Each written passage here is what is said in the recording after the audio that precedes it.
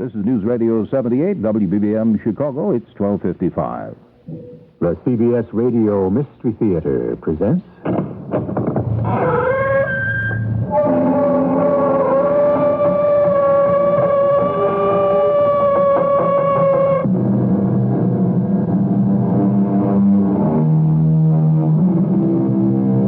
Come in. Welcome. I'm E.G. Marshall. Daniel Webster, statesman and orator, once proclaimed in a speech, "There is nothing so powerful as truth, and often nothing so strange." He might have added that nothing is so elusive. The story I bring you is preoccupied with truth, searching for it, finding it, losing it, but those who seek it are unaware that their most difficult problem is recognizing truth, even when it stares them in the face. Why won't you tell me the truth, Bruce? Why do you hide it and make others hide it? You claim you know the truth. You lie. I don't know, and I have to know. Now tell me. Get out of my house.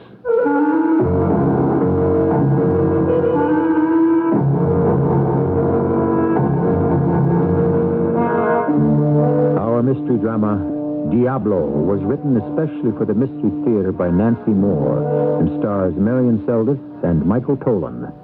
I'll be back shortly with Act One. Tuesday on CBS television. You believe a thing can be inherently evil. If you thought you could never be frightened by a television movie, what happens in Salem's Lot will change your mind. Is something evil killing the people? Or are they killing each other? David Soul stars in Salem's Lot by the best-selling author of Carrie. Tuesday on CBS television at 8, 7 Central and Mountain. Honey, we're having cheeseburgers like we've never had them before. We are? Here's your fork. My fork? Yes, your Where's fork. my bun? I want my bun.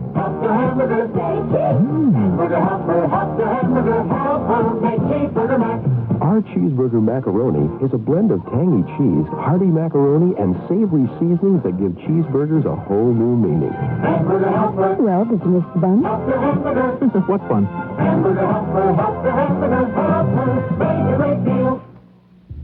Welcome to Meet the Media. Thank you very much. Today I am interviewing radio. Hello. Television. Take a look at this. Oh, newspaper. I've been around the longest. Yeah, but you can't change channels on a newspaper. Well, you can't put a TV in the bottom of a birdcage. Interesting debate. Radio.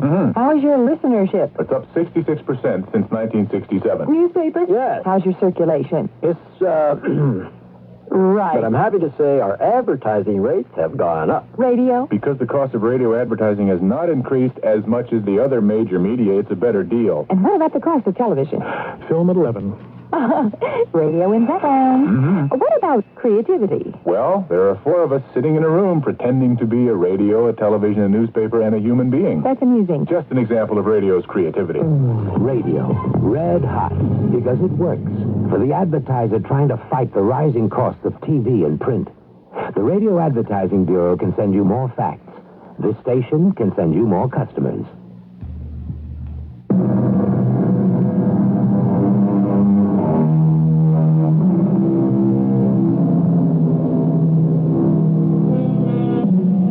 Journey with me now to Avilla, New Mexico, to TV station KOKD and the office of its manager, Charlie Benson.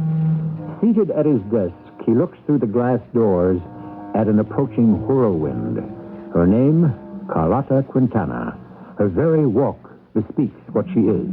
A beautiful, powerful woman who knows how to get what she wants. Knows, too, that charm serves her purpose better than claws, but hidden claws wait if needed. Much more is hidden. What wise woman reveals all her secrets? Charlie glances at the wall clock. 7:50 p.m. Well, look who's early. For you, early. For anyone else, late. Anyone else rehearses a program, but not Carlotta Quintana. I'm early to bring you glad tidings, pet. My rating is down, Beginning tonight, up. And up. And up. You found a new cause. Better than a cause, a crusade. Charlie, all New Mexico will listen for months. Who or what gets exposed this time? Carlotta Quintana does not rehearse her program. Tonight, tune in at 8 p.m., station KOKD. When have I ever missed the voice and conscience of New Mexico? Only so you can worry about your foolish little ratings. Now you're worried, too, and that's dandy. Oh, what do I care about numbers? I care about people, my people, Spanish Americans like me, but not blessed like me. The dear quiet ones, tired, confused, frightened, mistreated. I am rehearsing. Brava. Keep it like that on the air.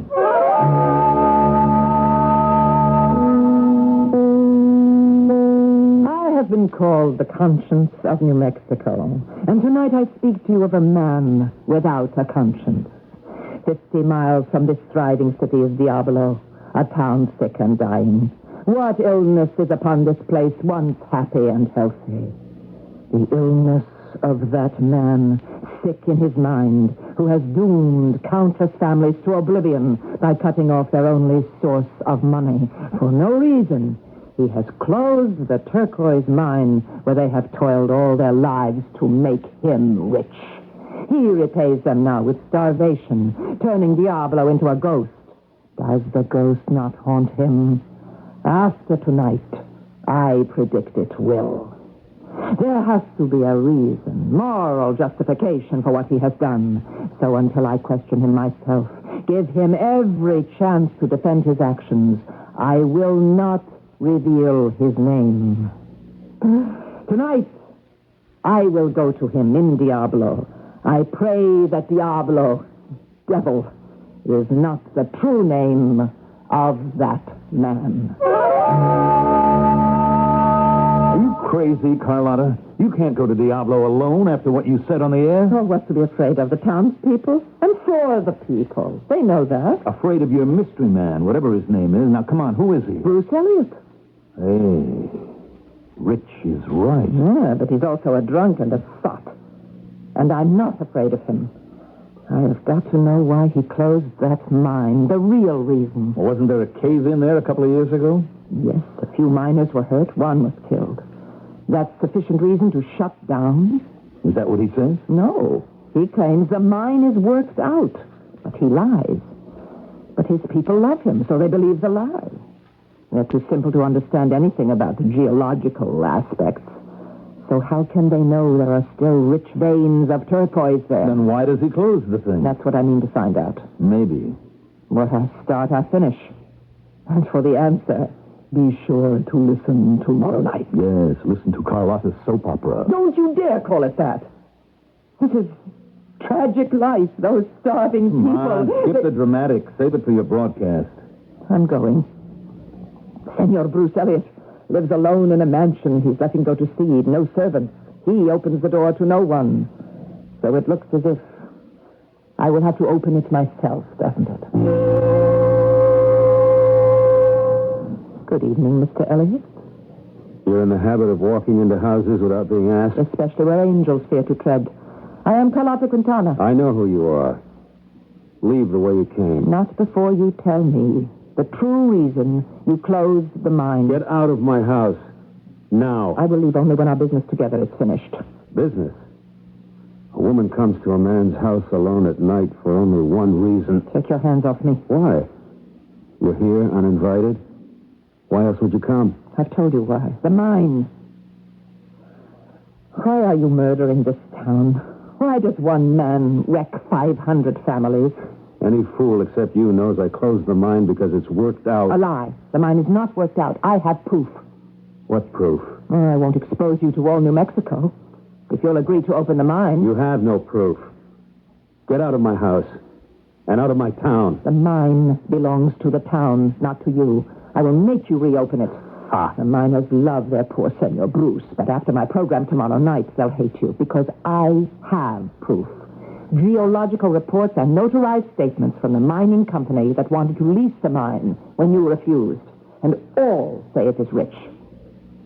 Now, will you reopen? No. Then good night, Senor Bruce. I will picture you tomorrow night listening to Carlotta Quintana. I suggest you have a stiff drink in your hand.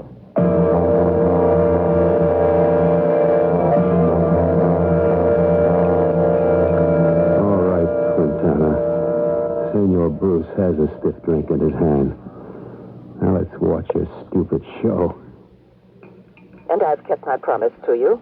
Last night I went to Diablo and talked to the man I needed so much to understand. And now I give you his name.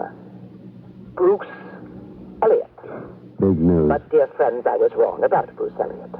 The name Diablo does not suit him at all. I know, because he told me his true reason for shutting down the mine. The devil I did. I said last night he had no conscience. I ask you and him to forgive me.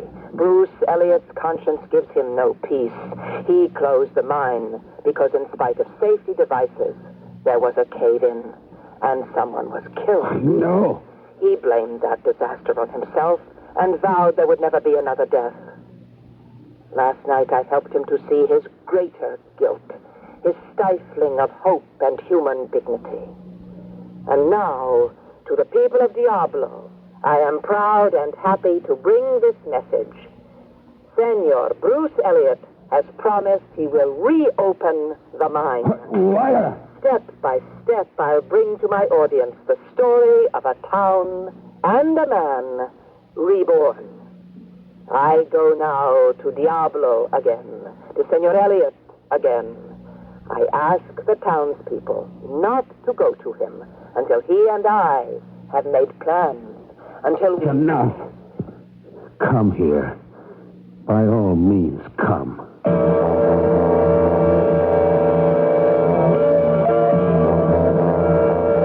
How did you find out the truth? What I want to find out, I find out. No one in Diablo told you. Of course not. Your people are loyal, and so was I. I kept your secret. At least give me credit for not telling your story to all New Mexico. And credit for making you a hero instead of what you are. What are you, Bruce Elliot? You don't answer. From now on, you will be what I make you. Now, about the reopening of the mine. The mine will not reopen. Go away. Leave me alone. Turn my back on tragedy that can be remedied? Why are you doing this to me? Not to you.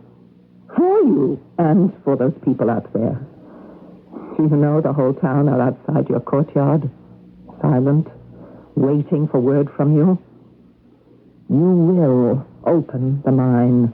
Not because you're decent or care, but because you are afraid not to. Afraid of you? No, of them. They know the truth now. The mine can still yield. Refuse them and...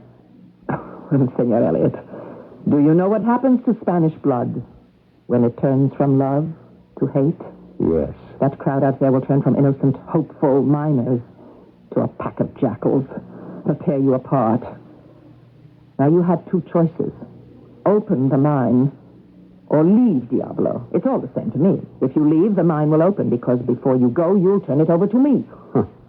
So that's your game. Money. For you. Not for them. Not 1 cent for me. All of it for them. A cooperative mine. Now, will you open it or go? Neither. I love this town and I won't go. I hate the mine and I won't open it. Why won't you open that mine? You don't know the reason. You lied. I don't know, and I want to know. Out there, the miners know. And because they do, they won't turn into jackals. But why do you hide the real reason and make them hide it? I won't have her name... Get out of here. Her? A woman is the reason. Well, tell me about her. Talk to me. You need to talk. Inside of you, there are jackals. Talk to me. You left her? Yes. She loved you? Yes. She left you? She died. Oh. Oh, I'm so sorry. But you have let her death make you like this, numb with drink, hating everyone but her, the miners, the mine. Oh. She was killed in the mine? Yes. Teresa. We've been married 5 months. She loved the mine that killed her. It was a saint's day, but the miners worked. She went to take them food and presents. So small. Going down into the dark the last time I saw her. I stayed above ground. Up there. The sound of falling beams, rock walls crumbling. The turquoise she loved, killing her. Someone so gentle. And those who worked in the mine, did she love them too? Yes. They were her own. And loved you? Would she love what you are now? What you have done to her people? She's dead. She doesn't know what I've done. Are you so sure? You will open the mine for Teresa. You will open it. Go out and tell the people. I told you the truth to shut your mouth. Don't you understand? I can't bring the mine to life with Teresa dead. I do understand. No, you can't possibly do what I ask. So instead, this is what I'll say on my program tomorrow. Bruce Elliott has given his mine to the people, and the privilege of running it has been given to Carlotta Quintana. You run it? I can do anything if it's for the people. Let me work with the people. Not one other thing will I ever ask of you. I swear it, and I keep my promises. Let me keep the one I made to those miners outside. Let me give them the gift of human dignity, as your Teresa gave. Teresa. Will you make the announcement yourself? Yes. Come. No. This is yours to do alone. I'll wait for you here inside. After tonight, the whole thing is yours. All yours. Remember that. I remember. Now open the door and tell them.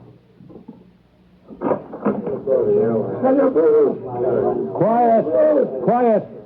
For Senor Teresa. In her beloved name, the mine will be open.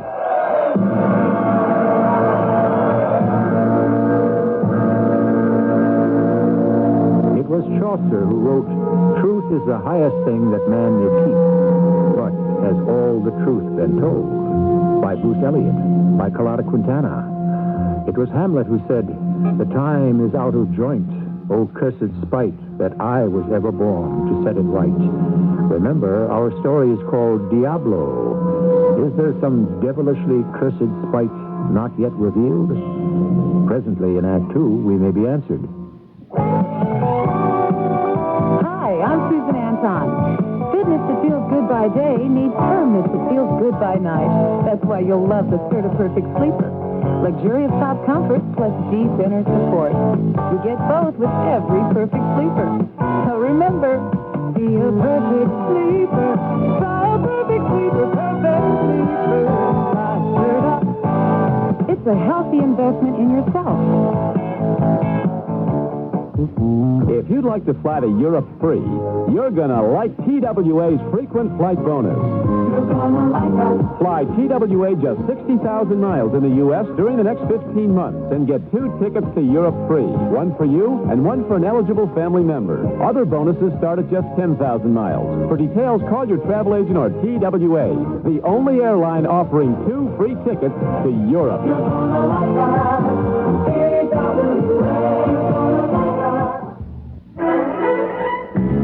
You'll always find the season's best harvest in Jewel's Farm Stand Market. And right now, we've got the best of 2 worlds.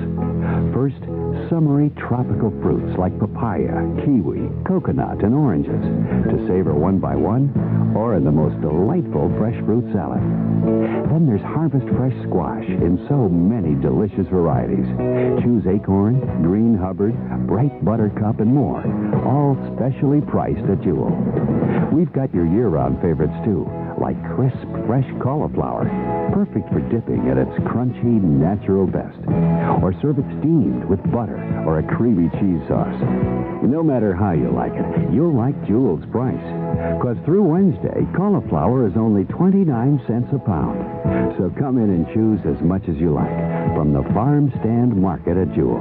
That's some pickings.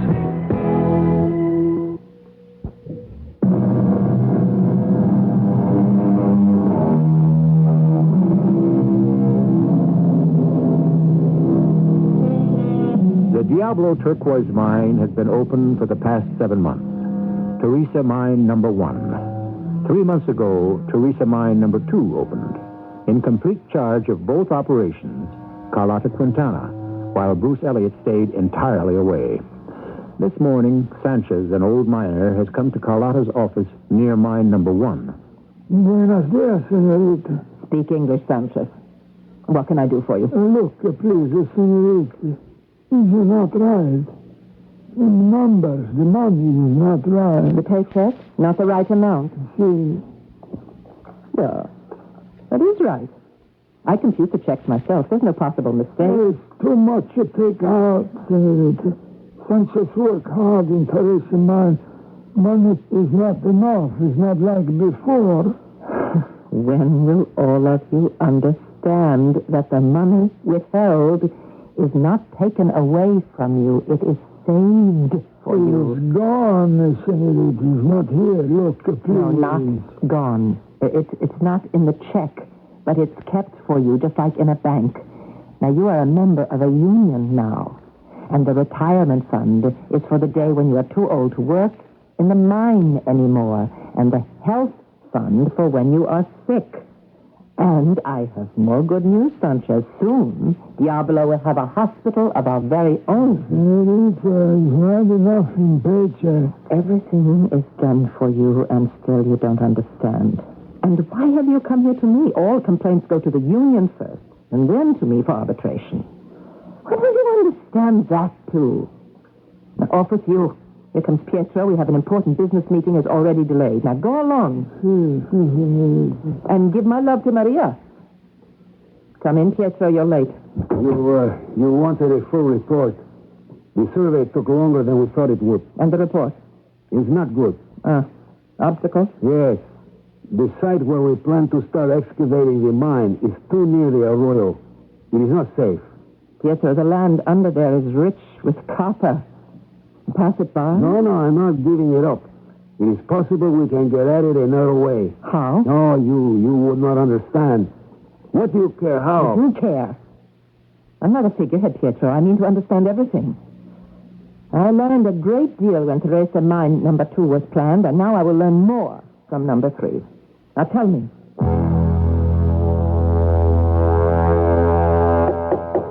Come in. Oh, Bruce. Fanfare of trumpets, please. Bruce Elliott has come out of retirement. You have? High time, isn't it? I'm all right now. It's ridiculous not to go back to work. Well, of course you're all right. But I made you a promise I won't break or let you break. Oh, come on, Carlotta. I was a drunken fool then. I'm sober now and a lot wiser. I need something to do, and you need someone to help you. Yes, you need something to do, but not with the mines. Why not with the mines? I just won't take the chance of opening a wound. And besides, I don't need help. You know that. You think I'm still a weakling? No, and we'll find what's right for you. I'll find it. You've done everything else for me. Do you have to do that, too? Ah, Bruce, am I a managing woman? I despise women who try to manage men. You're not managing me right now? I'm taking care of you. That's different. I said once you weren't a woman at all. I take that back. I wasn't a woman then. Now you're all woman. It's what I want to be for you.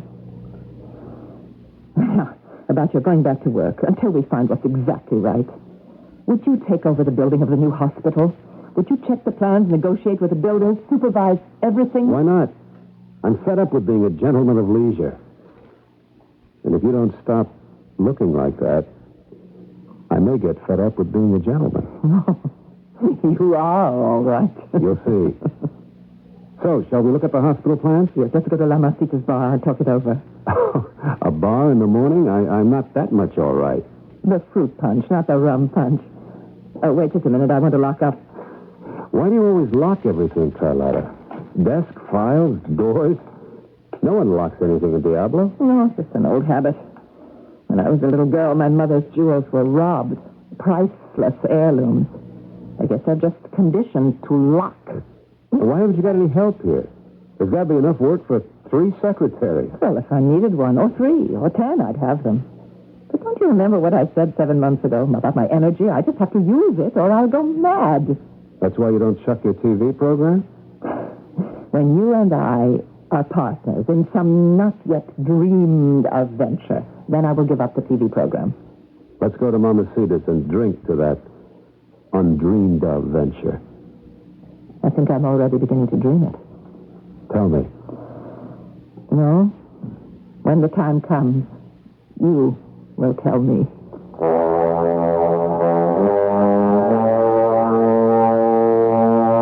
Why are you looking like that, Carlotta? Like what, Charlie? Vibrant, radiant, all the Spanish in you taking over. Usually it means you have a new scheme cooking. You know me very well, don't you? Too well, better than you like. Tell me, what's in the wind? Lately you've been prowling around the state capitol. Something choice going on there? Tune in Carlotta Quintana tonight, and you'll find out. Last time you said that was a year ago. Your red-hot scheme then was Diablo. All right, I'll tune in. Now, take a look at this chart, sweetheart. Our ratings shot up like an arrow. Can you believe it? For a whole year, fans listening to Quintana yak about a mine. Not a mine, 3. And not just mines, people. My fans listen to what I've done for people. Oh, sure. Jobs, welfare funds, old age pensions, a union, and now a hospital just completed. Bruce did an incredible job. Bruce? His rating with you at the top of the chart and mine in the pits, right? Oh, come off it, Charlie. You've known for a long time you and I aren't exactly what we used to be. Yeah. All right. I take it because I have to, but don't push me too far, baby. Don't let this station down. I'm right here. What's the worrying about? I don't know. I never know with a manipulator like you. Another beef about Bruce Elliott. It gags me, all the stuff you say about him on the program. How he helps all your dear quiet ones. In case you don't know it, that is really a disgusting phrase. Oh, I shall delete it from my copy at once. Don't get sarcastic with me. Then stop telling me what to do. Look, I'm still managing the station, and I won't have lies going out over the air. Elliott hasn't had a single thing to do with that empire you're building. Without him, there wouldn't be any empire. Why shouldn't I give him credit? His money opened 3 mines, built a hospital, gave hundreds of people work. Oh, never mind. I've heard it all before, Carlotta. Just quit drooling over him. What have you got to complain about? Didn't I get the rating up, keep your job for you? Who put you on the air in the first place so you could build empires? Where would you be if I hadn't taken a chance on an ambitious nobody? I think you know where I'd be. Yeah, I know. A slick operator like you, where you want to be, you'll be. And a deuce with anyone that gets in your way. Then don't. That a threat? Oh, Charlie, dear. Let's not quarrel. Bruce and I built, but you and I built something, too. This station. Which you choose to forget. And everything else between us. I haven't forgotten. I never forget anything. Except promises. You promised we'd go far together, have the world by the tail, you and I. That we'd... what's the use? Look, it's 5 minutes to 8. You better get to the studio. Charlie, do I really talk too much about Bruce? I'll stop. Beginning tonight. Watch the show. I won't even mention Bruce's name.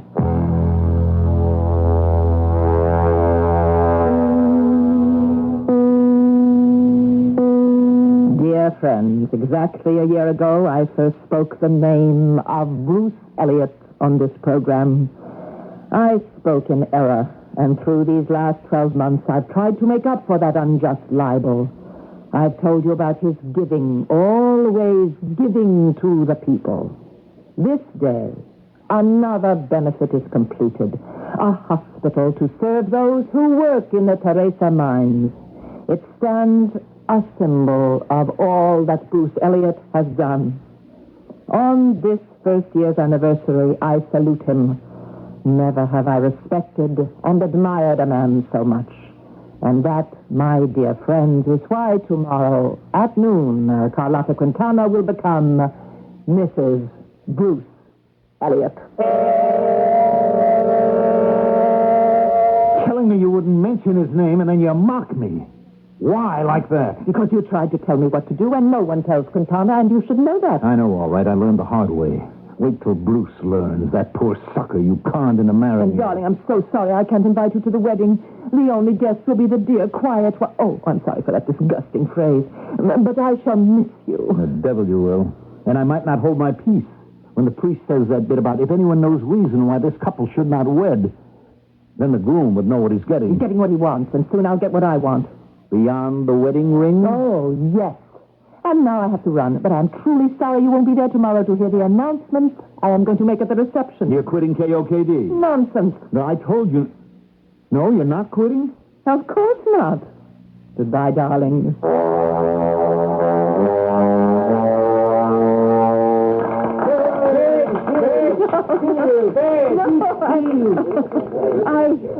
Mrs. Bruce Elliott, am too full of happiness to make a speech. Only an announcement, my friends. The state elections are in 3 months. The what, darling? And I want all of you to vote. It's your right, your privilege, your duty. And I trust you will all vote for my benefactor and my husband. What? Your own Senor Bruce is running for governor of New Mexico.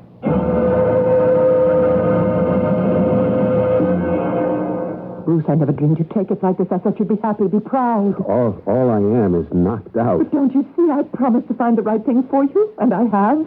Something worthy of you, away from the mines, so you won't be reminded of the past. Oh, my love, you will make a wonderful governor. Yeah, you think so, no one else. I sounded out important people at the Capitol. They think so, and they want you.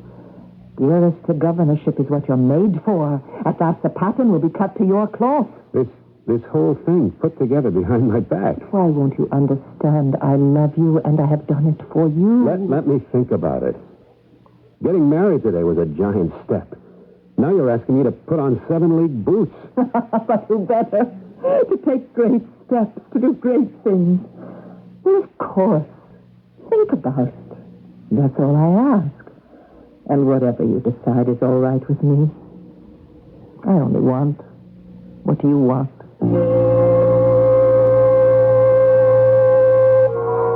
In our search for truth, another stripe has been added to Carlotta Quintana's character. Charlie Benson called it by name. A smart operator, he said. A manipulator. Is the accusation fair and unprejudiced? Or is it the biased invective of a man discarded? In Chapter 3, shortly, the conundrum will be put to Bruce Elliott. A railroad car clatters through Pennsylvania's coal fields almost a century ago. Its only passenger, a doctor named Matthew Shields, beginning a 16-year special assignment for the American Red Cross. In railroad yards, on sidings, and in the great terminals, Dr. Shields would convert his home on wheels into a classroom and teach first aid and occupational safety to industrial America. And all along the way, local physicians were enlisted as Red Cross volunteers to continue the teaching effort. When the car rolled to a stop for the last time, 2 million people had learned first aid. The effort was called A Good Beginning, but only a beginning. Today, as the Red Cross begins its second century, we're proud that America still looks to us for first aid training.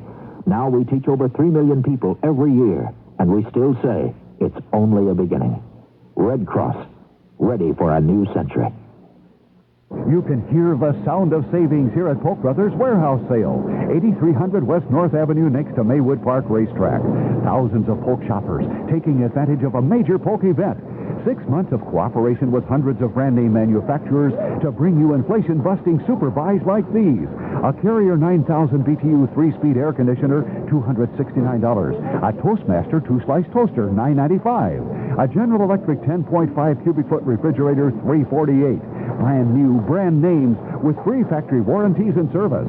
And Polk Brothers still gives you free delivery. A Schweiger full-size sleeper with Herculon cover, $288. A Maple rocking chair, take with price, $36. The whole family's always welcome at Polk Brothers Warehouse Sale. Acres of free parking. So remember, the place, Polk Brothers Warehouse in Melrose Park. The time, nightly, including Saturday till 10, Sundays till 6. The event, Polk Brothers Warehouse Sale. And you're invited.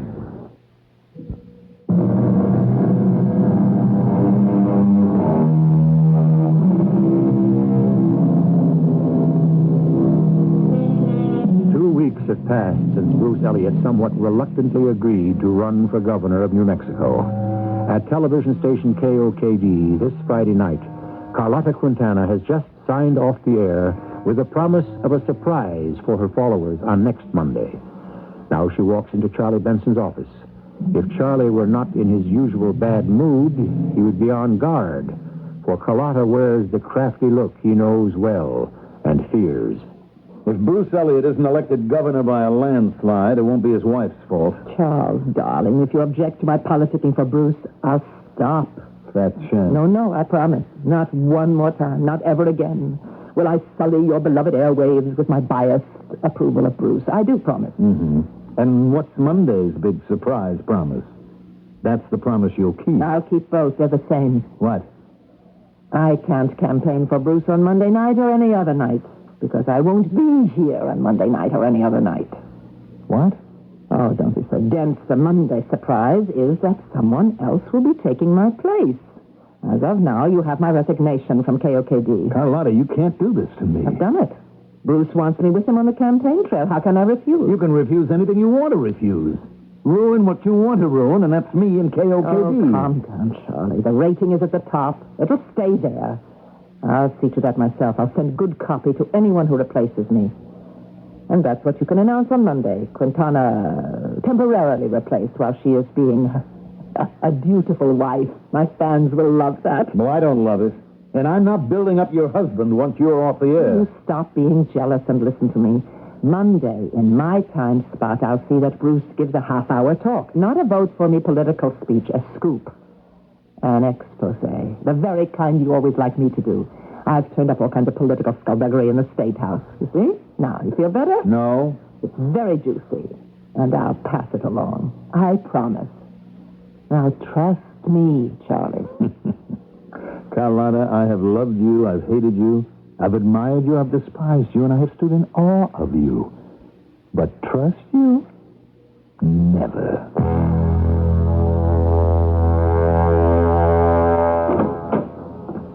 Oh? I wasn't expecting any. Have we an appointment? No.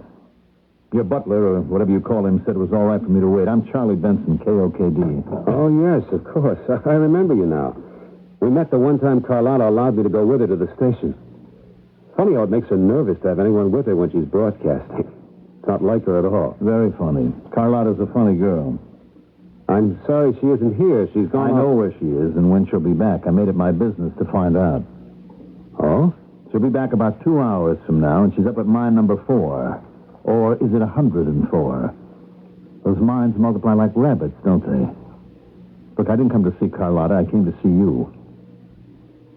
Sit down, Mr. Benson. Would you like a drink? No, thanks. I need all my wits. You're making it sound as if I'll need all of mine. You will. If this is about my talk on KOKD Monday... It isn't. Then it's asked me to use my influence as a husband to keep Carlotta doing her program on your station. No again. I'm here to tell you a few interesting facts about your wife. Am I to infer that this is a case of kiss and tell? You can infer what you please.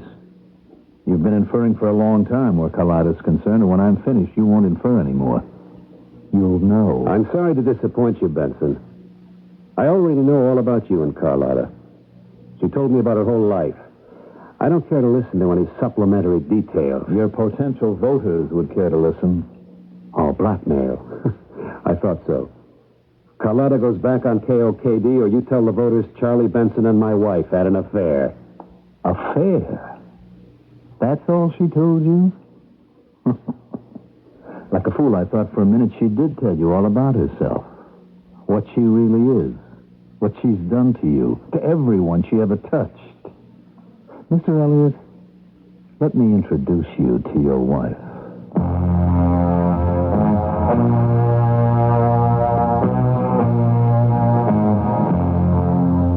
Hello, darling.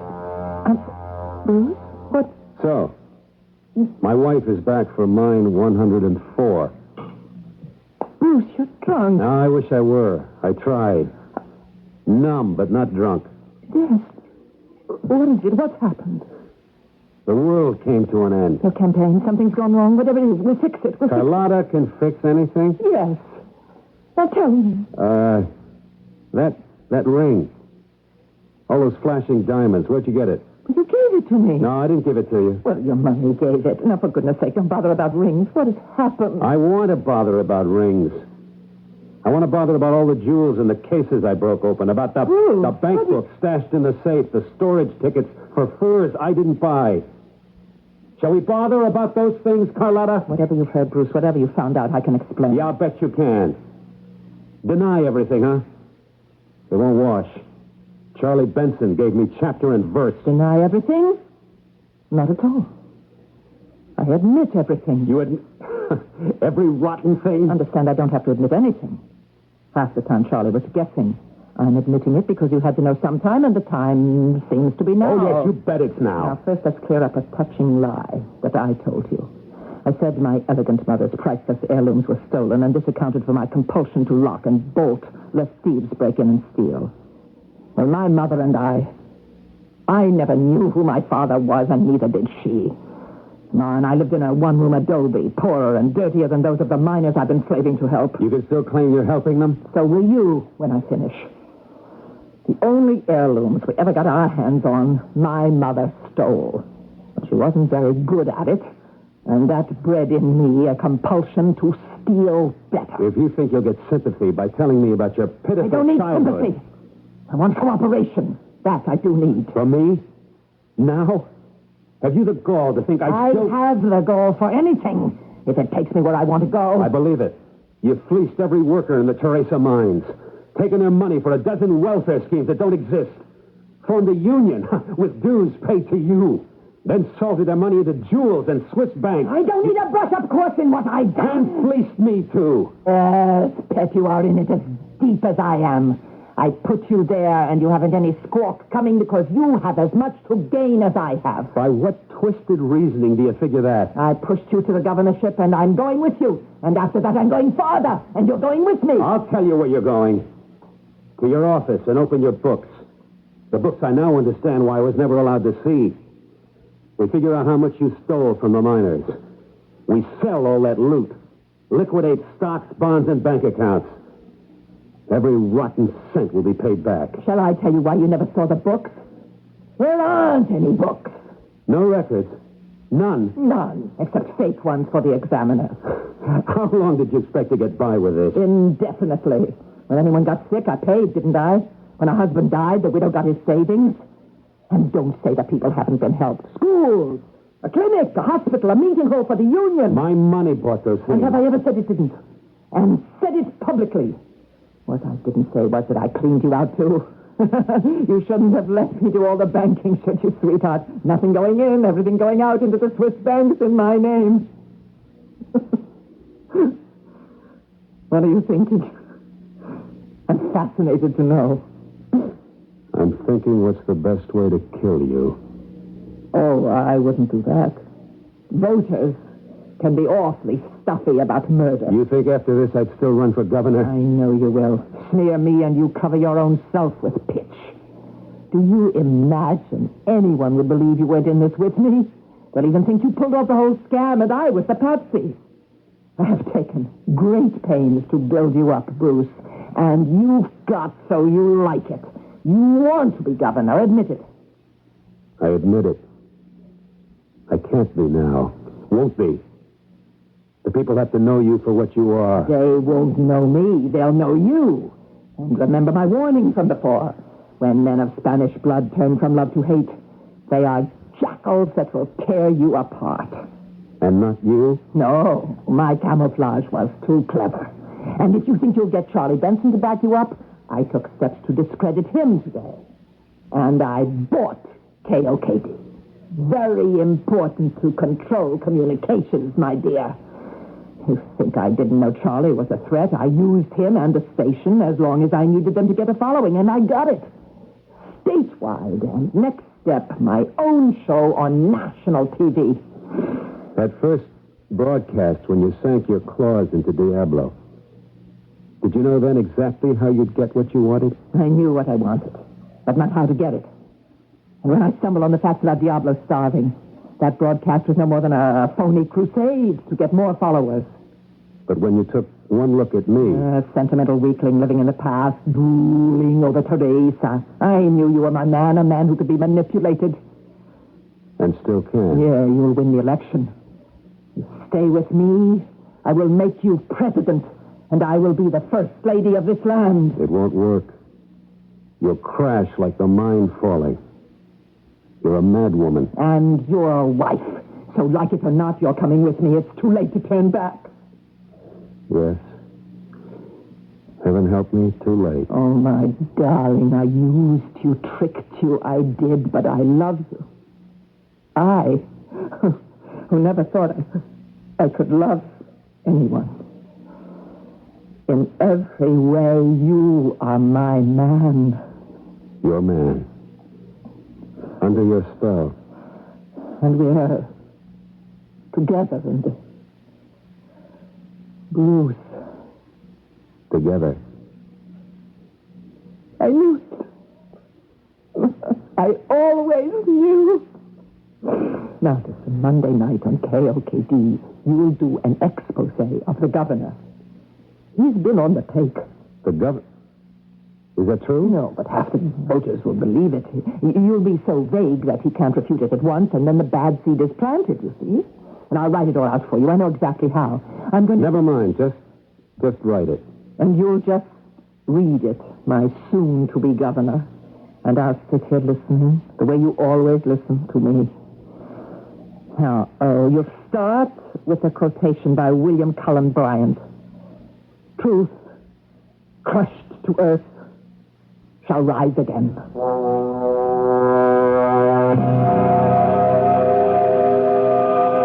Ladies and gentlemen, truth crushed to earth shall rise again. Oh, darling, come home to me soon. Truth has been crushed for a very long time. Especially have the workers in the Teresa mines been crushed by lies. But now the truth will rise. No. Carlotta Quintana, my wife, has perverted the truth. Victimized us all with treacherous cunning. But tonight her double game comes to an end. No, traitor! Liar! You think it's ended? No!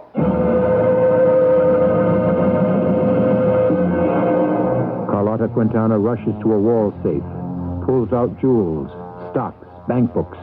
But while she fills the suitcase and dons an ermine coat, Carlotta forgets what she has warned her husband of more than once. Ready for flight, she steps out on the veranda. Behind her, the door closes and locks. Without sound, materializing from the darkness, appear the quiet ones. She wildly fumbles in her purse for keys that are not there. The figures are converging, massing together. Carlotta turns, facing them, cringing against the door. Thus she stands until the silent, inexorable men of Spanish blood blot her from sight. I'll be back shortly. Person to person, heart to heart. Together we can move the world if we each do our part by helping care for the children, to nourish and to heal those in need. Care for the children of the world if we each help one needy child today to care. We'll change tomorrow for children everywhere.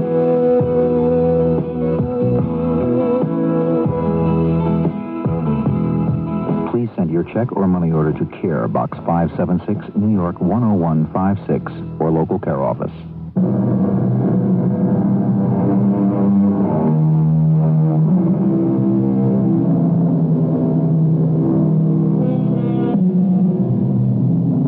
One last quotation on the subject of truth. However, this one I quarrel with. Said Cicero, "Nothing is sweeter than the light of truth." Sometimes sweet, more often than not, I dare say, But the truth was not sweet. Can my Greek friend argue this? In the unveiling of Carlotta Quintana. Our cast included Marion Seldes, Michael Tolan, and Mandel Kramer. The entire production was under the direction of Hyman Brown. And now, a preview of our next tale. Look, I'll give you my phone number. You just call me. You better give me yours. We got to keep in touch. We will. I wouldn't want to lose you now. Uh-huh. Don't worry. There is no way you can shake me, brother. May, you haven't heard a word I said. Well, you listen? Yeah, I heard. You pick a drugstore, you go in to knock it over, and instead you get knocked over. Because the guy in there looks like you. He didn't look just like me. He's my twin, my identical twin. We're brothers. Oh, spare me the hearts and flowers. So what good does that do us? Did you get any dough off him? No, not yet. But you know me. I will. When? Just as soon as his old lady kicks off, he'll be rolling in it. Hey, we'll be on easy street. This is E.G. Marshall, inviting you to return to our Mystery Theater for another adventure in the macabre. Until next time, pleasant dreams.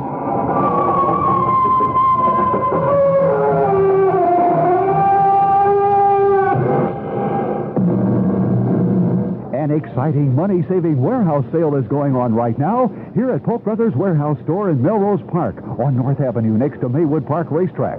From our furniture department, a Herculon-covered sofa, $500 value, only $299. From Polk's portable appliance department, an insecticide bug light, $28.88. From TV, a Magnavox 6-hour VHS videotape recorder, only $638. From Polk's major appliance department, a Magic Chef family-size microwave oven, $239. The magnificent list goes on and on. Every department slashing prices on top-quality brand names to bring Polk customers shopping our warehouse sale extra value. Enjoy new carpet for the holidays. Alexander Smith plush and loop, $9.99 a square yard, installed over sponge rubber pad. Remember, you still get Polk's huge trade-in allowances. Use Visa, MasterCard, or Polk's revolving charge, and enjoy shopping time nightly, including Saturday till 10, Sundays until 6. CBS News. President Reagan is expected to be at the U.S. Supreme Court Friday when Sandra Day O'Connor is sworn in as the first woman to serve on the court. This is John Bohannon reporting on the CBS Radio Network. It was a 20-minute roll call vote in the Senate Monday on the nomination of Judge O'Connor, and Fred Graham has details. The vote was 99-0, with one senator, Democrat Max Baucus, not voting because he was in his home state of Montana. The outcome had never been in doubt, as Judge O'Connor had an impressive legal and judicial record, and the prospect of having the first woman on the Supreme Court had taken hold as an idea whose time was long overdue. After the vote, Sandra O'Connor posed on the Capitol steps with Vice President George Bush and the Senate leadership, and she had some words for the senators who had given her such a vote of confidence. My hope is that 10 years from now, after I've been across the street at work for a while, that they will all feel glad that they gave me the wonderful vote they did today. Her swearing-in ceremony is set for Friday at the Supreme Court. Presidents don't often show up for such events, but the White House says that President Reagan will be there for this one, and there will be other extra touches of pageantry to mark the addition of the first woman to the Supreme Court. Fred Graham, CBS News on Capitol Hill. And we'll have more CBS News in a minute. We can turn off the dryer now, Mrs. Sloan. That's all right, Barbara. The longer I stay under the hairdryer, the less I eat. Pardon? I'm trying to diet, but I'm always hungry. Oh, I used to have that problem. You're slim. How do you control your appetite? Deliciously, with AIDS candy. AIDS candy? Mm-hmm. How can candy help you eat less? AIDS is more than delicious candy. It's a diet plan. AIDS works two ways. How? The candy helps satisfy your hunger, and it has an effective appetite suppressant. So I eat less and lose weight deliciously. Does AIDS candy contain a stimulant? No stimulant. Nothing that can make you nervous. AIDS simply helps control your appetite so you eat less. I have some right here in my purse. Taste. They are delicious. The AIDS diet plan lets you enjoy 2 AIDS before each meal. And I'll be less hungry with AIDS? Right. Well, that's half the battle. I'll try AIDS. Lose weight deliciously with the aid of AIDS. Available at drugstores and supermarkets everywhere. Use only as directed. A British Airways jumbo jet en route from London to Tokyo with over 400 people on board has made an emergency landing at a Tokyo airport. The captain had radioed he had a fire on board the plane in the cargo hold. CBS News has just been told by a British Airways spokesman in Tokyo that the plane landed safely, the fire was put out, and all passengers are safe. The plane was British Airways Flight 5 from London to Tokyo. World Airways now says a flight attendant found dead Sunday on board a jumbo jetliner on its way from Washington to London had a heart attack. First reports from the FAA said the flight attendant had been killed when she was caught in a crew elevator with its door open. The victim has been identified as Karen Williams of Washington, D.C. Soviet Foreign Minister Gromyko will address the United Nations General Assembly Tuesday, and on Wednesday he's scheduled to meet with Secretary of State Haig. Poland is expected to be a major topic. Haig says he'll tell Gromyko that Russia must refrain from military intervention in Poland if the Kremlin wants to improve the strained relations with the United States. At a State Department briefing Monday, spokesman Alan Romberg talked about the administration's hopes of a peaceful settlement of the issues between the Solidarity Union and the Warsaw government. The Poles have shown an admirable capacity during the past 14 months to resolve domestic differences through conciliation and compromise. We think it vitally important both for Poland itself and for future Western assistance in helping resolve Poland's economic problems that this process continue. Leaders of the Solidarity Union plan a meeting Tuesday in Gdansk to respond to the latest criticism from the Polish government. Late Monday, the government accused union leaders of burying hopes of cooperation, and the union said it would not be intimidated. Several major banks cut their prime lending rate Monday to 19.5%. Chase Manhattan in New York led the way, followed by Continental Illinois, Bankers Trust, and First National of Chicago. Some economists predict the drop in the prime rate will spread throughout the banking industry by the end of this week. CBS News continues after this message. The CBS Radio Mystery Theater presents...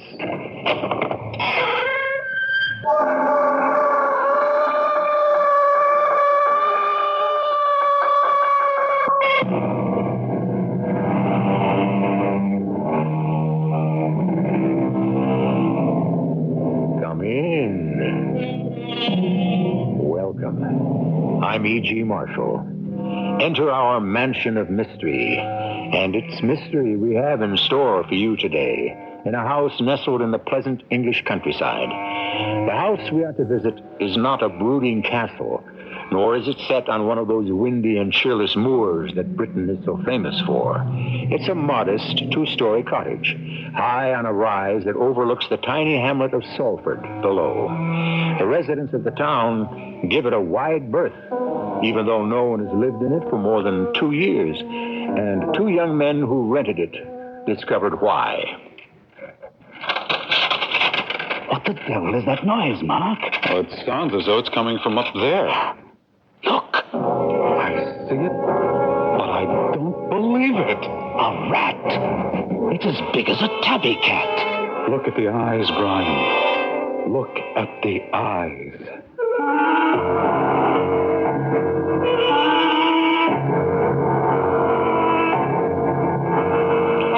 Our mystery drama, The Judge's House, is based on a story by Bram Stoker and was written especially for the Radio Mystery Theater by Bob Juran. It stars Gordon Gould and Lloyd Battista. I'll return shortly with Act 1. Saturday on CBS Television, it's a double feature. First, on the premiere of Walt Disney, meet Herbie, the car with a mind of its own. How did that little car get here? Dean Jones and Michelle Lee in Herbie the Love Bug, the most popular comedy in Disney history. Then, make way for Matilda. Elliot Gould and Robert Mitchum have their hands full with a boxing kangaroo and won't stop till she's heavyweight champion of the world. Disney's Herbie the Love Bug, followed by Matilda, Saturday at 8, 7 Central and Mountain on CBS Television. Taking a laxative? Yeah, traveling throws my system off. But so can a laxative. Not Metamucil. That's Metamucil? Metamucil Instant Mix. In little packets. Oh. Easy to take along. And easy on your system. Because Metamucil is made from natural fiber with no chemical stimulants. More doctors recommend Metamucil for really gentle relief. I I like that orange flavor. Me too. Easy to take. If not nature, Metamucil. Read label and follow directions. Way back in 1912, the Morris Goldstock Diamond and Jewelry Company was founded on Liberty Avenue in downtown Pittsburgh to sell wholesale jewelry to retailers, who in turn would sell it to you, the public. But now, after 70 years, that's all changed. Now you can buy diamonds and jewelry direct from the Morris Goldstock Company at the same wholesale prices as jewelry stores have bought in the past. Think of it. Half-carat diamond solitaire rings for only $600. Half-carat diamond earrings, just $375. Over $1 million worth of diamonds and jewelry at wholesale prices. Famous name watches and 14-carat solid gold jewelry up to 60% off. Buy direct. No middleman profits. Direct from the Morris Goldstock vaults to you.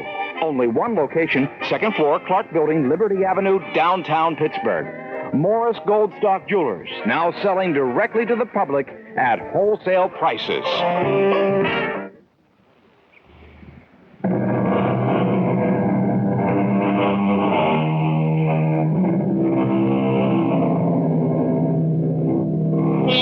Picturesque English country houses have been immortalized in paintings and photographs, particularly in travel posters, luring visitors to jolly old England. Often, though, a house that looks so quaint from the outside can harbor strange vibrations inside, particularly when they take on the characteristics of the owner. Such was the judge's house. But we'll arrive there shortly. Let Mark Mason, a young American in England, tell us what happened. I often wonder how things might have turned out if I hadn't gone to England that spring of '69. I wouldn't have these nightmares that have haunted me over the years. I went to England at the invitation of Brian Stokes, a fellow I met when we were both doing graduate work at Stanford University in California. We planned to write a monograph together on abnormal psychology, and he suggested I join him in England for the 2 months we thought it would take to write it. We were both filled with excitement the day I arrived at his tiny flat in Liverpool. Mark, it's great to see you again. What a time we'll have. Oh, I can't wait to see the Liverpool sights. Oh, we won't be working here, Mark. Too many distractions. I've rented a cottage at Salford. Complete privacy, the agent said. Hasn't been lived in for 2 years. But he said he'd clean it up a bit. Got it for a song. You look disappointed. Where is this Salford? About 100 kilometers east of the city. Lovely village. Quiet and remote. Just what we need to work. Well, when do we start? We'll motor up Saturday. So that leaves us 2 days here to make a tourist out of you. Freshen up, and we'll take in some of the nightlife you've always been chasing after. There'll be precious little in Salford, I'm afraid.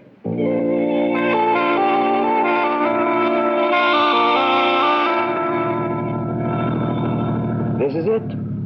Charming little place, don't you think? Oh, it's like every picture of an English cottage I've ever seen. All it needs is the hollyhocks. A bit early for those yet. I'm dying to see inside. You mean you haven't seen inside? The front was enough to convince me. Besides, the agent assured me it was just what we'd want. Hello. I think that's him coming out the front door. Hello. I see you made it all right. Come on, Mark. Let's go in. You made good time from Liverpool.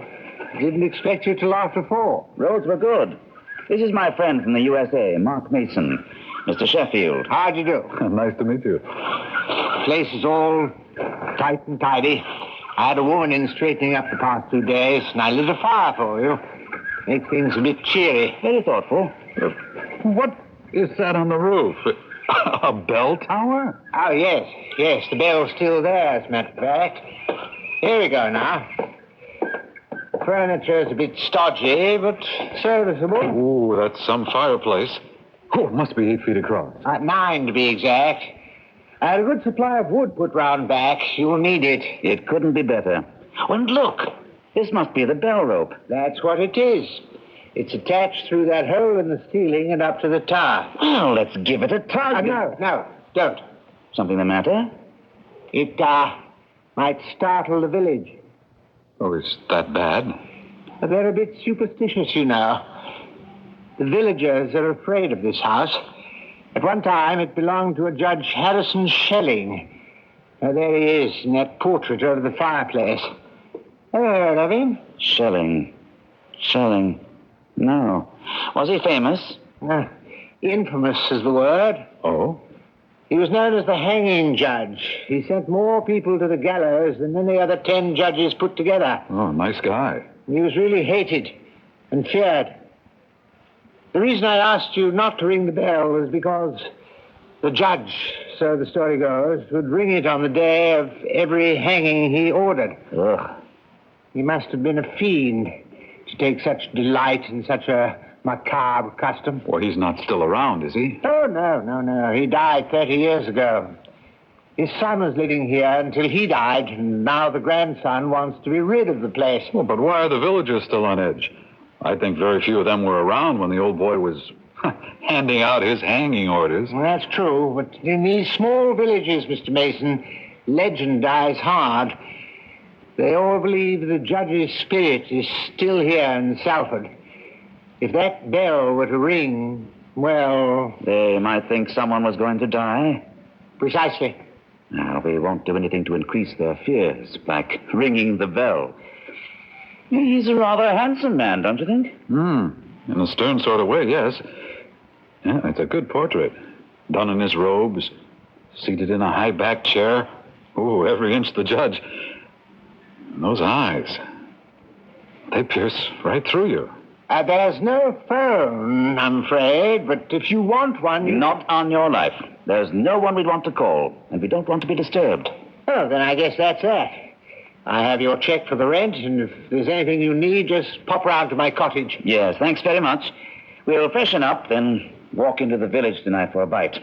We passed a nice-looking pub on the way up. Oh, yes, Andy Morn's place. Nothing better between Liverpool and Manchester.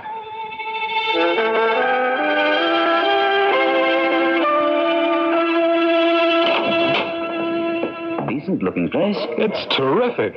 Looks exactly like my idea of an English pub. And so it should. That's precisely what it is. Welcome, gents. Table for two right here. Thanks. Bit of a chill tonight. Indeed. Brandy for me? The same. Will you be wanting to eat? Yes, later. Traveling through, are you? No. We'll be staying here for a while. We've rented the judge's house. You what? My friend and I are working on a paper together. We'll be living in the judge's house. You are not serious. Oh, we know. The agent told us about... Oh, McKenna. What does he know? Lads, you mustn't stay up there. Not on your life. Well, the place suits us just fine. What did McKenna tell you? That you all think the judge's spirit haunts the town. Aye. We don't think. We know. I'll be back with your brandy in a jiff and a bit of advice along with it. Everyone's looking at us. Always that way when strangers come in. But I guarantee they'll be staring harder when old Andy tells them what we're up to. Makes it more of an adventure. Flaunting superstition right in their faces. There you are, boys. 2 brandies. Now, if I might just sit down a moment. Listen, I know you don't want to hear this, but... On the contrary, it makes our position all the more exciting. I wouldn't make light of it, sir. Oh, go ahead. It's true. The old fiend spirit still haunts the hills of Salford. We've got proof. Really? It's been no coincidence that every time there's been a death in Salford for the past 2 years... Since the house was empty, the bell in the tower rang. Rang on the day the person died, before they died. But who'd ring the bell? The judge, lad. The judge. He's still up there. Mark me. Suppose it was the wind swinging the bell. Oh, come on now. What do you take me for? There was no wind the first time and any other time. That first day, we all remember it. I'll tell you. One clear morning, the bell starts ringing and ringing. What makes you think it was the judge's ghost? We all ran up to see who was pulling the bell rope. Thought it might be kids on a prank, you know. And you saw the judge? No. We peered in the window, and the rope was swinging like mad, and the bell was ringing. But there was nobody in the room. Who else but the ghost of the judge could have been pulling that rope? I tell you, there was no one there. And then someone died? Old Tally. Been sick with pneumonia for 2 days. Died that night. And then there was Mrs. Allen. Next time the bell rang, she tripped over a cat, hit her head, and that was that. Well, I guess you'd have no reason to lie about it. I suppose this did happen. 4 times. Did anyone die without the bell ringing? Not in the past 2 years. Since the judge's son died and left the house empty? Right. Then the bell ringing doesn't really cause the deaths. Of course not.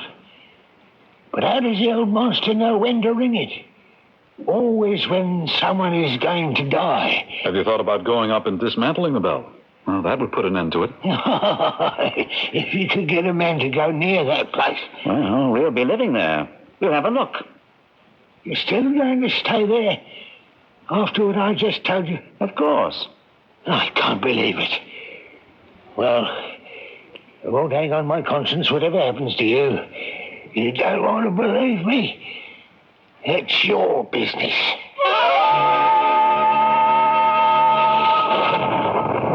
Mark, do you think he was pulling our leg about the house? No, he seems serious enough. But it's so far-fetched. Ghosts don't pull bell ropes. I rather think your theory about the wind might have some substance. Perhaps. But there's a wind tonight and not a sound from the bell. Let's have a look at it from inside. Now? Why not? We have a flash. There must be a way up from the upper floor. All right, why not? There. That small ladder going up to the trap door. That's got to be it. You want to go first? Here goes. The thing's probably rusted shut by now. Hope I can punch it. Any luck? Yes. There it goes. Can you see it? Oh, the bell's enclosed in a housing. Wind couldn't get at it. Not a big one either. Looks like the dinner bell they used to ring at prep school. Want to take off the rope and give the villagers a break? Should I? Well, maybe not. We better not. Brian, what are you doing? Stop that thing. I didn't touch it. I didn't touch it, Mark. I'm coming down. The damn thing just started clanging. Then someone is down there in the living room, pulling that bell rope.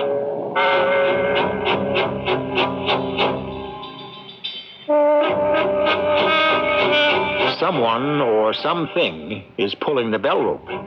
Certainly not one of the villagers who fear the judge's house. Certainly not the judge who sits in his high-backed chair staring out from his portrait. We'll go downstairs with Mark and Brian to learn just what's going on when I return shortly with Act 2.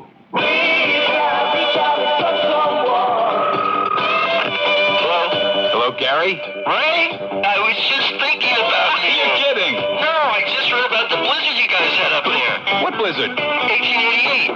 1888, Gary, you son of a gun. Listen, you'll be happy to know it's almost melted by now. Up there it is. Look, I'm calling you to invite you to my 50th birthday party. Can you imagine that, 50 years? Look, all you have to do is get up here and we'll take care of the rest, okay? Yeah, where is it, Ray? It's November 11th.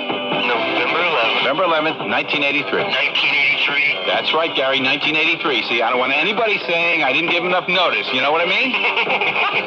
Oh, Ray, wait a minute. Oh, what's the matter? I think we had plans that night. You're kidding. Of course I'm kidding. Be there with bells on. With bells on? With bells on. The bell system. The brand new Great Performers series at Heinz Hall. Where else can you hear James Galway, Itzhak Perlman, Jean-Pierre Rampal, Julian Bream, and Lauren Mazel conducting one of France's greatest orchestras? Subscription prices range from $50 to as low as $20.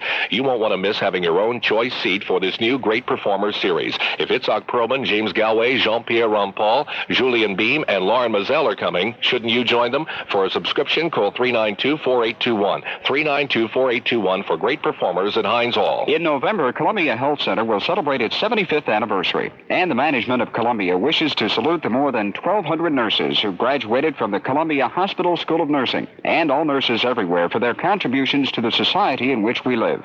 Nursing at Columbia Health Center is a proud tradition of excellence. If you're a nurse, why not consider joining the Columbia Health Center? For more information, call 247-2313. That's 247-2313.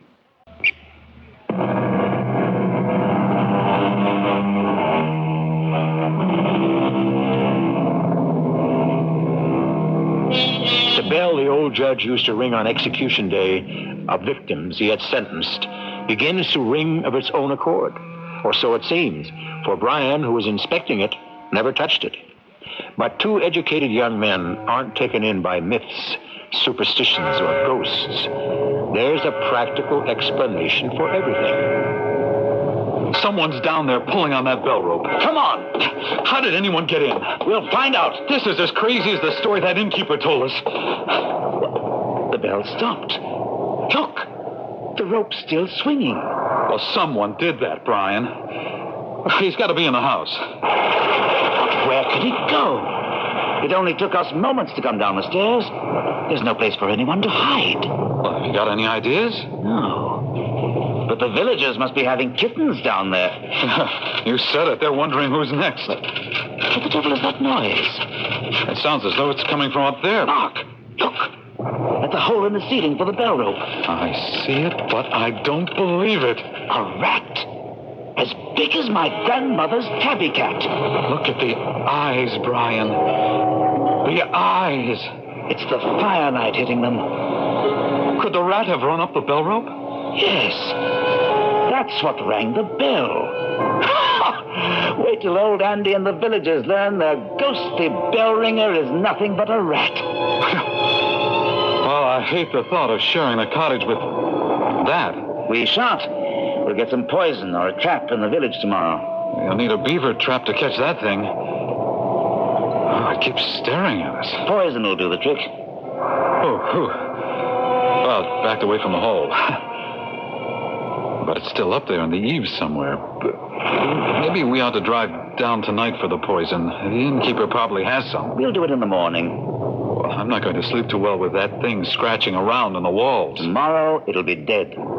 That rat just rang its own death knell.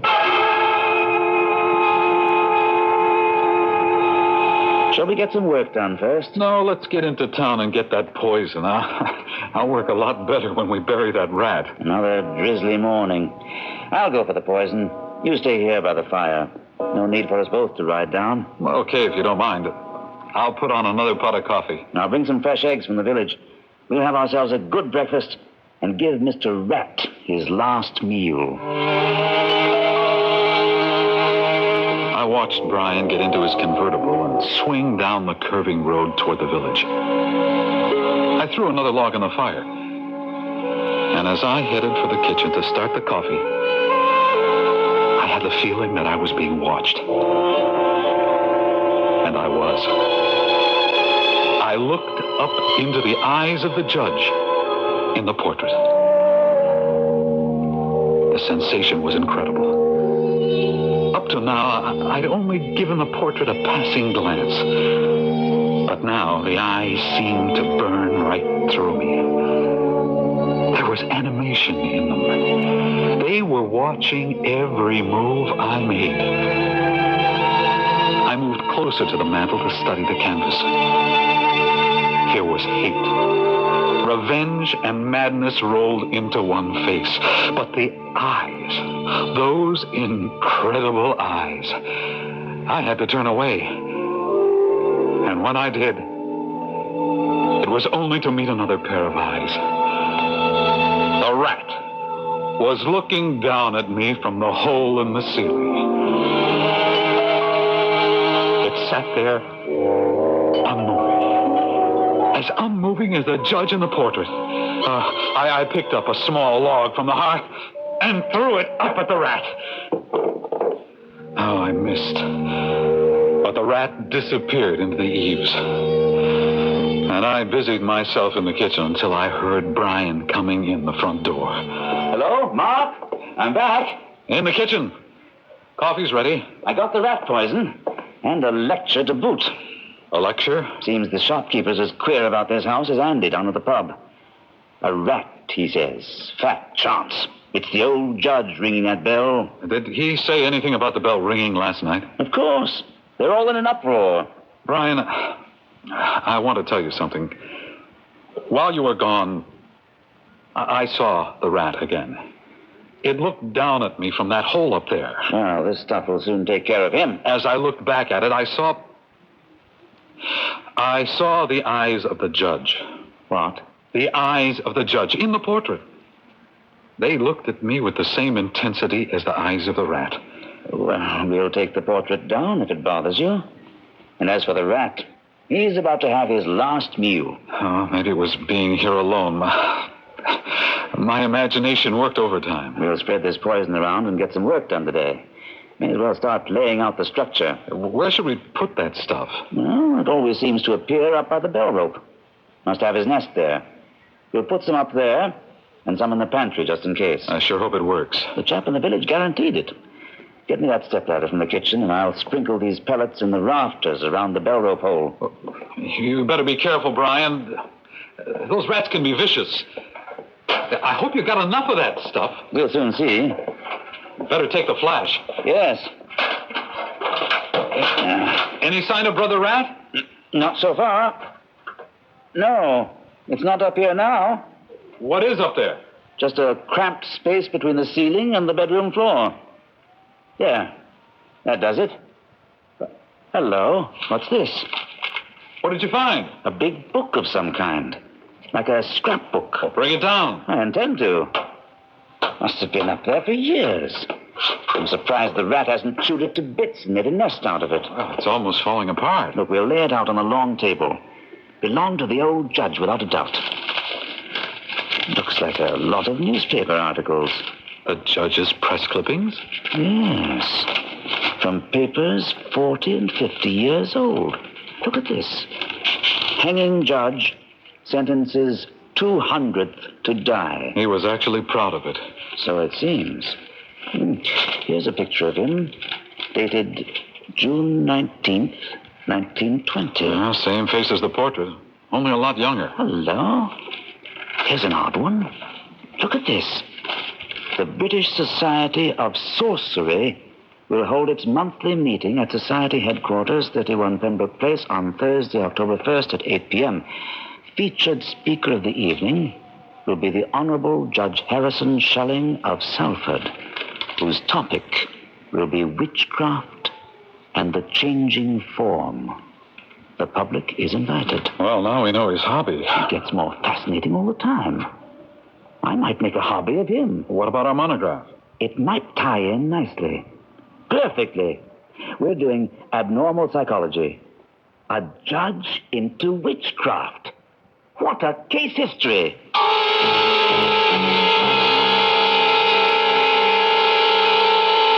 Well, Mark, I think we've done enough work for one day.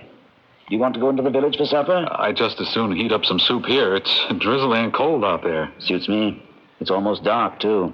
This fire's too good to leave. What was that? What? You didn't hear it? There. Well, something hit the floor. There it is. It's one of the poison pellets. He's pushing them down the hole. The devil! Some guarantee that guy in the village gave you. Look at the fiend. He's throwing the stuff back at us. That's one smart rat. He knows what's not good for him. Well, look at it this way. He was here before we were.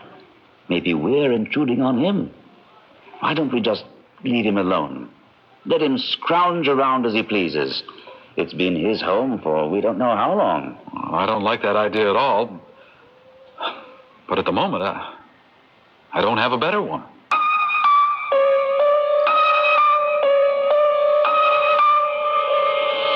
Brian and I had a light supper, did some work, let the fire go to embers, and went to bed. I don't know how long I'd been asleep when I heard Brian yelling at me and dragging me out of bed. Mark, the house is on fire. Hurry! What? The downstairs is ablaze. Look!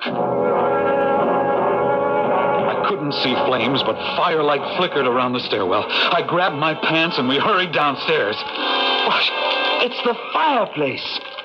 I thought the whole house was ablaze. Yes, it's the fireplace, but how come? There were just dying embers when we went up to bed. But how did this start up? I don't know. Fascinating, isn't it? That's downright weird. Someone started that fire up again. Curious, all right. But I'll be darned if I'll attach a supernatural significance to it. Some charcoal just flared up. I didn't say it was supernatural. I said someone started the fire up. Are you accusing me of playing tricks on you?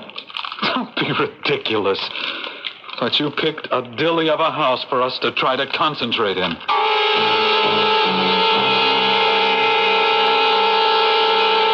Brian's upbeat nature kept me from taking things too seriously. But I should have realized we were in a danger far greater than Brian would admit. For the next 2 days, we worked without incident. And no sign of the rat, thank heaven. We didn't go into the village at all. And we were surprised when we saw Andy, the tavern keeper, approach the house, somewhat cautiously. Come in, Andy. How'd you know it was me? Our crystal ball. What? We saw you through the window. I hope I'm not intruding. No, of course not. Help yourself to sherry. We never thought we'd see you set foot in here. No, I never thought I would either. We was getting concerned about you, too. Haven't seen you in 2 days.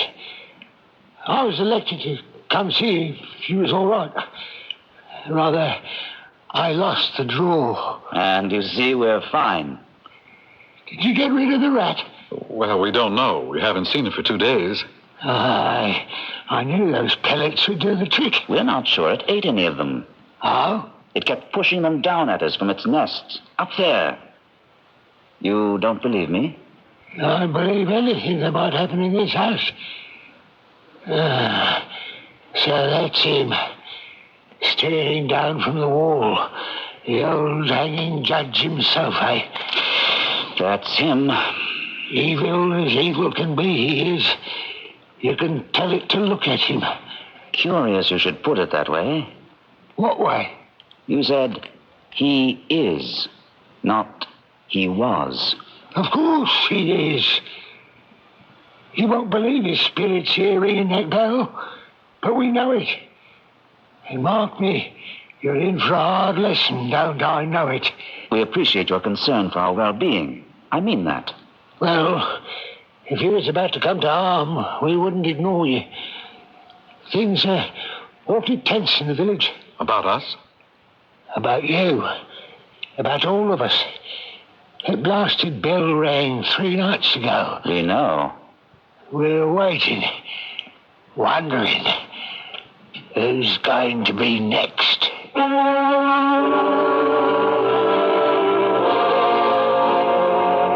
Do not send to know for whom the bell tolls. It tolls for the judge's next victim. But it's merely a gutter rat that rings the bell when it occasionally runs up and down the bell rope to its nest in the eaves.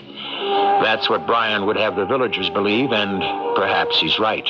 But that's a big perhaps.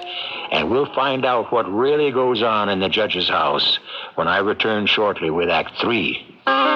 Working hard to keep on trying. Don't want to break, there's no denying. So get the taste that's satisfying. Maxwell House in you. Get that good to that strong feeling.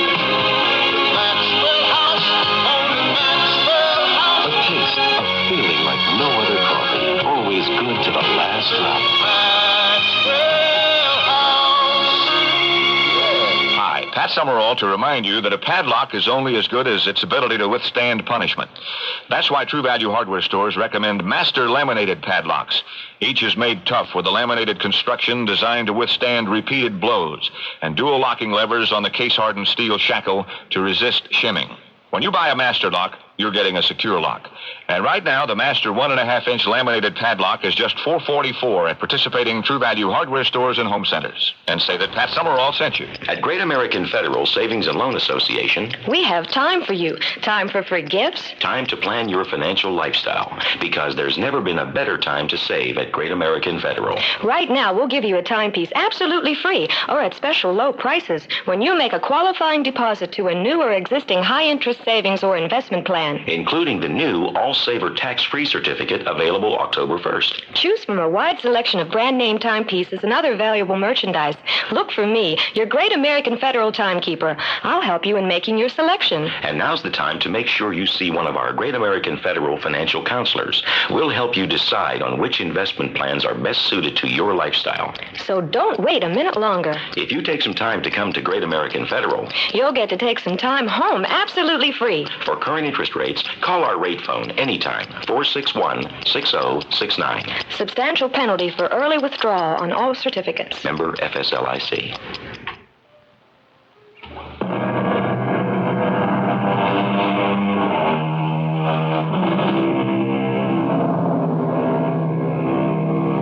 Iron bells. In the silence of the night, how we shiver at the melancholy menace of their tone. The people of Salford certainly shiver every time the bell in the judge's house rings. According to them, it means someone is going to die. But it's been several days now since the bell rang last, and the village is still wondering. Who's going to be next? That's your trouble, Andy. You let superstition color your whole life. No one is going to be next just because a rat happened to swing on a bell rope. Ah, you can talk, lad. You haven't lived in Salford. We know. Well, I'd better be getting back. Well, thanks for coming, Andy. We appreciate your concern. Like I said, we hadn't seen you in 2 days. Just wanted to make sure you was all right. We still think you're loony. Perhaps, but it will take more than a rat and superstition to get us to leave. I hope for your sake there is nothing more. Good day now. So long, Andy. We'll be down for a beer. And thanks again for thinking of us. You be careful now. Decent chap. They all are, I suppose. Yeah. Want to get back to work? We'd better.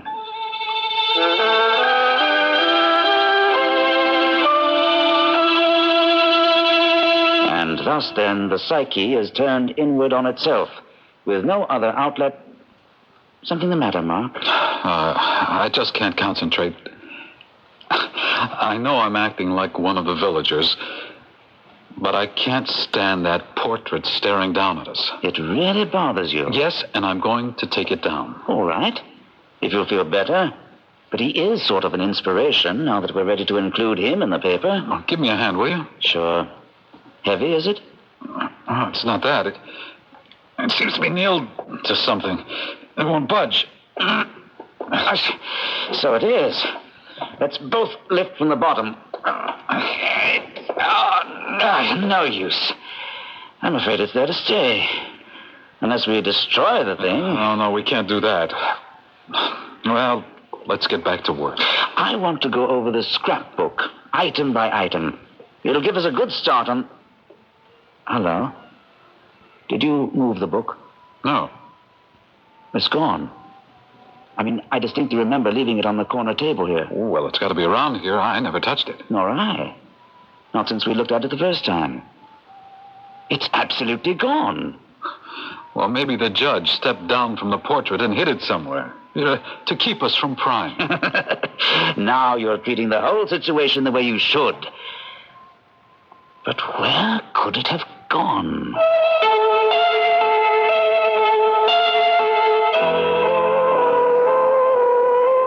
Let's call it a day. It's getting dark. Want to pop down to Andy's for a pint? I'd like nothing better. Anything more, boys? Oh, no, thanks. I'm falling asleep from all that ale. I'll finish this and we'll go. The people have been talking. Oh? Yeah. Thinking maybe you lads, loonies you are, have maybe driven the old thing away. Nothing's happened in the village, if you know what I mean. I think we do. You're going to be here for 2 months. That's good. Just your being there has done something. This is the first time nothing's happened after the bell rang. And we hope it stays that way. We'd better get back. Let's have the tab, Andy. Good night, boys. It's all on me.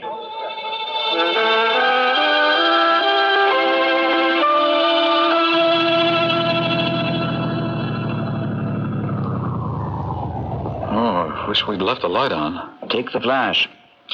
I'll pop round back for some firewood. You go in and stir the embers. Okay. I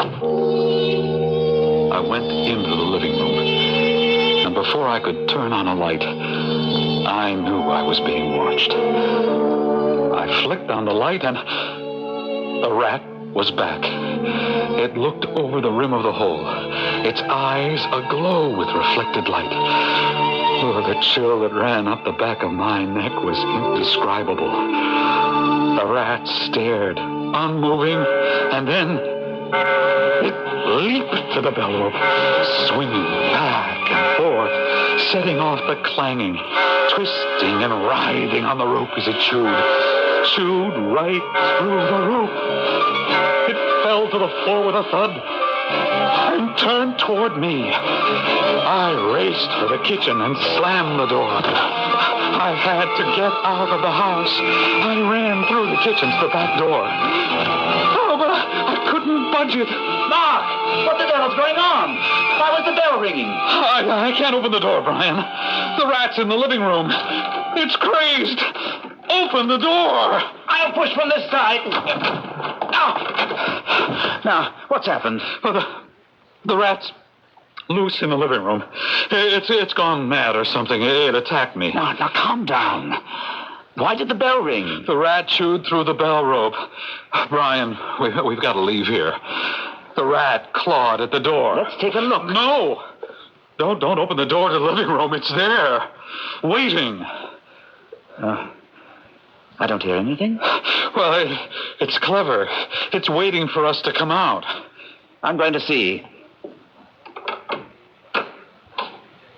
Can you see him? No. Look at the bottom of the door. Scratch marks. Yes, you're right. I could almost put up with the supernatural aspects you find so exciting. But we can't stay with a crazed rat. There's no sign of it now. Come on, let's take a look. Mark. What's the matter? Am I dreaming?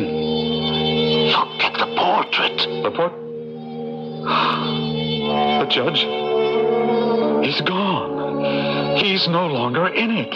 Everything else is there. The chair, the table his arm rested on.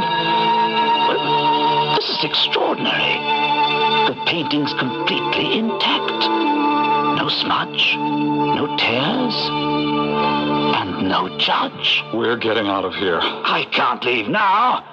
We're experiencing an unbelievable supernatural event. Have you lost your mind? We have both seen with our own eyes a figure disappear from a painting. We both know it's impossible, but it's happened. There's an incredible supernatural force at work in this house. Do you mean the judge is roaming around the house? The image of the judge. Of course. The lecture in the newspaper advertisement. Witchcraft and the changing form. Mark, this adds up. The spirit of the judge never left the house.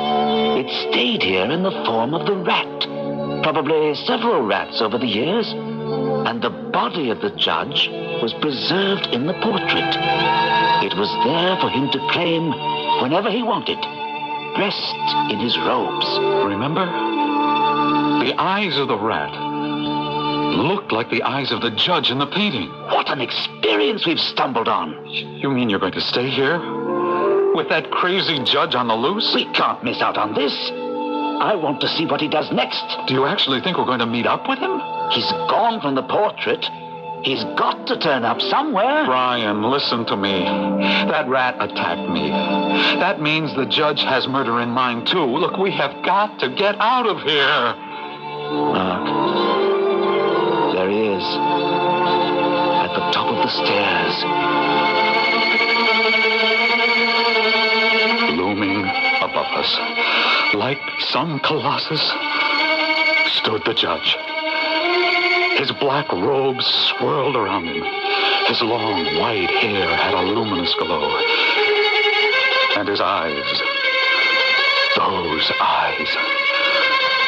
Over his arm hung the bell rope, and in his hand, a black cap.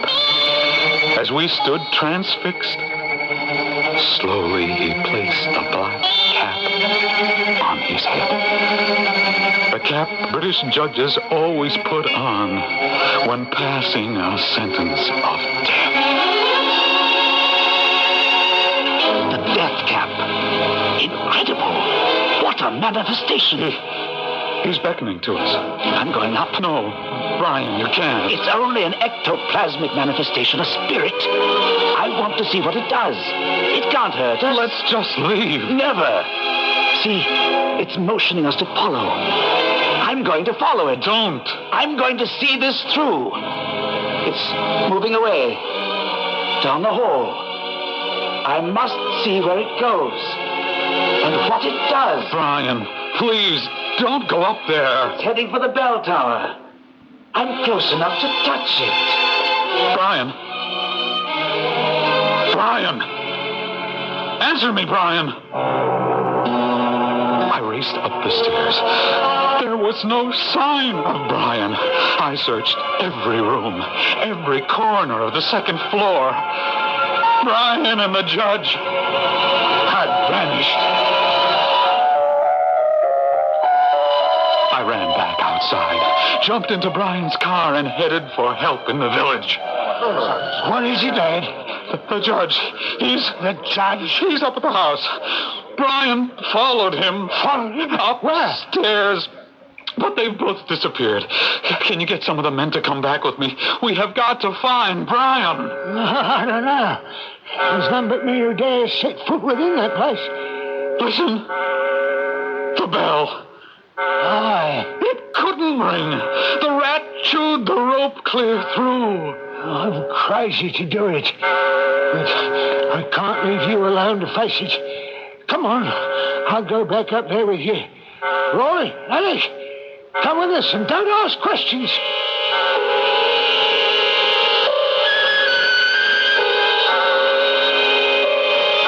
You say you saw the judge? He disappeared from the portrait.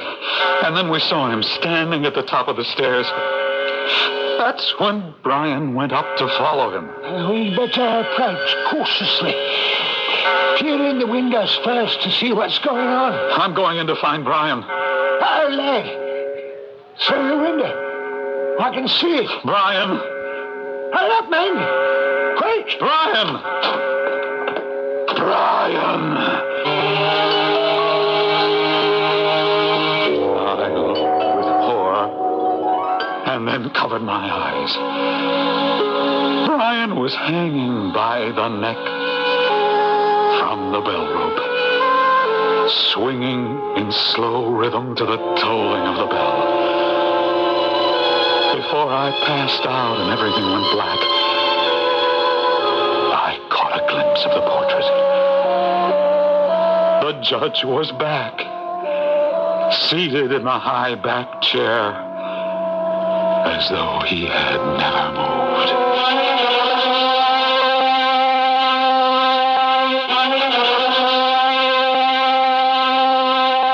I came to on the lawn with Andy standing over me. Are you all right, lad?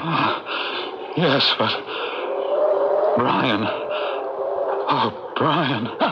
He'll be all right, too. We got him down in time. The men have taken him to the pub. He's alive? Indeed. A nasty scar he'll have on his neck, but he'll be all right. The doctor's with him now. Well, what are the men doing over there?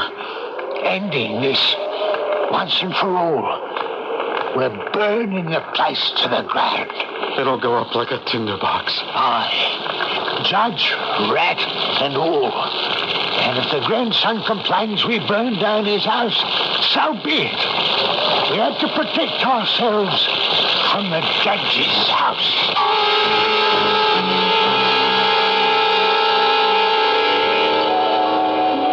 That was the end of it for us. Brian recovered. And we finished our work back at his flat in Liverpool.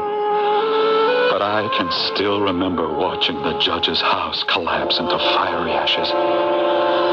And the small, furry figure that emerged from the inferno. Its eyes glistening in the light of the flames. Before it scampered off into the woods beyond.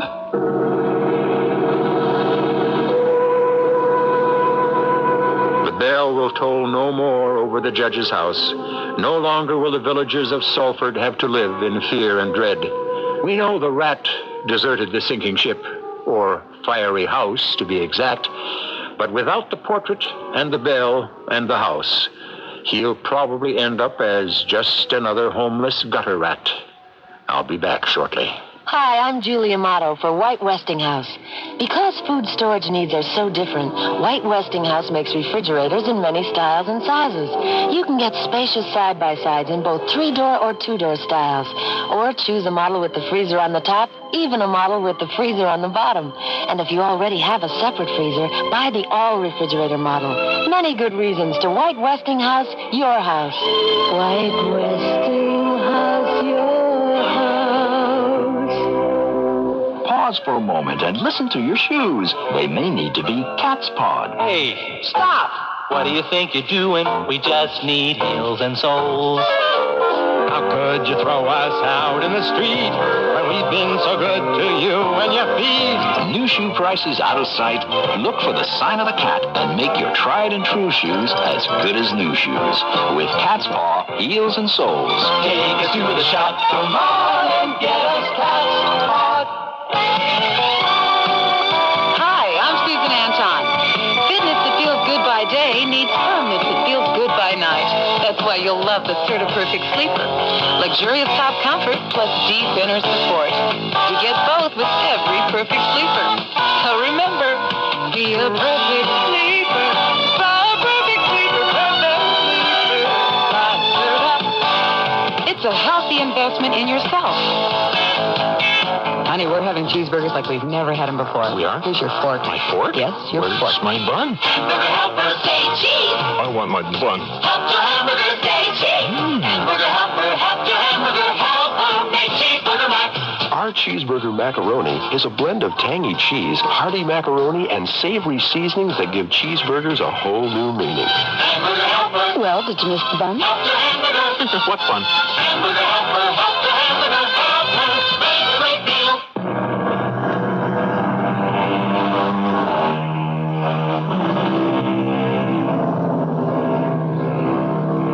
Believers in witchcraft staunchly maintain that certain evil spirits, the devil most notably, can survive for years, sometimes centuries, by taking on various other life forms.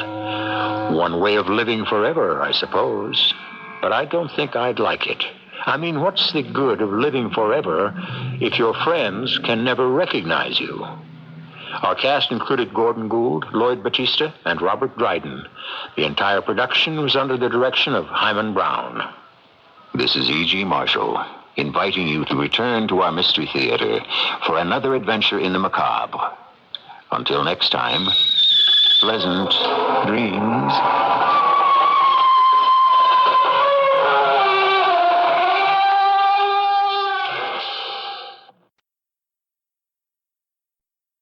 The CBS Radio Mystery Theater presents...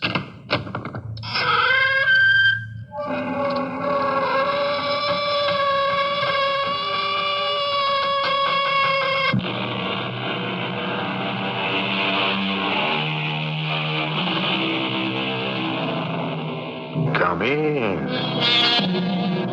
Welcome. I'm E.G. Marshall. There is tragedy in being deceived, in having hopes dashed, in admitting failure in the human relationship. But at least the blame can be shared. It was partly his fault or her fault, not entirely yours. The greater misfortune is in deceiving oneself, to catch at straws, to take shadow for substance. It is this enigma of self-delusion that Henry James explores in the tale about to unfold. I can't stand the man, Arthur. What can you do about it, Oliver? She married him. I'd like to show him up for what he is and make her realize it. And if you don't convince her, I might kill him. Oliver, remember, you're here to paint my father's portrait, not for revenge or murder.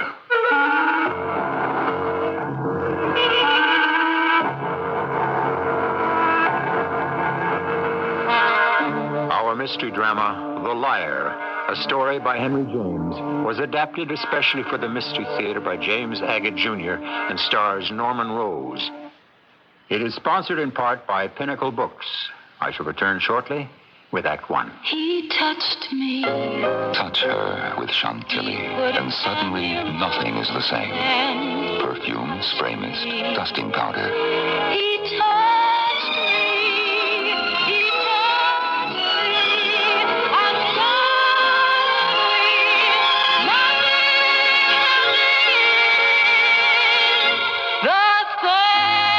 This Christmas, touch her with Chantilly by Oubigan.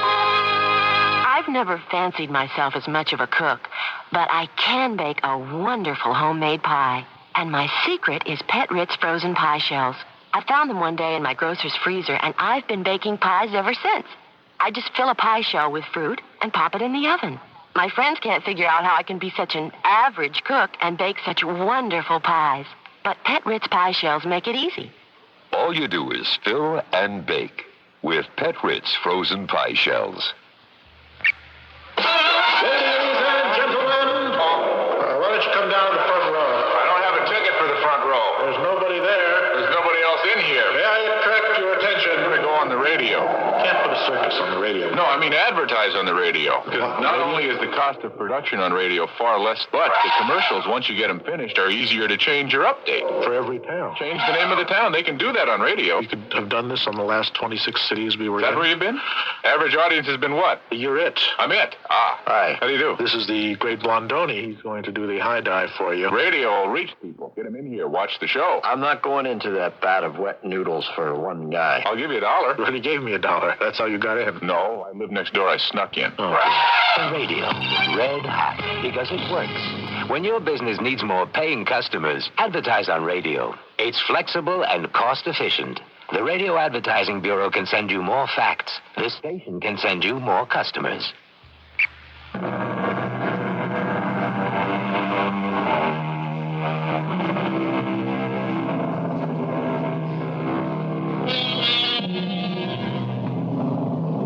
I won't say that Oliver Lyon ranked with Gainsborough, Sargent, or Turner, but in his day, he was certainly London's most popular and highly paid portrait artist, and young and a bachelor. His studio was in St. John's Wood. He accepted what commissions he cared to. He had a secretary who took care of the day-to-day chores, and on the day our story begins, he was trying to paint from memory a girl he had seen on a park bench in the Englische Garten in Munich. Bates, will you answer that? Bates? Be right there, Mr. Lyons. Bates, what is keeping you? Just doing the accounts, sir. Mr. Oliver Lyons' residence. May I speak with Mr. Lyon, please? All right. I don't know whether I can disturb him. Who shall I say is calling? Bates. This is Bates, isn't it? Yes, sir. Oh, come now, Bates. Don't you recognize my voice? No, sir. It's Arthur Ashmore. Oh, just a moment, sir. Mr. Arthur Ashmore for you, Mr. Lyons. Thank you, Bates. Yes, Arthur? I hope I'm not calling at a bad time. You are, rather. I've just given the portrait one brown eye and one blue eye. No, I'm joking. What's on your mind? The old man finally said yes. He did? So when are you free? Well, I could start next week. Next week it is, then. I tell you, he's going to be delighted. I'd be glad to get out of London myself for a bit anyway. I may invite a few friends over for the first weekend. People who'd be Arthur, old friend, don't overdo it. Just remember, I'm coming out to do a portrait of your father. Goodbye. Bates, I'm going to Hertfordshire to the Ashmores. Oh, very good, sir. And Bates, forgive me for barking at you just now. Oh. After all, you are really the only faithful friend I have. Thank you, sir.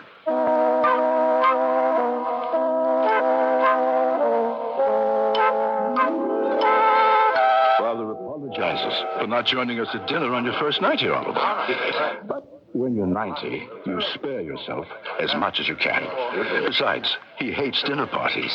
Oh, do you know any of the people at this table? I don't think so. At the far end, that's the Murchisons. He's with M15. Across from us, that florid gent with the beautiful blonde moustache. He looks like a buccaneer. You would romanticize him, being a painter. No, honestly, doesn't he? Can't you just see him in a doublet and hose, swinging a cutlass? As a matter of fact, he is a bit of an adventurer. Or so he would have you believe. Who's an adventurer? You are. Oliver was just saying you give the appearance of a buccaneer. I did introduce you, Colonel, to Oliver Lyon, Colonel Cappados. Oliver's come to do Father's portrait. Oh, that reminds me. I picked up a new miniature at Christopher's. I must show it you. If you'd excuse me for a moment, I'll fetch it. I'll be right back. He'll return without it, you'll see. Say, he must have left it at home. Now, who else don't you know? That girl there. I'm quite sure that I know her. Which one? That strikingly beautiful one, next to the M15 chap. She's wearing a wedding band. Oh, yes. Of course you notice her. Who is she married to? Is he here tonight? You've just been talking to him. You mean the buccaneer? Indeed. They've been married 9 years. That's the Colonel's lady. I see. Is he very wealthy? No, but he'd like you to think so. He'd like you to think a lot of things about him that may or may not be true. May or may not? May not.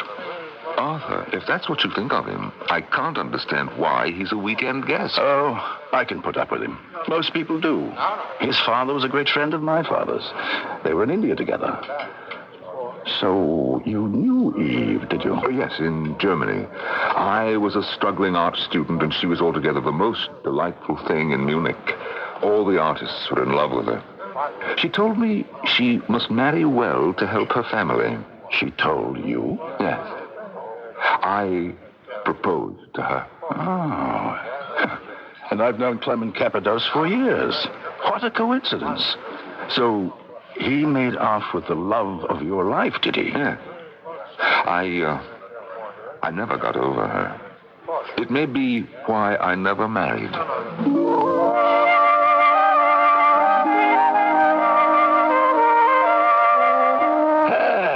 Now that dinner is over and the ladies have left, Arthur, do you mind if I join you and Mr. Lyon at your side of the table? Not at all, Colonel. Well, I expect to see old Harris here this evening. We're going hunting tomorrow. Oh, I think that's off. He was thrown from his horse the other day. Fell on his head. When I was in Ireland, I got pitched out of a dog cart and landed smack on my head. Did you? Yes, they thought I was dead. Carried me to the nearest cabin, and for days I lay there with the pigs, unconscious. It was a near thing. They didn't put me underground. I think I've heard this adventure before, so if you and Oliver will excuse me, I will go upstairs and say good night to my father. Tell Sir David I look forward to our first session. I shall. Good night. As I was saying, I was then taken to an inn, completely insensible. I lay there for 3 months, not a glimmer of consciousness. And then one day I opened my eyes, fit as a flea. Fantastic. The experience did me good, rested my brain. I must tell you about India sometime. My father was there with Sir David, you know. I've never been there. But you've been to Munich, and I haven't. I've often heard of you. My wife used to know you. I'm glad she remembers me. I recognized her at dinner, but I was afraid she didn't. Well, I dare say it was about that picture, and she was ashamed.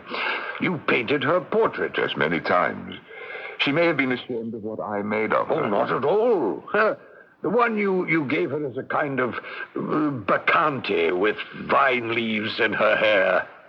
It made me fall in love with her. It was the first decent portrait I had done. I'd be curious to see it today. Oh, don't ask her to show it you. She'll be mortified. I don't understand. Well, I know a friend of my wife's from Munich, the Grand Duke of Silberstadt, who spotted the picture at our house in Bombay. You know, he's one of the greatest collectors in Europe. He's made such a fuss over it, and, well, it happened to be his birthday, and Eve gave it to him to be rid of him. Of course, he was enchanted. But we miss the picture. Well, if it's in a great collection, the work of my incompetent youth, I'm infinitely honored. He's got it in one of his castles. I don't know which. He's got so many of them, you know.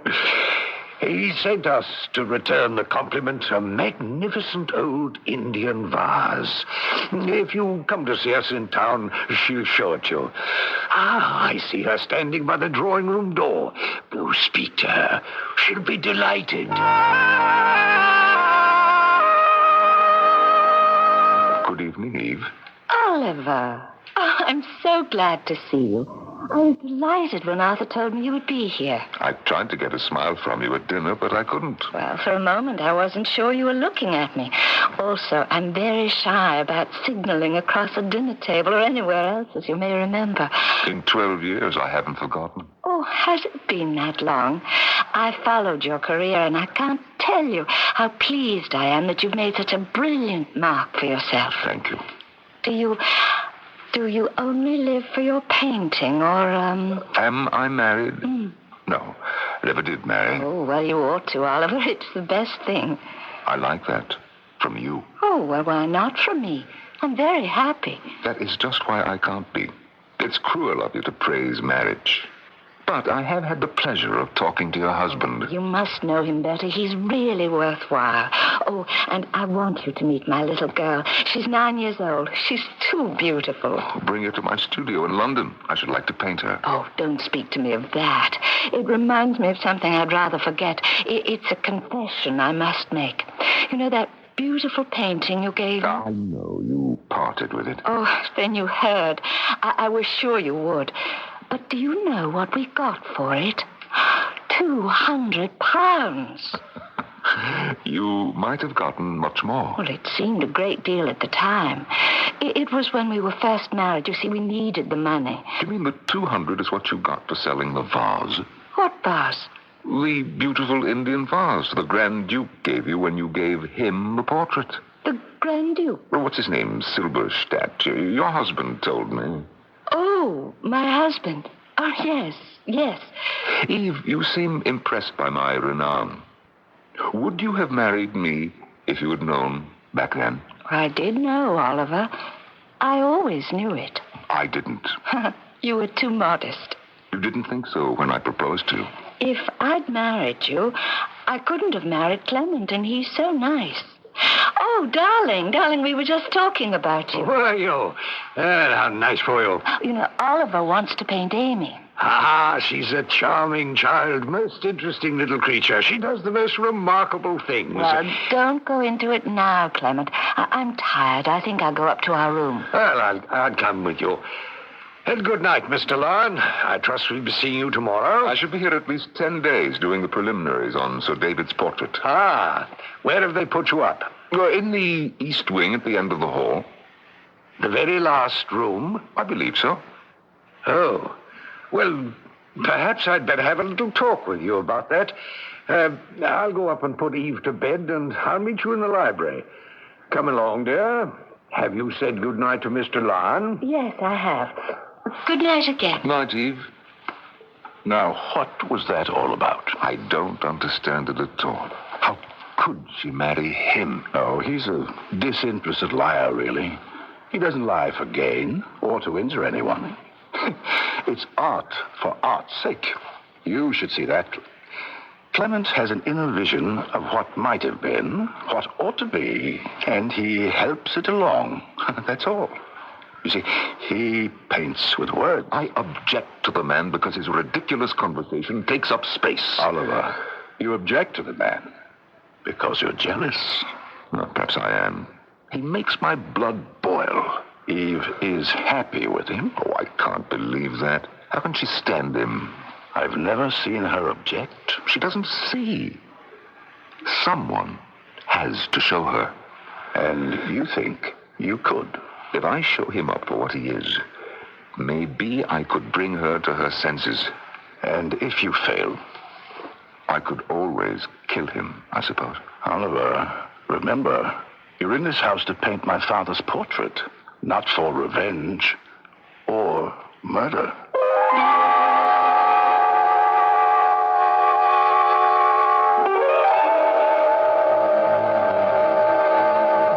Is Oliver Lyon capable of dealing out death? Or is this perhaps more dare than deed? However, recalling the wisdom of Oscar Wilde, who tells us, each man kills the thing he loves, by each let this be heard. Some do it with a flattering look, some with a flattering word. Makes me wonder what Oliver has in mind. Let's see when I return shortly with Act 2. The South, the end of the Civil War, a time of tragedy and triumph, heartbreak and heroism. From this turbulent era of our great American heritage emerges the proud, passionate saga of one family, their plantation and their dreams. Windhaven's Bounty by Marie Desjardins, the 9th book in the best-selling Windhaven saga, Windhaven's Bounty. New from Pinnacle Books, Windhaven's Bounty, wherever paperbacks are sold. Wrap up a beautiful Christmas at Sears and save from 15 to 46% now on these values for the workshop. Choose from a variety of Craftsman hand tool sets, from punches to pliers, just $16. Other hand tools and accessories, like a handsaw, level, or miter box, also just $16 at most Sears retail stores. For workshop values at Christmas, you can count on Sears. Minimum savings nationally, savings based on regular separate prices. Hello, this is Max Morath. Do you have a sight problem that prevents you from reading? I've got good news for you about Choice Magazine Listening, a free service. Every other month, Choice Magazine Listening will send you, free, on phonograph records, 8 hours of selections from leading magazines featuring writers like William Styron, Joyce Carol Oates, John McPhee, Kurt Vonnegut, Art Buchwald, many others. So if you are blind or unable to read regular print, or if you know someone with this problem, write to Listening, Box 10, Port Washington, New York, 11050. We'll also tell you how to get the special record player provided free by the Library of Congress as part of its Talking Book program. So, write Listening, Box 10, Port Washington, New York, 11050, or telephone 516-883-8280. That's 516-883-8280. A public service message on behalf of the nonprofit Lucerna Fund.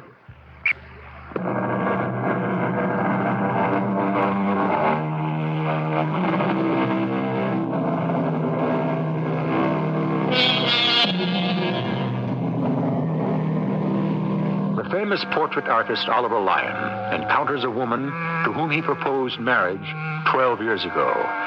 She is married to an incredible character, one Colonel Cappados, a congenital liar. This torments Oliver, who feels the lady of his heart has been betrayed. As we continue, the Colonel and Oliver are seated in the library.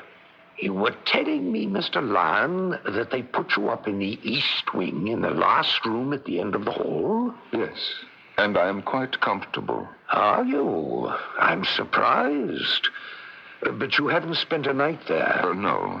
Well, that's the ancient part of the house, which Sir David started with 40 years ago. Is there something wrong with the room? Well, not if you don't mind ghosts. I don't. I've never stayed in a haunted house, and I've always wished to. Is there a ghost here? I wouldn't sleep in that end room. At least not until you finish your portrait of Sir David. Come now, you're joking. I'm not. They don't often put people to sleep in there, but when the house is crowded, I suppose they have to. I'll tell you this in confidence. 3 days ago, a young fellow had been put up in that very room with the predictable consequence. At breakfast, he appeared with an awfully queer face. He'd got an urgent call to town, and he was very sorry his visit had to be cut short. Ashmore and his father looked at each other, And off the poor devil went. Really, now?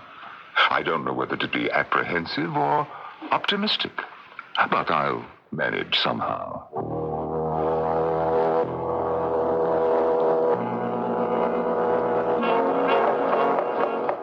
Do come in. Just want to see if you're well installed and comfortable. Couldn't be better. I'm looking forward to getting an early start doing the preliminary sketches of Sir David. Oh, Father's looking forward to it very much. Oliver, I hope you sleep well. I hope so, too, if I'm not visited by ghosts. Ghosts? If they must appear, I'm looking forward to meeting them. I might persuade one of them to pose for me. Everyone who lives in these parts of England has got some favorite haunted room. I suppose that's what you mean. Well, it doesn't bother me. Don't worry. Tomorrow morning I shan't be running back to London like your young man did 3 days ago. 3 days ago?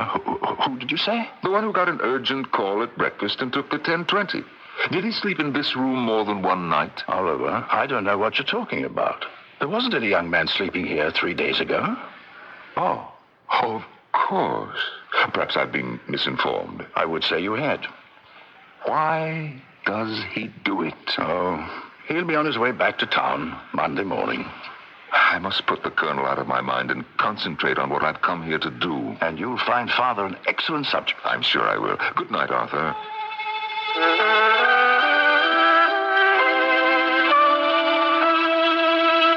Oliver, you don't mind if we chat while you're doing what you're doing with your pencil? No, not at all, Sir David. Now, you just hold that pose and leave the rest to me. I don't mind sitting still in one place at all, you know. We, missed you at dinner last night. I don't care for gatherings of more than 2. Who was at dinner last night?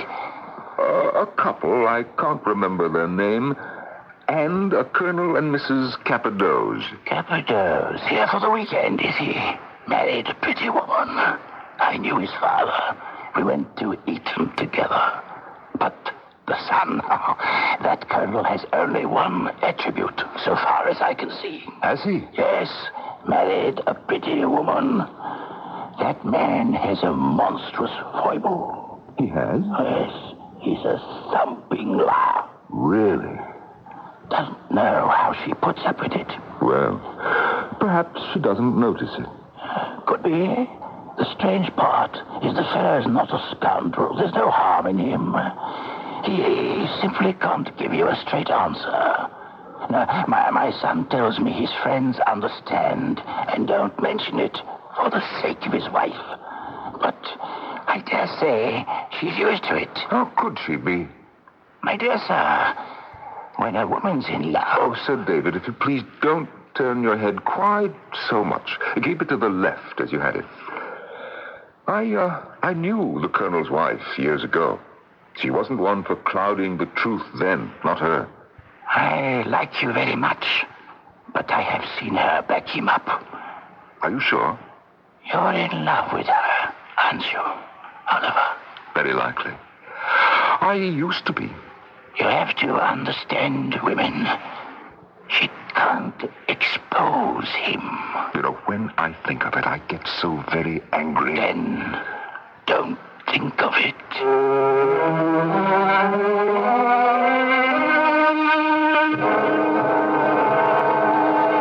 And you can imagine, Bates, to see Eve, this girl, a woman now, but I always remembered her as a girl, to see her married to this braggart, this teller of tall tales. I gather this lady still means a great deal to you, sir. Yes, she does. Anyway, they left, and I stayed on and got Sir David's portrait underway. I'll have it done in a few days. Oh, he's a splendid old man. It was a pleasure to do him. So, here I am back at home. And, when are you going to begin a portrait of the lady? Oh, Bates, you are incorrigible. No, I think not. I may drop in and see her from time to time, take her to tea. I don't really know how I stand with her. It depends how friendly she is. Very, but defensive about her husband. I'd be satisfied, believe me, if only by some sign she made me understand she wished her life had been shared with me. Then why don't you paint his picture, sir? What, the Colonel's? I've seen a great many of your portraits, Mr. Lyon, and in each, the underlying characteristic of the sitter were brought out as clearly as if they'd always been written on his face. If I could do that and make her see. Bates. Oh, Bates, you are a wicked man, and I'm not much better. I shall suggest it to the lady the next time we meet.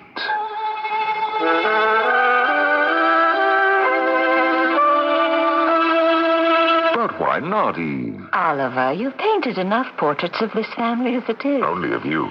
And that was before you were married. Well, I don't know what Clement would say, but I do know he'd be embarrassed. Having you do a portrait would be a luxury we really couldn't afford. Well, why not let your husband sit for me for my pleasure? Let it be his favor to me. It'll do me a lot of good to paint him. And, well, I will keep the picture. How will it do you a lot of good? Oh, he's such a rare model. Such an interesting subject. He has an expressive face. It will teach me no end of things. Expressive of what? Why, of his nature. And do you want to paint his nature? Of course I do. That is what a great portrait gives you. And I shall make the Colonel's a great one. His nature is very noble. Oh, trust me. I shall bring it out. Oh, Oliver, you could never persuade me to let you dig into my soul that way.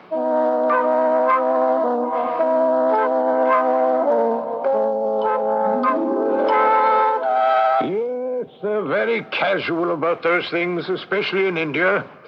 The doctors would as soon declare you dead as look at you. Now, how could they do that? Well, it happened to a friend of mine. I give you my word, as surely as I sit here. I say my going on like this doesn't disturb your painting, does it? No, not at all. I was going to suggest we take a break and have a drink. Capital idea. It's good to be on my feet. I'll help myself. This friend of mine is supposed to have died of jungle fever, and they clapped him into a coffin. Oh, thank you. You mean your friend was literally buried alive? Chopped into the ground. Cheers. Cheers. And he was left there? Until I came and hauled him out. And how did that happen? Well, I dreamed about him. I heard him calling to me in the night from his grave. You know, there are people in India who violate graves. Oh, yes. I rode straight out to the cemetery, and sure enough, a couple of them were at it. I gave them a shot from my rifle, and they ran for it. I pulled him out. The air brought him to, and he was none the worse. He called to you in the night? Well, that's the interesting point. What was it? It wasn't his ghost, because he wasn't dead. Well, shall we go back to the campus? Now, can you remember how you were sitting? No, I never forget a thing. I must say I'm enjoying posing for the portrait. I really am.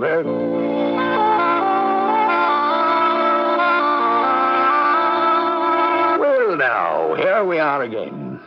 Have I been here 10 times or 12? I told my wife we should move to St. John's Wood. I like the area here. Yes, you would. It's quiet. I can't stand noise, do you know? What I like about this studio, you can walk right out onto the garden. It's actually a kind of tradesman's entrance, which some of my models know about. I don't get a bit tired posing for you. Or have I said that before? A few more sittings ought to do it. Eve can't wait to see the portrait. Yeah. I am most anxious for her to see it. Excuse me. I beg your pardon. Hello? I'm not needing any models today, thank you. I hope you don't mind my coming straight into your studio. I do mind. I'm working. Well, it's the only way if you want a job as a model. You have to be forward. How did you get into the garden? Well, the gate was open. You've used me before. I don't remember you. Oh, well, I just thought I would look in. Oh, thank you. If you need me, just send me a postcard. Miss Geraldine, Mortimer Terrace News, Nottingham. Very good, I'll remember. I'm sure Mr. Lyon will keep you in mind. Perhaps you send postcards, do you? Well, I'm off now. Bye, everyone. Oh, I must tell Bates to make sure the gate is always locked. Have you ever painted her? Never. Never saw her before. She was very pretty 10 years ago. Probably. But the least drop spoils them. She's not a model I could paint. My dear fellow, she's not a model. Well, maybe not today, but she was one. Never. All a pretext. She didn't want you, Lon. She wanted me. Well, maybe, but she did pay some attention to you. What does she want of you? Well, she hates me. What? She's been following me. I was annoyed when she came in, but not surprised. Oh, well, you concealed it very well. I've seen her hanging around. She was near my house this morning. She isn't a model, never was. A young friend of mine got involved with her, and I rescued him. Told her I'd report her to the police, and she's never forgiven me. I wouldn't be surprised to find her up the road when I go home. Well, shouldn't you have some protection? The best tip is for me 5 shillings. That much I'll give her. I'll contribute another 5. Well, you're not going now, are you, Colonel? I'd better. Might as well face up to her now. I'll have Bates show you out. No, you needn't bother. I know the way. You rang, Mr. Lon? Oh, don't bother, please. I'll go out the way she did, through the garden. I look forward to our next session, Lon. I'm sure my wife will also. She keeps asking me when the portrait is ready to see. Soon, I hope. Not quite finished yet. Bye. Bye. Bates, the man is quite impossible. You should have heard the story he made up about some poor girl who wandered in just now for a modeling job. Would you make sure the gate is locked and then come back? Yes. I want you to be the first to see what I have painted. I hope that I have done it right.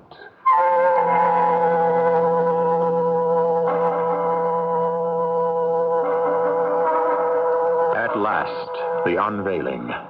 Oliver Lyon hopes he has done it right. Is he, like Hamlet, being cruel only to be kind? Or has he gone too far in the unmasking of the Colonel? He is disquieted. Will Eve understand? We'll certainly know when you join me shortly as I return with Act 3. Say good morning to West Clocks for waking up your day. Say good times, good music, good fun, and good play. West Clocks lead the way to good times every second, every minute, every day. West Clocks leads the way to good times. Yes, America, West Clocks leads the way. Let Westclots lead the way on your holiday gift list.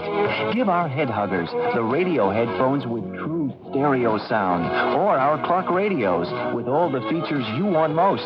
From precision Portsmatic clocks to classic big and baby Ben alarms, Westclots leads the way. Westclots leads the way to good times. Yes, America, Westclots leads the way to good times.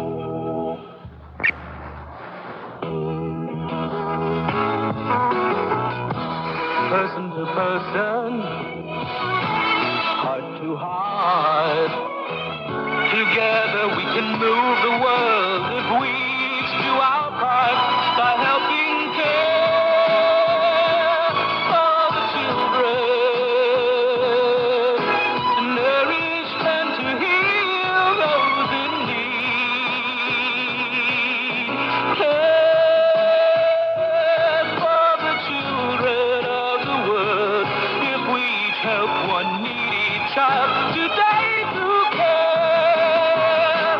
We'll change tomorrow for children everywhere.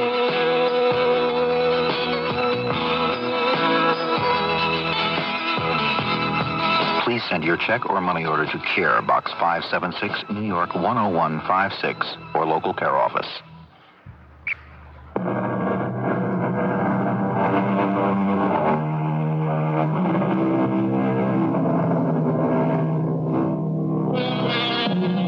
The portrait is complete.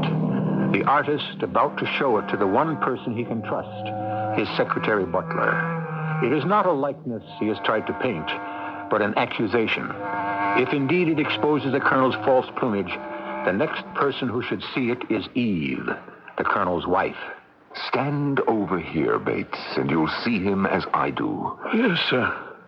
There he is, Colonel Cappadoce in all his mendacity.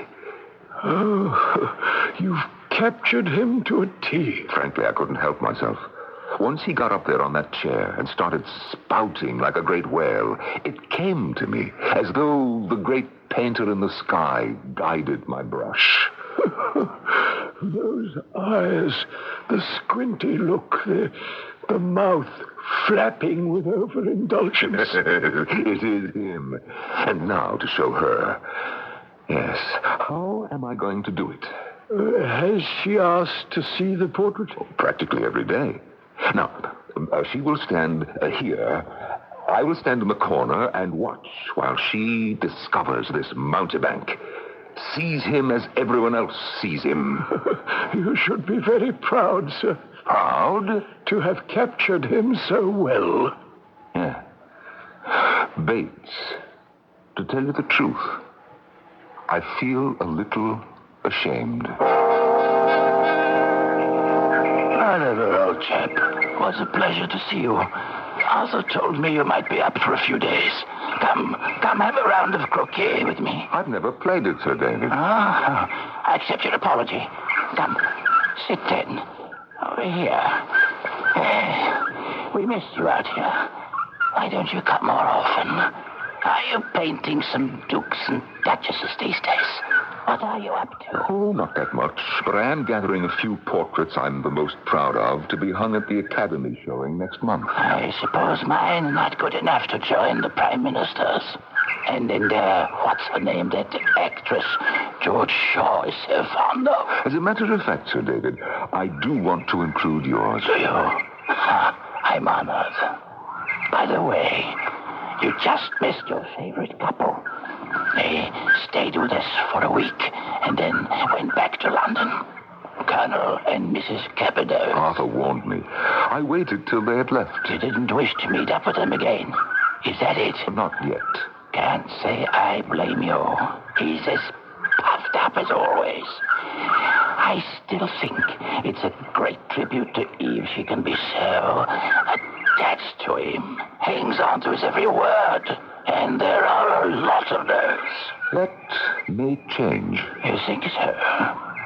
However, you have got a devilish look about you. What do you know? Sir David, do me a favor. We will not mention the Colonel's name for the next 3 days of my visit. What do you offer me as an inducement? I shall let you teach me croquet.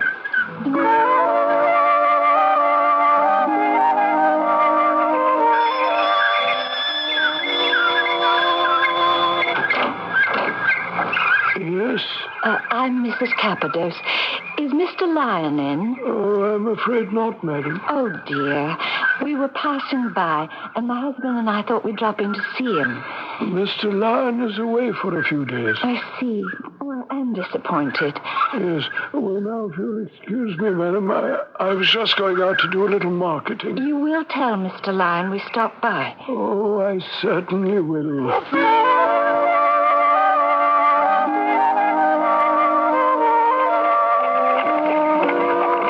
He's finished the portrait, darling. Oh, I know he has. He wanted to make a few changes, he said, before having it hung in the Academy. What do you think of that, eh? I'll be hung right next to the Prime Minister. You're making it all the more difficult for me to wait until Oliver gets back. Is it really that important to you, dear, to see my portrait today? Oh, of course it is. It's you, isn't it? And I'm interested in everything about you. Besides, Oliver is a very gifted painter, probably a genius. Well, there is a way we can get in without anyone knowing. How? Through the garden at the back. If the gate is unlocked, we're as good as inside the studio now.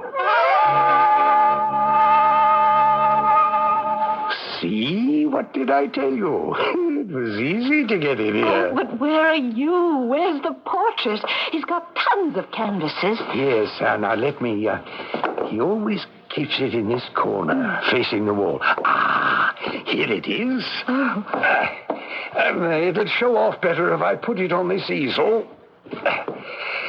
I say, he's done a magnificent job. Oh, no.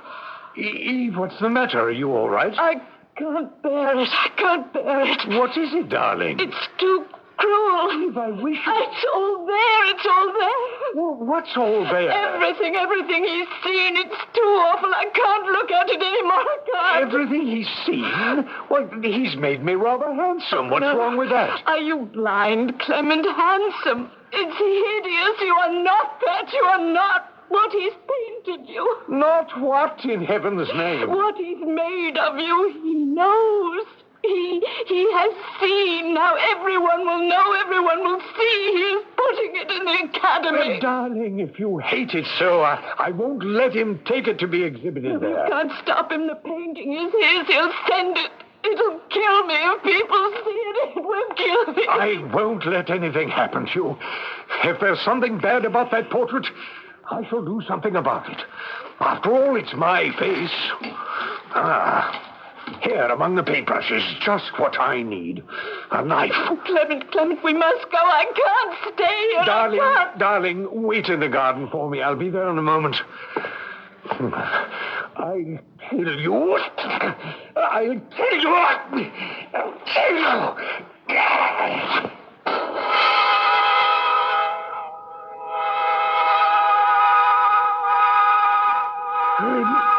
When I came back, sir, there was the painting, slashed to shreds, the way you see it now. And you had let no one in? No. As I told you, the Colonel and Mrs. Capito stopped by.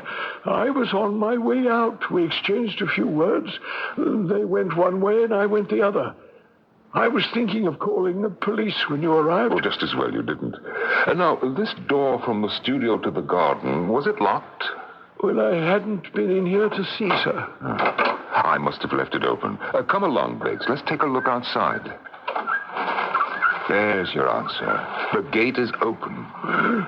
Someone gained entry, went into the studio, and destroyed your painting. It looks that way, doesn't it? But nothing is missing, sir. I checked that right away. Nothing is gone. Whoever came in didn't come to steal.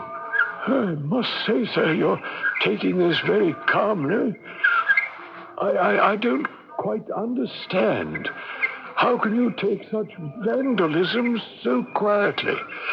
You're going to hang it in the academy. And it served its purpose. We won't talk about it anymore, shall we? Oh, Mr. Lyon, Colonel and Mrs. Capito's to see you, sir. Really? Do have them come in. Oliver? My dear Eve. My dear Lyon. We were in the neighborhood, and I said to Eve, let's stop in at Oliver Lyon's and make our confession. In fact, we've been away and just got back, and I said to Clement, the first thing we must do is go to see Oliver and congratulate him on that wonderful painting he did of you. Oh, you've seen it. We stopped by. You were in the country, and your man said so. He was going out marketing. We walked off, and then... Let me tell it, Eve. After all, it was my idea. I remembered your garden gate, and so I let myself into your studio. I hope you'll forgive us, but I just had to see your magnificent portrait. Then you thought I really captured something? Oh, you captured everything. It's beautiful. I hadn't quite finished it, you know. Well, then, we shall just continue our sittings again, eh? We shall have to begin again. The painting has been smashed. Oliver, what did you do that for? I didn't. I found it that way with a dozen slashes right through it. I say. I hope that you didn't do it. Well, I have a very good idea who did. That woman. Remember me saying so, my dear? That woman? Well, don't you remember when we came out, she was quite near the garden gate. Remember I told you about her? Geraldine. The one who burst in that day, Lyon. That's it. We saw her hanging about, didn't we? Are you saying she came in and destroyed my painting? Oh, yes, I remember her. Well, how did she get in? We left by the garden. Oh, no. I couldn't have been so stupid as not to fasten the gate. Whoever slashed the painting had a very determined hand. But I don't understand her motive. Well, she's off her head, and she hates me. That's her motive. But she doesn't hate me. Eve, did you see this woman? Well, there was someone Clement called my attention to. I didn't look, really. We were going the other way. And you think she did it, hmm? How can I tell? If she did, she was mad, poor thing. Yes. And is there anyone else you might suspect? No, not a soul. Only she could easily have stepped in. Yes, she could have done the job in 3 seconds. Except the picture wasn't out. Oh, my dear fellow, now don't curse me. But of course, to show it to Eve, I dragged it out. You didn't put it back? Oh, Clement, didn't I tell you to? What can I say? Well, can nothing be done, Oliver? Can't the picture be repaired? I don't know. I don't care. It's all over. But you did like it, really, Eve. I loved it. I loved it.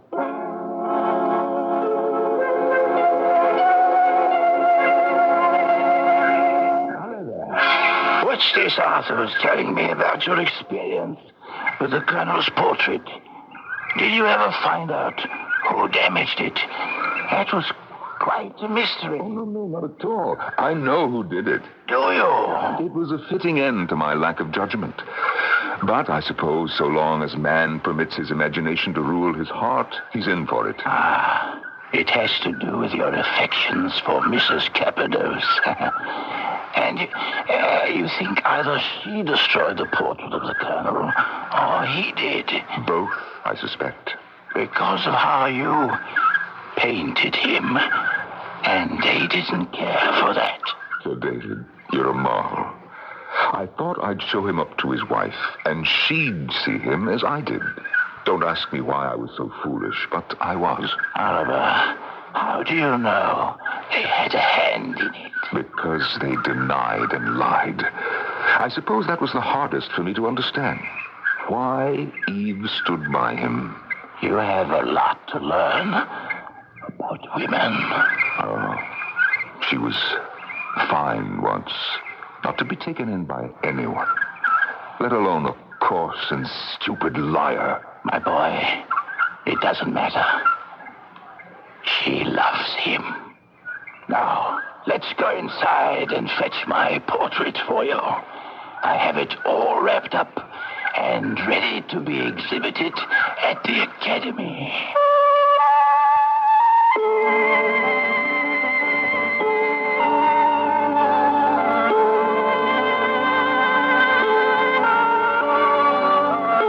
It's a truism that, I suspect, dates back to the darker ages.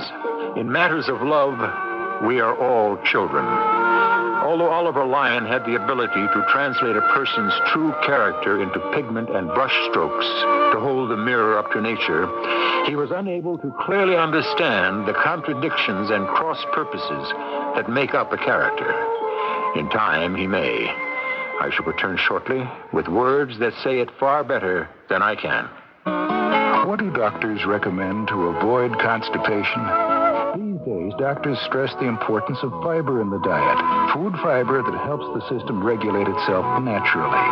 Metamucil is the laxative made from natural fiber, no chemical stimulants. So for occasional constipation, doctors recommend Metamucil more often than any other laxative. Try Metamucil powder or pre-measured packets of Metamucil Instant Mix, regular or orange flavor. Read label and follow directions. For a gift that will cause quite a stir Christmas morning, and each time it's used, give someone the West Bend Stir Crazy Corn Popper from True Value Hardware Stores. Hi, Pat Summerall to tell you it automatically stirs the kernels as it pops up to 6 quarts. And with your $5 rebate from West Bend, your final cost is just $24.99. Or give the West Bend 12-inch electric fry pan with Silverstone interior and high dome lid, now just $34.99. You'll find both these useful gifts and more at participating True Value Hardware Stores and home centers. As the 809 pulled out of the station, Christine pulled out her latest Raven House paperback mystery and began to read. And the only clue to the murder was the red carnation on the bed pillow. Is this seat taken? No. Where are you headed? Lathrop. He's wearing a red carnation. Is there anything wrong? You're wearing a red carnation. Peterson. Yes, I'm very fond of it. It's you. You're the killer. I beg your pardon. Conductor! Conductor! Wait a minute, you're making a big mistake. Raven House Mysteries. Which one will claim you as its victim?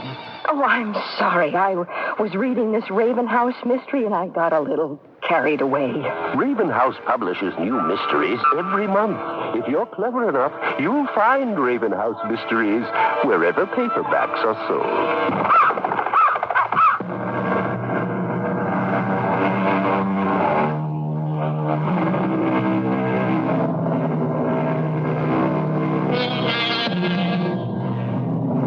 Perhaps Oliver, the painter, could have learned something from Da Vinci, the master, who wrote, "Great love is born out of great knowledge of the object one loves.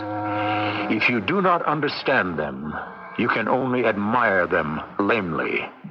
Love is the daughter of knowledge, and love is deep in the same degree as the knowledge is sure." Our cast included Norman Rose, Bernie Grant, Court Benson, and Carol Keitel. The entire production was under the direction of Hyman Brown. Radio Mystery Theater was sponsored in part by Raven House Paperback Mysteries. This is E.G. Marshall, inviting you to return to our Mystery Theater for another adventure in the macabre. Until next time, pleasant dreams.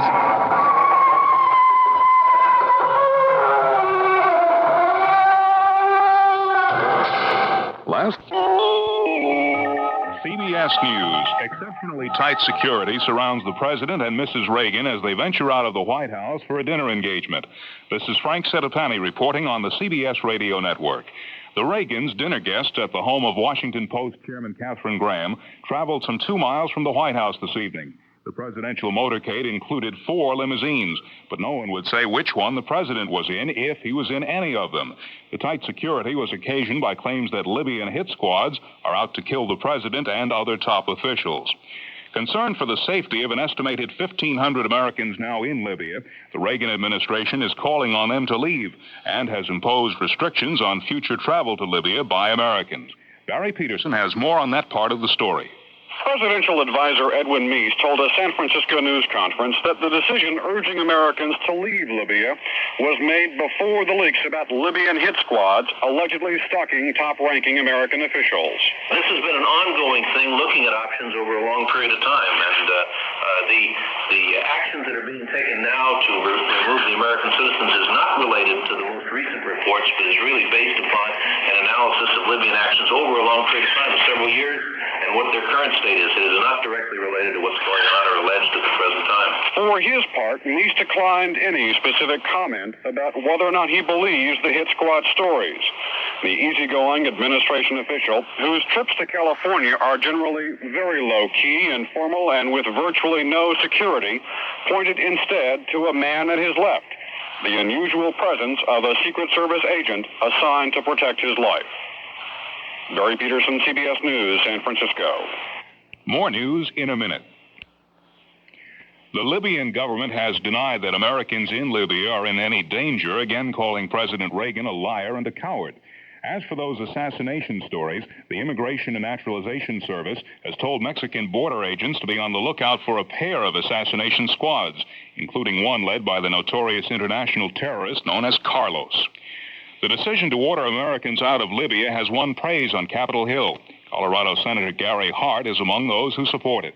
It will facilitate other actions that this government can and I believe should take, and I'm hopeful by tomorrow that the Senate of the United States will go on record in favor of stronger action. Hart will reintroduce a resolution that would slap an embargo on Libyan oil. Moving to head off another government shutdown next week, the House has passed a federal funding bill that gives the president all of the budget cuts he wants, some $4 billion in all. Senate approval of the bill could come as early as tomorrow. The leader of the Solidarity Labor Federation accuses the Polish government of pushing for a bloody confrontation by trying to take back the rights workers won with a series of strikes in the summer of 1980. But Lech Wałęsa says Poland's 10 million union members will fight like lions to defend their rights. In Moscow, Soviet officials launched another sharp attack on Solidarity, accusing it of broadening its assault on socialism with the help of the Catholic Church. More news in a minute. A panel of experts assembled by the National Academy of Sciences says processors should cut back on the use of food additives containing nitrates and nitrites until studies determine their potential to cause cancer in humans. Even if the processors do that, no major impact on health is expected. Nitrates and nitrites can form compounds known as nitrosamines, which scientists say can cause cancer in animals. But they say humans risk a greater exposure to nitrosamines from cigarette smoke, cosmetics, and drinking water than from the use of nitrates and nitrites to preserve bacon and other meats. Frank Sedapani, CBS News. CBS Radio Mystery Theater presents...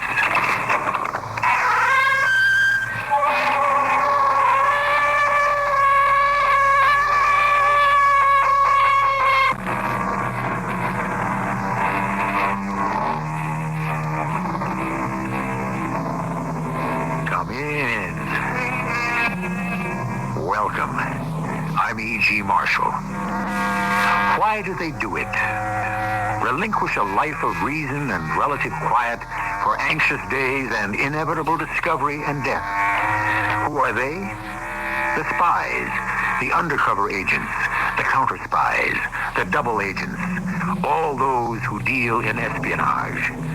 Today, an account drawn from the life of the most controversial spy of her time, Mata Hari, and an attempt to unseal the mystery of a woman considered too dangerous to live. What is this work you offer me? Espionage. What? To be a spy. Me? A spy? Madam Mata Hari, I believe you are the ideal person to spy for Germany. But I know nothing about it. It doesn't matter. We can teach you.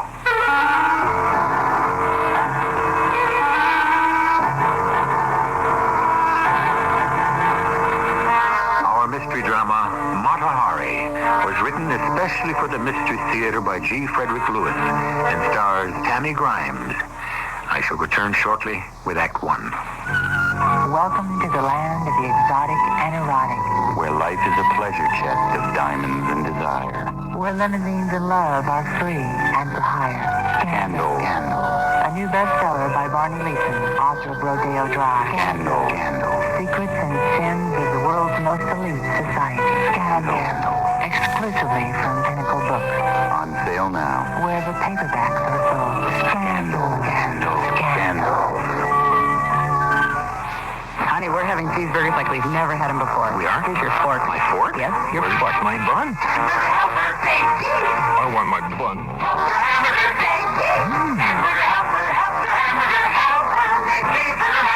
Our cheeseburger macaroni is a blend of tangy cheese, hearty macaroni, and savory seasonings that give cheeseburgers a whole new meaning. Well, did you miss the bun? What bun?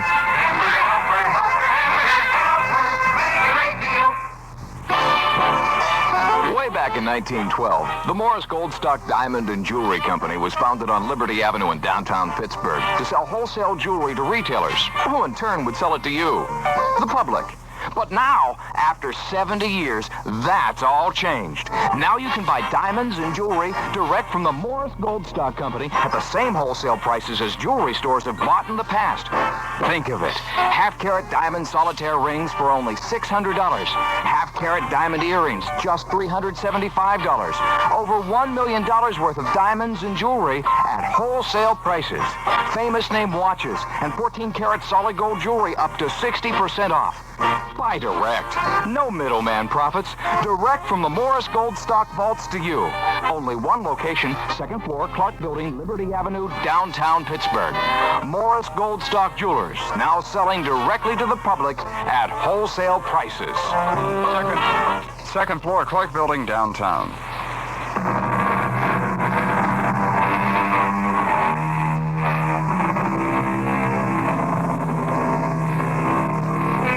Gathering intelligence has been an essential occupation for thousands of years. What, in essence, is the other country up to? 1300 BC, the Hittites sent spies to check out the intentions of Tutankhamun's widow. Their instructions? Bring me back reliable information, ordered the Hittite princess. Espionage is not a game for amateurs, yet there are many who do it for love or money. Among them, the beautiful dancer Mata Hari, who discovered spying far more dangerous than glamorous.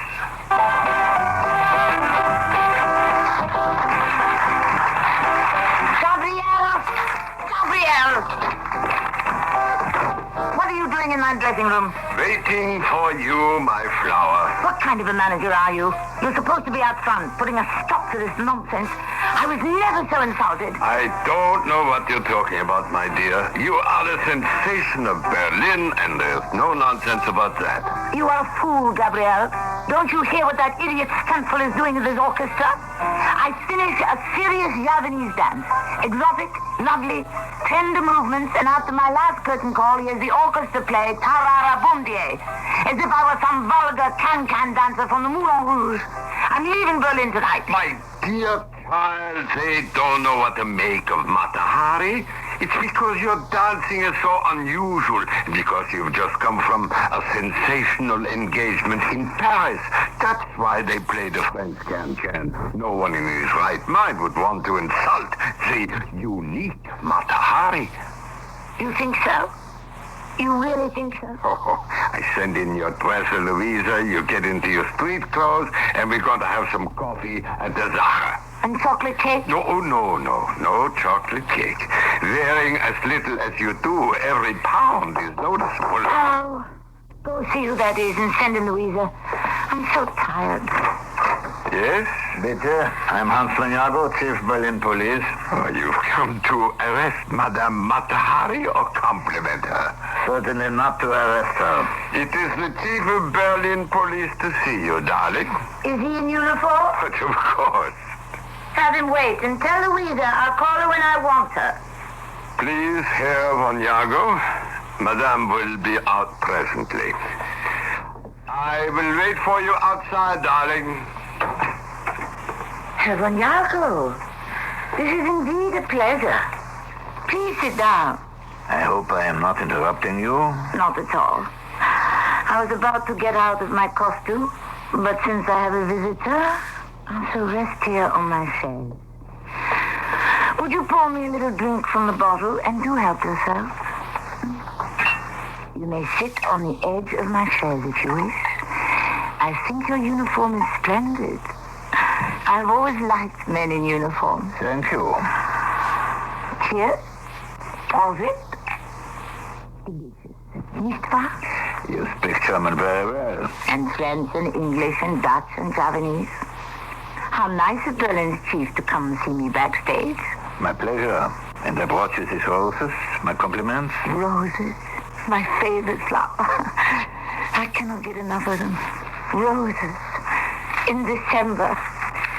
I think, Herr von Jago, you deserve a little private temple dance as a reward. I keep this phonograph with me always, and when I am sad, I play the music of my people. Why should the beautiful Mata Hari ever be sad? My life is lonely, and I am used to the finer things which the little money I have cannot buy. I should have thought your extraordinary dances would be very well paid. In the ordinary sense, yes, for ordinary persons. But for Mata Hari, who must ride in her own carriage, my diet can only be the finest of food. Jewels, furs. Mata Hari is not asking too much. We will not talk of money or finding some benefactor truly appreciative of the art. I shall dance. I wind up the phonograph. I place the needle on the record. So. Then I pick up my finger bells. So. 4 on each hand. And we lose ourselves in the music of the soul. Herr Jago, did you really come to see me only as an admirer? I confess there have been complaints. Complaints? No. That my program is short, perhaps. That I dance too little? That you, wear too little.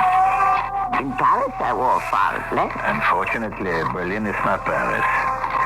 People here are not accustomed to such wild spirits as yours. Thank you. And what do you think, my dear Berliner Chief of Police? Did I wear too little? Not at all. You give so much, madame. It is perfect. Madame, I would be greatly honored if you would allow me to take you to a little supper tonight. We could drink and dance. What a beautiful idea.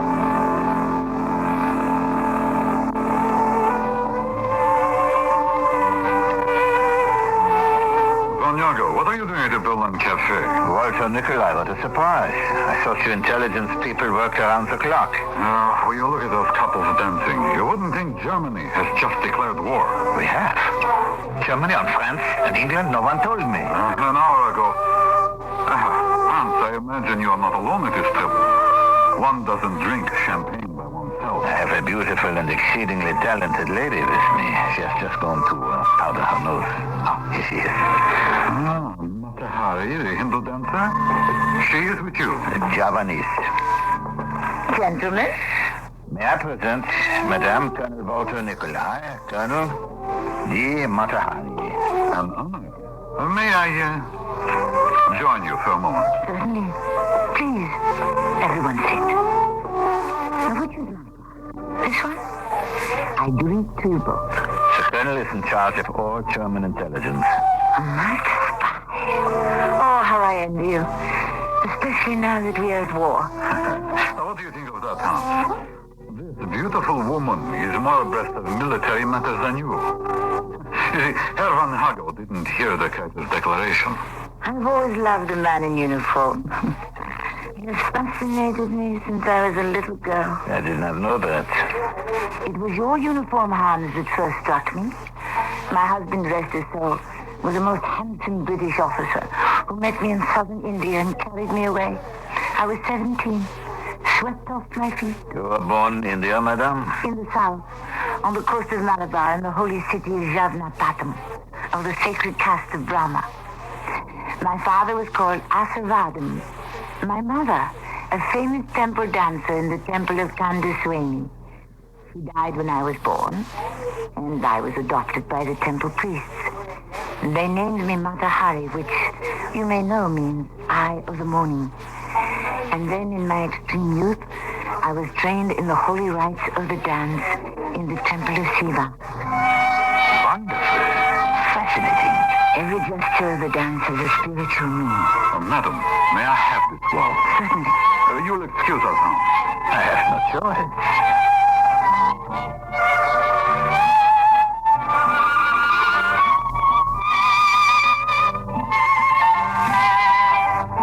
Please, go on, madam, with your story. You really wish to know? Well, I wish to hear you tell it. At the age of 13, I was initiated into the mystery of faith and love. And on the night of Sakti Puja, I danced for the first time alone, before the altar, completely nude. If I were not holding you in my arms as we waltz, I would certainly applaud. A remarkable fairy tale. How do you mean, fairy tale? Mata Hari, 29 years ago, you were born in Holland, in the town of Leeuwarden. Your real name is Margaret Gertrude Zella. Your father, Adam Zella, had a hat shop. When you were 14, your mother died. Your father moved to Amsterdam, and you went to The Hague to live with your uncle. And that's with this British officer who carried you away. Are you going to tell me I was not married? You were married at 18 to a man 20 years older than you, serving in the Dutch colonial forces in the Indies. You went with him to Java, hated that life, left him, learned some dancing, and here you are, the toast of Paris, London, and Berlin. How do you know all this? It is my job. I throw myself upon your mercy. You don't have to do that. I can see by what you're wearing, you are handsomely rewarded. These old rags, they're practically falling off my back. Somebody had to pay for them. Whatever money I've spent, I've earned, Colonel. I have no doubt of it. But you are always reimbursed. For what? For what you're doing now. For dancing? Yes. And for being friendly. I'm always friendly. Especially to men in uniform. There's no money in that. Let me select a gentleman for you to be friendly with. It could be an interesting occupation. What makes you think it would interest me? Mata Hari, I offer you reality. You offer me fiction. Think twice before turning down my offer. For what reason, dear Colonel? Why should you accept my proposal? I would say a beautiful woman whose hotel bill has not been paid in a month, who owes the tailor, the shoemaker, the milliner, whose dresser has not received a pfennig in 6 months. Shall I go on? I don't wish to discuss this woman about whom you appear to know so much. Why would I, Mata Hari, accept a position, interesting occupation, you call it, with the German intelligence? What do you offer me? To be a spy. You did say what I thought you said. I did indeed. Madame, in my opinion, you could be the ideal person to spy for the Kaiser. You speak French, you speak English, German. You know your way about the continent.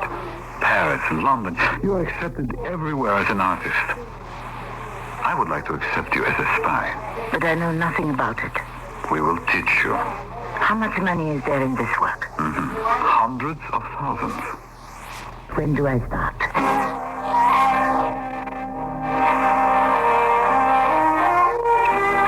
Although she denied it to her dying day, Mata Hari then and there agreed to spy for the Germans. As she had done in the past, she would continue to entertain her old friends of the French military, and whatever she could learn, pass along to German intelligence. It was all a game to her, part of the role of the international entertainer. Besides, the dangers were slight, just enough to lend spice to the adventure. After all, so many loved her.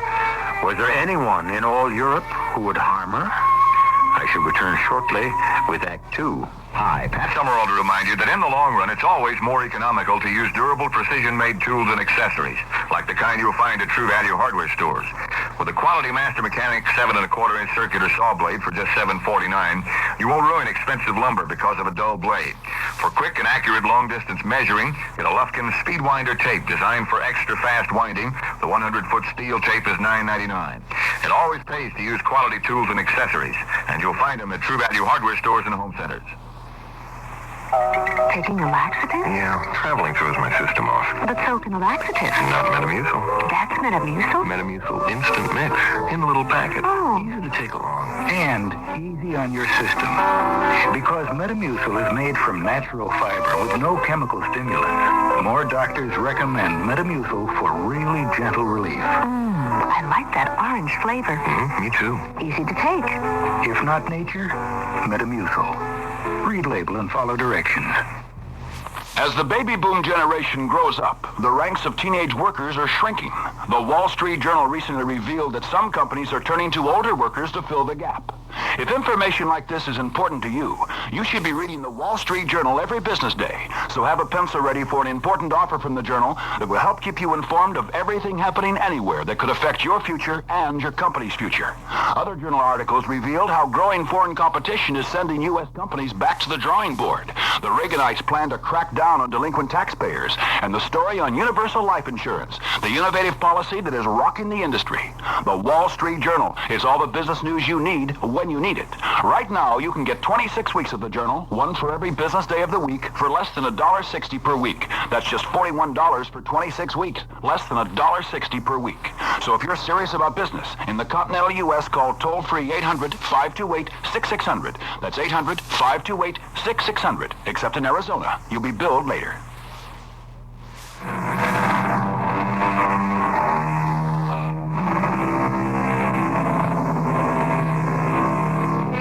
In the White House at the end of Seminary Road in Antwerp, in the heart of unsuspecting neutral Holland, the Germans ran a model spy academy.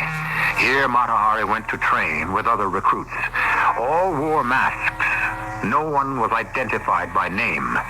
Weeks, months of learning cryptography, sabotage, camouflage, etc. At the end of 6 months, Mata Hari was ordered to Paris, there to await instructions. She was now known as H-21. To turn up like this all of a sudden, Mata Hari, what a shock you gave me. Is this your room? Gabrielle, I must have work. My darling child, there is no work in Paris. Half the people are hungry and all the other have things about is war. You don't understand. What do I care about a little war? Everything I own is falling apart. I simply cannot appear on any stage in these old rags.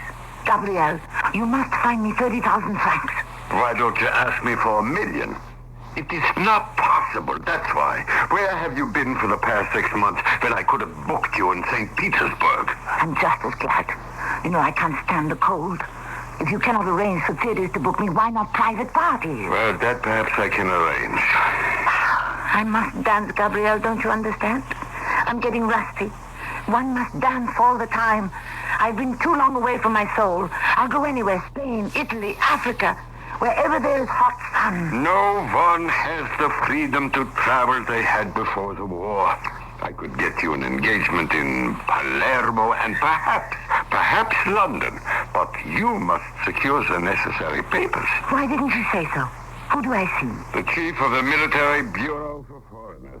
Where is this man? On the Boulevard Saint-Germain, number 282.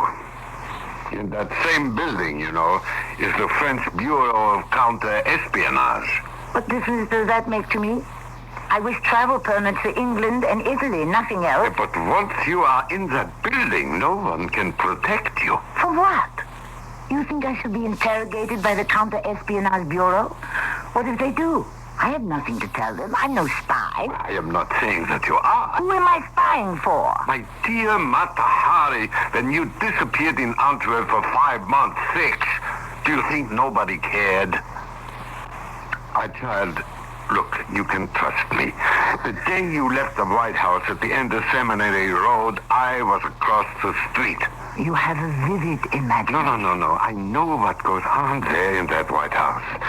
Now do you understand why I am afraid to let you go for a travel pass to the French Military Bureau? I might have known you would sniff it out. Now, what is that address on the Boulevard Saint-Germain? 282. Mata Hari, you will be followed. There are men from the 2nd Bureau in the lobby of this hotel. I have always been followed. That's not a new experience. Come, Gabriel, cheer up. I'll go right now, and I will get that travel permit you will see. Where to first, Palermo? As you wish.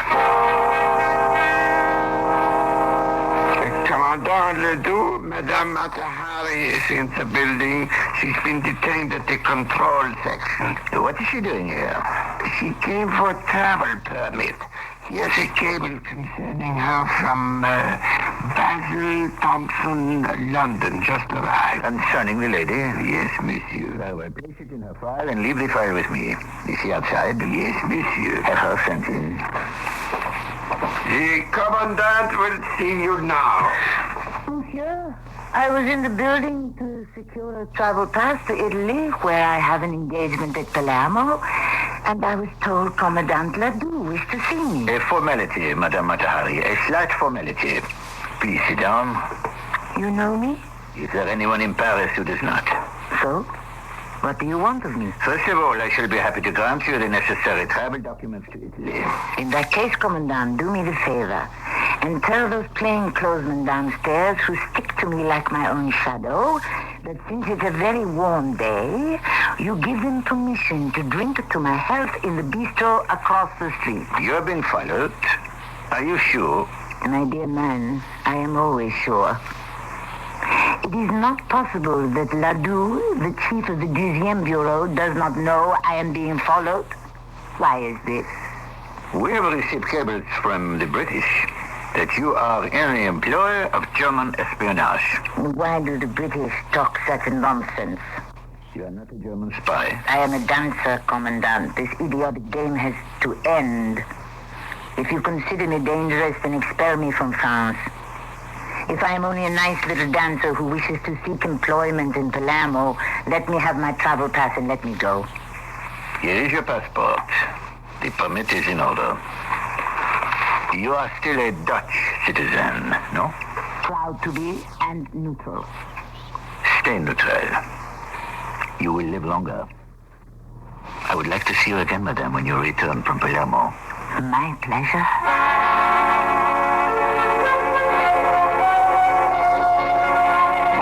Dear Art noticed you are being evasive, Mata Hari. Yes, Gabriel. What happened at Palermo? Nothing happened. I made the one appearance the contract called for. You know very well they had the option to keep you for an entire week, but you disappeared. I was tired. How did I know they wished me for another 6 days? But where were you?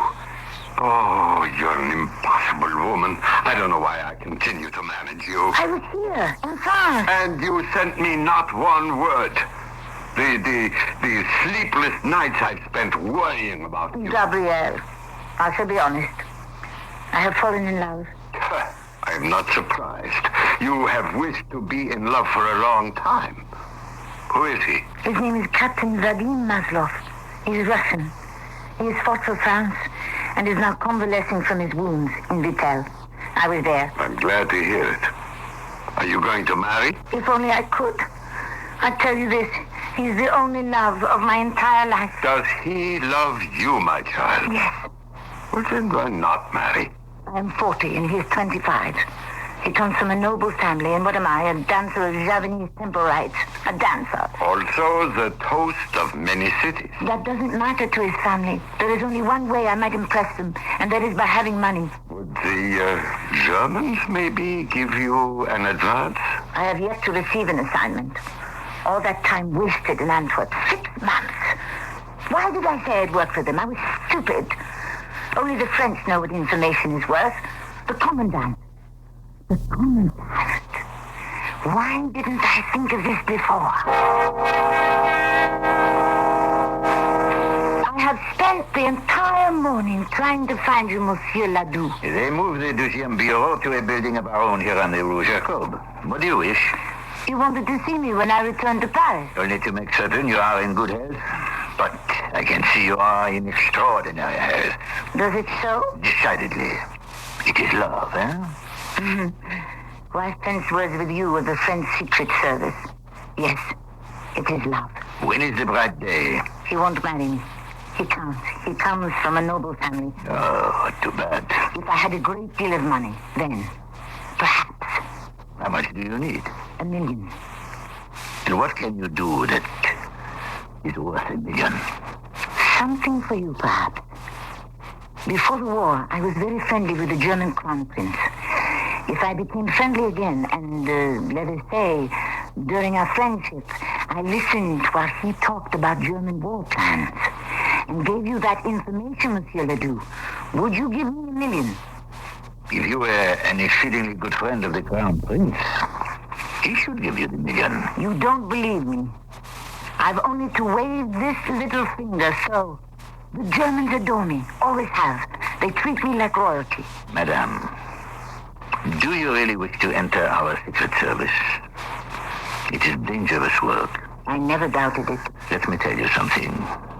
I am absolutely certain that you are spying for the Germans. What? Let me finish, I beg you.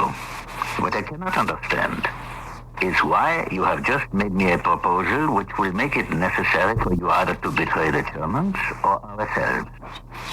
You are an infant in this business, so let me warn you. If there are any hazards worse than being a spy, it is being a double agent. You don't know women, monsieur. The worst hazard in the world is to be a woman in love. Truly in love for the first time. And to be afraid it could slip through your fingers. It is for that I am gambling. Madame, betray us, and it is the firing squad. Will you stop scolding me and warning me? Am I in your employ? Yes. Is it worth $1 million? It is up to you to prove that. My first assignment is what? You will go to Holland, but not directly. I have booked your passage via Spain. This is your itinerary. You were very sure of me, weren't you? We knew about Captain Vadimaslov and yourself at Vitel. After all, a Frenchman does know something about love. Your first stop, Irun. From there you will take the Midnight Express to Madrid, and from there to Vigo. Then, embarking on the SS Hollandia bound for Rotterdam. Everything is set down here. Memorize it and destroy it. One favor. It looks better on the train if a woman is not traveling alone. Can I ask my manager to accompany me as far as Madrid? If he pays his own way, why not? Outside outside. My assistant has a packet of money for you. Not $1 million, but enough to take care of you to Rotterdam. The train connection to Iran from Madrid leaves tonight. Give Gabriel my regards. You knew Gabriel, my manager? We were in school together. He went into the theater, I went into the police. Bon voyage.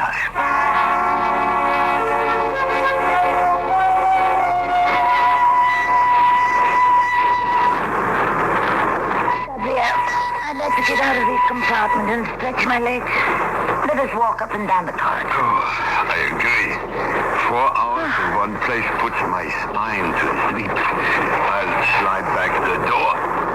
Gabriel, you never told me you knew Ledoux. I'd forgotten all about him until you mentioned it. That man in our compartment sitting in the corner. He's watching us. He was. He can't see us now. Did you notice his mustache? How could one help it? It's enormous. There's something peculiar about it. Yeah, I agree with you. When do we get to Madrid? Another hour about. The train is slowing down. Are we stopping here? Let's move to the ends of the car. The windows open so I can look out. The car on the road below the tracks. It is stopping also. Look! It's a man with a big mustache. He's running down the embankment and getting into the car. Oh, I have a nasty feeling. Let's get back to our seats.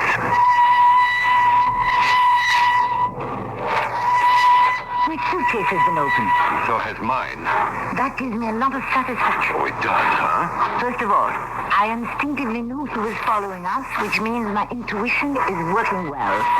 Secondly, there isn't a scrap of anything in my case that would reveal I was anything but a Javanese dancer. Have I met all of you? Gabriel, may I introduce you to Mata Hari herself? Mata Hari, spy for the Germans, and Mata Hari, a spy for the French. And if it is the only way to make the money I need, I would offer my services to the Italians, the British, and the Hottentots. Mata Hari, an adventurous by nature, was discovering that being a spy was far more exciting than being a dancer, especially in Spain, where she was headed for. In those days, Madrid was a hive of international intrigue. Spies from all countries on its streets and in its cafes. But who is it shadowing Mata Hari? We'd also like to know. I shall return shortly with some information on that and all of Act 3. Welcome to the land of the exotic and erotic, Where life is a pleasure chest of diamonds and desire. where limousines and love are free and for hire. Scandal. A new bestseller by Barney Leeson, author of Rodeo Drive. Scandal. Secrets and sins of the world's most elite society. Scandal. Exclusively from Pinnacle Books, On sale now. where the paperbacks are sold. Scandal. Pause for a moment and listen to your shoes. They may need to be cat's paws. Hey, stop! What do you think you're doing? We just need heels and soles. How could you throw us out in the street when we've been so good to you and your feet? New shoe prices out of sight.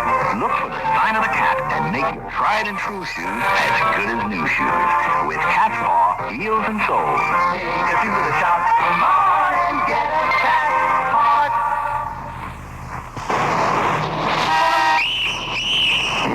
Pardon me, sir, but you're driving that beautiful new AZ Chevrolet upside down? Ah, you noticed, huh?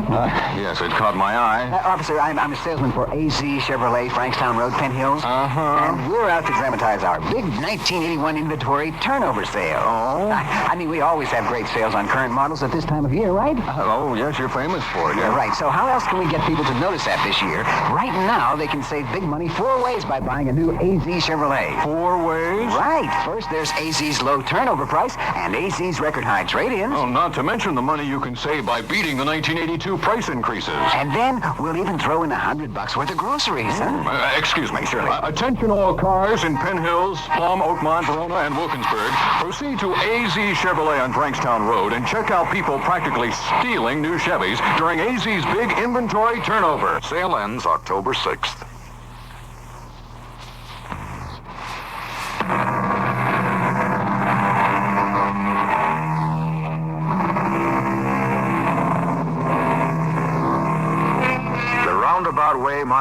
was instructed to get to Rotterdam from Paris was typical of the doubling back on one's tracks used by espionage agents.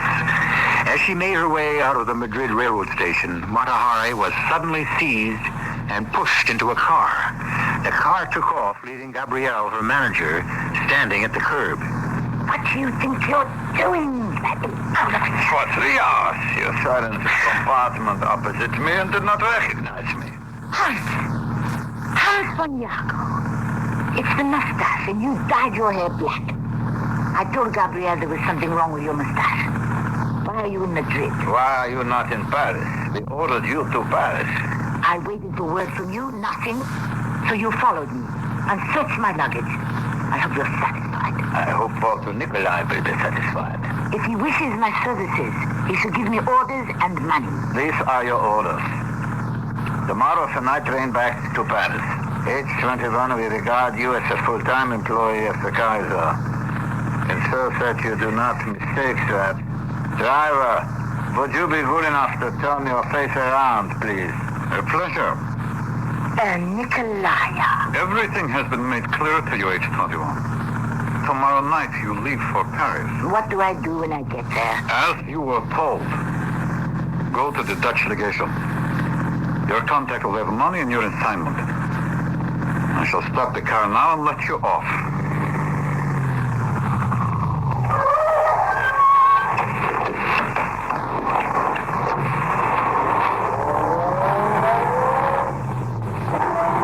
The woman's a fool, Vanyago.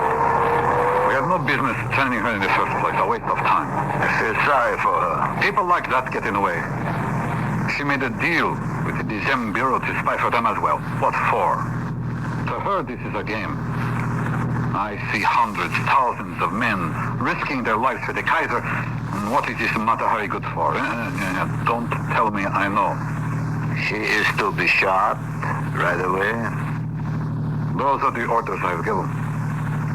Outside the Dutch legation, in Paris.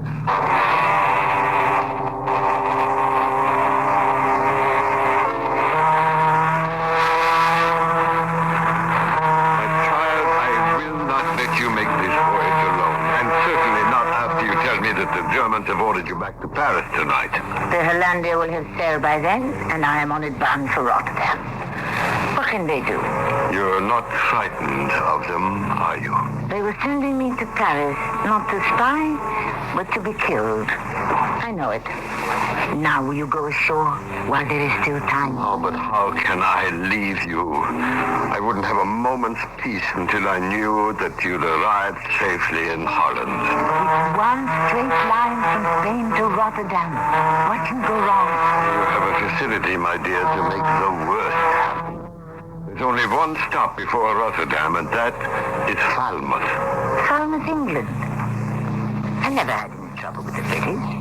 They adore me in London. Well, I am taking the entire trip back with you. I am going below now to speak to the purser, pay for my passage, and I expect to find you right here on deck when I return.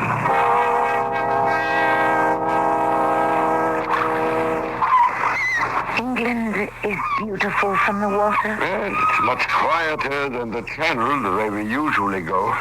So this is Falmouth. I don't like that. What is it, Gabrielle? There's a cutter just pulled alongside. Perhaps they're putting on mail for Rotterdam. Will everyone remain on the boat deck, please? British authorities are checking all passports. Thank you. You hear that? What difference to me? My passport's valid. I'm a Dutch citizen going home. Madam, may I see your passport, please? Certainly. You are a Miss or Mrs. Mata Hari, Dutch citizen? I am. You will come with me. Why? I'm going on to Rotterdam.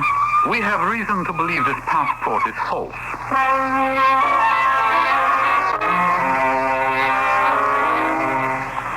Please, be seated. I demand to know the meaning of this outrage. I am a Dutch citizen on my way from Spain to Rotterdam. I was forced off my ship at Falmouth and brought to London. Where am I? This is Scotland Yard, madam. Can you explain why you are traveling to Rotterdam? I am a Dutch citizen. I wish to go home. Who directed you to go to Rotterdam? No one. No one. No one. Is that clear? Well, I hear you clearly enough, but I don't believe you. In Berlin and elsewhere in Germany, you have been seen in the company of the highest military officers. No matter what country I'm in, I will only spend time with the top rank. Do you see me having a cup of tea with one of the small fry in your passport control section? Hardly. But I might have tea with you, Sir Basil. Well, I should be honored. You are a gentleman.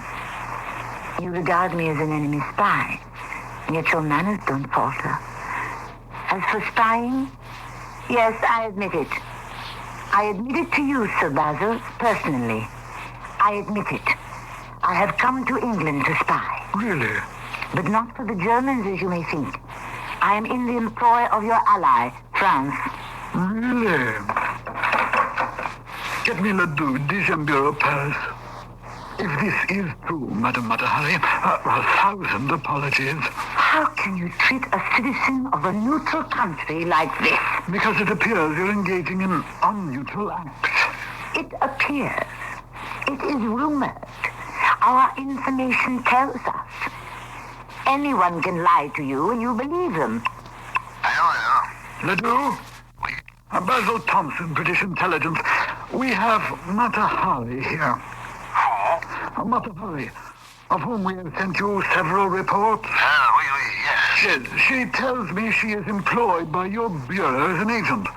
That she came from Spain and is on her way to Rotterdam. I did not understand anything. Send her back to Spain. You neither affirm or deny she is your agent. Send her back to Spain. Do you hear me? Well, he said we should send you back to Spain. I don't understand that man at all. You must know that if anything goes wrong, the intelligent agent is on his own. No one rescues him or her. We have warned this Jew you're a German agent. If he has engaged you, he will not verify it. Why does a woman like you get into this? It's very dangerous. For love. For stupid love. I wish to marry. And the man I love is recuperating from war wounds in a French hospital. I took Ledoux into my confidence. He said he would pay me well. But I have yet to reveal one secret to him.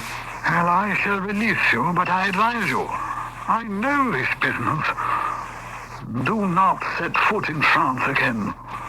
You will be caught and executed. Why would they? Oh, my dear, you're an amateur in these matters and not very clever. If indeed you are a double agent, or think you are, you have botched it completely. Now take the advice of a man almost twice your age. Give up this awful profession before it's too late. George, a favor, I beg you. Gabriel, I know what you are going to ask me. It is about the dancer you manage, Matahari, the eye of the morning. Yes, it is. I warned her, George, before she came back to France. She was warned at Scotland Yard. Everyone said, leave the spying alone and just dance. But she wouldn't. Where is she? At Saint-Lazare prison. May I see her? Gabriel, it will take some time to arrange. There will be a trial? Oh, yes. Soon? No, several weeks, perhaps a month from now. I must see her and assure her that she will be freed, that it's all a mistake. She will not be freed, mon ami. You mean she may be shot? Very likely. Spies are always shot. She played double agent and got caught. She didn't know what she was doing. All her life she lived in a dreamland. And then suddenly it became real. Gabriel, I will see what I can do for you.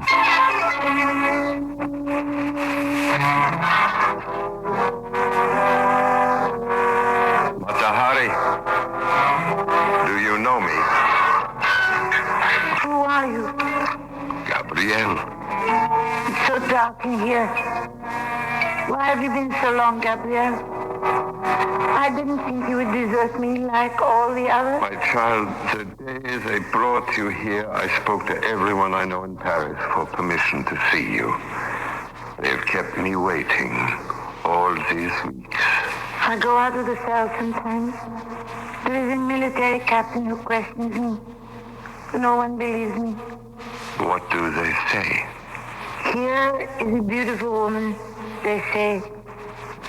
Gabrielle, it's a good thing you can't see me. My beauty is gone. I'm fat. My skin broken out. I was always so careful of my skin. They don't let me wash.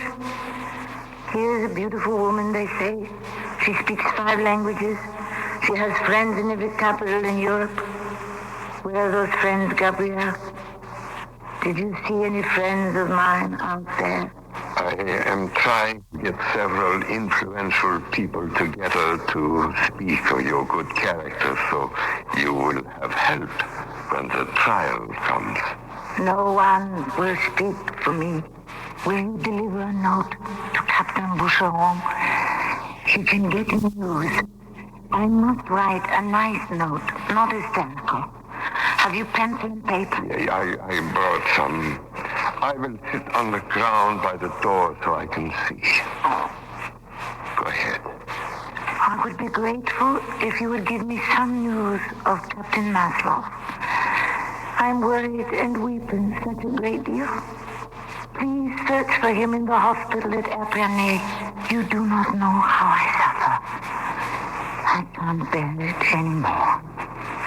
Gabrielle, you will take that message.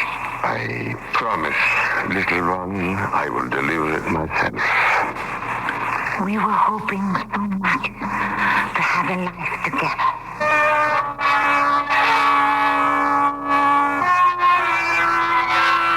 I understand you visited Mata Hari, Gabrielle. Tell me, is she worried what will happen to her? No, never mentioned it. She only lived for a word from her beloved Vadim Maslov. You have seen him? Oh, yes. I went to the hospital with Captain Boucheron, who's conducting the investigation. This Maslov, he doesn't deserve her love.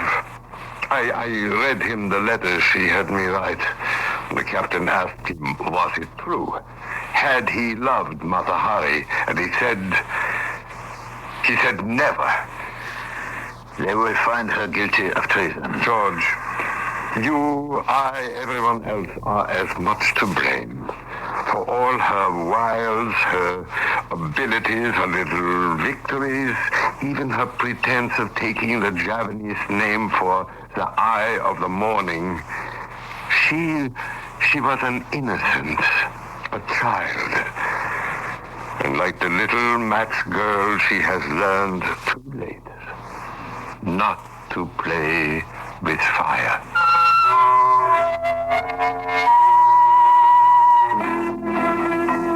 Early in the morning of October 15th, 1917, Mata Hari was taken outside of Paris to face a firing squad. They offered her a blindfold. She refused to mask those eyes of hers that had hypnotized thousands. 12 shots rang out. At 6:15 a.m., Mata Hari, the eye of the morning, was dead. I shall return shortly. Feeling so good, burning up the way. You know it's good. I'm Susan Anton. The ultimate in feeling fit is sleeping on a perfect sleeper pillow soft. Extra thick comfort on top and ultra firm support inside. Perfect sleeper pillow soft. Be a perfect sleeper. Buy a perfect sleeper. Perfect sleeper. It's a healthy investment in yourself. If you'd like to fly to Europe free, you're gonna like TWA's frequent flight bonus. Fly TWA just 60,000 miles in the U.S. during the next 15 months and get 2 tickets to Europe free. One for you and one for an eligible family member. Other bonuses start at just 10,000 miles. For details, call your travel agent or TWA, the only airline offering 2 free tickets to Europe.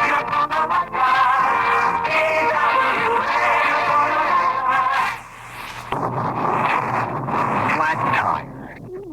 Stranded here? There's a house. Maybe we can use the phone. Yes? Excuse me, ma'am. My car has a flat. Can I use the phone? Very well. Andy, look. A shoe with blood on it. There's something under the rug. A knife. I'm calling the police. Phone's dead. Where are we?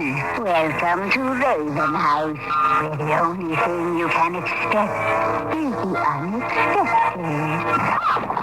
Raven House publishes new paperback mysteries every month. Books so engrossing, you can't help but let the mystery take over your life. Raven House Mysteries. Which one will claim you as its victim? If you're clever enough, you'll find Raven House Mysteries wherever paperbacks are sold.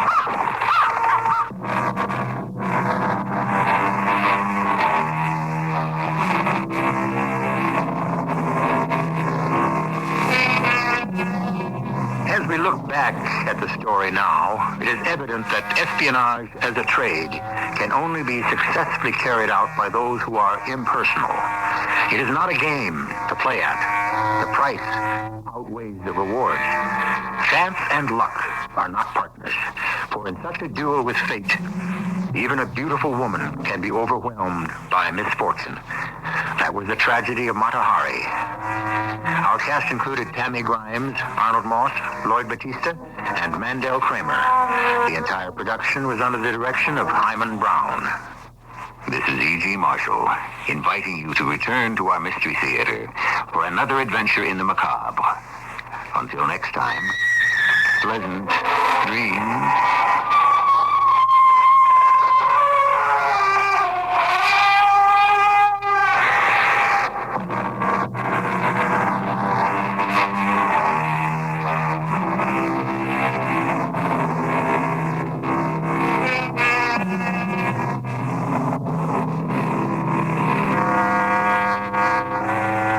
Dreamed of owning your own business? This weekend, you may visit the Own Your Own Business show at the Airport Hilton Parkway West near White Swan Park. Come see a variety of business opportunities for both a large and small investor, all at one location. That's this Saturday and Sunday, anytime between noon and 7 p.m. Admission is $3 for adults. Children are admitted free. Browse for ideas. Get free literature. That's this weekend only, Saturday and Sunday. You may attend anytime between 12 noon and 7 p.m. at the Airport Hilton Parkway West near White Swan Park.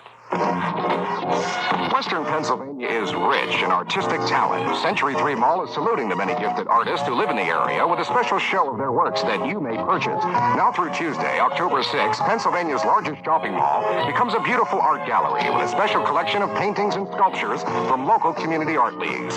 See this exceptional show at Century 3 Mall.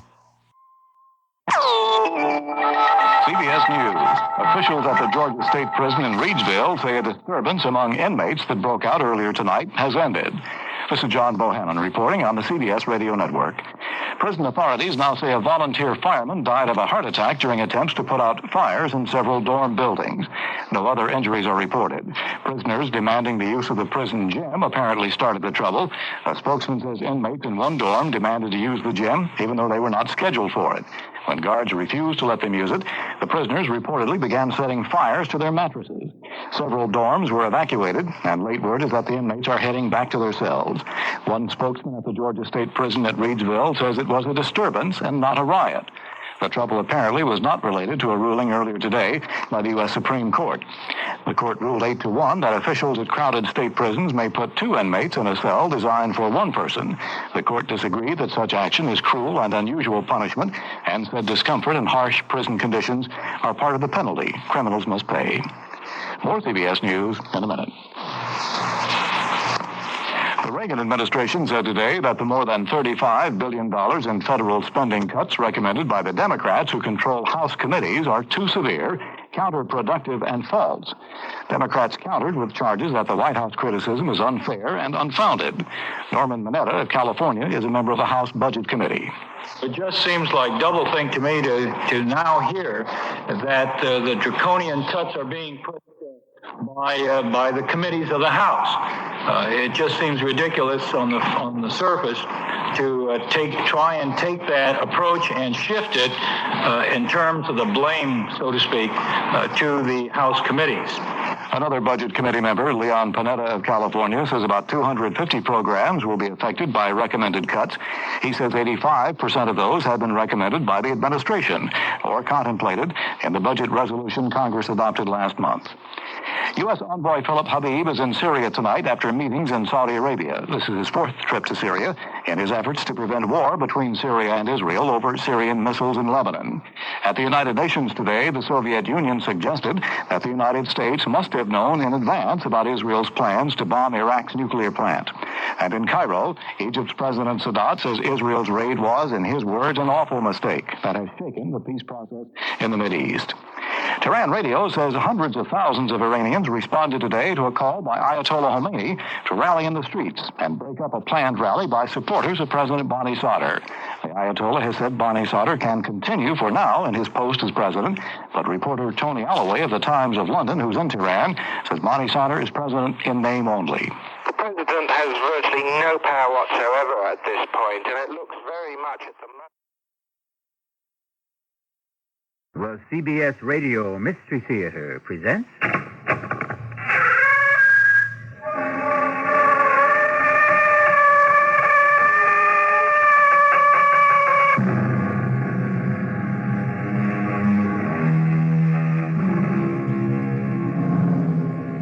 Come in. Welcome. I'm E.G. Marshall. Primitive man cowered and trembled before mysterious and malignant forces that dramatized his insignificance and vulnerability. And so, for thousands of years, mankind fought to establish the dignity and worth of the individual. And now, just when it seems that progress has been made, the individual is suddenly being threatened with even more vulnerability and insignificance. What's going on here, anyhow? Who are you? How did you get in here? Sir, my name is James Wilson, and I worked here for 20 years. And last week, you fired me. Why would I fire you? I don't even know you. Well, the fact is, I'm out. Why? Because you did something wrong. What? Well, how do I know? Well, how can I have done something wrong if no one knows what it is? Now, look here. You did something wrong because if you didn't, you wouldn't have been fired, and that's all there is to it.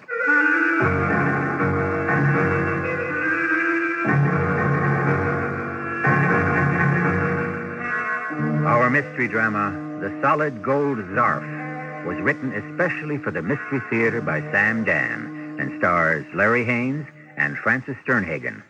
I'll be back shortly with Act One.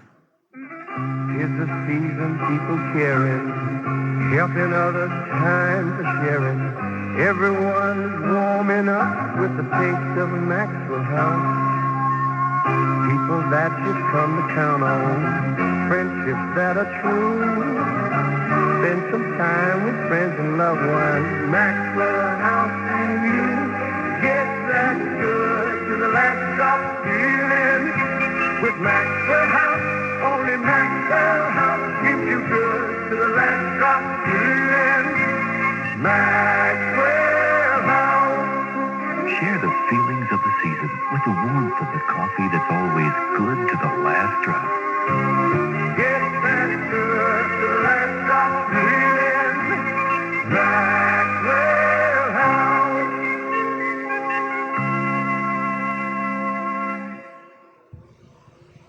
This is a play. Randy's brand new thing. Hi, I'm Randy. Can I help you? Harry, it's Randy. He looks just like he sounds. Say brand new the way you do in the commercial. Brand new. You'll be amazed how compelling a creative radio commercial can be. They must cost you a fortune to No. make those. No, radio costs a lot less to produce than TV commercials. Well, and that's radio right. time is a lot less, too. Was that a tuba you used on that one? Oh, you caught on, didn't you? Oh. Are you a working couple? Oh, yes, I'm a doctor. I'm a nurse. You know, that's interesting. Radio advertising is the medium to use for getting the professional women and working couples. That's us. You like the commercials, huh? Yeah. Well, listen to the radio next week. Randy's brand new surprise week. Ooh. And you know part of the surprise? What? I recorded all this. I'm going to use this as a radio commercial for next week. Honey, we're going to be in showbiz. No, better than showbiz. You're going to be on the radio. Radio, red hot, because it works. With couples who work. They're your prime customers today, and radio fits their busy lifestyle best. The Radio Advertising Bureau can send you more facts. This station can send you more customers.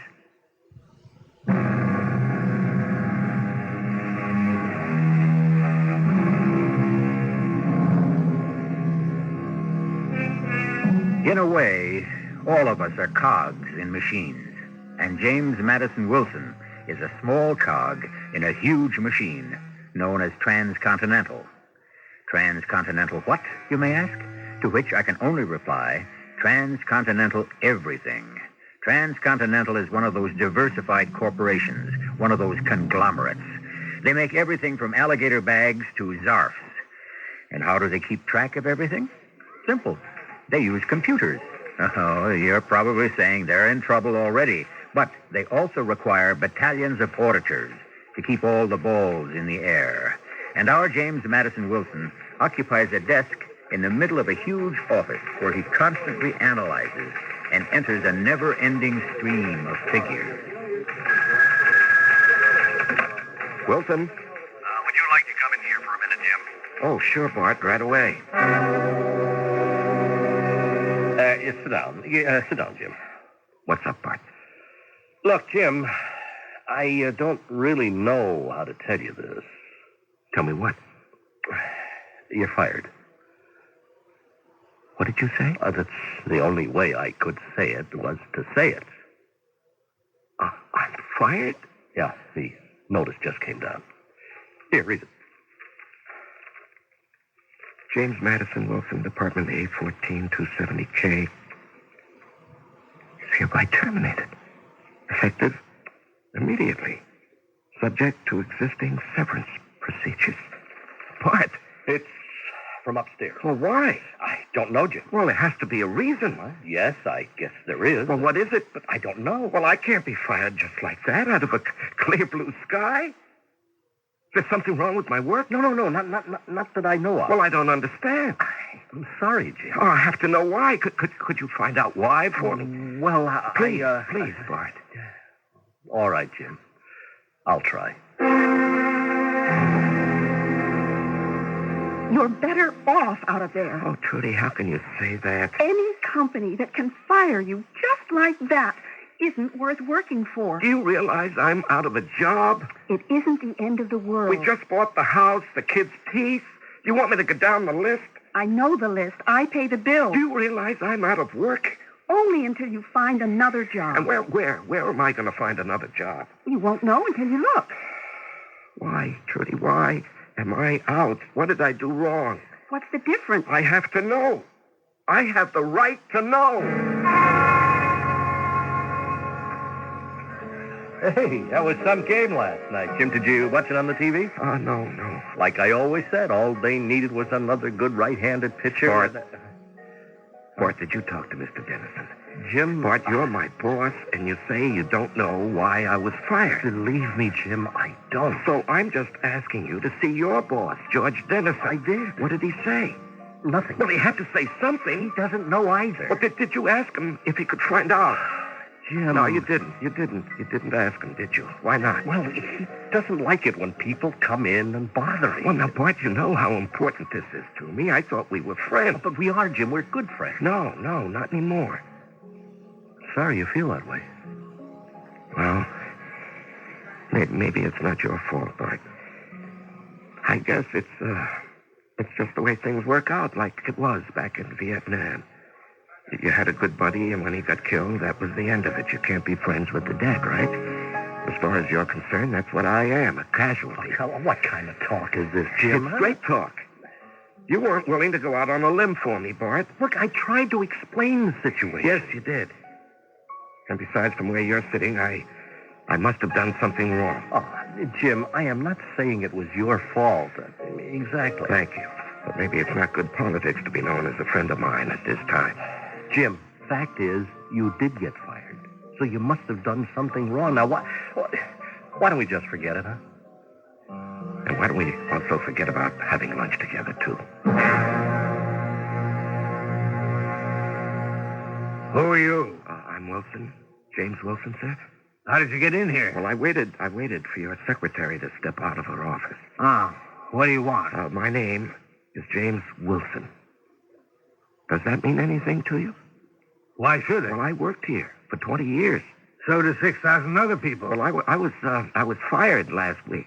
What does that have to do with me? Well, Mr. Dennison, you fired me.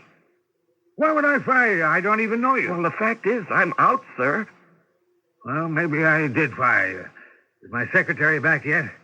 That woman's never around when she's wanted. Why don't I fire her? Miss Roby, Oh, you are there. Good. Go through your memos or whatever and tell me why I fired a man named... what's your name again? James Wilson. James Wilson. What's that? You sure? All right. Well, that's that. She has no record of my ever having fired you. Well, then why was I fired? Well, who says you were fired? Well, this letter, sir. Oh, let me see that. Yes. Well, this is something else. It comes from upstairs. Well, why would they fire me? Obviously, you must have violated some company policy. Well, I don't know of any company policy. I might have It violated... doesn't matter. Ignorance is never an excuse. Well, I'm sure I didn't. I couldn't have. If you hadn't violated some company policy, you wouldn't have been fired. The fact that you were dismissed proves that you did. And that's all there is to it. All right. Mr. Dennison, I can accept that. But I'm being fired after 20 years, and I don't know why. Now, do you suppose you could ask your boss? Oh, yes, I could if I were a fool. Well, why would you be a fool? Well, A, it wouldn't change anything, so it'd be a waste of time. B, it would appear that I'm questioning, even challenging company policy, which I have absolutely no intention of doing. The fact is, you were fired. Therefore, it was for a good reason.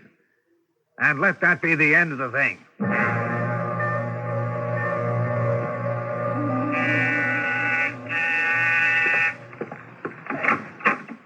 Are you the messenger from Transcontinental? Yes, ma'am. Come in. Thank you.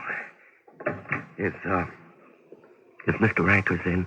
Mr. Ankers? Yes, Mr. Leslie Ankers. I'm Leslie Ankers. Oh. You find it hard to accept a woman in my position, do you? No, sir. I'm madam. What reports am I supposed to give you for the office? None. None? Well, then what... Please, listen. My name is James Wilson. I was in Department A14, 270K. And I worked there for 20 years. Suddenly I was fired. And nobody can tell me why. My boss, Bart Scoville, couldn't. His boss, Mr. Dennison, couldn't. And according to the corporation charts, his boss is Leslie Ankers, and that's you. And I couldn't see you at the office. They wouldn't let me. The doorman and the security guard in your apartment house here. I had to feed them some kind of a story. Please tell me. Read this memo. Tell me why was I fired? Nobody seems to know. Well, I don't know either. And now, if you will be good enough please to... don't be like the others. Personnel is not my department. Don't say that. Now, that's what's wrong with the world. That's how we justify letting bad things happen. But every department must be our department. What is there you want me to do? Yeah, I knew that you would be different. Why? Because you're a woman. Indeed. Only a woman can understand what I'm going through now. I'm a man, the hunter, the provider, you see. Oh, that's how you see yourself, is it? Well, isn't that man's traditional role? Continue. I'm out of work. That means I can no longer fulfill a man's function. Really? I knew that you would see it. You're a mature woman. You're soft and gentle and understanding, and you're aware of a man's needs. Get out. But please. Get out before I call the doorman and have you thrown out, you male chauvinist pig.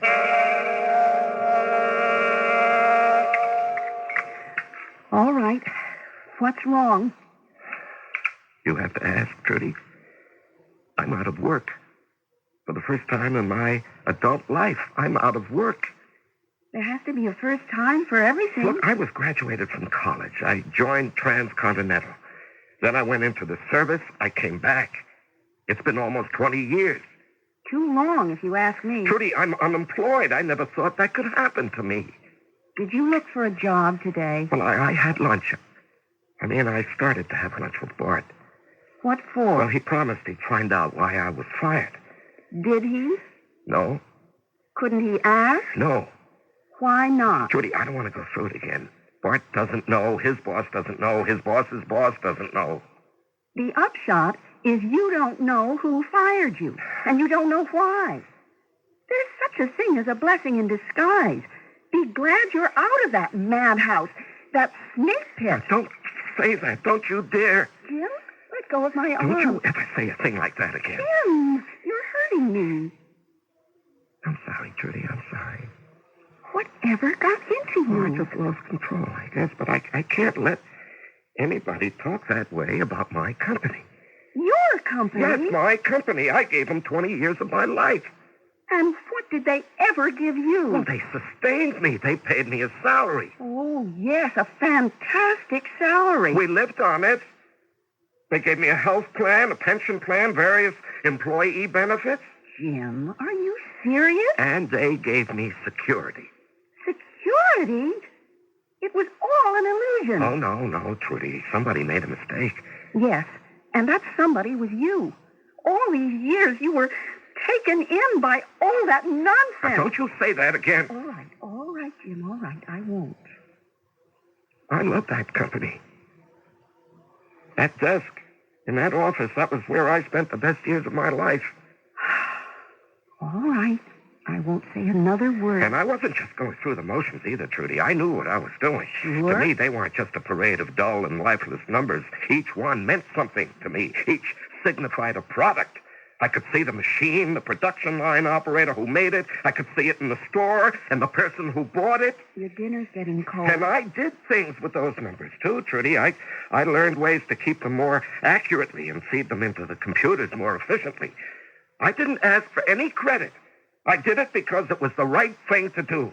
Did you want any soup? It's my job. It belongs to me, and I'm going to get it back if it's the very last thing I ever do. And it may very well be. You can see the problem. It appears simple at first, but then the complexities multiply. Doesn't this man know when he's licked? Maybe we'd better not sell him short. After all, it was the people who didn't know when they were licked who changed the world, especially in Act 2. Can't stop nibbling blue diamond almonds every day of the week. There's roasted salted for the Monday blues. Cheesy pleases every Tuesday. Black salted makes Wednesday move. Onion garlic. Thursdays a groove and Fridays barbecue just right. Smokehouse lights up a Saturday night. Home natural. Bring Sunday to a peak. There's a different flavor for every day of the week. Blue diamond almonds. This Christmas, good things will come in small packages when you give quality Black & Decker portable home products from True Value hardware stores. Hi, Pat Summerall to say their Model 9600 stowaway step stool holds up to 800 pounds, yet it folds to just 1 inch for storage. And busy homemakers will appreciate cleaning help from the Black & Decker Model 9330 Dust Buster Vac. It's compact and cordless to clean hard-to-reach places, and it's available at participating True Value hardware stores and home centers. Hello, this is Max Moran. Do you have a sight problem that prevents you from reading? I've got good news for you about Choice Magazine Listening, a free service. Every other month, Choice Magazine Listening will send you, free, on phonograph records, 8 hours of selections from leading magazines featuring writers like William Styron, Joyce Carol Oates, John McPhee, Kurt Vonnegut, Art Buchwald, many others. So if you are blind or unable to read regular print, or if you know someone with this problem, write to Listening, Box 10, Port Washington, New York, 11050.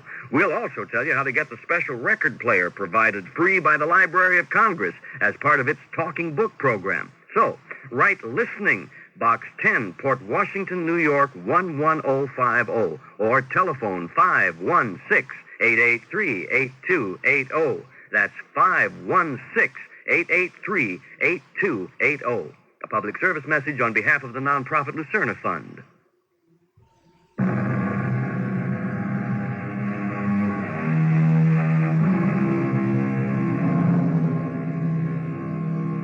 A place for everything, and everything in its place. That's the way things are with most of us, more or less. We have our place, our job, and the role we play. But then sometimes we fall out of place. We lose our job, and our role changes. And so does the whole world. Jim, you'll have to go out and get a job. A job? Yes, a job. We don't have enough left in the bank to cover next month's mortgage. Trudy, I wish... I know what you wish. You wish you knew why you were fired. You wish you could get your old job back again, but you can't. It's over, and that's all there is to it. I don't want to hear one more word about it. The first thing in the morning, you're going out to look for a job. I just can't get used to the idea of working somewhere else, Trudy. It's almost as if I were committing infidelity. I've got the want ads here. Well, I'll look at them later. You look at them now, because if you don't, I will. Hey, here's something for me. Cocktail waitress. What are you saying? It sounds pretty good. Well, even if you did go back to work, and I forbid it, Trudy, you were a school teacher. I want a job that pays some decent money. I think I have nice legs. A woman's place is at home with her kids. Well, this would be at night when they're asleep. I can make enough money to pay the mortgage. And it's a restaurant, so maybe I could sneak home a little bit of food occasionally. Are you serious? At least we'll have a roof over our heads and something to eat now and then. Do you have another suggestion? Give me that paper. Let's see. You're James Madison Wilson, huh? Pity you're not running for president. Now, this is your resume. Yes, Mr. All right. Sure does look impressive. Now, I've got a client who's looking for a man just like you. You've got exactly the right experience, yes. This is going to be a marriage that was made in heaven. One little thing. Yes, sir? You didn't fill in number 15. It can't leave any blanks, you know. That can open up a whole can of worms. What is number 15? Right here. See where it says, reasons for leaving last job. Oh, I was fired. Oh, yes. Well, we don't have to put that up front. We would just say that the job was terminated. No, sir. I was terminated. Yeah, well, write down that you were terminated because of a disagreement over company policy. I can't write that down. Why not? Because I don't know what the company policy was. Does it matter? Oh, yes, sir. To whom? To me, sir. I'll just say I was fired. I don't think we're communicating. You see, nobody's going to hold it against you that you were fired. But nobody's going to give you a job if you don't tell them why. But, sir, I don't know why. Didn't you ask? Nobody knows. Great. Now you can write down any reason you would like. Oh, well, I can't tell a lie. Hey, come on. Your name is James Madison, not George Washington. Well, I don't want the job anyhow. Then what did you come here for? To satisfy my wife. Well, you satisfy your wife on your own time, not mine.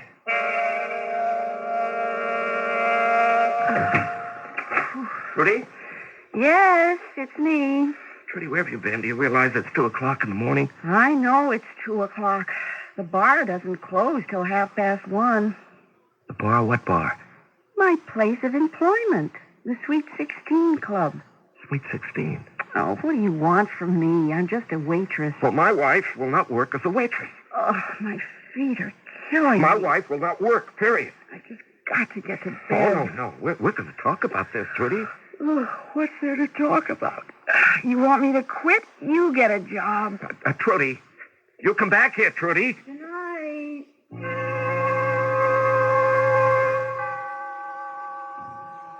Trudy, I will not stand for you working in a saloon. Oh, Jim, please, let me fall asleep, huh? But you have a master's degree in education. Yeah, and you should see the education I got tonight.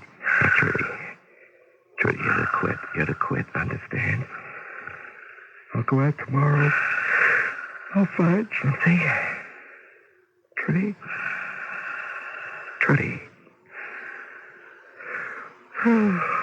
What's the use?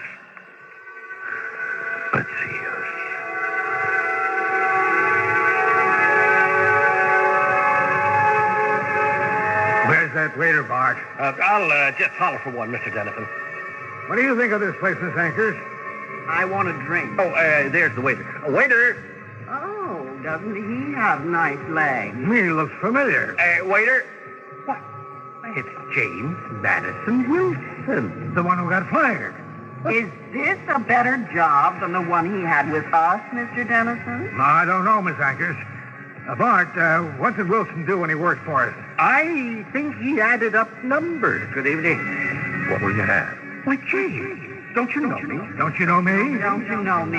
Oh, you look familiar. I'm Bart Scoville, your boss. I'm George Dennison, his boss. I'm Leslie Anchors, their boss. Oh, yes, I think I remember you. Now, what are you all doing in a place like this? We thought perhaps we could all become Sweet 16 again. Could I have some lemonade? Could I have some soda pop? Could I have some milk? I'll think about it. Look, the striptease act is about to begin. I will not stay here and see womanhood degraded. The stripper is a man. Oh, that's another story. Bring me my lemonade. My pop. My milk? No. What do you mean, no? I won't bring you anything until you tell me why I was fired. Oh, no, Jim. Ask us anything. But don't ask that. Why not? Why can't I ask? Never ask. But I have to know. You don't want to know. Why was I fired? Why? Jim. Why? Jim, darling, turn that thing off. Why was I fired? The alarm. I can't get up at 6 in the morning. I need my rest. The alarm? Will you please shut the thing off? Oh, yes. There. It's off. Oh, I have to go back to sleep. But as long as you're up, go downstairs. Downstairs? Make something hot for the kids before they go off to school. And make sure they have lunch money. Trudy, I had a nightmare. Tell me about it later. No, Trudy, I have to tell you now. I dreamed. Oh, it was so crazy. I can't remember what I dreamed. Then you can't tell me about it, and I'm going back to sleep. But I remember. I do remember I retained a thought from the nightmare. Oh, sure. Trudy, please listen. Is it possible that they don't want to tell why I was fired for my own good? I think Robert needs a note for his teacher. Trudy, maybe I did do something wrong, and nobody wants to tell me because it could be too terrible. Mm-hmm. The only thing wrong with that is if I did do something terrible, why wouldn't I know about it, Trudy? Huh? Now, what do you think, Trudy? It is possible. I could have done something very bad because isn't each of us supposed to be two persons in reality? Trudy? Oh. Why am I asking her?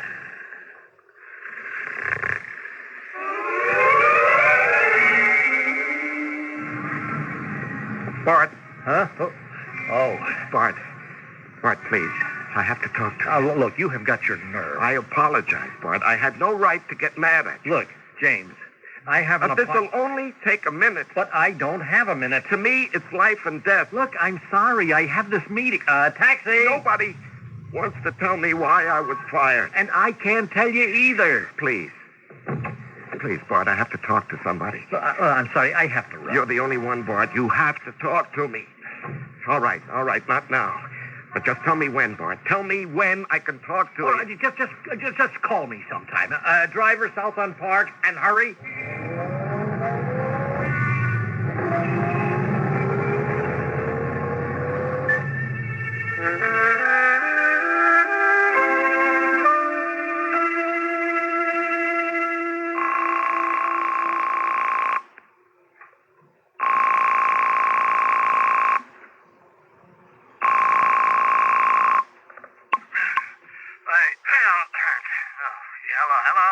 Bart? Huh? Yes, this is Bart. Bart, it's me, James. Huh? James? Oh, James. Oh, good Lord, man. Do you know what time it is? I'm sorry. You said to call you. I asked you, do you know what time it is? Well, I've been trying all day. It is 2:45 in the morning. Yes, I know, and I'm sorry, but this is the first time your phone has answered. James, tell me, what is the matter with you? Bart, please. Please. You have to talk to me. How can I talk to a maniac? Now, Bart. Bart!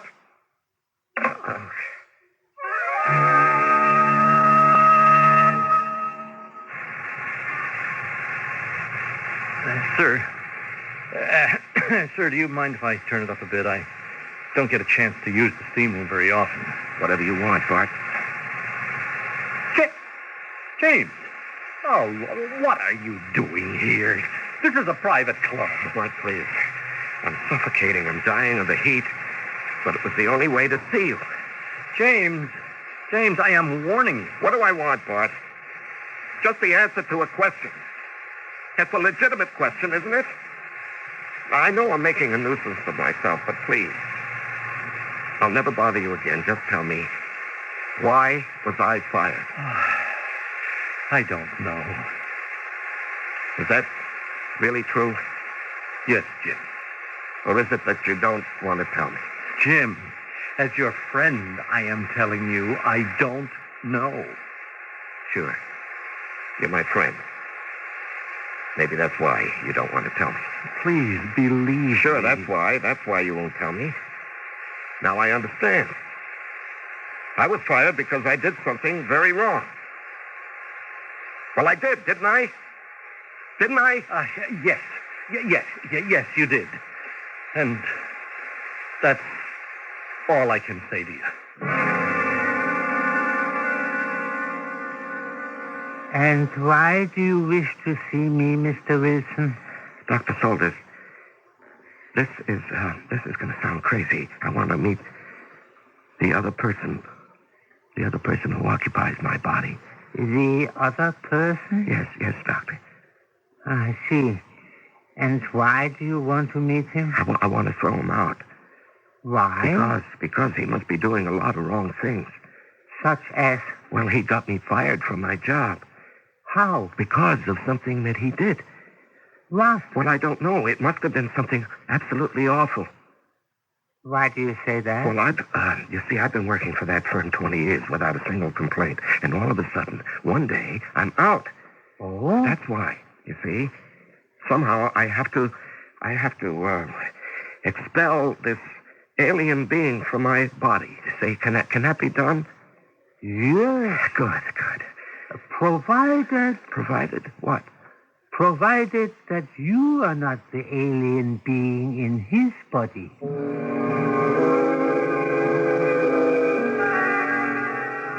That idea never came up before, did it? Here all along, we've had our hero thinking that he was in control of his life, when it's completely possible that it's a life he cannot call his own. On the other hand, how many of us can do that? The time for all the answers is rapidly approaching with Act 3. Every Christmas Eve when we were kids, we put a Whitman sampler by the fireplace for Santa. On Christmas morning, we'd run downstairs to see what chocolate Santa had eaten. Actual proof that he'd really been there. Well, it's become a family tradition. Now, my kids put a Whitman sampler by the fireplace every Christmas Eve. I think they're catching on to me, though, because Santa and I have the same taste in chocolates. Whitman's, a Christmas tradition ever since 1842. He touched me. Touch her with Chantilly, and suddenly nothing is the same. Perfume, spray mist, dusting powder. He touched me. He touched me. And suddenly, nothing the same. This Christmas, touch her with Chantilly by Ubigon.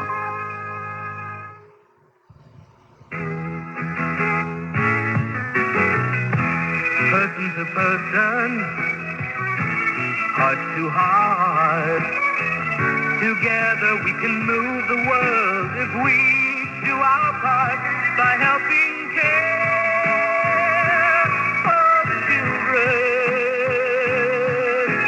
Nourish and to heal those in need.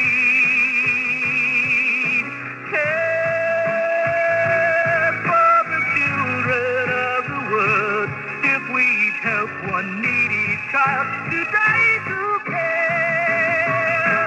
we'll change tomorrow for children everywhere.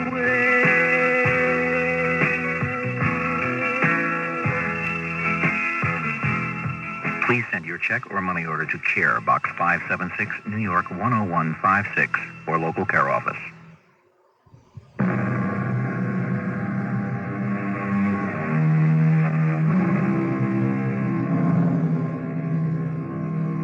The poets and the philosophers, and of course the psychologists, tell us that each of us is not one, but many persons. So then, when we are at war with ourselves, it may mean that the different people who combine to form our personality are battling for supremacy. On the other hand, this may be complete nonsense. Listen. I am the alien being in his body, Doctor? How can you say that? Well, this is my body. How do you know? Because I control it. Well, according to you, this other person does things you are unaware of. Doesn't that mean he controls it too? I don't know. I don't know what to think. When did this idea occur to you? I'm not sure. Before or after you lost your job? After. Definitely after. And so you came up with it to justify your being fired? Well, what else makes sense, Dr. Soldis? I personally couldn't have done anything wrong, so the only way that I can explain it is, it's like Jack the Ripper. Really? Oh, yes. He didn't know that he was committing a crime while he was killing those women. It was somebody else in his body working unknown to him, wasn't that so, wasn't it? Does it matter? Oh, yes. It does, Doctor. No, Mr. Wilson. It is all an aspect of the same psyche. Maybe there was a side of you that wanted to destroy the company. Me? I would want to destroy the company?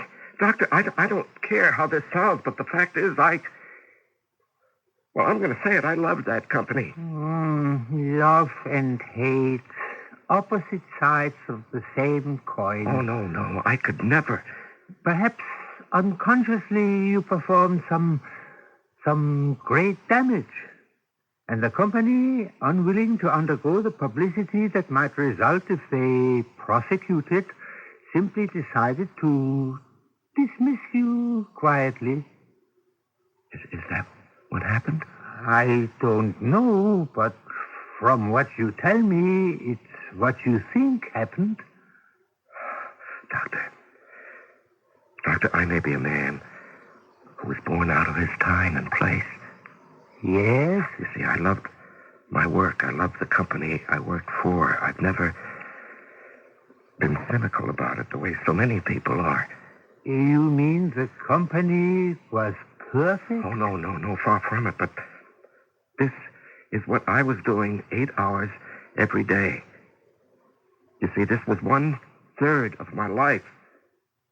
So if it were meaningless, then 1/3 of my life would be a lie. Doctor, I was so proud to be a part of it.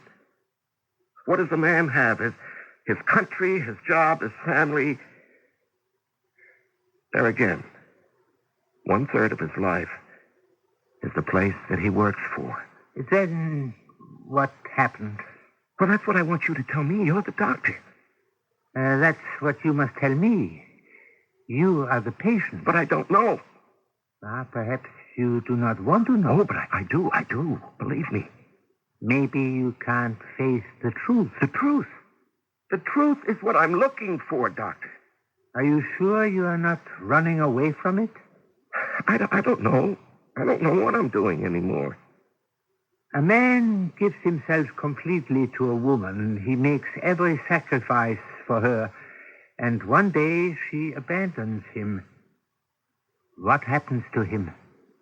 I'm not sure I know.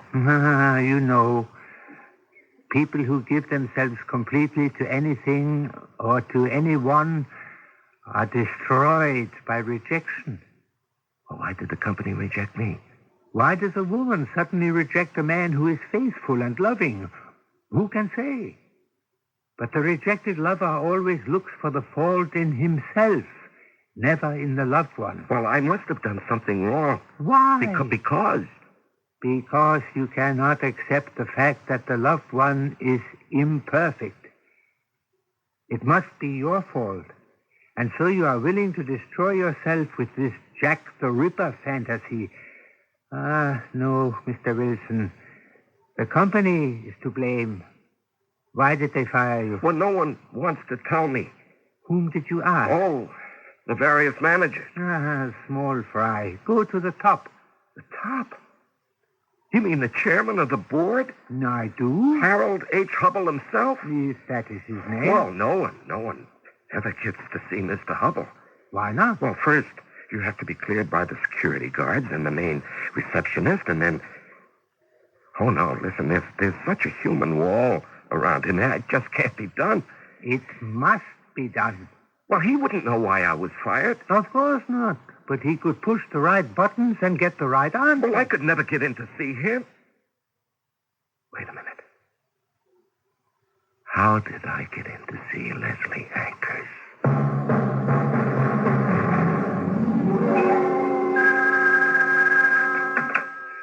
Yes. Oh, no, he wouldn't bother me at all. Please ask him to come in. What? Well, are you going to fix my telephone here, or are you going to take it away? Neither. I'm not going to fix your phone at all. Oh, well, aren't you the telephone repairman? No, sir. No. But you're wearing a belt with all those tools. Well, I just bought them, sir. Most of them are made by Transcontinental. Are they? Please. Mr. Hubble, I had to see you. Don't call security and don't have me thrown out. Well, why would I do a thing like that? Well, it was the only way I could get in to see you. Oh, I am so glad you're here. No one ever comes to see me. You have no idea how lonely it gets sometimes. Please sit down. May I offer you a cup of coffee? Oh, thank you. Sir. Well, help yourself. The cream and sugar. And now? Sir, until a month ago, I worked for Transcontinental. Yes, sir, for 20 years. Oh, 20 years? Why did you leave? I hope you weren't unhappy. Oh, no, sir. I was fired. Why? Well, no one wants to tell me. Where did you work? I was with A14270K. What do they make over there? Zarf. What is a Zarf? This is a Zarf, sir. This holder in which this plastic coffee cup is held. This is a Zarf? Yes, sir. The word is originally Turkish. Oh, fancy that. Yes, they used to be made of metal, and in Turkey they'd hold hot cups of tea. In America, they would hold soda glasses in the old days. Oh, just think, I have been using Zarfs all my life, and we actually make them. Oh, yes, sir. Last year, we sold 17 million. You really do learn something every day. What's your name? Wilson, sir. James Madison Wilson. And you were fired, eh? And no one knows why? Yes, sir. My immediate supervisor received this piece of paper. Oh, yes, I see. Now, James, you realize this is a computer printout. Yes, sir. And so that's who fired you, is the computer. Well, what did the computer have against me? No, nothing. Can you keep a secret? Oh, yes, sir. Yes. Oh, yes. The computer made a mistake. Oh. Is that all? Well, that's what it had to be. Well, can't you or anyone else in authority rehire me? James, I like you. I really do. But you see, we can't do that. Why not? Because we cannot afford to admit that the computer made an error. our entire operation could lose its credibility. But it wasn't my fault. Oh, of And course not. I'm still out of a job. Oh, no, I'll get you another one. Where, sir? Why, I can just pick up the phone and talk to my dear friend, Fred Fenris at Worldwide. Worldwide? Yes. Well, that's the competition, sir. They're the enemy. I've been fighting them for 20 years. Oh, I know. And you? Do you mean that you're friendly with the big boss up there? We're even fraternity, brother. Oh, no, I can't believe that. Business is like any other war. The enlisted men kill each other, and the generals have a drink together afterwards. Oh, no, I'm sorry, sir. I couldn't work for Worldwide. I'd feel like a traitor. And besides, they make a Zarf that's definitely inferior to ours. My boy, I respect your integrity. Well, I thank you, sir, and goodbye. Must you go? Well, I suppose so. Goodbye, James. And come to see me again soon. It's very lonesome up here. Promise? Yes, sir. I promise. I notice you didn't ask me the usual question, Trudy. What usual question? Where did I look for a job today? That's right. I didn't. Why not? Please, don't get angry, Jim. But you see, the fact is, you don't have to get a job. Why don't I? Because I just got a better one. What? They want me to manage the Sweet 16 Club. And not just that one, but their whole chain. You? Yes, Jim. For good money, too. Well, who will stay home and take care of the kids in the daytime? You will, Jim. And why not? After all, as society changes, so do the traditional roles. Well, I don't want to stay home. I want to go to work. And I don't want to go to work. I want to stay home. What are we going to do, Jim? You just won't take a job with anyone else but Transcontinental. Trudy, can I help the way I feel? Now, who could that be? Bart. And Mr. Dennison. And Miss Ackers. Jim and Trudy, please, hurry. Hurry? Yes, you have to come with us. Where? To a party. Party? A formal party. Well, whose party? Yours. Mine? Bart, does he have a tuxedo? Yes, sir, he does. All right, get dressed quickly. Mrs. Wilson, let me go upstairs with you. The company bought you this gown. Well, what is it? Talk later, my boy. We're going to be late. Well, why am I having a party? Because Transcontinental wants to give you one. That's right, Jim, for 20 years of faithful and valuable service. Yes, in return for 20 years of faithful and valuable service, they fired me. No, Jim, they didn't fire you. What do you mean? I have the memo right here. James Madison Wilson is hereby terminated. But James Madison Wilson was not supposed to be fired. He wasn't? No, my boy. The culprit was James Monroe Wilson. The culprit? Literally.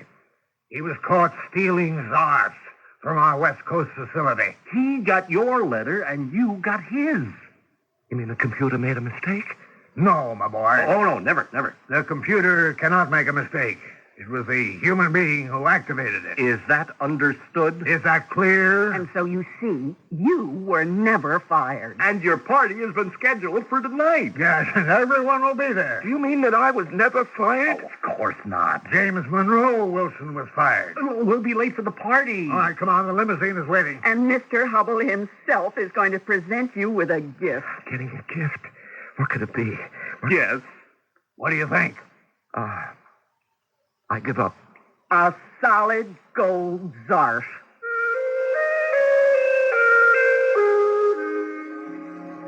He went, and he accepted it.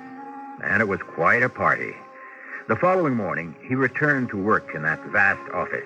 Once again, he feeds numbers into that adding machine. And once again, he's a little cog, but secure in his big wheel. The only thing that distinguishes him from his mass of fellow workers is the solid gold Zarf that holds his cup at every coffee break. I shall return shortly. Come on in and look us over. There's so much in store for you. Take a look at all the good things your telephone can do. So many styles and services designed to serve you well. for the latest word in quality. Look for genuine bells. The Bell Phone Center is for you. The Bell Phone Center is for you. At holiday time, your Bell Phone Center store is the place to find a present for the future, a present people use and love long after the holidays, a genuine Bell telephone. You can give one for the fun of it, the beauty of it, or for making important calls with a single touch.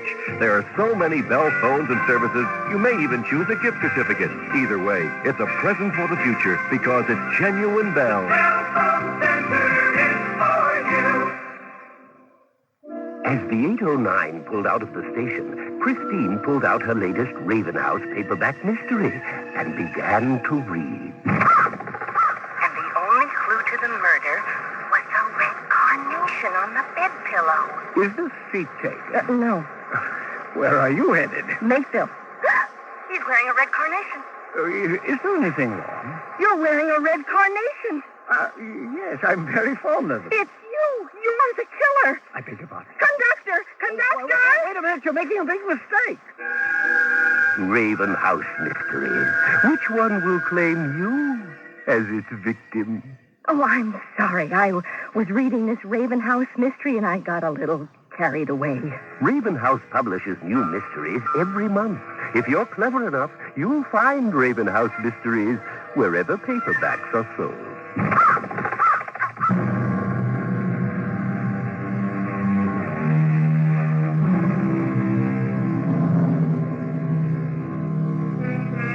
The solid gold Zarf.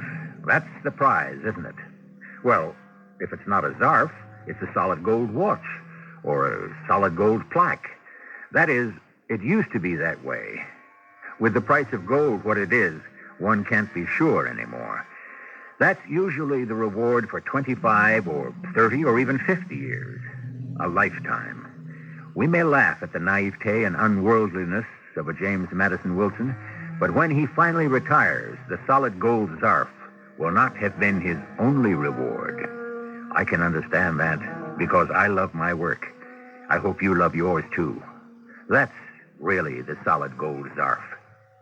Our cast included Larry Haynes, Francis Sternhagen, Earl Hammond, and Robert Dryden. The entire production was under the direction of Hyman Brown. Radio Mystery Theater was sponsored in part by Raven House Paperback Mysteries. This is E.G. Marshall, inviting you to return to our Mystery Theater for another adventure in the macabre. Until next time, pleasant dreams.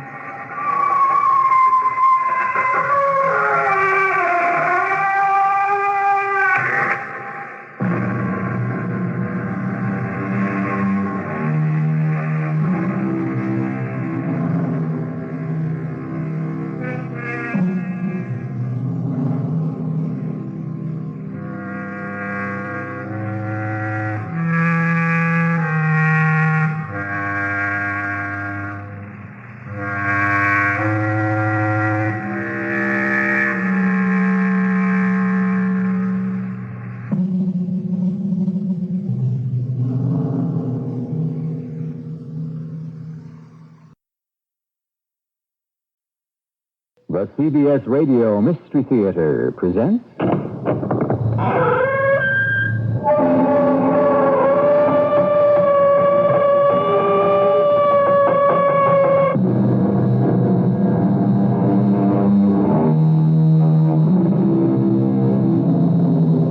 Come in. Welcome. I'm E.G. Marshall. As Mr. Dickens once said, there are strings in the human heart that had better not be vibrated. And so there are also passageways in the human brain that had best not be explored. If it's true that we're all riding on a train that is headed for eternity, why hurry the engineer? Your Majesty, I shall transform these men into the smartest regiment in the army. These men, Colonel? These scruffy-looking villains? Yes, Your Majesty. That one. Not him, the tall, thin one lounging under the tree. You'll make him into a soldier? He shall be our benchmark. From this dirt, this miserable clay, I shall mold the most magnificent soldier in the army of France, even if it kills me.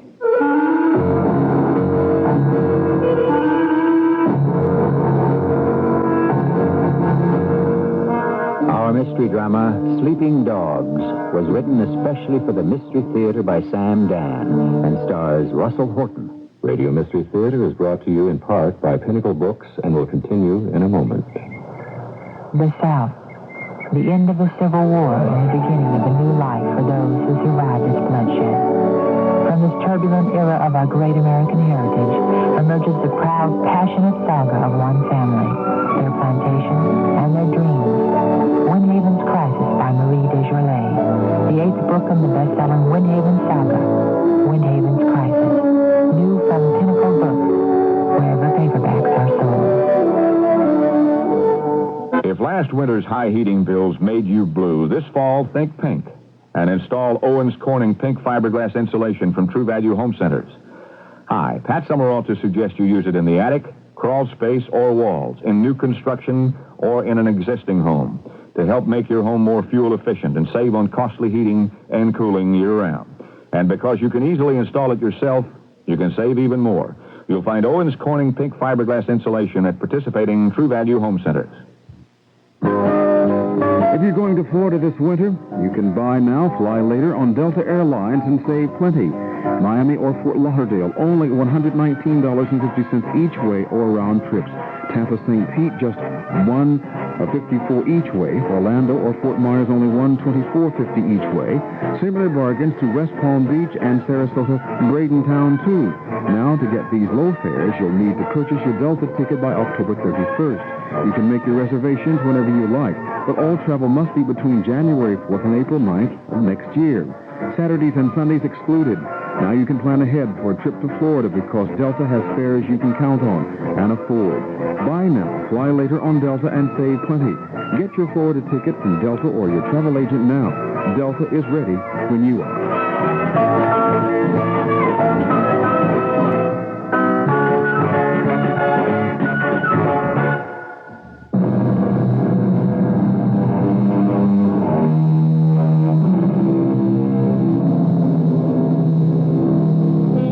Some people achieve immortality in a sort of left-handed way. They themselves are completely forgotten, but their names will always be remembered. For instance, when you admire a fuchsia plant, do you ever think of the man who developed it some 400 years ago, Leonard Fuchs? When you wear your cardigan sweater, are you aware, or do you care, that it's named after the 7th Earl of Cardigan? Our story is concerned with Lieutenant Colonel Jean Martinet, a legendary drill master in France. But before we meet this fine gentleman, we must pause at a rude and tiny hut made of mud, logs, and thatch. This miserable hovel is the home of a desperately poor peasant named Etienne, who, with his wife, is eating his bowl of soup. You're so tired, Etienne. No. I'm all right. But when you finish eating, will you still have to go to Farmer Picot's field and do the plowing? He promised me a calf. Oh, so much work for a calf. Let us thank the Lord. For what? That I'm young enough and strong enough to do it. No. It isn't right. It isn't right. No. What's this? We're dogs. Western dogs. That's what we are. Oh, no, Tianette. Tianette. I don't even have a name. You don't even have a name. Well, of course I do. My name is Etienne. It was your father's name and your grandfather's name. And because I'm your wife, they call me Tianette. It's the will of the Lord. We must accept it. I don't want to accept it. You must. But I don't have to like it. Oh, my dearest little wife. I know it's hard. We're nothing. We're nobody. We freeze in the winter, we suffocate in the summer, and we starve all the year round. If I could only teach you to... Teach me to what? The king lives in a palace. The lord of the manor lives in a castle. Are they any happier than we? Does the king or the count love his wife more than I love you? Oh, please. The Lord gives, and the Lord takes. What has he ever given us? Each other. Oh, eat your soup. The rich, the great, they are so busy with their game, their jewels, their politics. But what do they hear? What do they see? Do they know the song of one bird from another?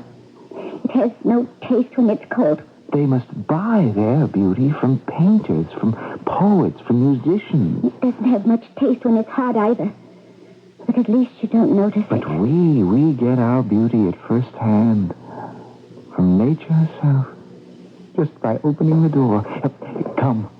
Where? Outside. I don't want to go outside. Come, look. I'll show you something. I said I don't want to go outside. But you must. Now, let go of my hand. Just for a moment.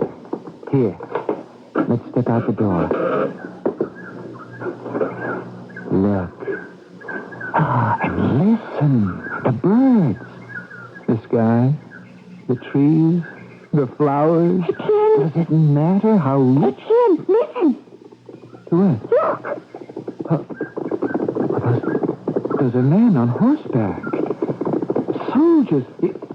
Is there a war? There's always a war. But we would have heard about it. We better run. Too late. They see us. We are in God's hands. Well, now, according to the rules of the manor, this one should be Etienne. Is that your name? Yes, my name is Etienne. You're to come with us. But what did I do? What did you do? You were born, isn't that enough? Where are you taking me? You're to be a soldier. A soldier? But I'm a soldier in King Louis XIV's own loyal regiment of foot. But I don't want to be a soldier. Who does? Please, Sergeant, you can't take him. Why not? You can't go away and leave me all alone. Well, a pretty little wench like you won't be alone long.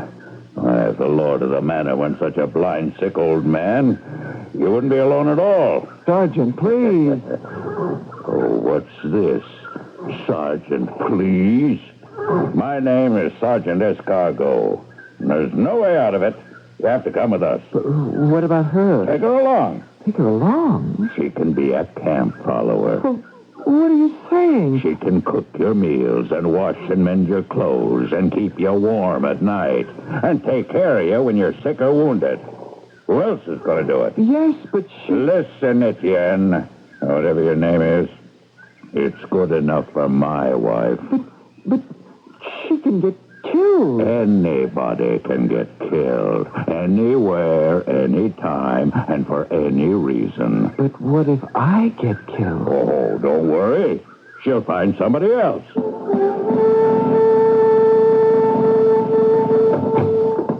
Jean. Ah, yes, my darling. It's Jean. And you're back from Paris. So soon. Yes, my dearest. I'm back from Paris. And how did matters go? Splendidly, my treasure, splendidly. And you made all the arrangements? Of course. When am I to report for duty? For duty? To Her Majesty. Oh, yes. Jean, is something wrong? Now, why do you say that? Well, it seems to me... Now, darling, you must permit me to explain. Jean Martinet, you did get me the appointment. The appointment? Isn't that why you went to Paris? There was a vacancy in Her Majesty's household, and you were to buy me a place as a lady-in-waiting. Yes, Nicole, my dear. I know all about it. And I gave you 500 livres. Well, of course you did. For a moment, I was beginning to doubt my sanity. Or yours. So then, I ask you again. When am I to take up my duties? Nicole, let us have a glass of wine. It's been such a long, hot, dusty trip. Did you or did you not? Now, my dear, I did what I considered to be the wisest thing for us both. And what does that mean? I decided not to buy you the post. You decided? But we had both agreed. Let us ring the bell for Marie. I'm almost dead with thirst. Now, Jean... Let me explain. As soon as I arrived at court, I was very quick to appraise the exact situation. What exact situation? The one that exists between the king and the queen. Come in, Marie. Some wine for your mistress and me. What situation? What is the point in being a lady-in-waiting to Marie-Therese if Marie-Therese herself is nobody and nothing at court? How can she be nobody and nothing?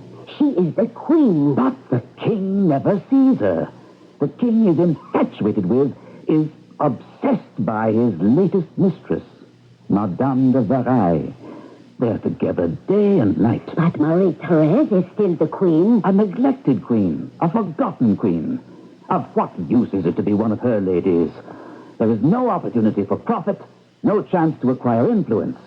The investment would be a total loss. Now, you must believe me. Are you positive? Nicole, my darling, I have spent my life as an officer in the army. If I know nothing else, I understand politics and intrigue. Marie-Therese's day is over in the court of France, and her sun has set. And we have saved 500 livres. I suppose you're right. Darling, I'm always right. Let me have the money. The money? Well, it's mine, isn't it? Well, certainly, of course. But you see... Now, look here, Jean. Darling, we agreed we would invest that money in our future. Now, as it turned out, it would not have been wise to buy you the post as lady-in-waiting. And so I made another investment. You spent my 500 livres. It was a once-in-a-lifetime opportunity. Without consulting me. There was no time. It had to be done on the spot. And what did you buy? A regiment. A regiment? A newly created regiment. The King's Own Loyal Foot. No commanding officer had yet been assigned. And I can assure you the bidding was brisk. I just happened to be in the right place at the right time with the right amount of money. A regiment? You always wanted a regiment. You planned it this way. You fooled me. Darling, this is the truest, surest way to preferment. I am the best colonel in the army. This regiment will cover us all with glory. I shall be made a Marechal of France. You fooled me. I did it for us. We shall become rich, powerful, famous. You lied to me. Darling, come to the arms of the husband who adores you. It isn't the first time. I was away from you for so long, my angel. I promise you, it will surely be the last. I love you more than life itself. You are more beautiful than any of the women at court. No, don't touch me. How can I help it, my beloved? Jean, please. Oh, later, Marie, later. We'll have the wine after a while.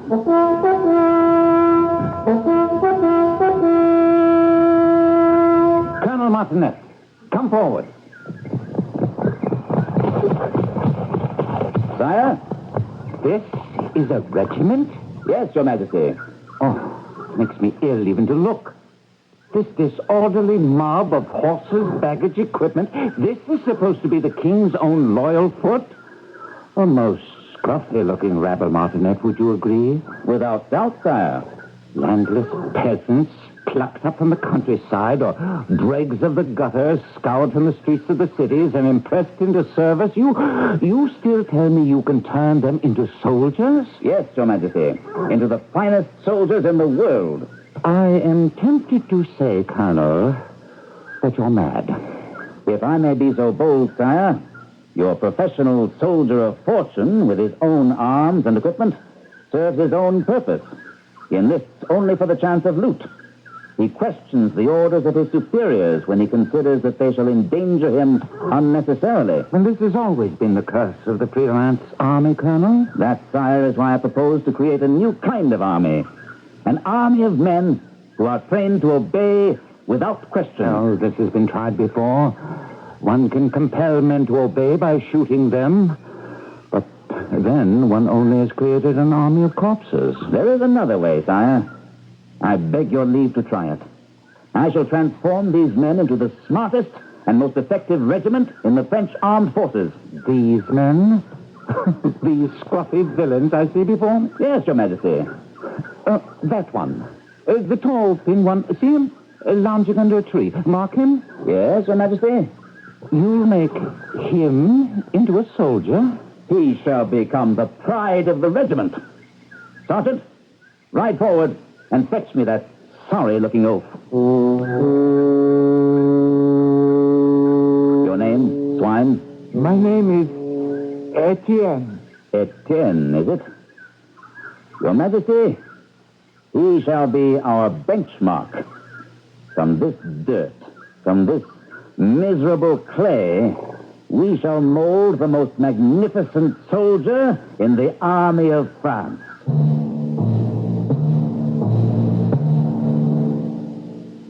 Do you think so? Would you say it can be done? Can even the redoubtable Colonel Martinet make a soldier out of Etienne? Well, we've done what we had to do in the first act. We stated the problem and brought all of our people together. Now, in just a few minutes, we shall all be ready for Act 2. The people and places you really like.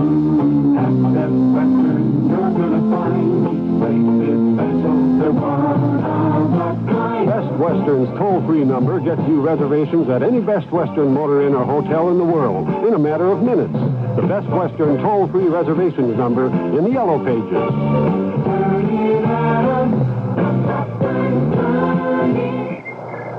The South. The end of the Civil War and the beginning of a new life for those who survived its bloodshed. From this turbulent era of our great American heritage emerges the proud, passionate saga of one family, their plantation, and their dreams.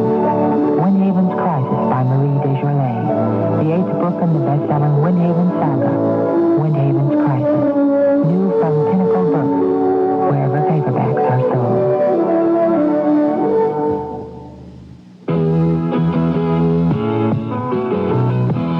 Person to person, heart to heart.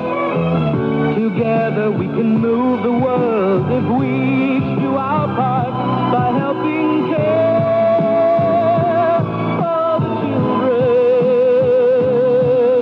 to nourish and to heal those in need. Care for the children of the world if we each help one needy child today to care. We'll change tomorrow for children everywhere.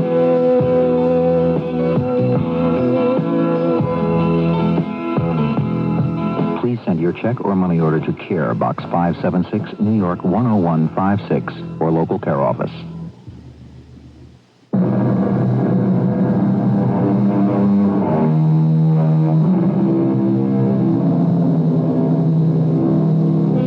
According to the time-honored Army ballad, old soldiers never die. That may be true enough. However, young soldiers certainly do. But that's the way of the world. In our story about soldiers, we don't happen to have any old ones, but we do have a middle-aged commanding officer and a rather young recruit. Stand at attention. Are you deaf? Sergeant, a box across the ears to improve his hearing. Now then, pig, stand at attention.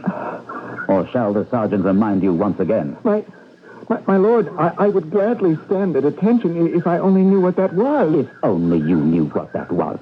Dear, sweet Lord in heaven. For what sins am I being punished? Well, Martinet, from this clay shall you mold the finest soldier in the army of France? Your Majesty, I take my oath. This human refuse that stands before you now.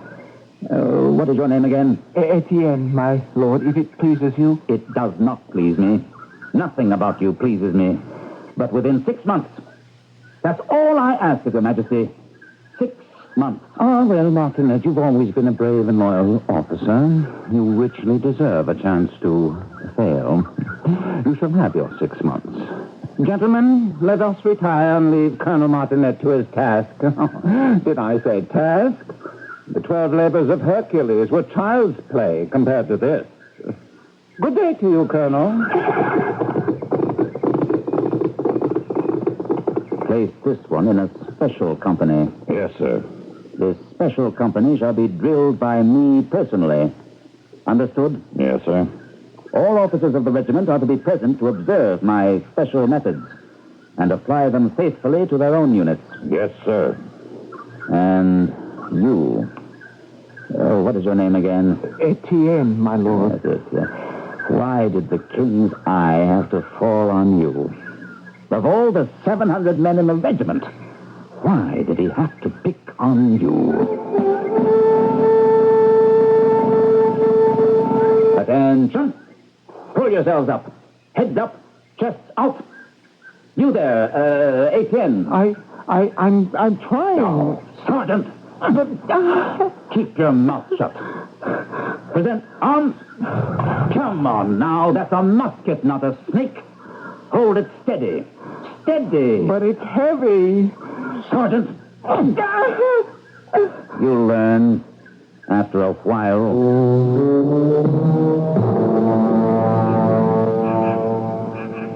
Etienne, you must eat something. I'm not hungry. But you haven't eaten all day.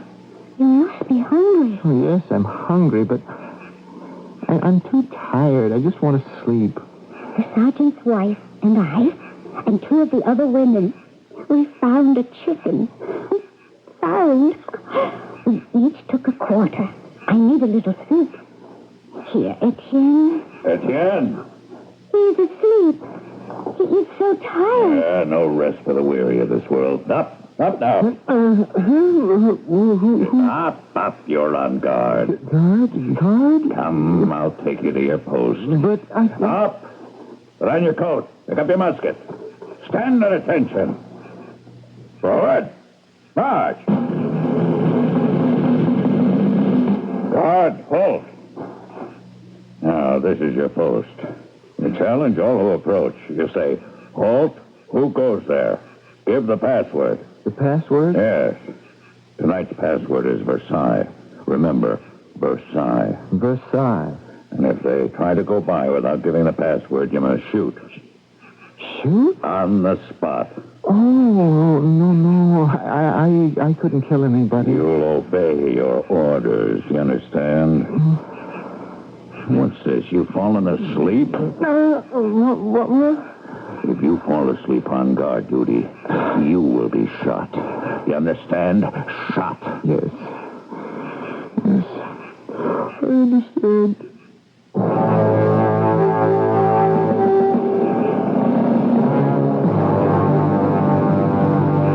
Where is the guard post, Sergeant?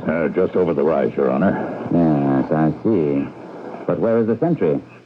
Have you neglected to post one? No, Colonel, I remember. Yes, I see. There, on the ground. That man is asleep. Yes, Colonel. I believe he is. Wake him up. Up! On your feet. You were asleep on duty. I was so tired. Tomorrow morning, you will be shot in front of the entire regiment. Me? As a lesson. Colonel. Yes, Sergeant. With the Colonel's permission, maybe we'd better not shoot him. Nonsense, Sergeant. He will serve us as an example. But the king himself said if we have to shoot to get them to obey, you will have an army of corpses. Some shooting is very much in order. It might be inconvenient to shoot this one.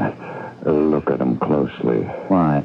Oh, it's the one you said would be the benchmark, the standard to which all the rest could be compared. Yes. Very well. You're fortunate, soldier. I personally will supervise your training from now on.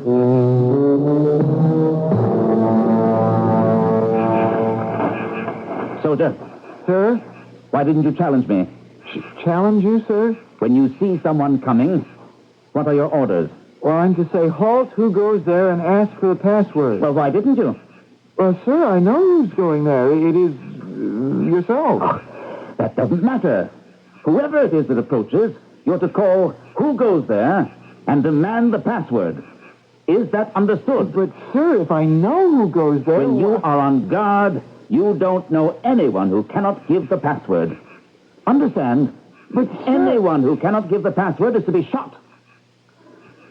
For punishment, you shall not be relieved at midnight, but shall spend the rest of the night here on guard. Stand at attention. Forward!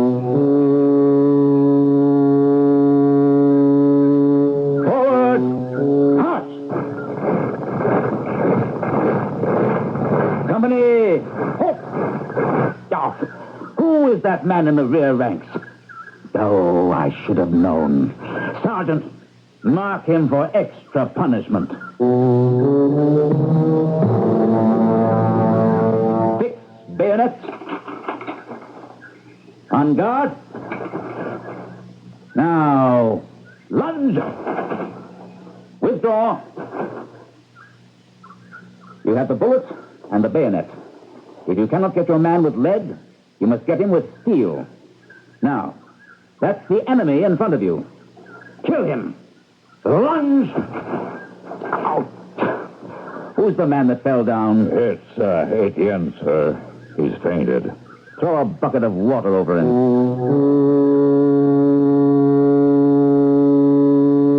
But you must eat. I'm not hungry. But you work hard, so hard. Oh, it's even worse than the farm. Yes, much worse. But at least we have enough to eat. I just want to sleep. Oh, Etienne, listen to me. This could be a better life than the one on the farm. And things would be so much easier for you if only... If only? The sergeant's wife was talking to me about it. Really, Etienne, the sergeant is a good fellow. He's only doing his duty. His wife told me things would be so much easier for you if only you would try to be a good soldier. Oh, I just want to go to sleep. No, Etienne. This is something you must think about. I've done nothing but think about it, and I don't want to be a good soldier. I don't want to be a bad soldier either. I just don't want to be a soldier. But we have nothing to say about it. As a soldier, sooner or later, I will have to kill somebody. Well, Etienne... Yes? What were you going to say? What can you say? What's the only purpose of an army? To kill people, that's all. Why do I want to kill some fellow I don't know? Even if I knew him, I wouldn't want to kill him. Even if he injured me, I wouldn't want to kill him. I can't kill anyone. That's all there is to it. It is the will of the Lord. Oh, how can you say that? I learned it from you. I never taught you that. But you did. When I would complain about our hard lot, you would constantly preach to me, we must accept the position in life where God has placed us. For reasons that we cannot understand, he has made you a soldier. You must therefore submit to your fate. Ready? Aim. Fire! Musket in left hand. Right hand removes cartridge from bandolier. Bite open the top. Pour powder down the barrel, followed by ball, wadding it down with... What is it, Sergeant? One moment, sir. I don't believe Etienne fired the last volley. Oh, the fool! Is he going to double shot the musket? Bring him forward to me. This musket has not been fired. Is something wrong with it, soldier? No, sir. Why didn't you fire? I cannot fire. You cannot fire. Will you be good enough to explain why? Because the thought... The idea of killing makes me sick. Oh. We will make you even sicker. Sergeant, this man is to be given 10 lashes for disobeying a firing order. Next time he disobeys, make it 11, and so on. Assuming there will be a so on, which I am inclined to doubt.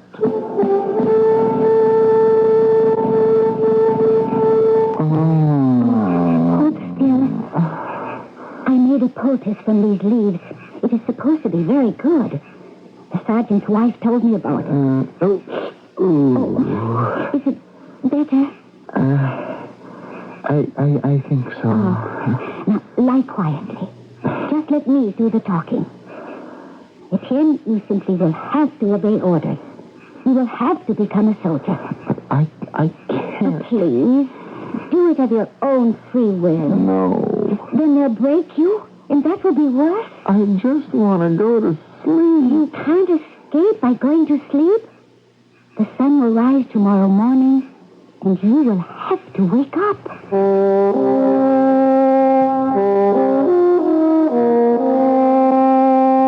Colonel Martinet, Your Majesty. My spies tell me your men seem to be shaping up well. Uncommonly well. I thank Your Majesty. Tell me, what are your methods? Sire, I take a recruit, one who has absolutely no desire to serve as a soldier. Indeed, why should he? Food is bad, discipline severe. He can only look forward to death or disease. And slowly, I replace his will with mine. Yes? There is some corporal punishment, yes. But mostly it is repetition. Repetition. I drum it into his head. I drill it into his brain. Soon he is no longer a man, but a machine. My machine. Ever ready to do my bidding. By the way, the one who you said would be the benchmark of your progress? Oh, that one. Sire, I will make him into a soldier if it kills me.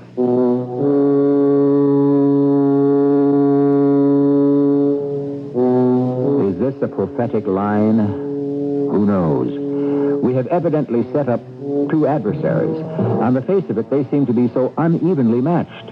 Colonel Martinet has the force, the power of the mighty kingdom of France on his side, while poor Etienne, he has what? The human spirit? My heart is with Etienne, but if I were a betting man, my money would be on, well, why not wait just a few minutes for Act 3? Hi,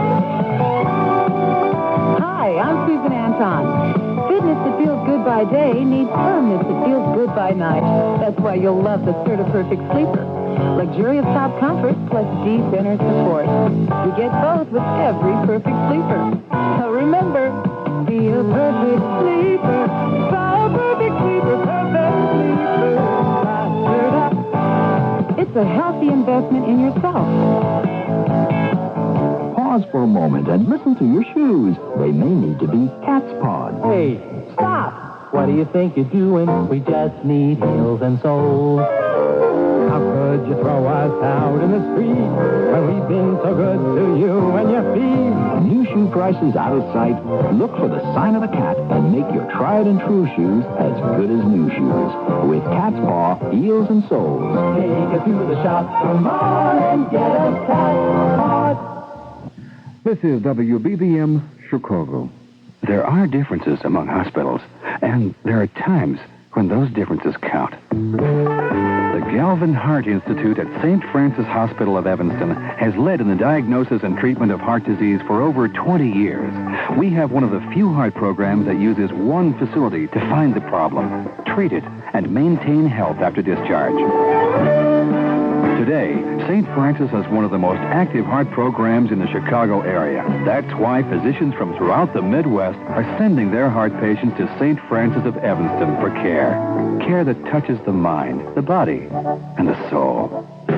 The closer you look at the strength of our resources and the compassion of our care, the more you'll see that what makes us different is what makes us better. Ask your doctor about the programs at St. Francis Hospital or call 273-2312. That's 273-2312. And ask for our free brochure.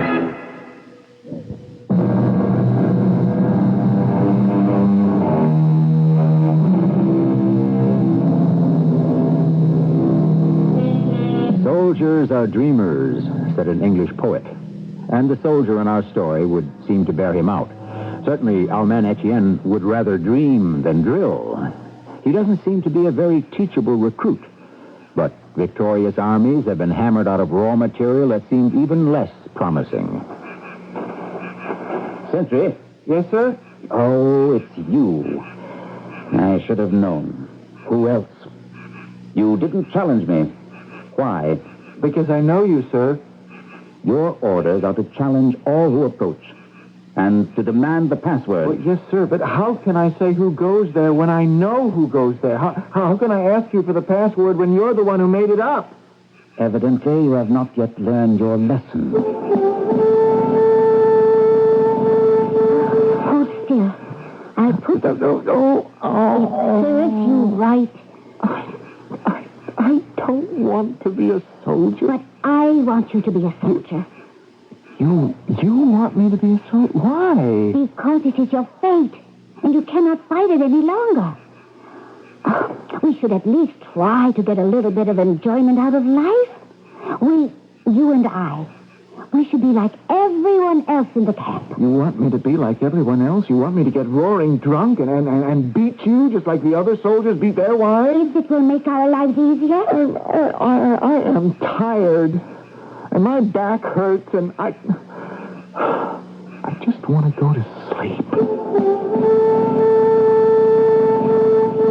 Colonel Martinet, Your Majesty. They look well on the drill field, your men do, but, of course, that's only a part of it. I agree, Your Majesty. We're having a war in Germany at present. Yes, Your Majesty. A rather small war as these things go. I'm aware of it, sire. Neither we nor they seem to be taking it very seriously. I know that. It would appear to be an excellent place for blooding new regiments. Do you agree? Completely.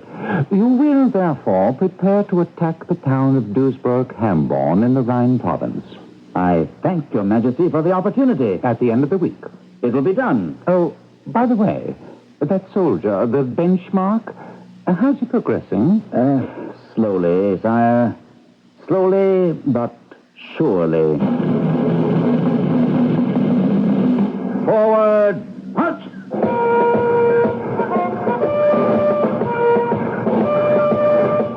Keep in line, Etienne. Keep in line. My wife. Where's my wife? Well, now, where do you suppose she is? At the end of the column where the other camp followers are. Where she belongs. Will she be all right? She'll be better off back there than up here. Where are we going? Germany. What's Germany? It's another country. Where is it? Oh, I guess it's east of here. Who lives there? Who do you think lives there? Germans. Oh, what kind of people are they? Have you ever seen any? I should think I have. I fought there before. Well, then what are they like? They're like everybody else, I suppose. Except for one thing. What's that? They don't speak French. French? This language we speak in our country, France. It's called French. Well, what do they speak? Well, now, I would imagine they speak German. Why are we going to Germany? Because those are our orders. Well, what are we going to do there? We're going to kill some of them. And they're going to kill some of us. But why? Why? Because that's the way it is. And then what's going to happen? Then we'll go back home. Those of us who are still alive. Sergeant. What are we going to do? I told you. We're going to fight. Yes. I mean, how does that work? We'll come up to the field of battle. The field of battle? It's always fun in a big field. They'll be there, waiting. Then we'll fire at them. They'll fire at us. And whoever has the most men left alive wins. Wins what? The day. Sergeant, yes? If we, the Germans and us, if we stand there facing each other and they point their muskets at us, they will, won't they? Oh, yes. Depend on it. Sergeant, how can we just stand there knowing people are pointing guns at us and we can get killed? How can we just stand there? Oh, you stand there, my boy. Depend on it. You mean you'll be able to look at the muzzle of a gun that's pointing at you, knowing that death is in there and it's coming for you, and you'll just stand there? Yes, you will. And you want to know why? Because it's been drilled into you, beaten into you to obey orders. Obey without question, without hesitation. Obey. And when you're told to stand steady, you'll stand steady. And when you're told to fire, you'll fire. Oh, I'll never be able to fire. I can never kill another human being. You'll do as you're told, whether you like it or not. You have become a soldier.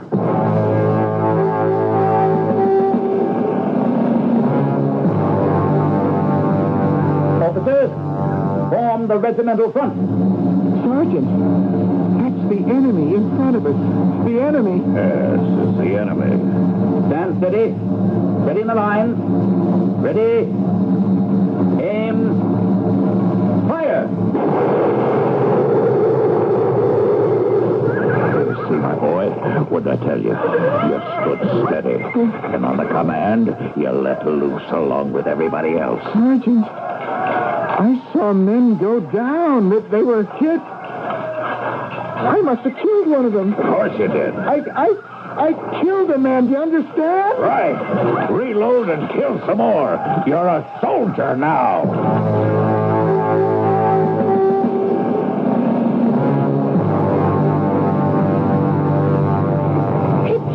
It's you. You're alive. Yes. Me. Where have you been? When the battle was over and you didn't come back here, I was afraid. I ran out to the field to look, to see. Oh, but you're alive. You're all right. I killed a man. Maybe more. Oh, but you had to. It's God's law that says thou shalt not kill. You had no choice. I have broken God's law. I'm damned forever. No. No longer matters what I do. I've murdered my brother. There's the mark of Cain on my forehead. Ken, listen to me. What are you standing there whining and sniffling for? Aren't you supposed to have something prepared for me to eat? Get moving! Oh! That's only a taste of what you'll get if I have any more trouble with you. And you find me something to drink. Do you hear?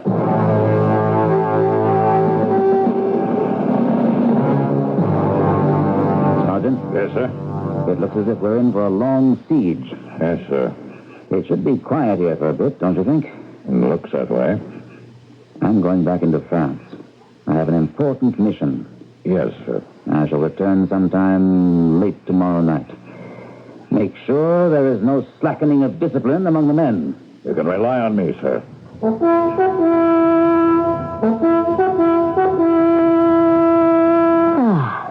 It's you. Nicole. Is that a way to greet a loving husband? What do you want this time? I want a smile, my darling. A kiss. And afterward, you'll want some money? Oh, Nicole, is that fair? It's true. You married me for my money. Well, how much this time? Oh, Nicole, my men have fought valiantly in front of Duisburg. I can have not only the finest-looking unit in the army, I can have the best fighting regiment as well. Oh, please. No, this is all part of it. Don't you see? The king is watching us closely, carefully. I will be promoted. And then we shall become people of importance, people of influence. I don't care anymore. There is a new musket. Well, it's the same as the old one, except it has a new lock. Please. A flint lock. Now, let me explain. I am not interested. At present, we are armed with wheel locks. Now, for these, you need a key to wind up the spring. I said I was not It's almost impossible to get off more than one round per minute. Whereas with not the new... one sou. Whereas with a flintlock, you can get off 2 and perhaps even 3. Oh, go back to your precious army. Oh, Nicole, please, don't send me away. I only need 2,000 livres. 2,000? Don't deny me, my darling. I love you. I adore you. No. Don't touch me. I can't help it, my darling. Please, Jean. Oh, I love you. No, Jean, you mustn't. You shouldn't. Oh, Jean.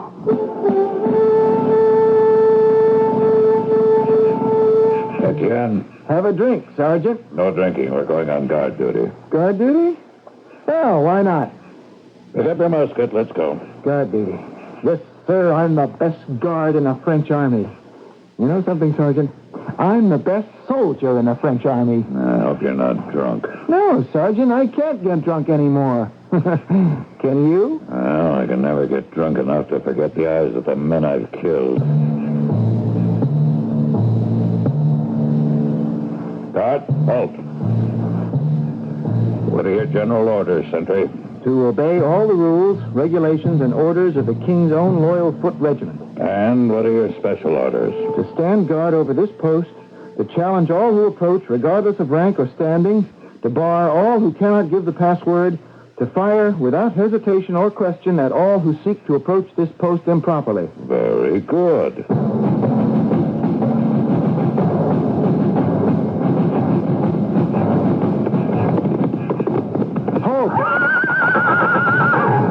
Who goes there?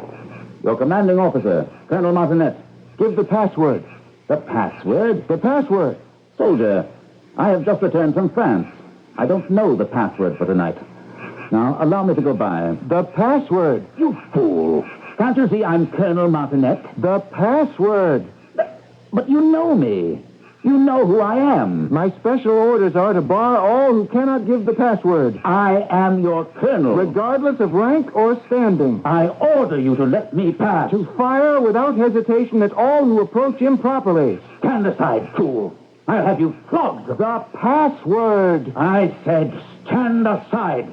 I'll ride you down.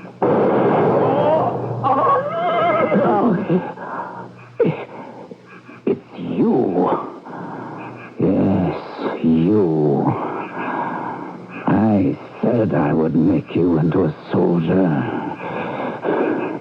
Even if it would kill me.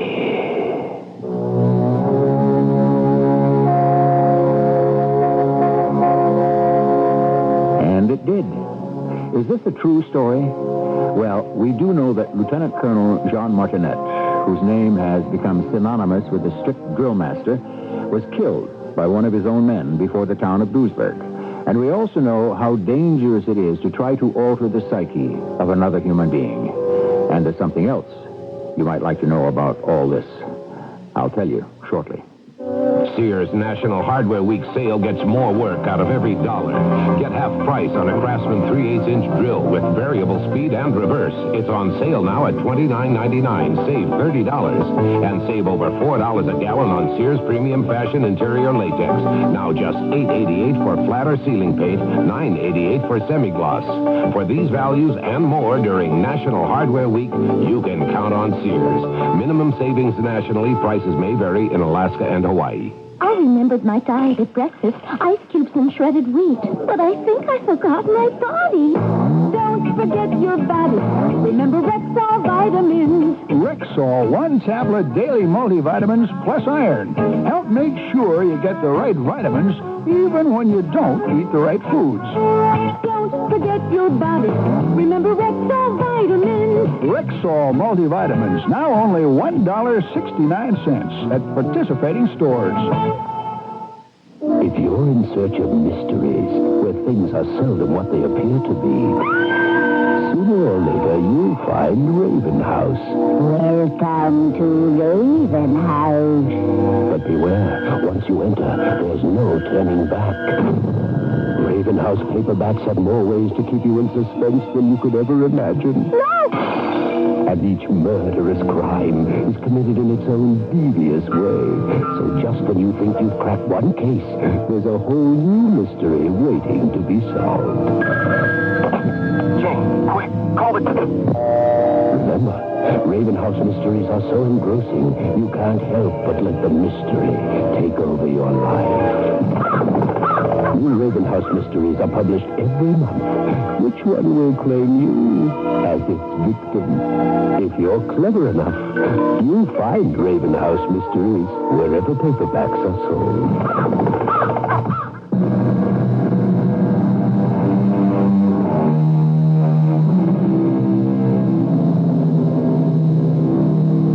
Almost an hour ago, I told you about some people whose names survived, although they themselves have been forgotten. I happen to mention Lord Cardigan, who gave his name to a sweater. I should also list Lord Raglan, who gave his name to a sleeve. Since our story has dealt with soldiers, by an odd coincidence, both Lords Cardigan and Raglan were generals in the British Army during the Crimean War. And a sorry mess they made of it, indeed. Well, they may not have been the world's smartest generals, but at least they were the best dressed, which is something. Our cast included Russell Horton, Gordon Gould, E.D. Juster, and Ray Owens. The entire production was under the direction of Hyman Brown. Radio Mystery Theater was sponsored in part by Raven House Paperback Mysteries. This is E.G. Marshall, inviting you to return to our Mystery Theater for another adventure in the macabre. Until next time, pleasant dreams.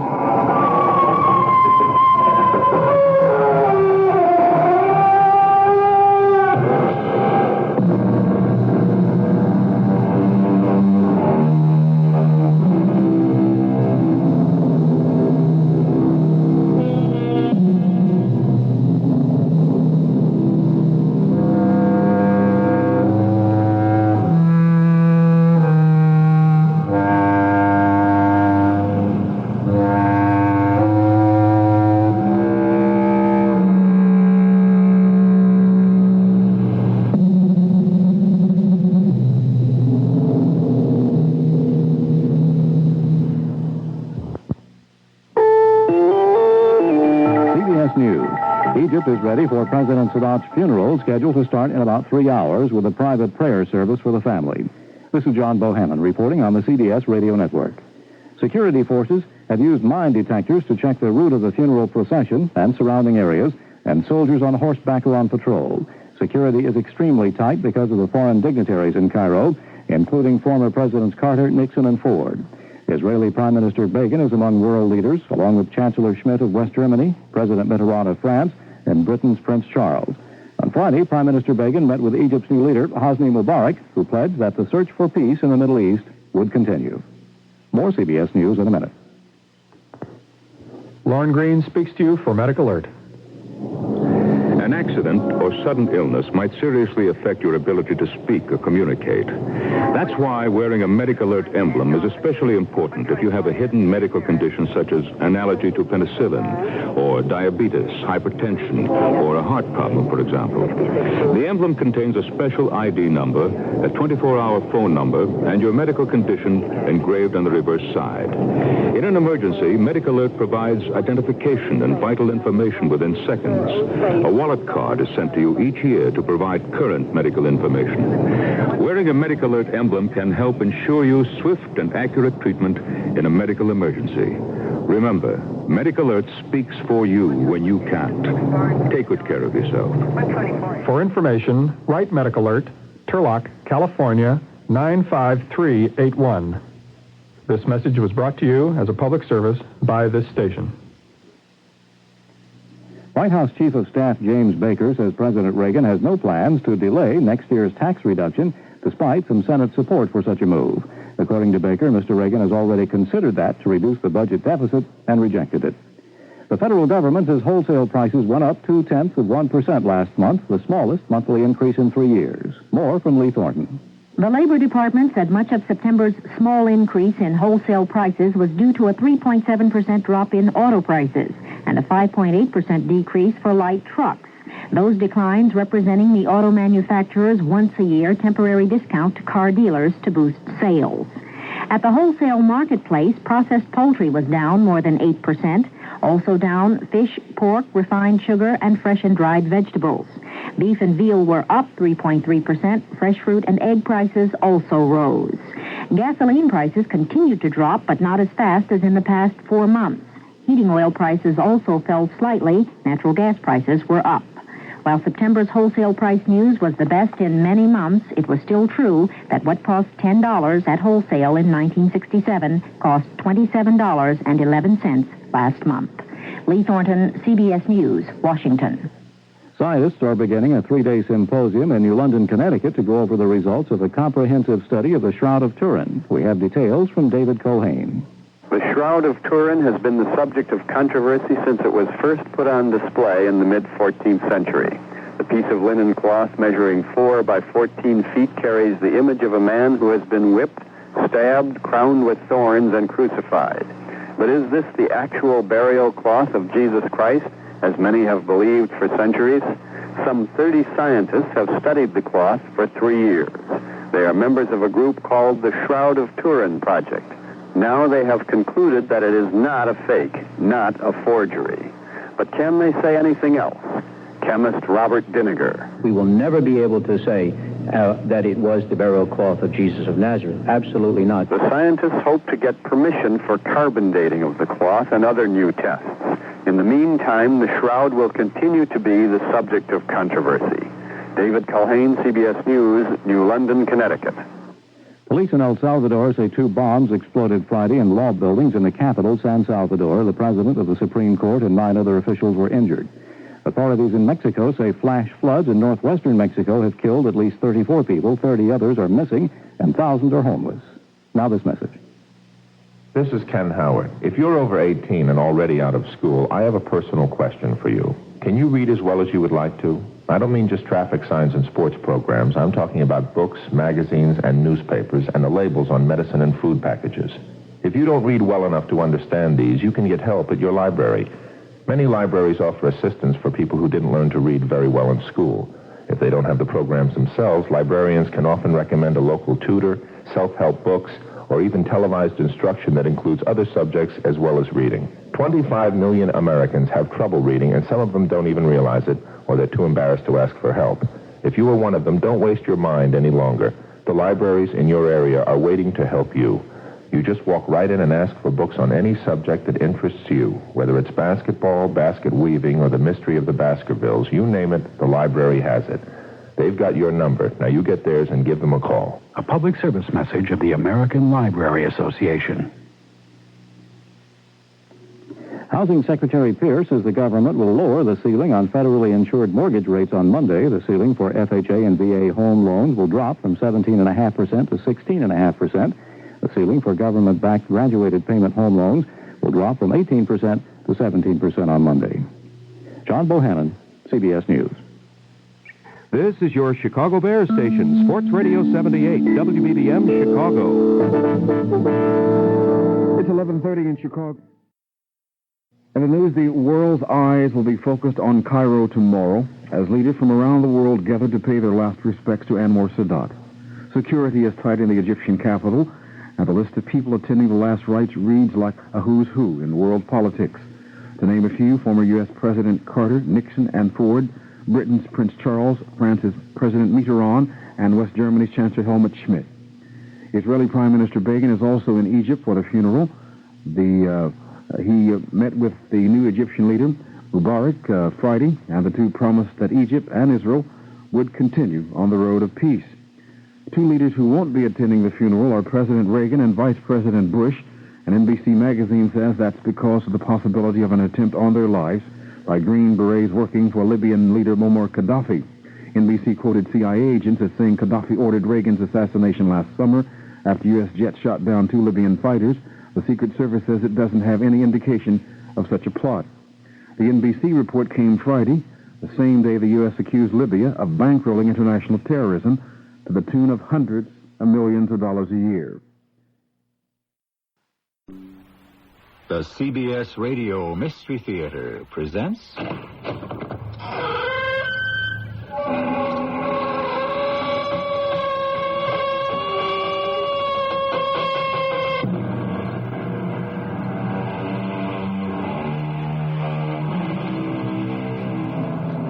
Come in.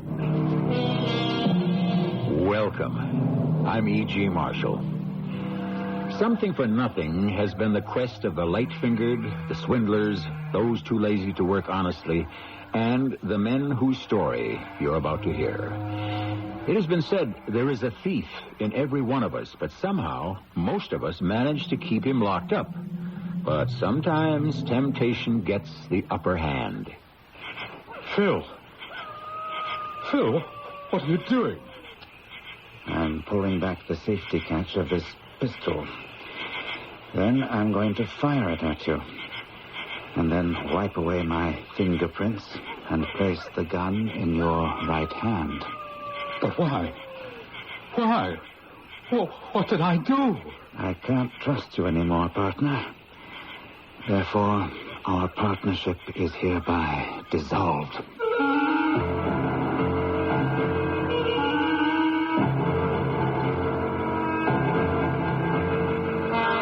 Our mystery drama, The 500 Carats, based on a tale by George Griffith, was especially adapted for the Mystery Theater by G. Frederick Lewis and stars Gordon Gould.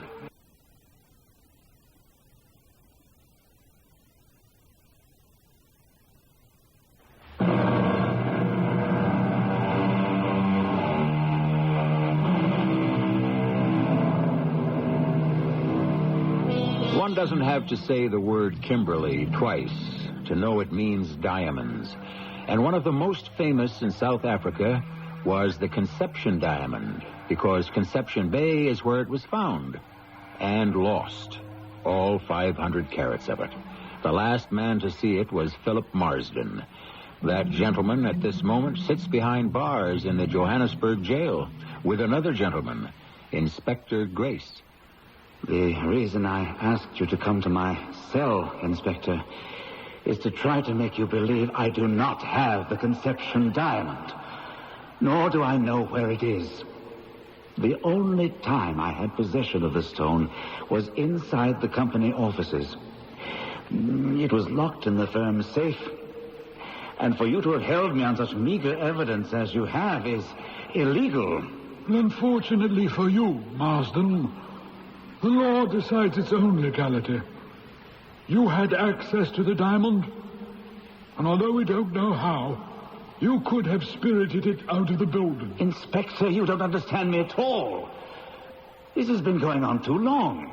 I've been searched and followed and kept at bay for weeks. I'm at the end of what I can stand and retain my sanity. I sent for you to tell you what I know in exchange for my freedom, so that I can leave South Africa forever. And if you tell me everything, we might strike a bargain. I'll trust you. What do I have to lose? The truth is the truth. 2 months ago, there was an incredible find at the Conception mine. I was with the director when it was brought in. Sir Hugh, this stone was delivered by hand. Oh, something extraordinary, eh? Bring it here, Dermot. Good Lord. Marston, come and have a look at this. Why, it's certainly a remarkable stone. Has it been weighed? Oh, not yet, Mr. Marsden. Magnificent. Yes, on the face of it, I'd say a perfect octahedron. Where was it found, Dermot? Oh, at the 800-foot level at Conception. Well, I think the managing director should see this. The other chap's upstairs before we lock it up. Shall I give the managing director a call? No, I will. Marston, you take it up to the diamond room and have it weighed. By the way, take Derwent along with you. I've been very pleased with your work for the firm, Derwent. I think we'll make you Mr. Marston's assistant. What do you say, Marston? He's a good man. Welcome aboard, Derwent. Oh, thank you, sir. I'll show you the way up. Give me a buzz when you get the exact weight, will you? I'll call insurance and come up for another look. When we get to the top of these circular metal stairs... It's like climbing up a lighthouse. I've never been up here before. Turn right, and there'll be a door with a safety grill. Press the button. And we wait for someone to open the Judas window. Oh, the what? That little closed window in the door. That's what they call it. Hello. Oh, it's you, Marston. Come in. And Derwent. And something else, which should knock your eye out. Gentlemen, gather round the scales, and we'll weigh the stone. 400, 420, 450, 500, a little more, 505. 505 carats. That's as large as since the Junker and the Jubilee. Wait till I tell the old man. Get me Sir Hugh, will you? Marston, I've been waiting for your call. Sir Hugh, 505 carats. Lock it up. I'll call Cape Town and tell them we're sending it down. I say, Marston, was the managing director pleased? Well, he didn't get up here, sir. Oh, I'll have the safe unlocked and show it to him later.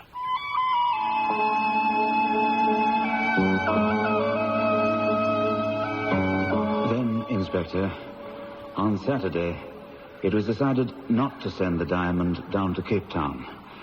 I'd had word there was some sort of strike going on and warned the managing director we'd better hold on to the stone for the present. Monday, when the safe was opened, the diamond was gone. Get me Sir Hugh on the line, please. Sir Hugh here? Glad you're in, sir. Marsden? I'm in the diamond room. We just opened the safe, and the stone's gone. What? The big one? The Conception? Yeah, we've turned the safe inside out. Does the managing director know? I called you first. Well, I'll find him and bring him up with me. If he hasn't already left the country, I'll put in a call for Inspector Grace. Sir Hugh's calling Inspector Grace. Grace? I thought he'd retired. It was only you and I and the managing director here on Saturday. Let's try to reconstruct what we remember so we have all the facts straight for him. Well, we ought to tell him who else saw the stone. Sir Hugh on Wednesday and Thursday. Now, that's the day he brought the managing director with him. It was after 6 when I closed the safe. Well, Sir Hugh brought his sister on Friday, or was it Thursday? I wasn't here then. Sir Hugh must have locked up because he opened the safe again with me Saturday morning when they took the insurance photograph. I think I was the last one to see it on Saturday. Well, I was with you and the managing director. I don't know what questions the inspector will have, but I certainly hope he can come up with some answers.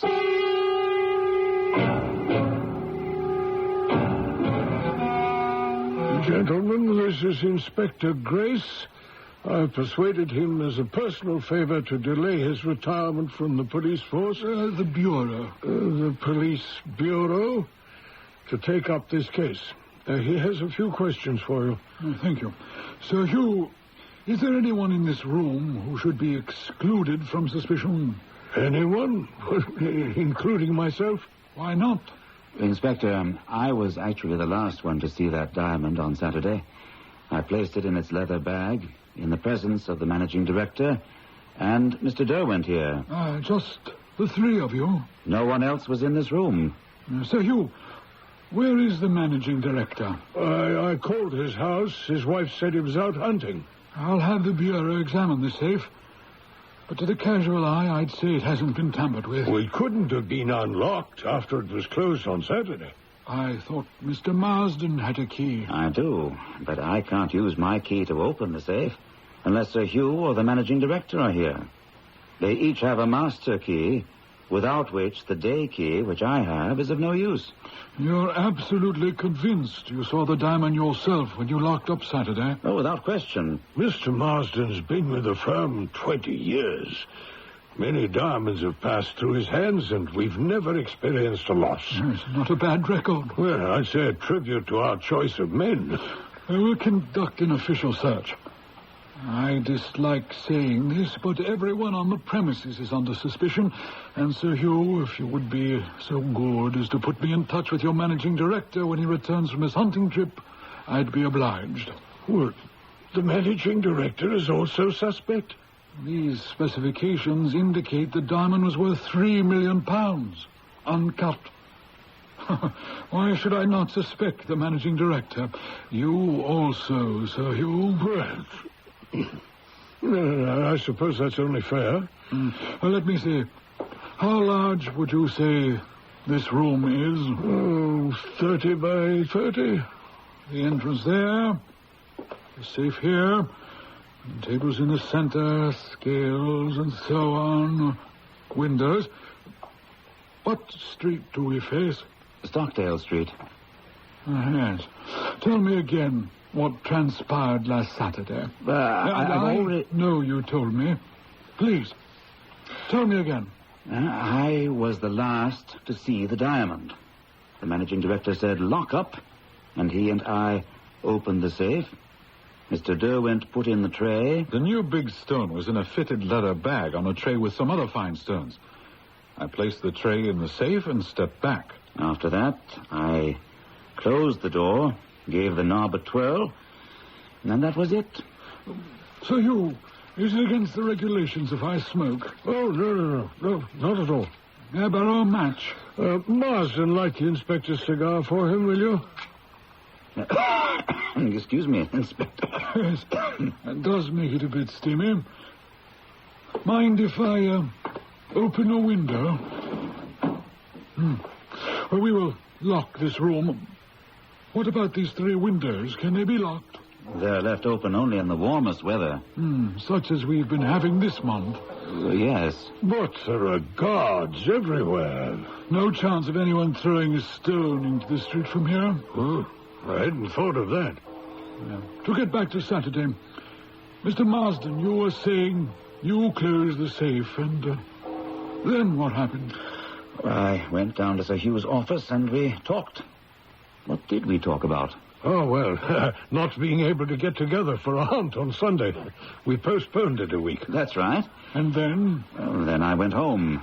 So did I. Were you searched as you left the building? Oh, of course. Our security, you know. Everyone is searched. No exceptions. And what about the managing director? I don't know. He left the diamond room in front of me. I suppose he went home, too. It was after 6. And you, Mr. Derwent? Oh, where did he go? He'll be back. He just stepped out. Derwent was on duty Saturday night. He remained here in the diamond room? Until 7 in the morning, when he's due to go off duty. By the way, Mr. Marsden, what was the reason you and Sir Hugh didn't go on a hunt on Sunday? Well, I couldn't make it. My wife had other plans. And, where do you generally go? Well, it depends on what you're after. The buck are fairly plentiful on the range between here and Berkeley West. I generally go there. So you hunted there alone on Sunday? I did, as a matter of fact. But no luck. None at all? Oh, I saw a white hippo. Did you now? You never told me. So I'll assign my men to various parts of your firm, and that's it for now. Are they going to do a thorough search? That stone could be in the building. I wouldn't count on it. Why not? And then sneak it out sometime in the future. And the diamond at this very moment is probably miles away.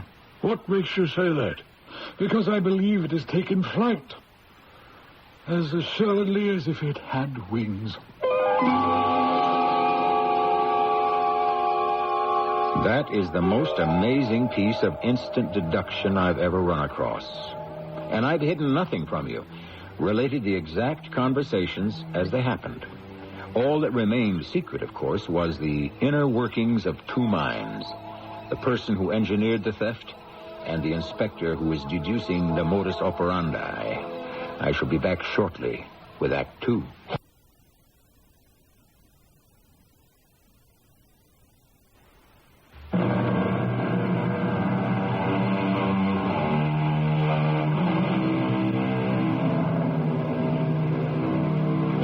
Unquestionably, the most valuable treasure per square centimeter is that piece of crystallized carbon we call a diamond. It's easily hidden and easily disposed of. There are diamond cutters in Amsterdam, Rio, and London who ask no questions and turn a rough diamond into untraceable cut gems. This is what prompts Inspector Grace to apply all heat and speed to solving the theft. In the Johannesburg jail, he sits with the accused thief, Philip Marsden. You have me, Inspector, but you don't have the diamond. Not yet. I sent for you to see me in my cell because I don't think I can go on much longer like this without losing my mind. Confession is good for the soul, Marsden. Before I go on, will you tell me how you were able to guess the manner the diamond left consolidated? I'll be glad to. I followed the old adage, where there's smoke, there's fire. Smoke? Fire? Smoke rings, to be more precise. Here we are at Consolidated, Inspector. Nothing like a brisk walk to start off the morning. And it's given us a chance to discuss your progress. Such as it is, or rather isn't. Would you like a cigar? No, thanks. Well, any more on your theory of the flying diamond? I see you're again without a match. Well, this time I'm equipped. Here, let me. Thank you. Helps me think. Yeah. Well, I had to give it up. But I love the smell of a good cigar. I say, you're very good at that. I was never able to blow smoke rings that perfect. You just lean your head back, pucker your lips, and blow. Yeah. Look, that ring keeps its shape a long time, doesn't it? Well, it's practically up to our second story. Yes, notice where it's going now. Caught in some current of air and drifting across the street out toward the hills. I love those hills and the veldt beyond. We're really got pretty country in South Africa. Marston and I find the best game right out there. As if you've been riding with him lately. No, I haven't. We used to, at least 3 times a month. In the past week or so, he's taken to going out alone. How long has he been with the firm, did you say? 20 years in August. We'll have to celebrate somehow. He's an extremely valuable employee.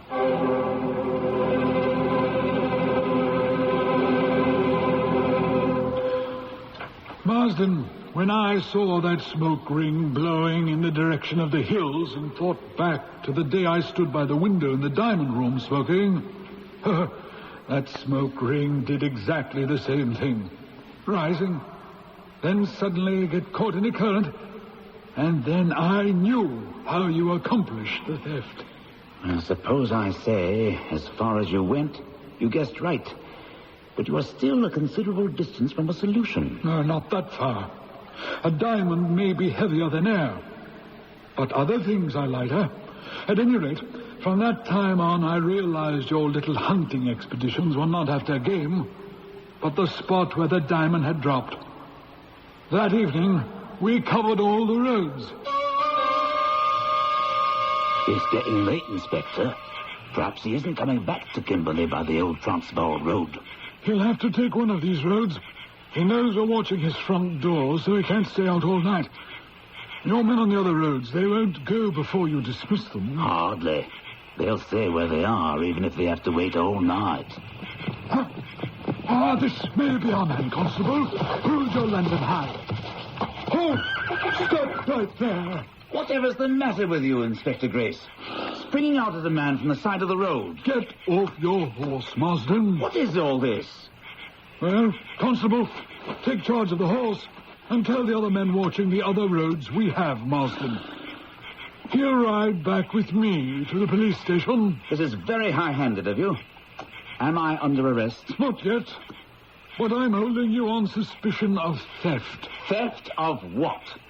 Can't a man go hunting anymore?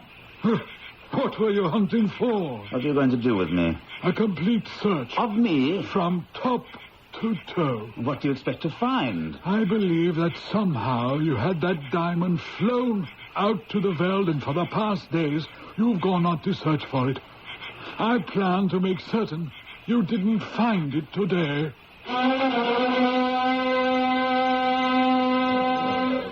Gentlemen, I've asked all the senior staff to join me here today. That is all but the managing director, who I understand has a touch of the flu. He's asked that we meet this morning, for he has something to tell us. Inspector Grace. Last night we detained Mr. Philip Marsden of your staff and had him searched. We suspected he knew the whereabouts of the Conception diamond and had gone out beyond the hills to recover it. But I was mistaken. Therefore, at Mr. Marsden's request, I am making public my apology. Very sporting of you, Inspector. Marsden, I had no hand whatever in this matter, having left to the inspector all responsibility. So far as I am concerned, and I speak for the managing director and the board of governors, we never thought you were in any way culpable.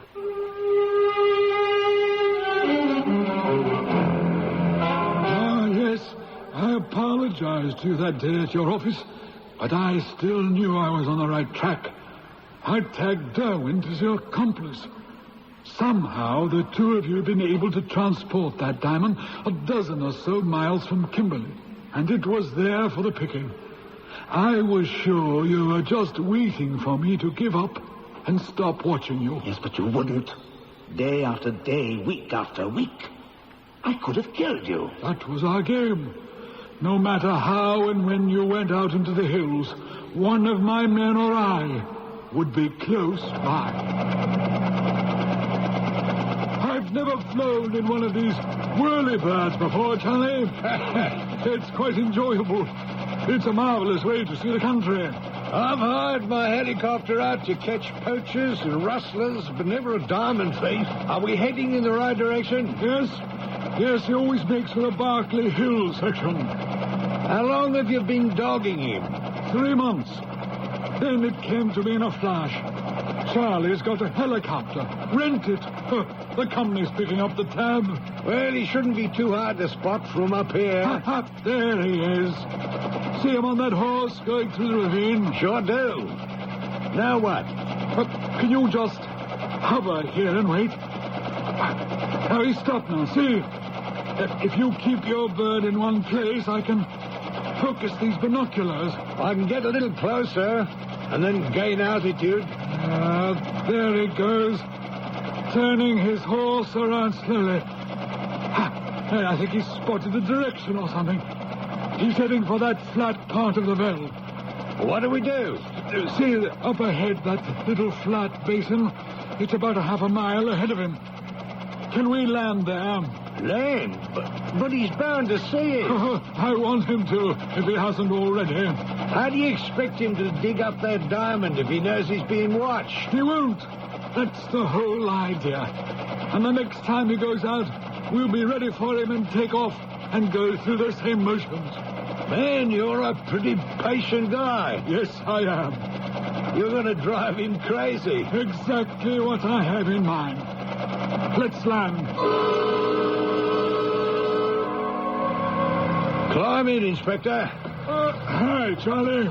Same man, same place today? Same place, Charlie, but a different man. Marsden's got a sidekick. He had to pull this off. Name's Derwent. Today it seems to be his turn. He started out on horseback half an hour ago. Well, let's take off.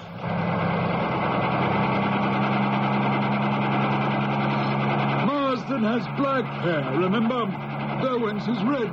Well, on a hot day like this, no one's going to be out on the veldt without a hat. Charlie, you're familiar with police procedure? Pretty much. Yeah, I've been in a lot of cases. Good. I'm deputizing you as an officer.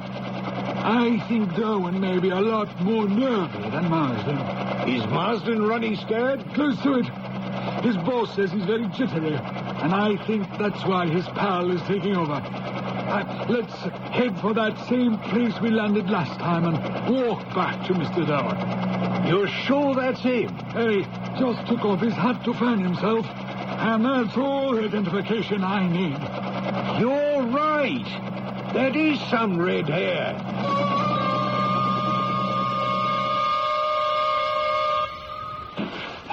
He's coming, Charlie. I can hear him. You take over. Hello, Derwent. Nice day for a walk, isn't it?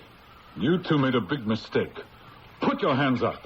Pointing a gun at officers of the law is a bigger mistake, pal. Get out of here. Get away from me. We're just picnicking. What are you so excited about? Get going. You heard me. Be sensible. Throw the gun on the ground. You're on my land. I have every right to defend it. Now you get out of here. Do you hear that, Inspector? It's his land. You wouldn't happen to have a deed on you, would you? I didn't know it was your land. I just bought it. You can see the stake marks. Oh, what do you want from me anyway? You know. Oh, I could kill you both. You're driving Phil Marston out of his head. Now you're pulling that stuff on me. I don't need this gun. You can have it. It's empty anyway. I wasn't threatening you with any harm. Nice gun. You have a permit for it? Of course I have. May I see it, please? But I don't have it with me. I came out for a ride to look at my property. Who takes papers? But you took a pistol. Why are you picking on us? You arrested Philip Marston. Now you're following me. What kind of justice is that? If we didn't know differently, we'd leave you alone. But you're a crook. And so is Marsden. All right, Inspector, he's all yours. You want to arrest him or let him go? I'll give him his gun back. He probably does have a permit. You're not fooling anyone, Derwent. We can wait just as long as you can. But I promise you this. If you live to be 1,000, neither of you will ever lay a hand on that diamond that's hidden out here. Never. Not without us watching. And you can tell Marston I said so.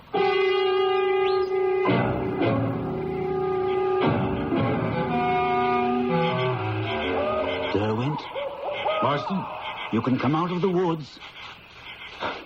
I've been out there for hours. There's been a policeman outside my house until just now, midnight. Every single day.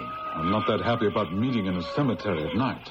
We're being followed and checked up on all the time.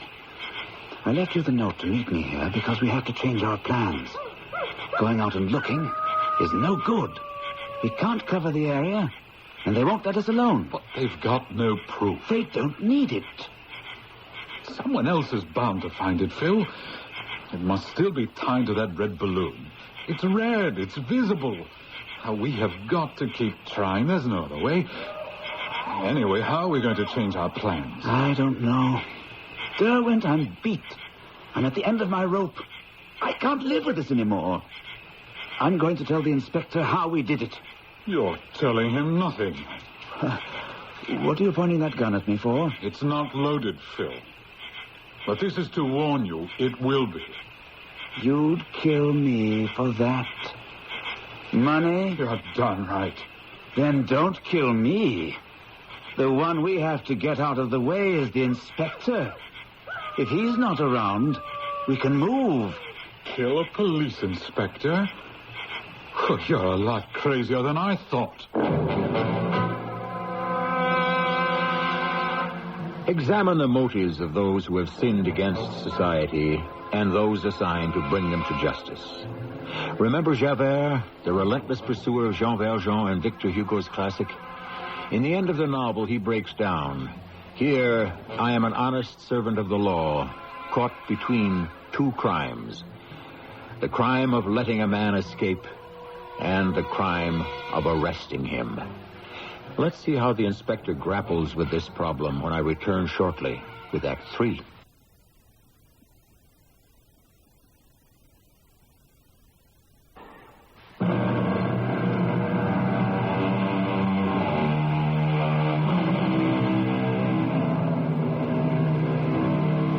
It's not fanciful to say fighting a criminal is like fighting a war. You probe the defender's weaknesses. You attack him where he is the most vulnerable. You encourage him to make mistakes. And then, finally, you offer him peace on your terms. Only in this case, the thieves are a little more desperate, which makes the situation considerably more dangerous. We are back in the cemetery with Marsden and Derwent. What we have to consider is there a foolproof killing as there was a foolproof theft? Oh, Phil, I've had a lot of experience with guns. Even before we start, we have to find a gun and ammunition which can't be traced. I don't have any connections like that. I do, but they're not here in South Africa. They're in England. Oh, it'll be months before anyone can get us a gun from England. There's got to be another source. Wait. Yes. I've got friends in Cape Town. If you can arrange it, say you're having me sent there on company business. Your friends have untraceable guns? To spare. Inspector, I'm in a quandary. You know that since your apology for having mistakenly arrested him, Marsden's credit with Consolidated has been fully restored. But I can see from day to day the man is ailing. He tells me he can no longer enjoy riding into the hills. His home is watched. His steps are followed. Your men are making his life miserable. Sir Hugh, do you want that diamond back or dead? Oh, what a question. Of course we do. I tell you, he engineered that disappearance. Now, picture yourself. You're a man of good background, 20 good years with Consolidated, living here in Kimberley on the average small salary. Well, we're not London, you know. And knowing that within a few miles, on a spot you alone might locate, there's a £3 million fortune. Yours for the picking up, if only you dare go and take it. But you don't dare do so. So it's out there, is that it? That is it. Oh, dear. Dreadful situation. You're driving the man out of his mind. I'm driving a thief out of his mind. I wish he'd confess so I could put him out of his misery and go and retire as I planned to. You're dead certain about this? Yes. Would you mind if I talked to him in front of you? What, right here in my office? Well, no, not at all. Then have him in. Helena, will you find me Philip Marsden, please, and send him up here? Would you also send for that assistant of Marsden's, Derwent? Oh, he's not here. He went to Cape Town a week ago. Oh? On business? Well, I expect so. Marsden sent him. That's our shipping point. And to your knowledge, Derwent is not back yet. Well, I'm sure Marsden would have mentioned it. Come in. You wanted to see me, Sir Hugh? Actually, no, it's the inspector who does. What is it, Inspector? Haven't you had your pound of flesh from me yet? We were talking about Derwent. When will he be back? I don't expect him before next week. You're sure he hasn't returned to Kimberley? Quite sure. That's really strange. Sir Hugh, the Bureau, at your expense, has hired a private helicopter. Yes, I remember. He flies within the 25-mile radius every day, sometimes with a police officer or myself. The day before yesterday, the pilot brought in a report that he spotted Mr. Derwent, way out on the Veld. He was digging, it seems. It must have been someone else. He was mistaken. Well, that's what I told him. So yesterday he took a photographer with him, and they took pictures of anyone they saw. I had enlargements made, and I've brought them along. Just take them out of my briefcase. We'll spread them out on Sir Hugh's desk. Now, that figure with a spade in his hand. You see him looking up? He's probably seen the helicopter. Sir Hugh, does that look like Derwent to you? I see. It does. What do you think, Marsden? It may look like him, but I know for a fact Derwent is in Cape Town. Is there anything else you wish me for, Sir Hugh? No. Inspector? No. Thank you for your help, Marsden. I'd better get back to my desk, then. What do you make of that? Sir Hugh, when one is hunting wild beasts, one uses beaters who drive the game towards the hunters. Yes, I think these photographs will serve the same purpose.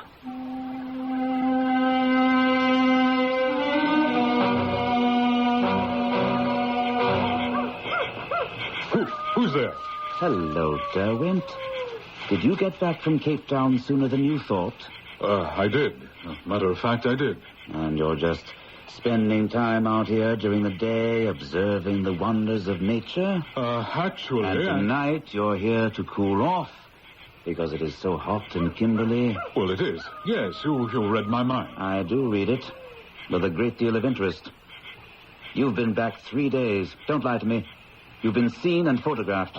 I know what you're thinking, but it isn't so. What am I thinking? You think I've been coming out here to find the diamond. I wouldn't mind if you did. We're partners. How did you make out with the revolver you were going to get from friends in Cape Town? Oh, yes, I got one. Completely untraceable, and ammunition for it, everything. I'm glad. I had an idea you might have got back, so this evening I went to your house to welcome you. I found the gun. Loaded. Is this it? Yes, that's it. Phil, what are you doing? I'm pulling back the safety catch. And then I'm going to fire it at you. And then rub away my fingerprints and place the gun in your right hand. But why? Why? What did I do? I can't trust you anymore, partner. You've left me no alternative. So the partnership is hereby dissolved.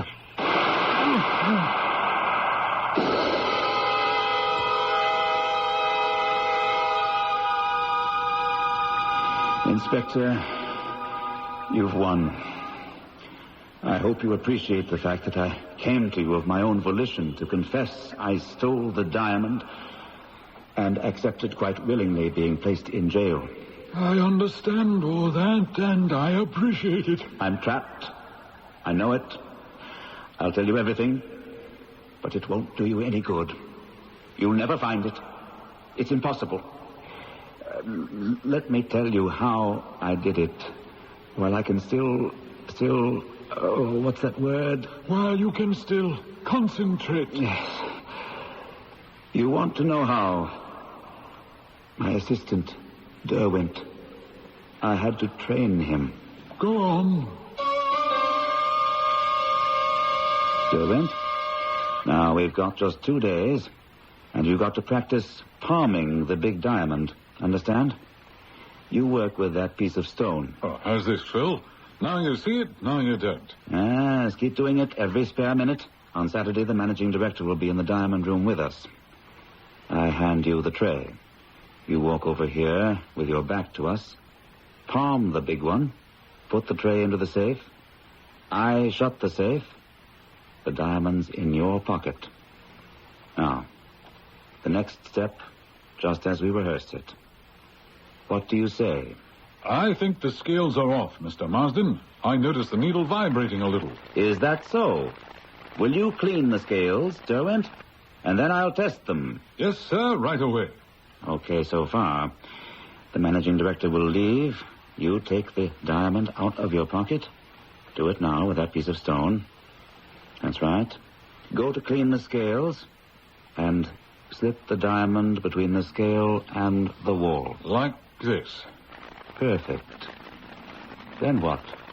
On Saturday, when I'm on night duty, I take this balloon and fill it with gas from this pocket cylinder. An hour before daylight, I tie the diamond bag to the balloon and let it fly out the window. A toy balloon. Very clever, Marsden. How come we never found the empty gas cylinder?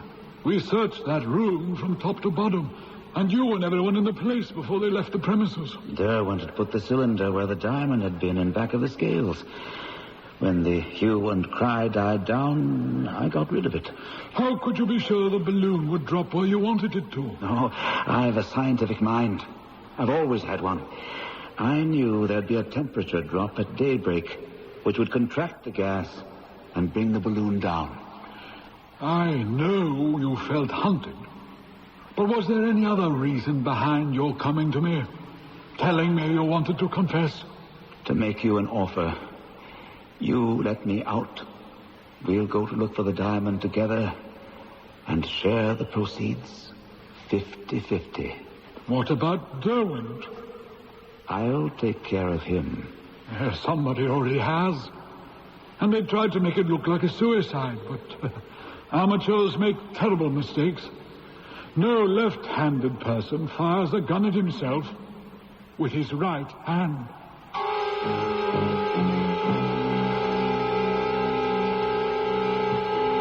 I'm surprised.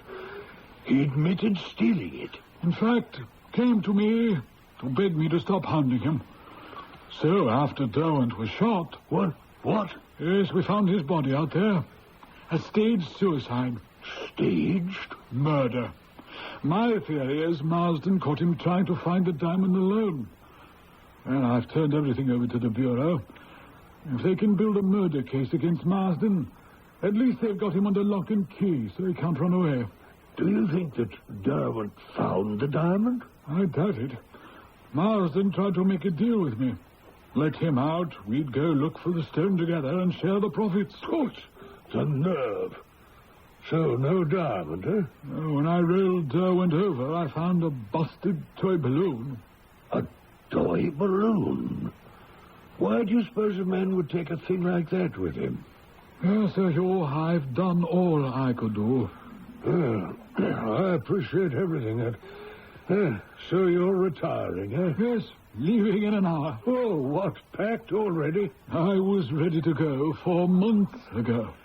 Well, I hope you have enough to make it on. Oh, I've saved a little. Goodbye, sir.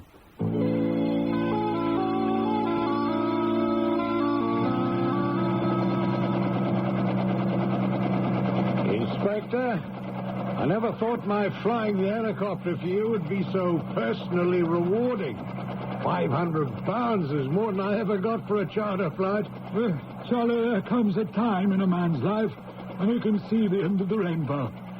When do you figure we'll get there? Oh, I'd say about 10 hours flying time. Good. You saved me a great many hours of traveling this way, and whatever I paid you, it's well worth it. How did you happen to pick Holland as a country to retire in? Oh, I don't know. It's quiet. It just suits me. Of all the places in the world to end up in, I'd say Holland was the least exciting. Not really. I mean, what has Amsterdam got besides tulips and windmills? Diamond cutters, Charlie. Diamond cutters.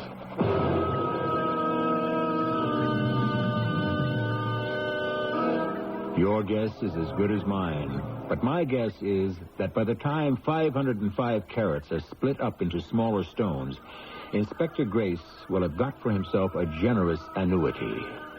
What salves my conscience is that when a man retires from the force, he is no longer an officer of the law. He's just an ordinary man. Or, should I say, an ordinary crook. And perhaps he, too, will find an inspector at his heels following him. I shall return shortly.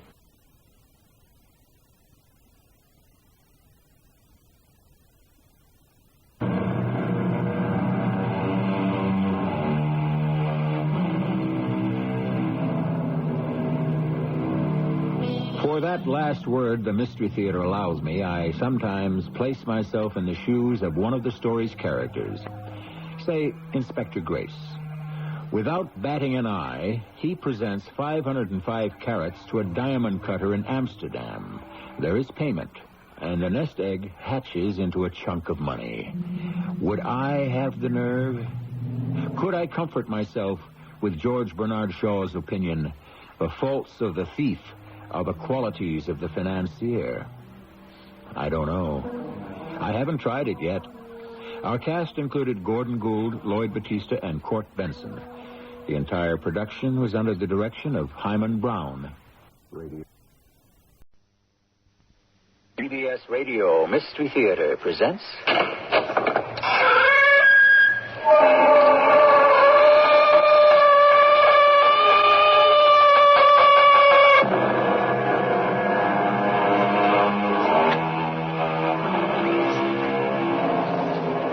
Come in.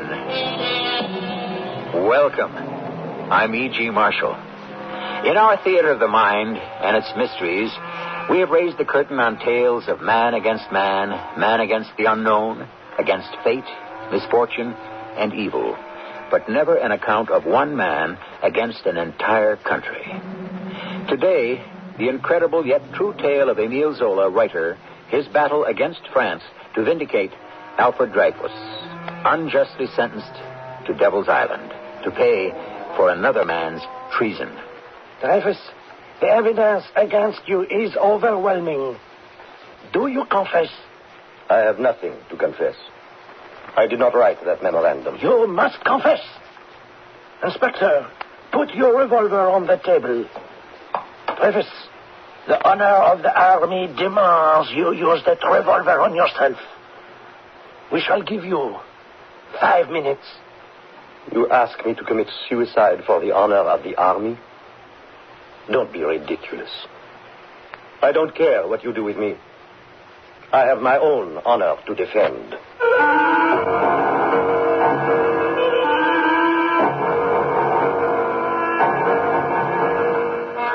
Our mystery drama, J'accuse, I Accuse, was especially written for the Mystery Theater by James Agate, Jr. and stars Roberta Maxwell and Bernard Grant. I shall return shortly with Act 1.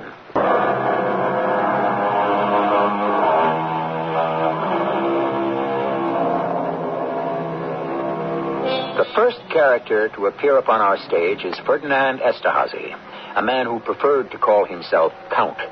He dreamed of being a great soldier, but his nature was that of a great swindler.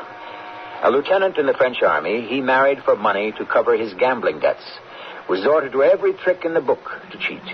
And when our play opens, he is cultivating the friendship of a German colonel at the German embassy. Esterhazy, you have made us an interesting and unusual offer. You are not the first military attaché from the French who has offered us secrets. I should be able to furnish you with important material 2-3 times a month, such as what I brought you last week. Well, that is up to you. I advised Berlin, and they looked into your background and have authorized me to proceed with business arrangements.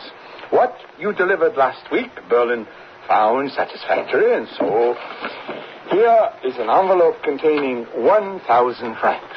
1,000? Is that all? Consider it a down payment if you wish, but in order for us to continue to pay you, we shall expect far more important data. Colonel Schwarzkopf, I shall do my best. Let us hope your best is good enough.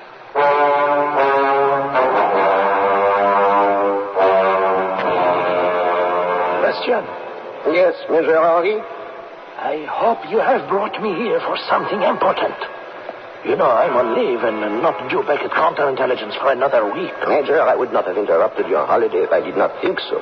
That's why I left word at your apartment. Well, can we get on to why you wish to see me, huh? If anyone would have told me 40 years ago, Bastien, you will be a janitor for the French counterintelligence, I do not know what I would have said. Bastien, please, what do you have to tell me? Not tell you, but give you. I took this torn-up memorandum from Colonel Schwarzkopf's wastebasket last night. Mm-hmm. It is written in French, not German, so I thought the Major should see this right away. So you're sure all the pieces are here? Of course, I'm sure. Everything he tore up and threw away, I have. You don't think Colonel Schwarzkopf or anyone else at the German embassy suspect you are working for our counterintelligence?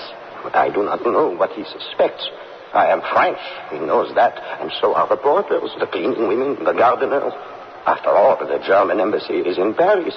One has to employ French people. However, yes. Like most Germans, he does not credit the lower class with much intelligence. Mm-hmm. He thinks we working people, all we care about is bread and sleep. Bastien, you just keep on doing your duty, huh? Emptying waste baskets.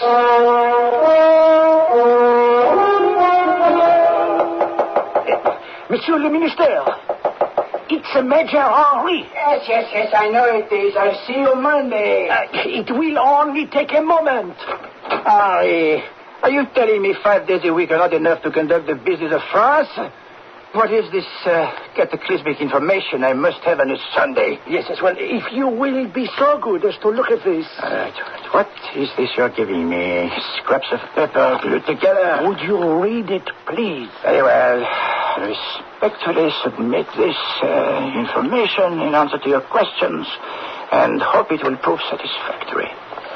Who wrote this? Take a look at those items listed below. Hydraulic recoil of the 120mm cannon. Mon Dieu. Who wrote this? We don't know. I understand now. Your department took it from somebody's wastepaper basket, n'est-ce pas? What is this?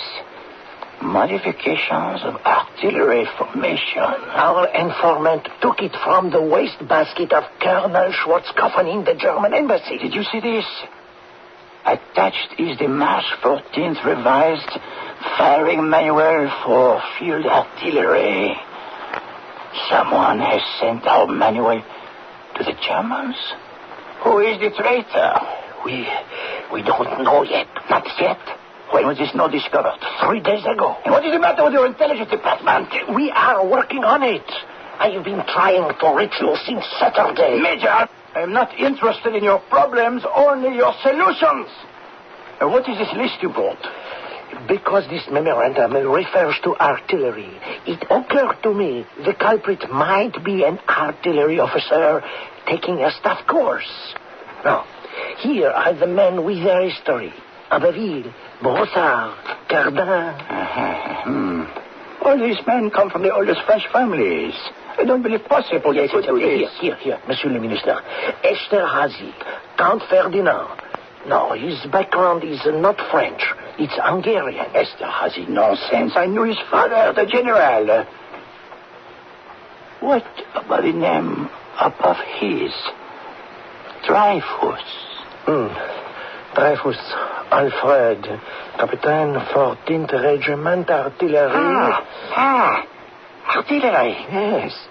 Artillery. Don't you know what that means? That note taken from the German embassy. Must have been written by a gunner.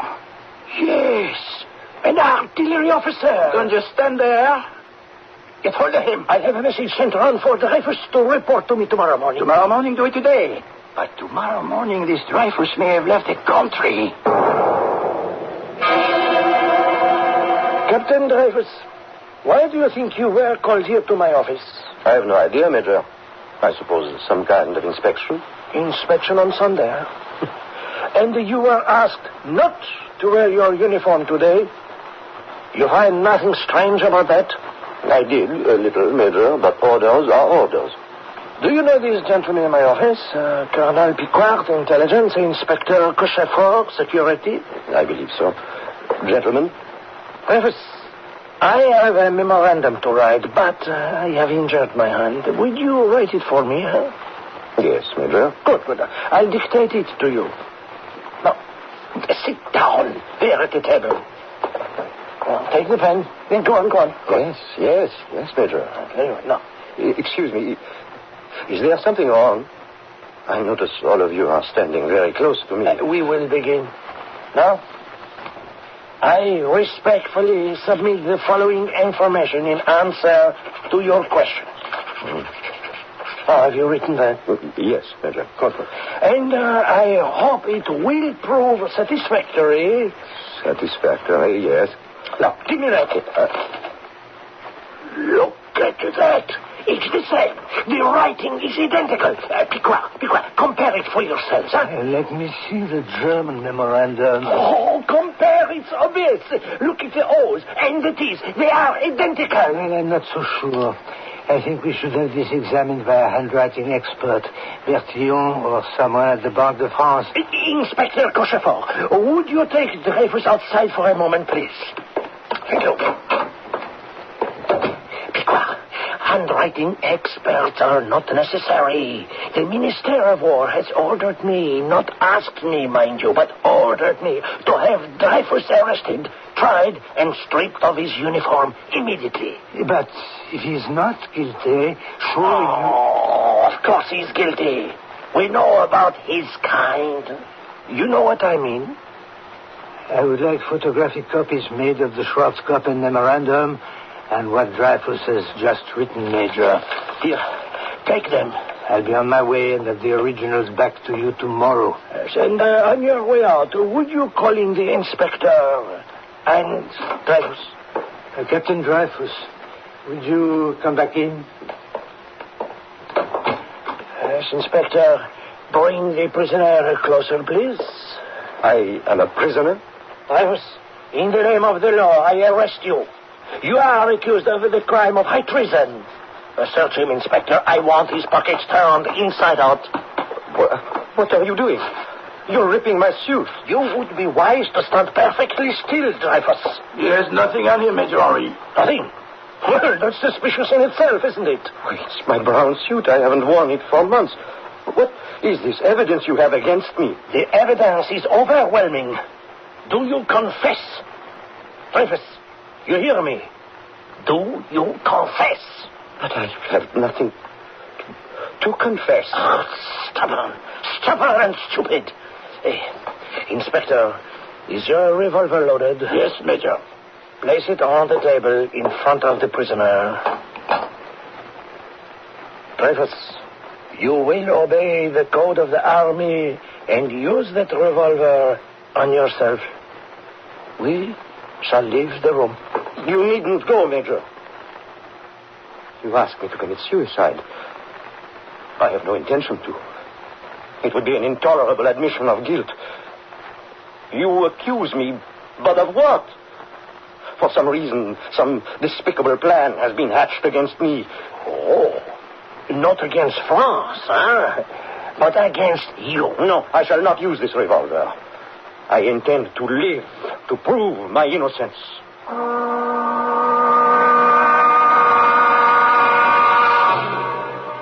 We have played out the first act of J'accuse. Its principal actors, Alfred Dreyfus, the accused, Count Esterhazy, the guilty, and the beginnings of a blemish which will spread into a stain of injustice. watched by the entire world, until one day, one man steps forward to reverse the dishonorable course of a nation. I shall return shortly with Act Two.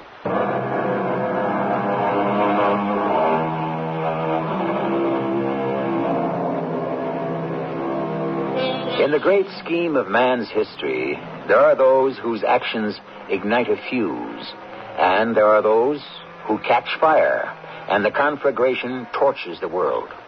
Such was the case of Alfred Dreyfus, who touched off the conscience and indignation of France's greatest writer of the time, Émile Zola.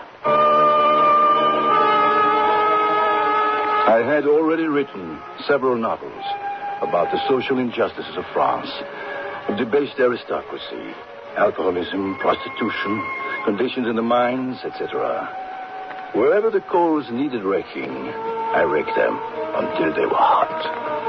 I had written 20 novels, and then I smelled the injustice of the Dreyfus case. It was rank. I stood in the courtyard at the Place Fontenoy on a cold January morning with hundreds of journalists and thousands of troops. In the name of the people of France, you, Alfred Dreyfus, having been found guilty of the crime of treason by unanimous vote of the court-martial, shall be paraded before the garrison of Paris and there publicly degraded and dismissed from the service.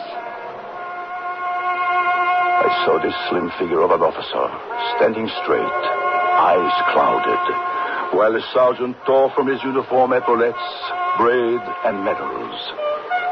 Dreyfus, he unsheathed his sword and handed it over. It was snapped in half and tossed into the dirt. You have forfeited your right to bear arms forever. You are deprived of your rank as unworthy of wearing your uniform. Alfred Dreyfus, you are hereby condemned to deportation for life. I am innocent. I swear that I am innocent. Vive la France! It was incredible that the man who supposedly had betrayed France now shouted his loyalty. Vive la France! When you have lived among evils as long as I have, you know the honest truth when you hear it. It rings clear as a bell.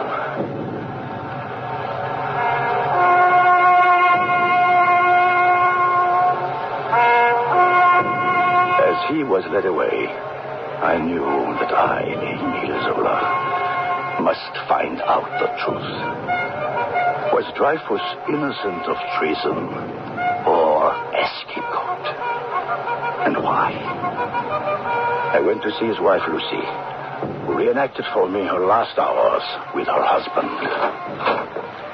Alfred, you're here. You're alive. They came here to search the house, and they said nothing. Oh, my darling, I thought you'd been killed. Lucy, I'm accused of high treason. You? You? Who says this? Major Henri of Counterintelligence, the Minister of War himself. Lucy, I'm almost crazy. They said I had only 5 minutes to say my goodbyes. Could it be because we are Jewish? I cannot believe the whole army would make up such a vile lie because of that. What are they accusing you of? Having given secret documents to the Germans. But how? They never told me that. What documents? They didn't tell me that either. I must go, Lucy. I am being deported. When will I see you again? I don't know. Sometimes I've heard they deport the whole family. We will be together. Alfred, what will happen? We have to believe, in the end, the truth will prevail. In the end? But when is that? Yes. Alfred, was there no one on the general staff? No one who spoke for you? One man, but he didn't say anything other than he was not sure the handwriting was mine. What did he mean? Something I am supposed to have written. But he was not sure. What was his name? He's next in line in counterintelligence. Did you ask me his name? Oh, my poor darling. Colonel Georges Picard. I made Lucy Dreyfus promise to come see me as soon as she had some word from her husband. Georges Piquois. That name rang a loud bell in my memory. I knew him from the old days. But he was difficult to see now. And in the 1 month Dreyfus was imprisoned at Saint-Martin, Georges was suddenly promoted to head of Army Intelligence. Emile, you'll have to forgive me. I know you have been wanting to talk to me for weeks, but this Dreyfus business gets more and more dangerous. Georges Piquois then told me of a disastrous meeting he had just had with the Minister of War. Compare them yourself, Monsieur le Ministre. Bertillon assures me it is Dreyfus's handwriting, and that's enough for me. It is not enough, sir. Bertillon is a fool, or lying, or deranged, and I can prove it. Let me show you. You are saying, Piquois, this third memorandum, also fished out of the German embassy West Basket, resembles the first. Resembles? It's identical. I've never been convinced, all the way through the court-martial, never, that Dreyfus is capable of betrayal. Now, with this, I know the real traitor. Who is he? Ferdinand Esterhazy, 74th Infantry Regiment here in Paris. I knew his father. He was a general. Impossible. I have additional evidence. There are certain types more prone to crime than others. The history of Esterhazy confirms this. His gambling, his debts. I've had the man followed. He's identified as always in need of money and would do anything to get it. This is the guilty man. Dreyfus is innocent. Piquois, I cannot sit here and listen to this. I tell you, you are talking out of turn. Your investigation of Esterhazy was presumptuous, and not what you were ordered to do. I'm Chief of Intelligence. I give the orders in these matters. Don't you understand, Piquois? We cannot have another treason trial. If Dreyfus is innocent, you wouldn't free him. He is going to be sent to Guyana. It has been decided. You mean Devil's Island? Precisely. Devil's Island is a leper colony. We are getting rid of the lepers. And in a few weeks, it will be ready for incorrigible French convicts. You would let an innocent man rot on that island? Will you think as a Frenchman for a moment? If we should admit a mistake has been made, the General Staff would be the laughingstock of every national army in the world. We owe it to France to drop the entire matter. The man has been court-martialed, convicted, and sentenced for life. You're murdering him. No one will know a thing, Piquois, so long as you keep your mouth shut. And you will do just that. It was hard to believe what Georges told me. That a mere 100 years after our revolution, that a man could be convicted of lies. Nor could I believe it was mainly because Dreyfus was a Jewish officer, and there were anti-Semites in high army places. Lucy Dreyfus came to see me. Monsieur Zola, you said the moment I heard from Alfred I should tell you. He has been taken to Devil's Island. I know, my dear. You have a letter from him? 2 months I've waited for this. My dearest Lucy, until now I used to believe in the logic of things and events, in human justice. Whatever was bizarre penetrated my brain. Oh, I can't go on. Try. Take a breath.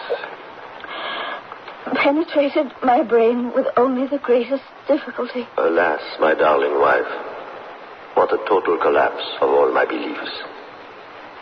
Honor is my life, and family dishonor worse than death. There is a little more, Monsieur Zola. On this island of devils, I must order my life at a regular time to survive. I am up at 5:30, then heat water for tea or coffee. At 8, the guard brings me my rations. If there is meat, it must be cooked right away, or it will spoil in the heat. At 9, breakfast, then clean up, wash my clothes, chop wood. Then I write in my diary, or a letter to you. I spend hours staring at the sea, trying to understand what has happened. The more I try to understand, the more I realize the greatest weakness of the government's case was the handwriting. How did they prove it was Dreyfus's hand? Major Henri received me at the War Office.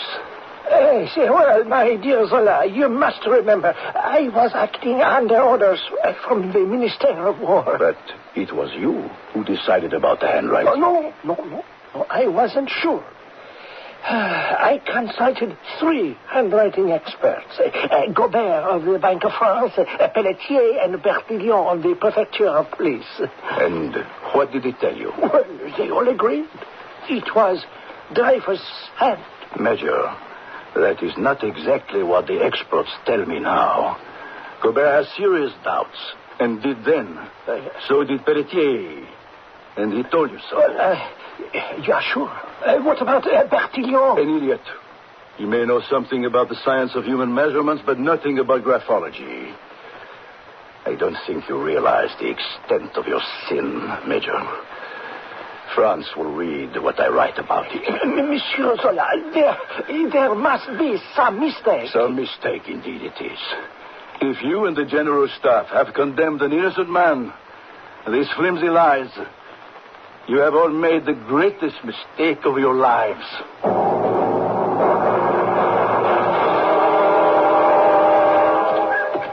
Georges Picquart invited me to go riding. I brought him up to date on the false evidence. I know that, Emile, but my hands are tied. I've been ordered out of France on an inspection trip to Algiers and Tunisia. Certainly. Just like that. I'm in the way. I'm asking too many questions about Dreyfus. They're afraid you'll talk. No, I will. I have evidence in my files which could... George, hold on. That brass ahead of you.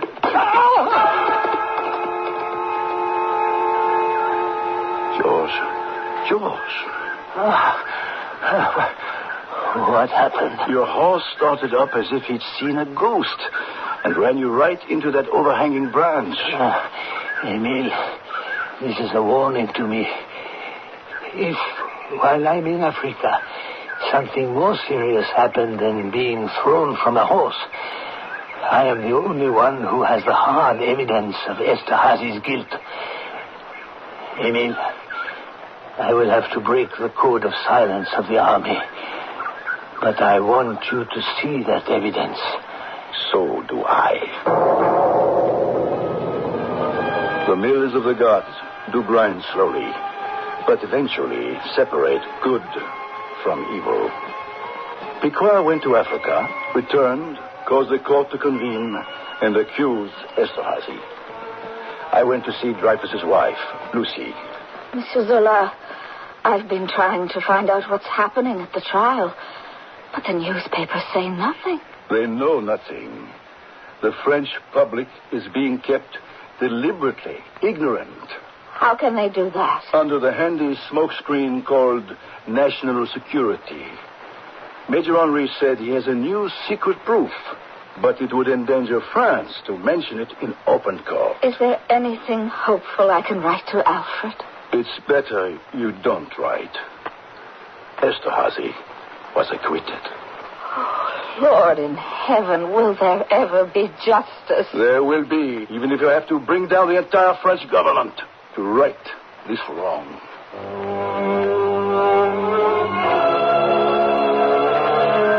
Not many men in history have been condemned to a living death, and fewer still who risked everything so that truth would outbalance falsehood. But it takes only one man, not even an atlas, to move public thought 1 inch until it gathers momentum and, like a juggernaut, destroys every lie in its path. Such a man was Émile Zola. I shall return shortly with Act 3.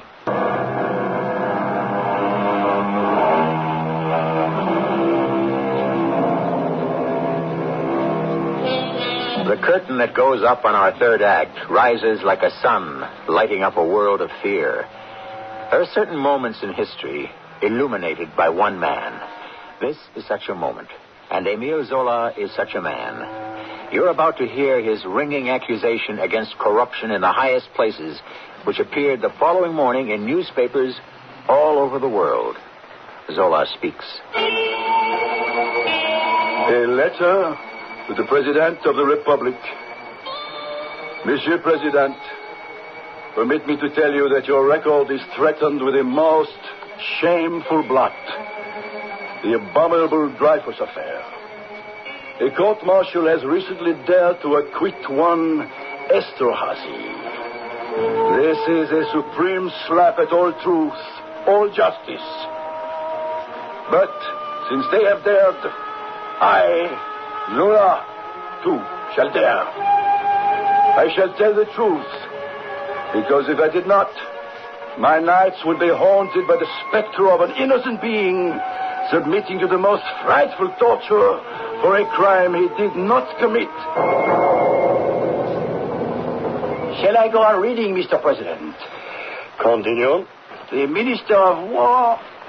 Why, it's me he's attacking. Read the rest of it. The Minister of War, the Chief of the General Staff, the Bureau of Counterintelligence never doubted that the famous trash basket memorandum and others were written by Esterhazy. But to condemn Esterhazy involved a second look at the Dreyfus verdict, and that the General Staff wished to avoid at all cost. Mr. President, this is too ridiculous for me even to go on to read. Go on, please, Mr. Minister, read. For over a year, the Minister of War and the General Staff have known that Dreyfus is innocent, but they kept this knowledge to themselves. And those men sleep, and they have wives and children they love. I want Zola here. Arrange it.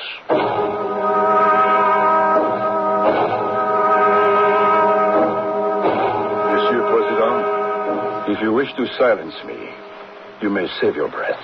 You have made several serious accusations against the army. The corruption of which you accuse many in government does not extend to this office. That is why I addressed the open letter to you. Are you going to be making more accusations? Would you care to hear tomorrow's installment in the world press? Yes. I accuse Major Henry of the Counterintelligence of having been the agent of the affair and continuing for 3 years to defend his deadly work through the most revolting machinations. I accuse the Minister of War of having concealed decisive proof of the innocence of Dreyfus. I accuse the Chief of Staff and his aides of being accomplices to one of the greatest crimes in history. I accuse the 3 handwriting experts of having made lying and fraudulent reports. I accuse the court-martial of Dreyfus of having violated all human rights by condemning a prisoner on testimony kept secret from him. All of this appears in tomorrow's newspapers. Why not? Well, there are laws against libel and slander. I am not worried. Yes, but you are accusing the French military of the most blatant cover-up in its history. Can you or I be party to that? Thank you for coming to see me. But I warn you, when your accusations are read tomorrow, there is danger. There are hotheads all over France. Are you telling me there is anti-Semitism? And if Zola defends Dreyfus, he must be a Semite? I hope you won't find prejudice in the courts. I'll chance it. Let those I have accused take me to court. Let there be an inquest in the full light of day. I wait for them. I did not have to wait long. On February 7th of 98, I stood trial in the Palais de Justice on the charge of accusing the Esterhazy judges of acquitting a traitor on orders of the government. The court is adjourned for the day. Would you let me through, please? Monsieur Zola? Madame Dreyfus, I saw you in the gallery. I've been here since the trial began. It's not fair. Every time you rise to defend yourself, the court is adjourned. The court does not wish to hear me. They wish to try Zola for defamation of character, while I am putting the government on trial for treason. Come along.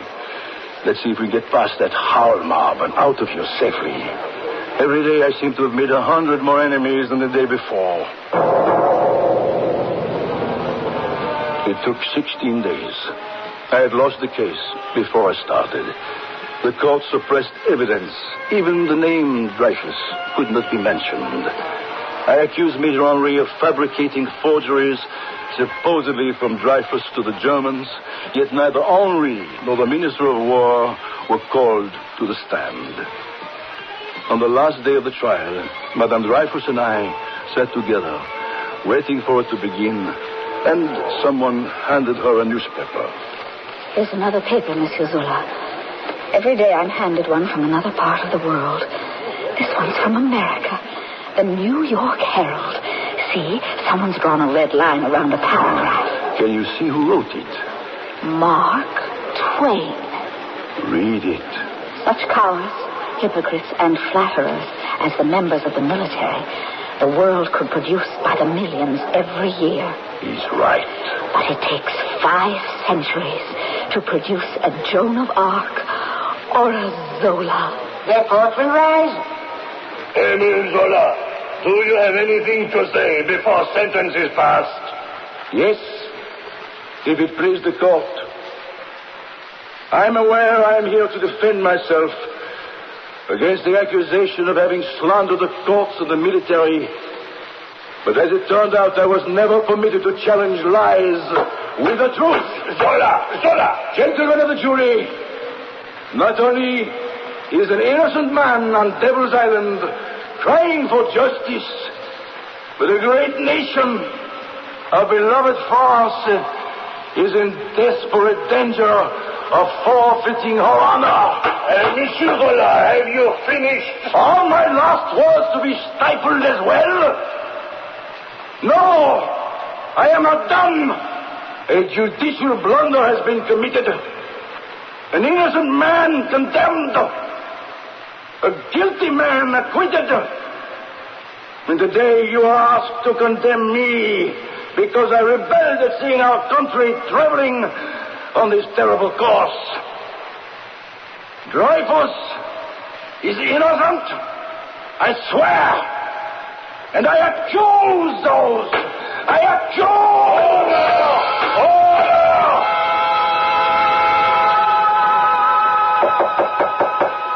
Come in. Not very much from the German embassy these days. They are being very careful. Yes, what is that blue envelope, huh? A letter from the Italian military to Colonel Schwarzkappin. Yes, written in the blue ink on the blue paper. Thank you, Bastien. Every little bit helps. Who knows? Even this might prove quite valuable. Will Emile Zola please rise? Emile Zola, have you completed your address to the jury? Yes, I have. Is there any reason why we should not proceed with the verdict? Monsieur Zola? Is the court addressing me? You are the one on trial, are you not? No, Your Honor.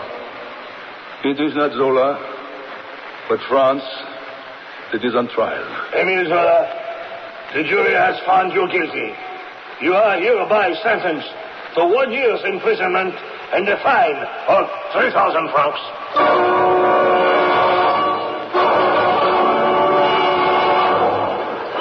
George, I can't go through with it. I can't leave France like this, running away with my tail between my legs. Emile, don't be short-sighted. What good are you to the cause spending 1 year in prison? What will people say? Zola was condemned, and he took the first train to Calais, and then the boat to England. Why should we believe a coward like that? You have the gift of words. Use them. Write from England. Keep writing. There's a poor man on Devil's Island who needs to hear your words.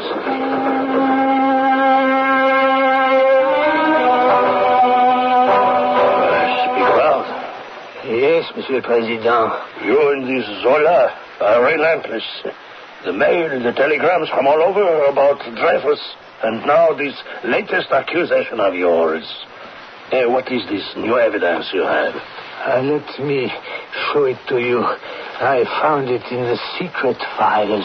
This letter on blue paper? I can assure you before Dreyfus was tried, this letter did not exist. It is a forgery dated to a month before he was arrested. Can you prove that? I will. Let the forger prove it himself.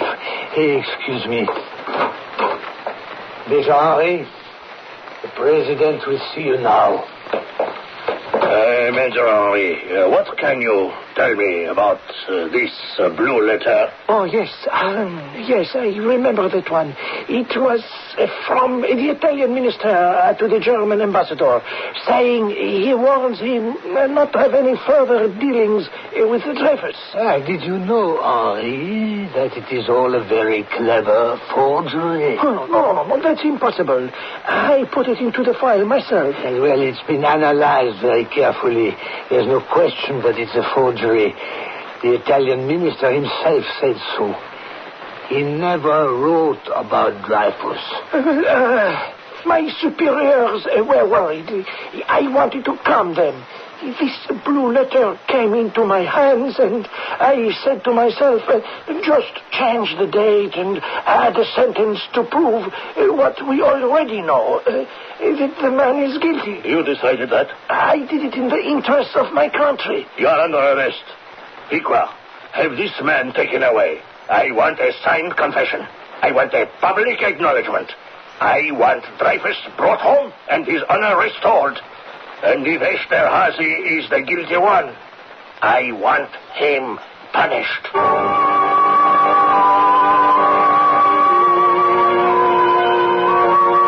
My dear George, to see you suddenly come up the road in my peaceful, quiet England is a great surprise.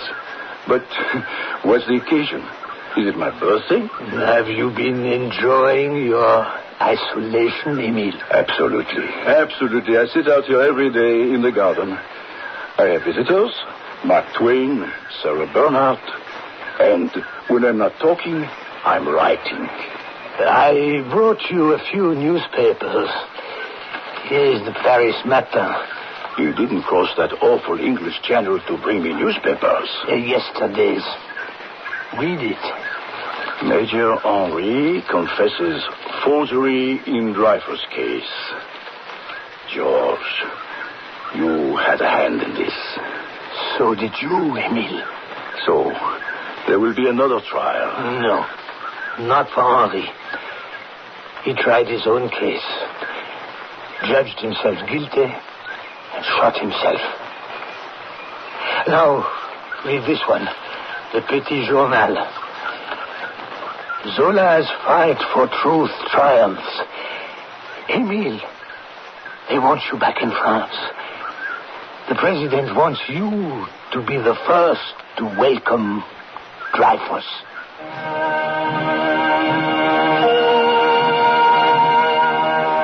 Alfred Dreyfus returned home, cleared of all charges. A proclamation of his innocence was posted in every French town, hamlet, and colony. He was promoted to the rank of commandant and was knighted to the Legion of Honor.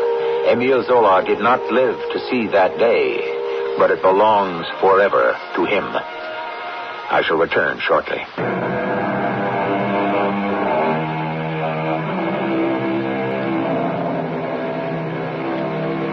Émile Zola was not the first to rally against exploitation, dignity violated, or rights denied.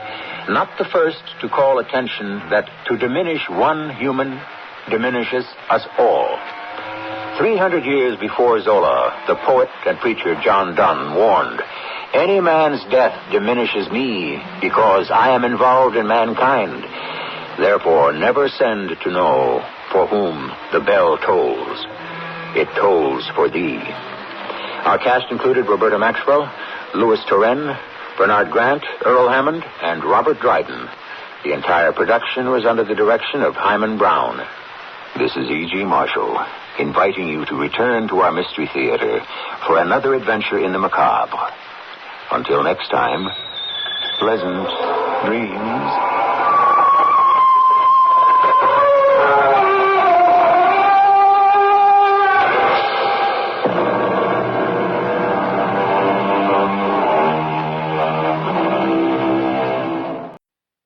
The CBS Radio Mystery Theater presents...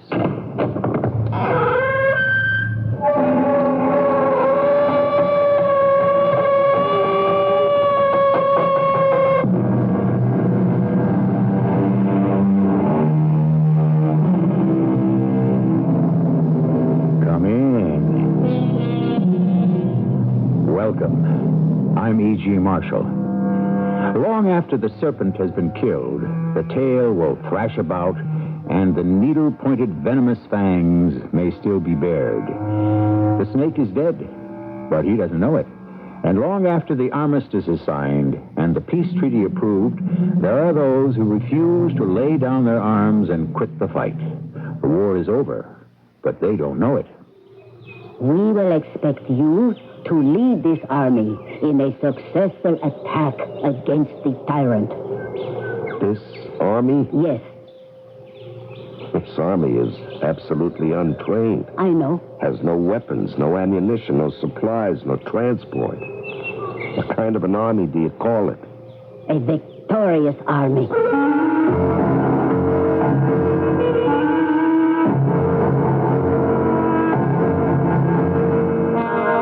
Mystery drama, The Equalizer, was written especially for the Mystery Theater by Sam Dan and stars Larry Haynes.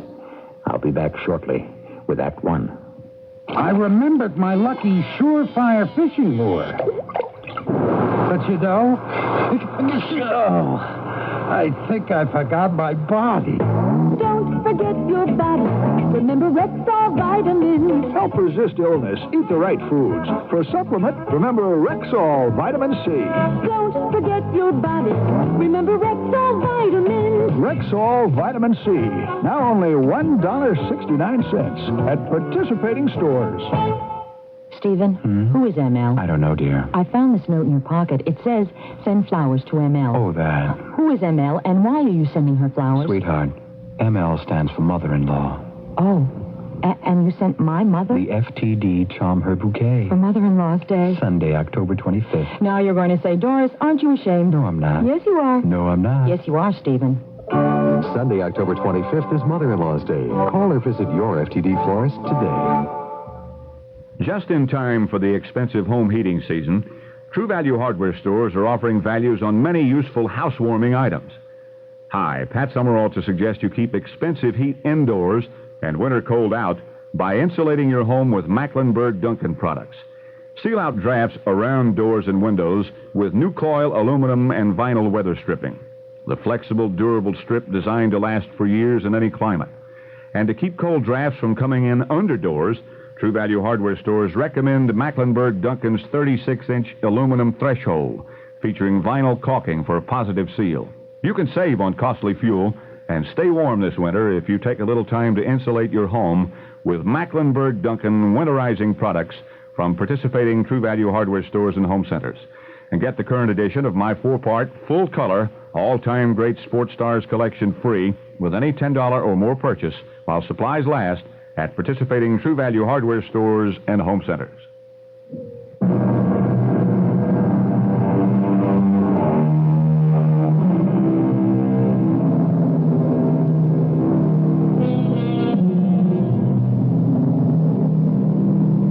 Park Avenue in New York City, the capital, the hub, the headquarters of so many of the great American enterprises, commerce, industry, communications, a street of important-looking, smartly dressed men and women. Here's a young man of about 35 or 40, slim, with dark hair that is just stylishly long. Suit, shoes, shirt, tie, everything he wears speaks of elegant and expensive good taste. He turns into the lobby of one of those magnificent stone and glass buildings. He is obviously an important young executive from the looks of him. The elevator lets him out on a high floor. He opens a door on which is lettered the legend, International Enterprises. He enters an exquisitely furnished waiting room. A smartly groomed secretary nods at him and picks up her telephone. Yes? Mr. Henry is here. Oh, send him in. You can go in. Ah, you're Donald Henley. Yeah. I'm Stanley Bulwer. Cigarette? I don't smoke. May I offer you a drink? I don't drink. Joe Davis speaks very highly of you. Have you known, do you know Joe very well? Yeah. Joe and we go back quite a while. Joe says you're exactly the man the client needs. Who's the client? They are in South America. Oh, are they in or out? At this point, they're still in the hills and the jungles. What'll they pay? What are you asking? What do I have to do? Train a couple of thousand men. Also lead them? Yes. Certain amount of leadership. That's extra. I understand. What chance do they have? Well, the people, I'm told, don't like the government that's in there right now. They'll probably support your crowd. But once your fellas get control, things will get no better, maybe even worse. They'll have to do the whole thing all over again. That's why guys like you and me will never be out of work. I have a Swiss bank account. You'll deposit $50,000 in it and then $10,000 every month plus expenses. It sounds high. Goodbye. Wait. These are poor people. I don't know if they can pay it. The poor people never pay it. It'll come from the rich who are buying insurance. I see you know the drill. Do I or don't I get the job? You are now the advisor to the military arm of the People's Revolution. Would you also care for a military title? I could get you a commission as a colonel. I don't care what you call me. Just deposit the money. Where would you like to go? Truffles. All right. Anytime you're ready. Donald, you mean you know somebody? Where? At Truffles. I never heard of the place. Oh, then forget it. Well, why? You want to go, don't you? What, but unless you know somebody. Truffles is absolutely tops. The most exclusive discotheque in the world. You have to be somebody to get in there. I'm somebody. Oh, look, let's forget it. Put on your hat. I don't wear a hat. Put on whatever you're going to wear and let's go.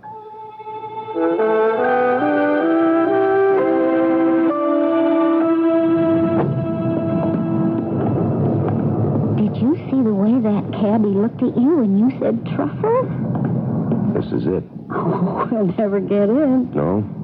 Do you see that big fella at the door? Yeah. Well, it's his job to keep out everybody who isn't a celebrity. Come on, let's go somewhere else. You said you wanted to go to Trussell's. The doorman won't let us in. Oh, yes, he will. Good evening, sir. Do you have a reservation? No. Well, in that case... In that case, what? Well, it's all right. Go right in, sir.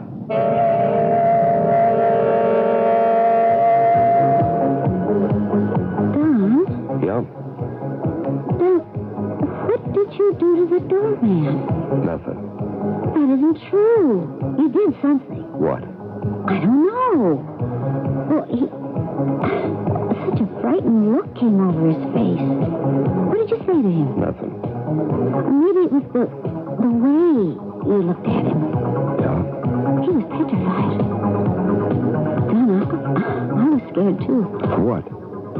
That's just it. I don't know. All of a sudden, I realized I don't know anything about you.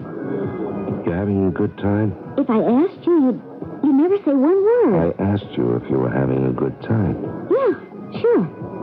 Any, celebrities here tonight? The place is jammed with them. Don't you recognize anybody? I don't know anybody. But these are stars. You see them in the movies, on TV, the media. I wouldn't know one from the other. Don, who are you? Donald Henley.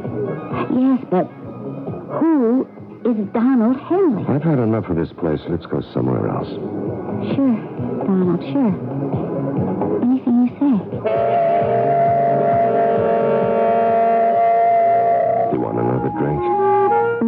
thanks. Ready to go home? If you are. Don, why do you take me to all these places? Because these are where you say you want to go. Well, but you're not having any fun. Look, you said you were ready. Let's go. Don, please. Something's wrong. I just feel it. I'm going away. Is it a business trip? For good. Can I ask you where you're going? No.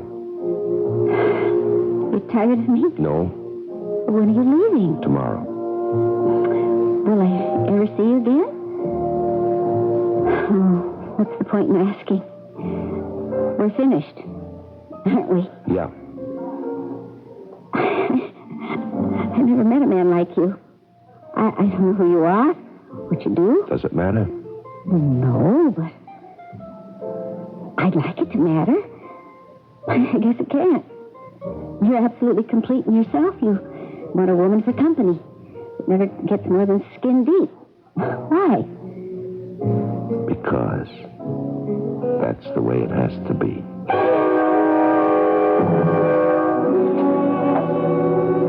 Don? Yeah. What are you doing up? I woke up. I saw the light on in here. Don? What's the matter? Are you all right?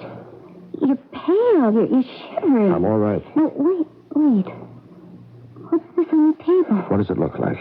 Oh, a gun? It's a .45 caliber automatic pistol. I never even knew you had a gun. Why do you have a gun? Because I need it in my line of work. What is your line of work? Don, you're sweating. Just a minute ago, you were shivering. You're not well. I'm all right. Well, maybe you better see a doctor. No, I'm always like this just before. Just before... What? Before I leave. And once I get there, I'll be all right. It's just sitting and waiting and thinking about it. Thinking about what? Death. What do you mean, death? What do I mean? I'll tell you. I can't tell you now because I'll never see you again. You asked me what kind of business am I in. You want to know that, don't you? Well, I don't want to make an issue out of it. I'm in the death business. Death? Yeah, I teach people to kill people. I live with death. Sometimes I feel it's a part of me. It must be, because so many people who meet me also feel it. Do you feel it? It scares them. They don't know why, but it scares them when I look at them in a certain way. At that doorman at Trussell's, that's how I looked at him. Do you understand me? Yes. I go out there in a jungle or a desert or a mountain or maybe in the twisting streets of a town. It's in flames, and I know it's waiting for me, too. Do you understand that? Yes. Where do you go? Because I can't do anything else. You could learn to do something else. Maybe I don't want to do anything else. Look, it's getting light. My plane will be leaving soon. But you can't go feeling like this. Now, once I'm in there, I'll be all right. I'll be just fine. I told you, once I get into my first firefight, it'll be wonderful. But why do you do it?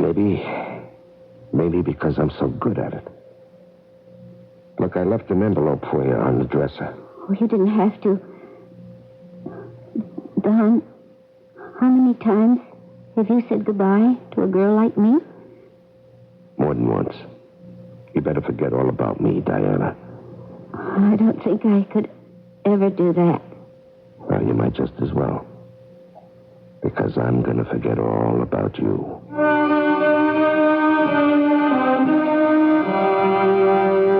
So, all ready, I see? Yeah.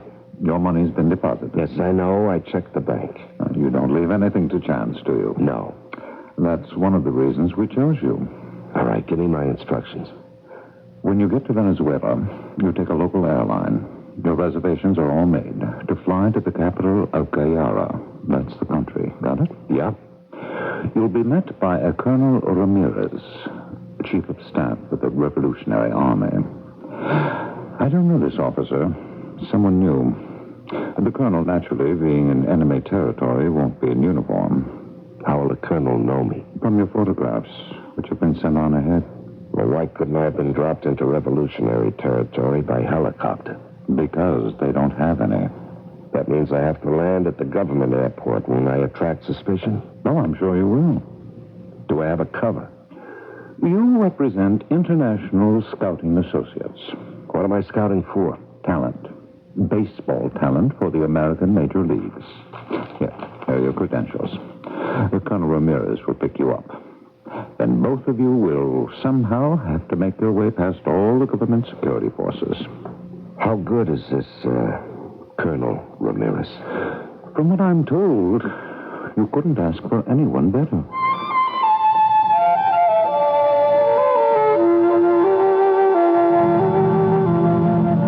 Mr. Donald Nelson? Yes? Look very much surprised. And then throw your arms around me and say, darling. What? Look more surprised than that. All right. Now, say, darling. Darling. Say it louder than... Darling. Now, kiss me. Who are you? Make sure no one can read your lips. Put your face very close to mine. Who are you? Who do you think? I don't know. I am Rosita Ramirez. Rosita Ramirez. We cannot talk so loud. Yes, Rosita Ramirez. Colonel Rosita Ramirez.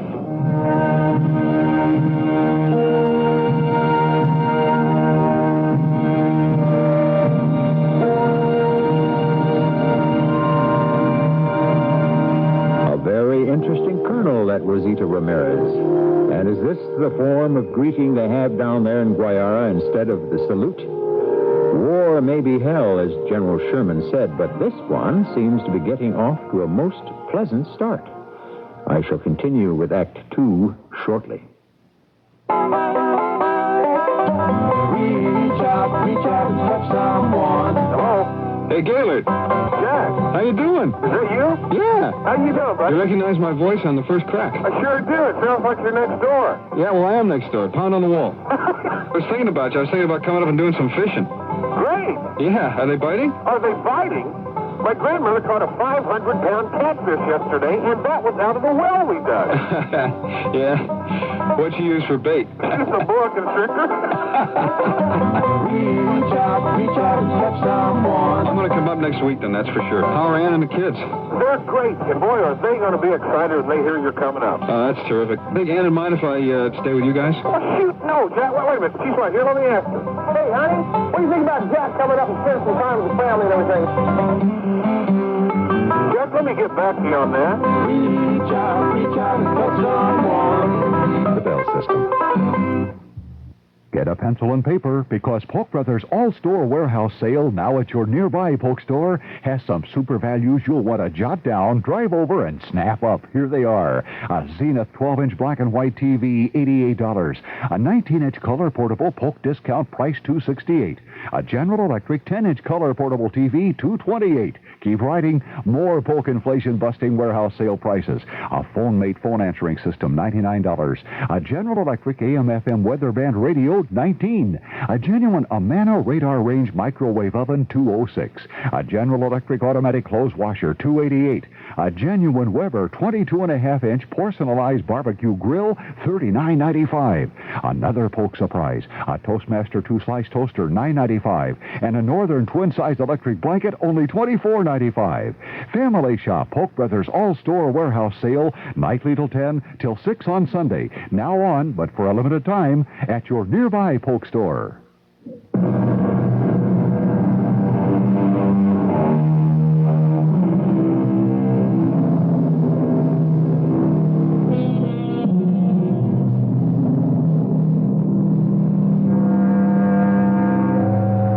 Life, they say, is like a garment that we continually alter, but which never seems to fit.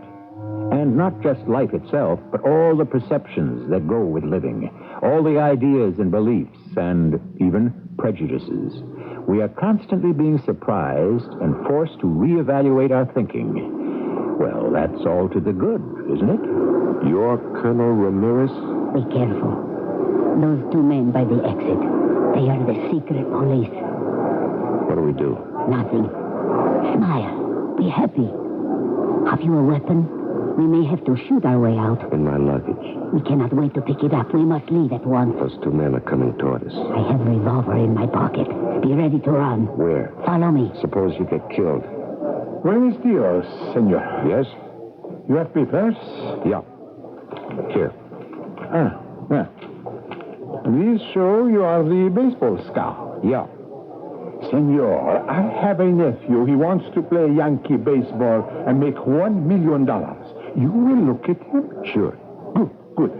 Remember his name, Pedro Valdez. Yeah. And you? You have a card? See. Here. Senor, you can do much better than this one. Say the word. No, she suits me fine. Well, what is this, your nephew's name again? Valdez. Pedro Valdez. I'll remember.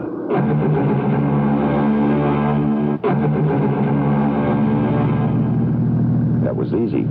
If they had not believed your story about baseball, we could have been shot down on the spot.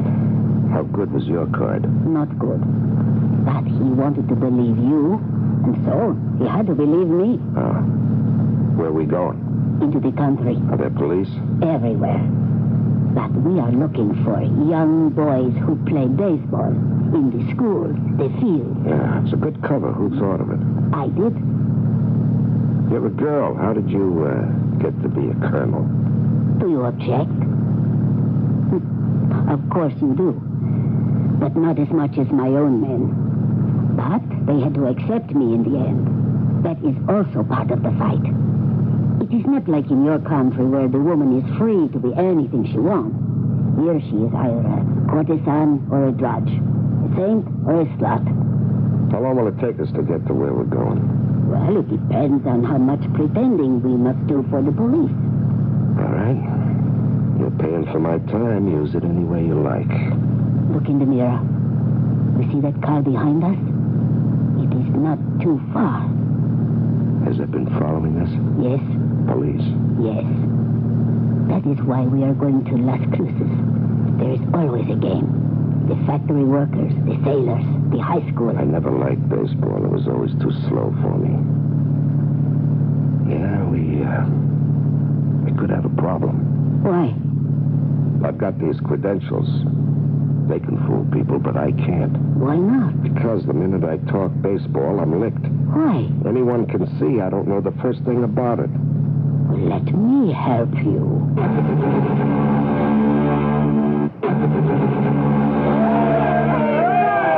Anybody hear any good? The pitcher is fast, but wild.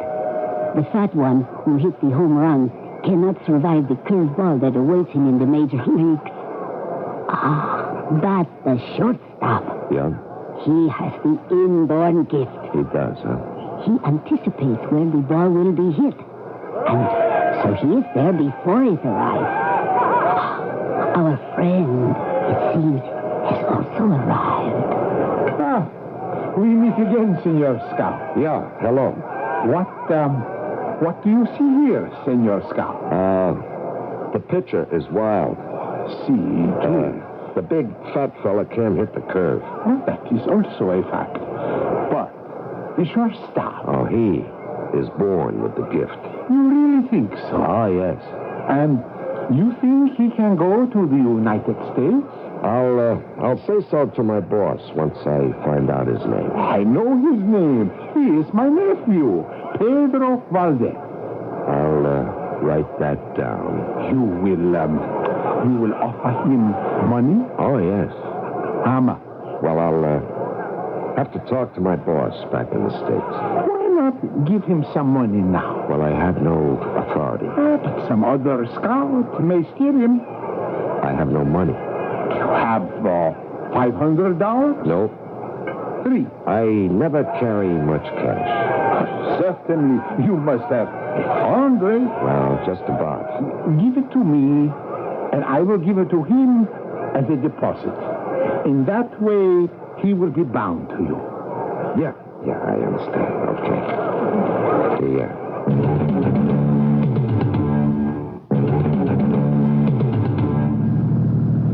That's how it goes in my country. They pay the police poorly and force them to oppress the people. The people hate and fear them. And the police then also hate and fear the people. Is he still following us? No. Why have you come here? $50,000 up front and then $1,000 a month and expenses. Was it only for the money? What else? The other things? Oh, yeah, sure. Maybe for you, but not for me. I work for whoever pays me. Then this is just a job. That's right, Colonel. And you would also work for the enemy? Why not? They aren't my enemy. But you are willing to kill them? It's part of the job. What if they had asked you? Would you also work for them? If they had asked me first... Then you are a man who has no principles. Only one do the job. For which you are getting paid. Yes, but when you buy me, I belong to you. Some of your idealists will drop their guns and run away when the fight gets too hot. I won't. And I won't make a deal with the other side either. That's what you have to watch out for. I trust all the men and women in my army of the revolution. Do you? I don't. Of course, a person like yourself. I've been here before, Colonel. These things form a pattern. If you're losing, people will try to make a deal to save their necks. If you're winning, people will want to get all they can for themselves. You have no faith in humanity. How soon will we be there? We are there now. Oh, yeah? Here are the hills. And beyond them, the jungles. This is the country of the revolution. Mm-hmm. Doesn't look like much. From here, we will march forward to victory. You do not believe it, hmm? First, I want to look at the army.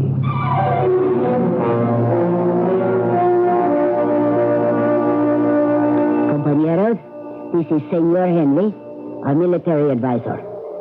Senor Henley has inspected our forces and is prepared to report. The army is too small to begin an offensive. People will join us as we advance. Who are you? This is Major Bajoja, my second in command. The government forces outnumber us 10 to 1. The government troops are completely demoralized. They are ready to revolt. I watched some patrols moving through the jungle. Their morale looked pretty good to me. What is it that you suggest, then? Your men need training. They need better weapons. They must learn how to use them. And how long must this take? I don't know. We're paying you for answers. It'll take as long as it has to. I have to transform peasants and peons into a smart, effective striking force. If we do not move now, Rosita, we lose the moment. What moment is he talking about? The correct revolutionary moment. The critical moment. When the people shall be ready to rise. Well, you settle that among yourselves. I have a company out there that doesn't know one end of a rifle from the other. Where are you going? I have to teach them how to use missiles and rockets, how to repair radios and jeeps. I can't get bogged down in your politics. Stand at attention. Shoulder arms. Present arms. Now, don't reach for that canteen. But it is I'll tell you when you can drink, and I'll tell you when you can eat. I'll tell you when you can breathe. Is that clear? Shoulder arms. Right face. Forward march.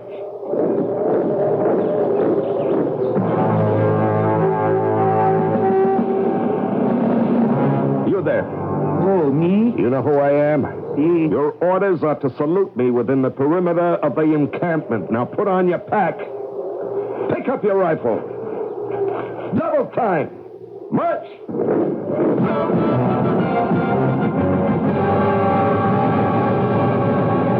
You have to set up a maintenance platoon. Specially trained mechanics. Otherwise, this equipment will all be destroyed. We will try to find mechanics. And what about medical support?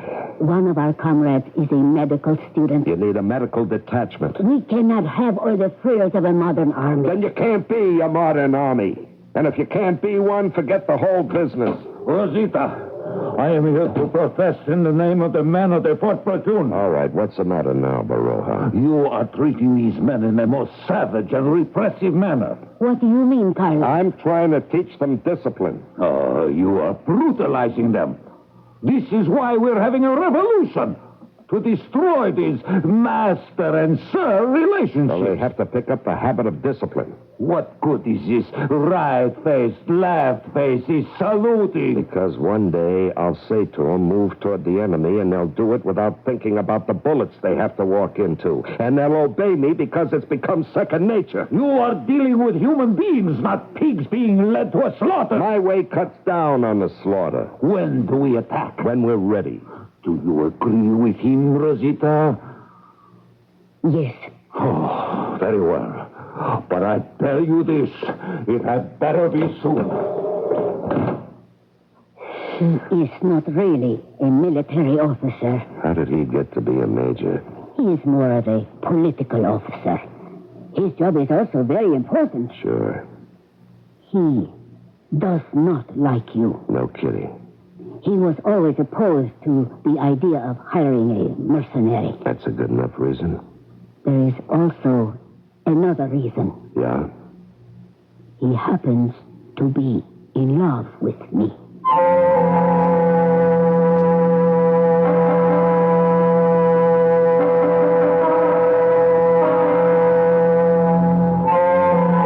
We're due for a break. Let's take it here. It's time, isn't it, that something like this came up? But that's what most stories are about, aren't they? Love and war and money. It seems that we have all three, and the pot is simmering nicely as we anticipate the third act. Taking a laxative? Yeah, traveling throws my system off. But so can a laxative. Not Metamucil. That's Metamucil? Metamucil Instant Mix in little packets. Easy to take along. And easy on your system. Because Metamucil is made from natural fiber with no chemical stimulants. More doctors recommend Metamucil for really gentle relief. I like that orange flavor. Me too. Easy to take. If not nature, Metamucil. Read label and follow directions. For people and places, you're really right. At Best Western, you're gonna find each place is special. They're one of a kind. Best Western's toll-free number gets you reservations at any Best Western motor inn or hotel in the world in a matter of minutes. The Best Western toll-free reservations number in the yellow pages.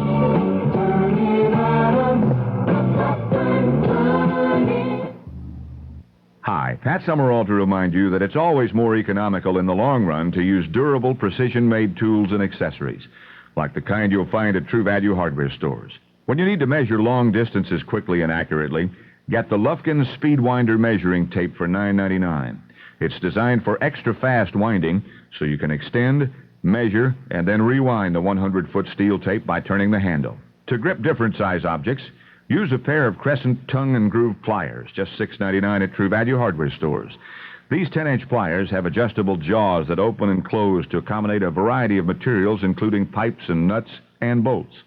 The jaws also have aligned teeth for a more secure grip. It always pays to use quality tools and accessories, and you'll find them at True Value hardware stores and home centers. And get the current edition of my 4-part, full-color, all-time great Sports Stars collection free with any $10 or more purchase while supplies last at participating True Value hardware stores and home centers.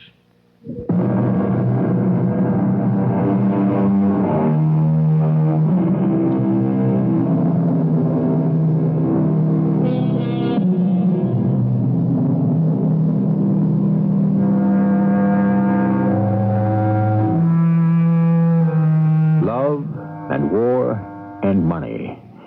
That's pretty much the story of the human race, isn't it?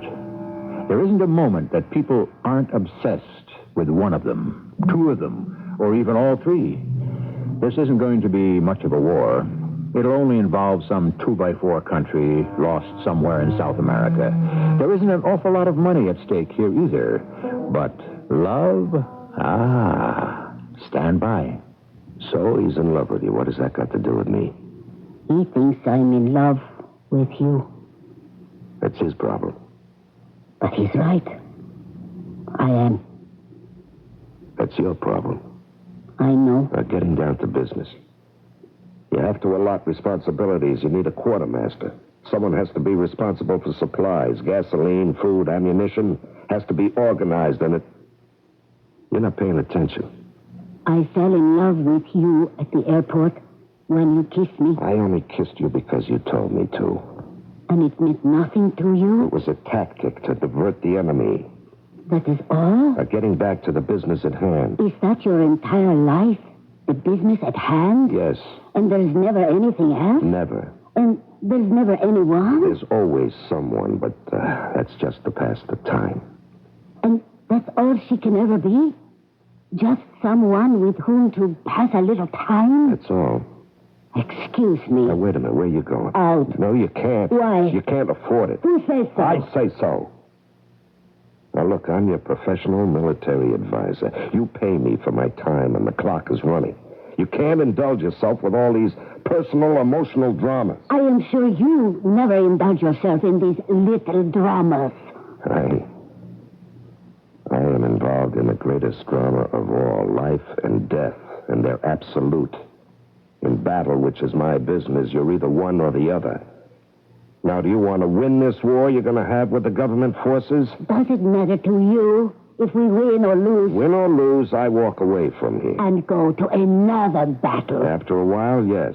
And what we're trying to do here, it has no meaning for you? No, none at all. What were we talking about? We need more equipment.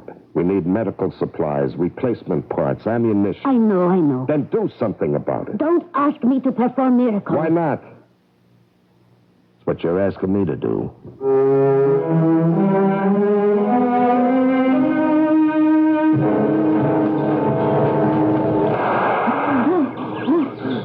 You almost killed me. That's right. If I were a government sentry, I would have heard you coming and you'd have been a dead man. Didn't I show you how to do it? You don't lumber up behind them like a truck. You do it quietly, slowly. You sneak up, taking advantage of every bit of cover. And when you're ready, you pounce. The knife is out, and it's in and under. But you'll be alive. Answer that in a military manner. See. Forward base, Lopez. Good. Is the advisor there? See. For you. Donald. Yes, what is it? You must return to headquarters at once. We are going to have a political crisis.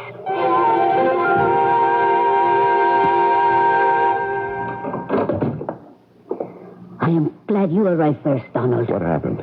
The political committee of the revolution has arrived at a decision. To do what? To launch the offensive. Good luck.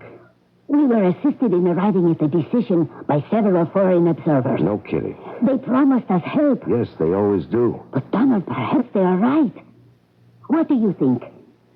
I think you'll be slaughtered to the last man and woman. You think we have no chance to win? That doesn't matter.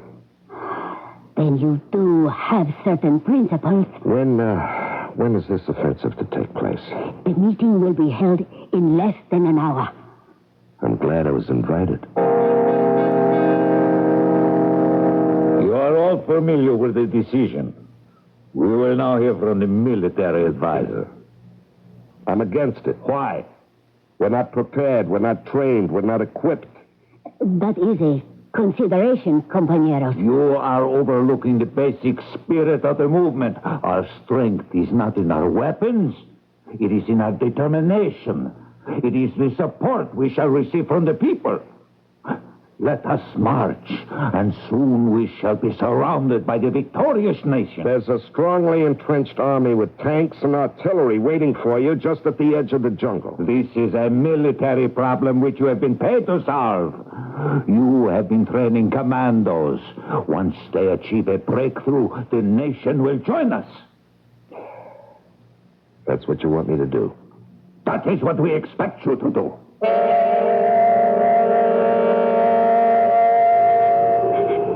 We have one chance. They don't expect an attack. They pulled some units out. You see right here on the map? They're stretched thin. Now, my detachment can break through, but we'll need you to bring up support. Do you understand, Baroja? See. If we can get loose behind the lines, we can capture or destroy some tanks and artillery pieces. But you have to hit them, Baroja, and take their attention away from us. Do you understand? See. All right. I'll be ready to go at 4 a.m. I'll still have 2 good hours of darkness. You advance, Baroja, just as soon as you hear the sounds of firing. I'm counting on it. I shall advance. All right, then. That's just about all we have to talk about. Wait, compañeros. This is to be the start of the revolution. Let us each raise our right hand and swear to support each other. Come what may.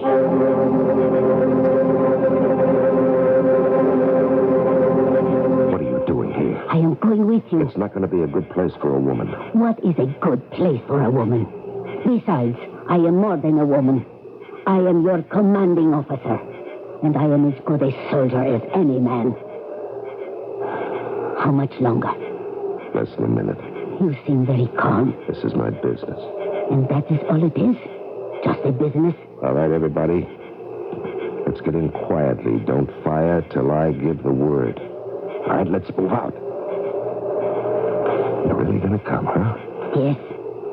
I know how to use a knife if I have to. Fire!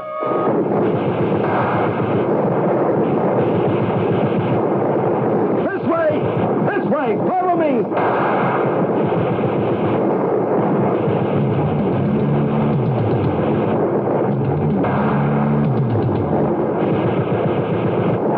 Where are the tanks? They should have been in place right here. Why is it quiet? Why isn't Baroja supporting us with fire? I don't know. Where is Baroja? I don't know. I know. He sold us out. No. He took an oath. No, he set us up.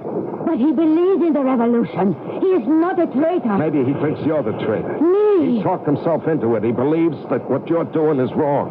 So this is how he gets rid of you. You have no evidence. We both have evidence. The evidence of our ears. It's what we hear. Silence. It's what we don't hear. Firing. We're in a trap. All right, let's get out of here. I told you he was no traitor. That is Baroja. No, that's the enemy. No. They're shooting at us. Fall back. Compañeros, move back. We can't. Baroja's firing at us, too. What are we going to do? We're going to move to the right. To the right. Try to get to the woods. Just follow me. And keep low. Close to the ground. Go!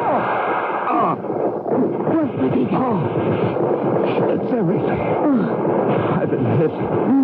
Go on, you better get out of here. No. While you can. Let me help you. No, I can't move. It is your leg. Look, while you have a chance. Go on, get out of here. Lopez, we'll have to carry you. No, don't be crazy. You'll be killed. Put your right arm around his shoulder, Lopez. Come on, get out of here. Will you get out of here?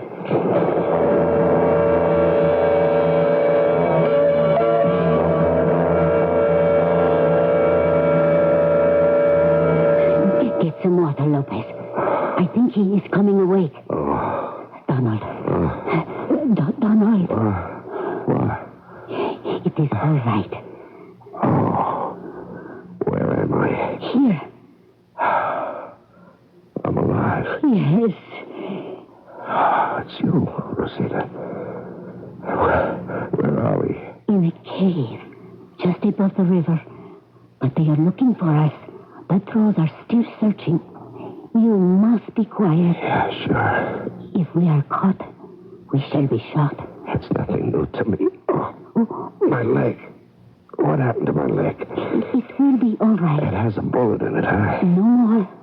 Jacinto, a medical student, he took it out. But we could not move you. He risked his life to come here. Oh, yeah, now I know. I was hit. You and Lopez carried me away, huh? Where is Lopez? He's risking his life. Going for water. All for me. All for you. And you stayed with me. Why? Because I love you. Now you shouldn't love anybody, Rosita. Why? Because you can't trust anybody. You can trust me. Baroja. He sold us out. Yes. He is one of the others now. How many times that happens? But we will try again. Why? Why? Because we must. But don't you see? The revolutions, they all fail. They fail in the field, or if they win, they fail later. Because the revolutionists become corrupted. I know. Many people are weak and foolish. We must hope to be better. A new revolution is about to start in this cave. It will go forth from here. Will you join us? Join you? You and Lopez and Jacinto? Yes. No. No, I can't join you. We will find a way to pay you what you are worth. Oh, that won't be right. I'm not worth anything. Oh, yes. You are the best. Yes, I know, but I'm not worth anything to you. Why? How can you say that? Because I love you. I never said that to anyone before. I wondered how it would sound. It sounded wonderful. It feels wonderful. Now, look, I can't stay here. Why not? Because I'm a soldier. I'm a professional soldier.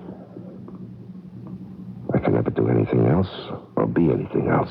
Forget that you love me. Be a professional soldier here. No, I can't forget that I love you.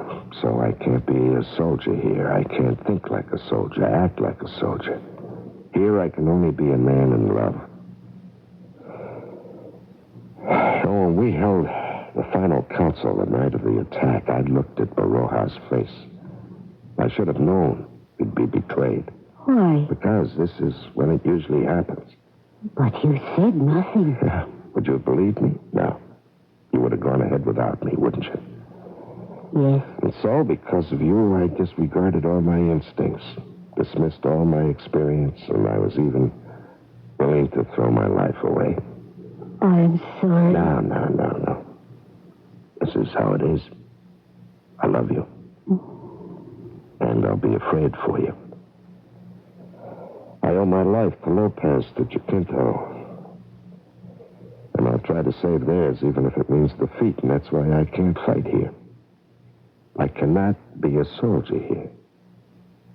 Do you understand? I understand. Soldiering, that's the only thing I'm fit to do in this world. And I can only do that for strangers. But we love each other. Yes? But will you give up the revolution? No. And I can't give up my profession. So where does that leave us?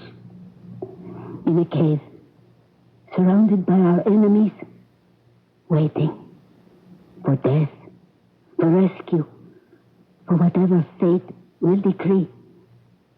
But waiting together, here and now. Here and now. Does anyone in the world have more than that?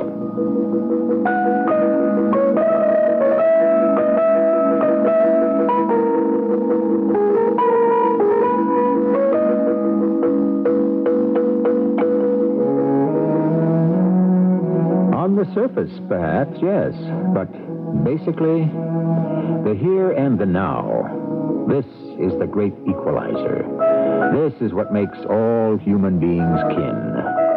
I am here now, and in just a few moments, I shall be back again. Hi, I'm Julia Motto for White Westinghouse. Because food storage needs are so different, White Westinghouse makes refrigerators in many styles and sizes. You can get spacious side-by-sides in both 3-door or 2-door styles. Or choose a model with the freezer on the top, even a model with the freezer on the bottom. And if you already have a separate freezer, buy the all-refrigerator model.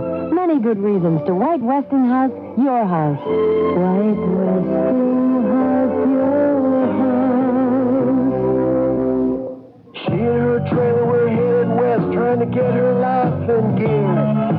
He and his dreams were headed south with his past his rearview mirror. They fell together, then they fell in love, then trouble started to crowd them. So many things happened around Weasel Creek. They made a movie about them. A few days at Weasel Creek on CBS TV. That don't rhyme. That don't matter. Spend a few days at Weasel Creek Wednesday at 9, 8 Central and Mountain on CBS TV. Do you know the benefits you're entitled to under Social Security today? Would you like to know how to estimate your monthly retirement check and your hospital benefits under Medicare? The revised edition of your Social Security handbook will be sent to you free if you call for it now. You will also receive free information about life insurance for everyone age 55 to 87 with no physical examination and no medical questions. Because of limited benefits in the first 2 or 3 years, if you are age 55 to 87, you cannot be turned down regardless of your health. And the Colonial Penn Life Insurance Company guarantees your premium will be $6.95 a month. So call now for free information and your free 31-page Social Security handbook. Here's the number. For free information on that free Social Security handbook, call this number now, 800-358-9191. This is a free call. That's 800-358-9191. 800-358-9191.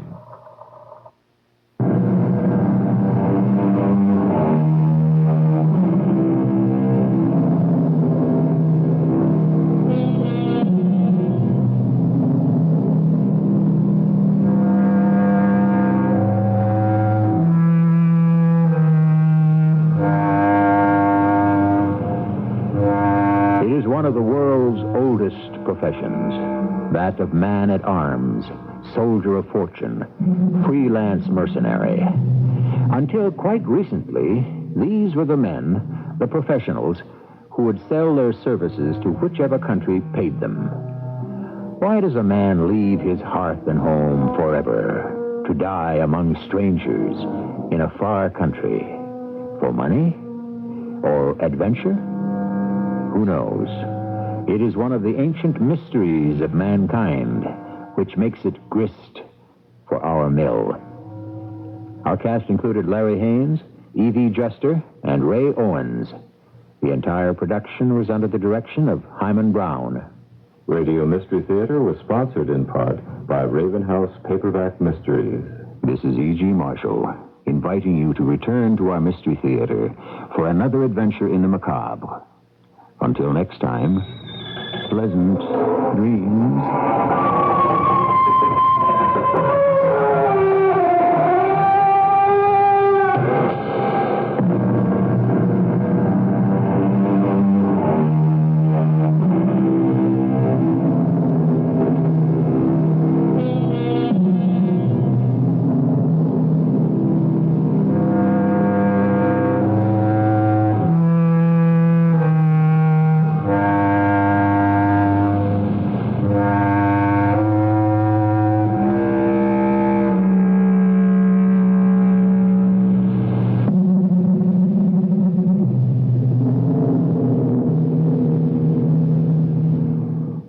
Local news headlines at this hour. 2 top Illinois union leaders say organized labor may have to sit out next year's gubernatorial race. They say Dan Walker and Adlai Stevenson, the leading contenders for the Democratic nomination for governor, get low grades on labor issues. Ruling on a case from East Chicago, the U.S. Supreme Court has reaffirmed that state prison inmates cannot go into federal courts unless they have exhausted their claims in state courts. That decision overturns a decision by an appellate court here in Chicago. A group of Illinois and Chicago elected officials joined an interfaith group yesterday in a campaign to stop spending for the MX missile. Clergy and laity concerned announced the 25 state legislators and 11 Chicago aldermen had endorsed their efforts to convince the Illinois congressional delegation not to support the MX program. The newest Illinois lottery game goes on sale today. Officials say in the new 7-11-21 game, 1 out of every 4 tickets will be a winner.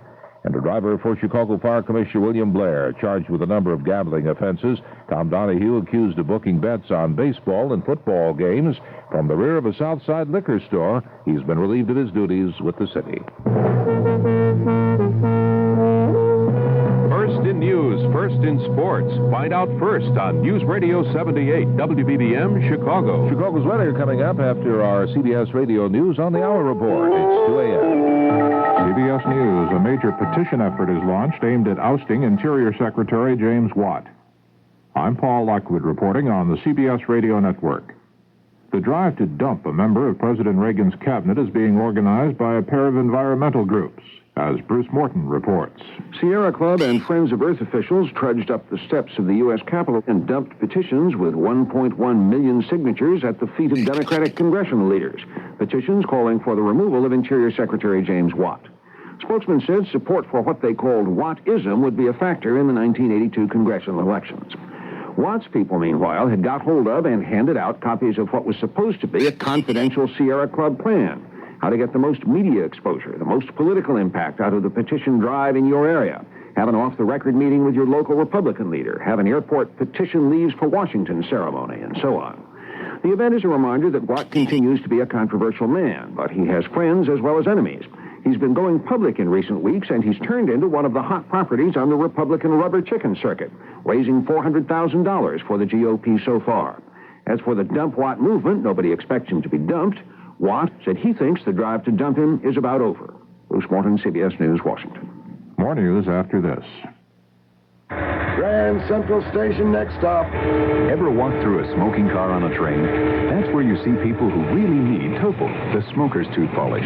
Excuse me, sir, have you ever used Topol? As a matter of fact, my wife bought a tube for me just this week. I haven't given it much of a chance yet, but my teeth feel clean. And she says it's helped get rid of my tobacco breath, too. That's because of its fresh mint flavor. Sounds like you're a Topol user. Your teeth certainly look bright. Thanks, I am. What made you try Topol? It's tough to give up smoking, but I didn't want to give up smiling. Mint-flavored Topol has given thousands of people reason to smile, because Topol goes to work immediately to help get rid of superficial yellow tobacco stains. Not only cleans your teeth, helps clean your tobacco breath, too. Just use Topol week after week and watch your teeth get brighter and stay brighter. What about people like me, who like a fluoride toothpaste? No problem. Topol is available in regular or fluoride, in 3-ounce and 7-ounce economy size. Hey, guess I'll give Topol a try. Topol. Use only as directed. A discouraging word from a member of the President's Council of Economic Advisors. The New York Times quotes Jerry Jordan, whose job it is to forecast such things, as saying that he thinks that unemployment during the next few months will be up above the 8% level. He sees an average of 8.1 or 8.2% during the first 3 months of 1982. A strong indication yesterday that seems to bear out President Reagan's contention that the economy is in a recession. The government reported a drop of nearly 2% in new housing construction during the month of September. More on this from CBS News business correspondent Ray Brady. The figures mean that the number of houses built by contractors fell to the third lowest level in at least 2 decades. And the number of permits builders took out to put up houses in future fell for the 5th straight month, a sign the industry is nowhere near to coming out of its slump. Builders blame high interest rates for the drop in housing starts, saying that buyers can afford neither large down payments nor sky-high monthly carrying charges. Many economists say the slump in home building has now spread to the rest of American industry and was one of the factors that caused President Reagan to say over the weekend that the economy is in a mild recession. But in the building industry itself, the rate of unemployment among construction workers now stands at more than 16%. Ray Brady, CBS News, New York. Republican members of the Senate will be meeting today, and they'll be reportedly talking about a proposal for selective tax increases on such items as cigarettes and liquor that would total more than $27 billion over the next 3 years. Over $6 billion of that would come during the current 1982 fiscal year, which began October 1st. This is a way of cutting down the anticipated 82 deficit. More military air traffic controllers are being assigned to civilian airports to ease the workload of controllers who are working in place of those who went out on strike last August. The Air Force says it will increase the number of military controllers at civilian airfields by about 50 starting November 1st. Now this message. It's a banner year for tax shelters. But according to a recent article in the Wall Street Journal, the new tax law is forcing investors to plan carefully before they scramble to find refuge for their 1981 income. So have a pencil ready for an important offer from the Journal that can help you get a head start every business day with up-to-the-minute business information that could affect your future and your company's future. Other Journal articles revealed how moonlighting is helping more Americans make ends meet as the economy slows down, why mortgage rates could stay sky high until next spring, and the plan to boost productivity that has labor leaders running scared. The Wall Street Journal. It's all the business news you need when you need it. Right now, you can get 26 weeks of the Journal, one for every business day of the week, for less than $1.60 per week. That's just $41 for 26 weeks, less than $1.60 per week. So if you're serious about business in the continental U.S., call toll-free 800-228-6600. That's 800-228-6600. Except in Nebraska. You'll be billed later. It'll be a battle of the left-handers Tuesday night in the opening World Series game at Yankee Stadium. New York will pitch Ron Guidry, while Los Angeles will counter with Jerry Royce. This will be the 12th Yankee-Dodger series. The Yanks have won all but 2 of the past contests. Los Angeles earned its series spot yesterday with a 2-1 victory over the Montreal Expos in the 5th and deciding National League playoff game. Paul Lockwood, CBS News.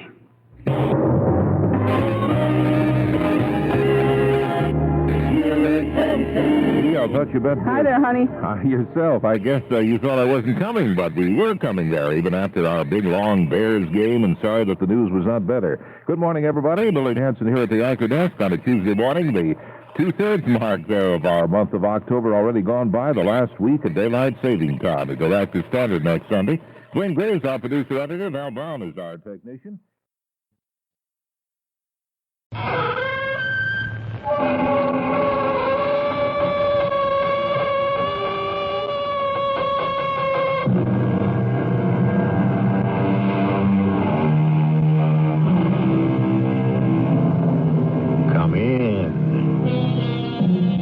Welcome. I'm E.G. Marshall. Wherever God erects a house of prayer, the devil always builds a chapel there. And 'twill be found upon examination that the devil has the largest congregation, according to Mr. Daniel Defoe. But it's so hard sometimes to resist the devil. His arguments can be so convincing, and we here below are only human. All too human. I can't convince you, can I, Eddie? I don't care what happens to me. I know. Eddie, I'm sorry. It's just a man has to do what he has to do, that's all. He can't help himself. That's right. He can't help himself. I guess I have to say goodbye. Goodbye, Tom. Goodbye, Eddie. Eddie. What is it, Tom? I just want the bullet holes to be in the front.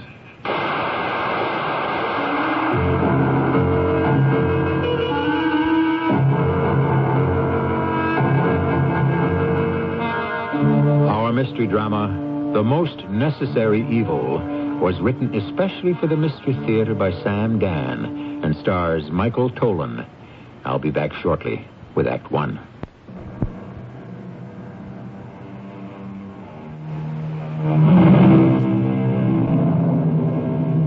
Some time ago, a gentleman named Hudson said, "You cannot fly like an eagle with the wings of a wren." However, modern technology has proved him wrong. These days, a wren can be given the wings of an eagle. The only problem is he will still have the mind of a wren. And this has produced much of the trouble that afflicts our poor, battered world.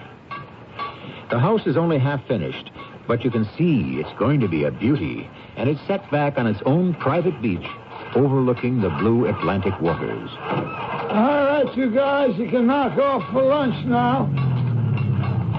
Oh, Mr. Mira. Oh, hello, Miss Blake. Could I speak to you for a minute, Mr. Mira? Oh, sure. The middle installment is due today, the big one. That's right, it was. Well, could you wait till tomorrow? Look, Mrs. Blake. You see, my husband went out of town last night, and well, he won't be home till tomorrow evening. Miss Blake. I know, Mr. Mira. You're entitled to have your money on time.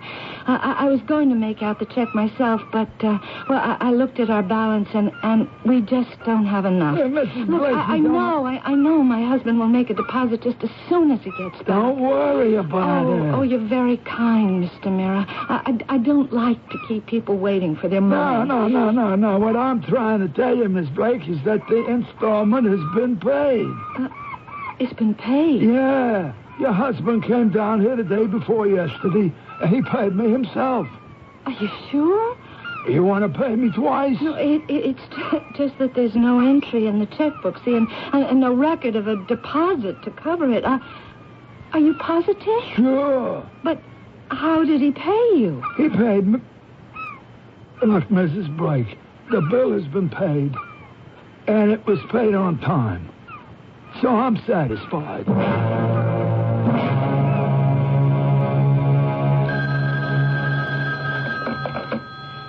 Hello? Yes, this is Mrs. Blake. Oh, well, I had called you about the suits Mr. Blake had purchased from you people, and I wanted to know why you hadn't sent the bill. Are you sure? It's already been paid? Yes. Yes, I see. Thank you.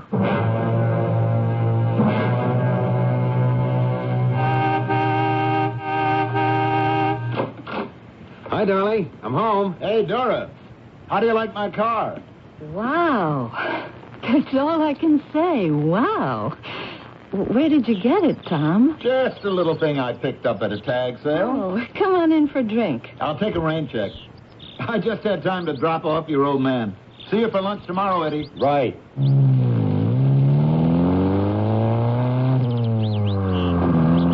Well, how about giving the old man a kiss? Did you have a good trip? It was a trip. Oh. Why, how blasé can you get?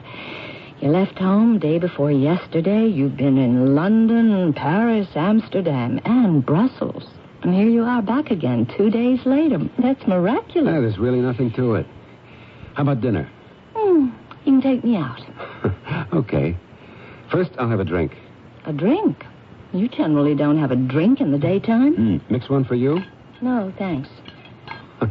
What are you scowling about? I'm not scowling. No, I know. You're smiling, but the scowl is underneath. What's wrong? I don't know. Well, then maybe nothing's wrong. No, there is something wrong. But I don't know what it is. It could be your imagination. Eddie, I'm scared. Of what? Something. I'm terrified. I have to ask you again. Of what? Eddie, where's the money coming from? The money? We've been saving for years to build the beach house. So? So, today, the middle installment was due. Oh, that's right. I clean forgot. I better transfer some money from those savings accounts. I went down to see Jake to tell him we'd be late with the check. Well, why did you do that? Dora, I'm handling it. Well, I was going to write out a check myself, but I couldn't. So I thought I'd explain why we'd be late. So what if we'd be a day late? But he said you had already paid him. He said that? I didn't see an entry in the checkbook, so I said it was impossible. And then he started to say something, and suddenly he thought better of it. How did you pay him, Eddie? I mean, there are other things, too. The suits you bought and my new coat. I found out they've all been paid for, but there are no entries in the checkbook. Where's the money coming from? Eddie? I don't want to talk about it now. The installment for Jake Miro was $21,000. Where did you get it? Dora, I can't talk about it just now. Why not? Because I'm not at liberty to. I'm your wife. What am I supposed to think? I don't know. It's just that right now I can't talk about it. In other words, you're telling me to mind my business. Hey, now, Dora, please. Don't call me Dora. Call me Nora. And build me a little doll's house, and I'll be your pretty little, stupid, little, empty-headed, smiling wife. Where is the money coming from? Please, Dora, don't ask me. Very well. From now on, I won't ask you anything.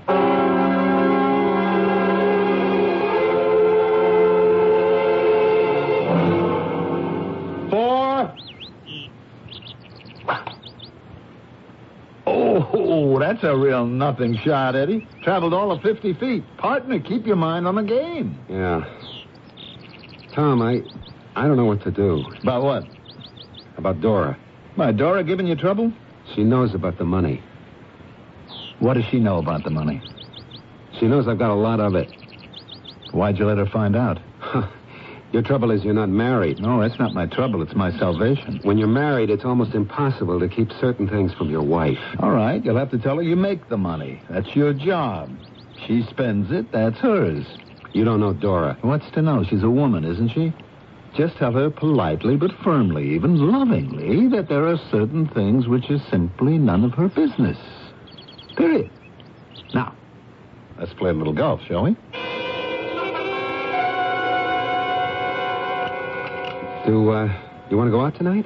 If it pleases, my lord. Dora. Yes, my lord. Oh, come on, cut that out. Yes, my lord. Oh, for crying out loud, what's going on anyhow? What's all this my lord business? Would my lord rather I called him something else? Look, Dora, the joke wasn't all that funny to begin with. Now it's becoming tired. Joke. Would I dare to jest with my lord? Never. All right. Enough is enough. Is my lord pleased with his dinner? You call me my lord just one more time and suppose I don't call you my lord. What will that change? I'm supposed to be the empty-headed little lady who keeps your house, keeps you happy, and keeps her mouth shut. I just can't tell you. Would you rather my imagination told me? Since you can't reveal the source of this money, I have no choice but to assume that there is something crooked about it. There are certain things I can't discuss. Not even with your wife? Even with my wife. As you wish, my lord. Look, Dora, maybe he won the sweepstakes. Well, then why wouldn't he want to tell me, Tom? Besides, it would have been in the papers. All right, look, he's been gambling, and he doesn't want you to know about it. Tom, I am scared out of my wits. Why, honey? Well, it's an awful lot of money. Thousands and thousands of dollars. I'm sure there's a reasonable explanation. Well, then why doesn't he make it? Something's wrong. Dora, why do you insist? Because I'm his wife. I can tell. Help him, will you? All right, but how? I'm not sure, but ask him what kind of trouble he's in. Why do you say he's in trouble? Because I can feel it. A wife knows. Could be all in your imagination. Promise me you'll talk to him and help him. Please. All right, Dora. I'll see what I can do. How do you like it so far, Mr. Blake? Jake, it looks pretty good. Hey, listen, Mr. Blake, I'm sorry. About what? Well, you know, when your missus was out here a week or so, I thought she knew how you was paying. I hope I didn't say anything that was out of turn, you know? It'll all work itself out. Oh, sure. These things always do. Well, I better get back there in the middle of things. Keep everybody on the ball. Just holler if you need anything. I will. Thanks, Jake. Hello, Eddie. Hey, Tom. Yeah, they said I'd find you here. Well, it's going to be quite a house, Dora and I have been dreaming about this since we were married. 12 years. And now, finally, it's coming true. Eddie, I have to tell you something. What? Let's go sit in my car and get away from all this ranking.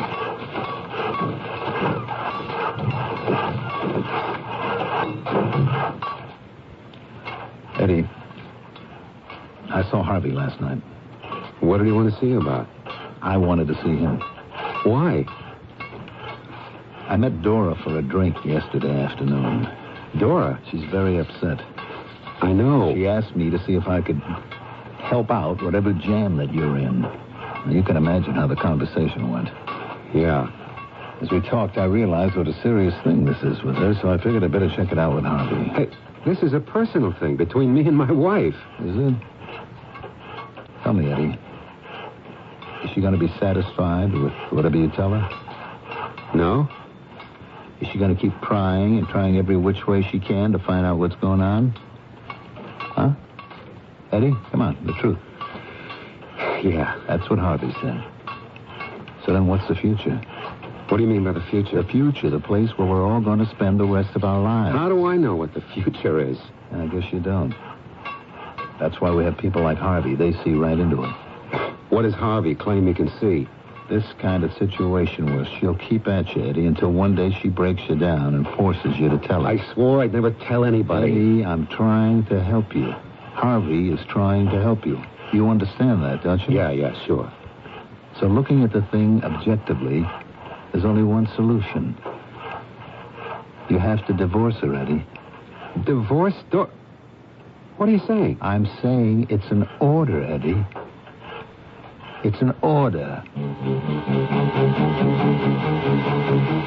Just when we thought we'd heard everything, here are new grounds for divorce.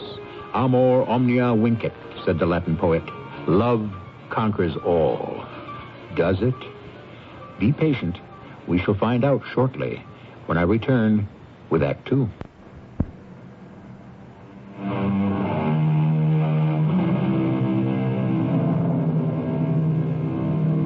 Mr. Artemus Ward died in 1867, so you can understand how old his jokes must be.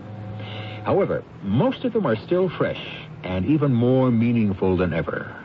When Mr. Ward said, "Let us all live within our means, even if we have to borrow money to do it," wasn't he describing the problem that faces so many of us today? Yes, these days. How do we live within our means? Oh, just hold it. You and Harvey can't tell me I have to divorce my wife. Cool down, Eddie. Who do you think you're talking to? This is my own personal affair. You don't have any personal affairs. Hey, Eddie. just a minute, Tom. Neither you, nor Harvey, nor anybody else is going to come into my bedroom and tell me what to do. Harvey can come into any room in your house anytime he feels the operation is in danger. Okay. Okay, goodbye. Where are you going? I'm out. What are you out of? The whole business. I quit. I'm sorry, Eddie. It's my fault. I should never have gotten you into it. I told you at the very beginning, once you're in for good. For good? All right, for bad. But you're in forever. You just can't grab a quick buck and say thank you and goodbye. I thought I made that clear. I see now that I didn't. Look, I'm sorry, Eddie. There are times when I'd like to get out, too, but this is a college that doesn't have any alumni. Only dead ones. I'll keep my mouth shut, Tom, I swear. It doesn't work that way. Harvey's giving you a break. Look, Harvey could say get rid of him. Get rid of him. But he doesn't. He comes up with this extremely logical solution. Yeah, logical. Divorcing my wife. Eddie, the marriage is gone. We love each other. What does love have to do with it? She'll pester you until she gets the truth out of you. She'll say quit or I'll divorce you, and you can't quit, so... Tom, please. And if she does find out, that introduces another problem. I only wanted to make a little more money. Eddie, there's only one way. Believe me, you have to divorce her. How can I divorce her? What can I tell her? You tell her there's another woman. Oh, she knows I never look at other women. Harvey can get you one for this purpose that any guy would look at. I can't do it. I simply cannot do it. You want me to tell that to Harvey? Yes. No. I don't know. Oh. Let me think about it.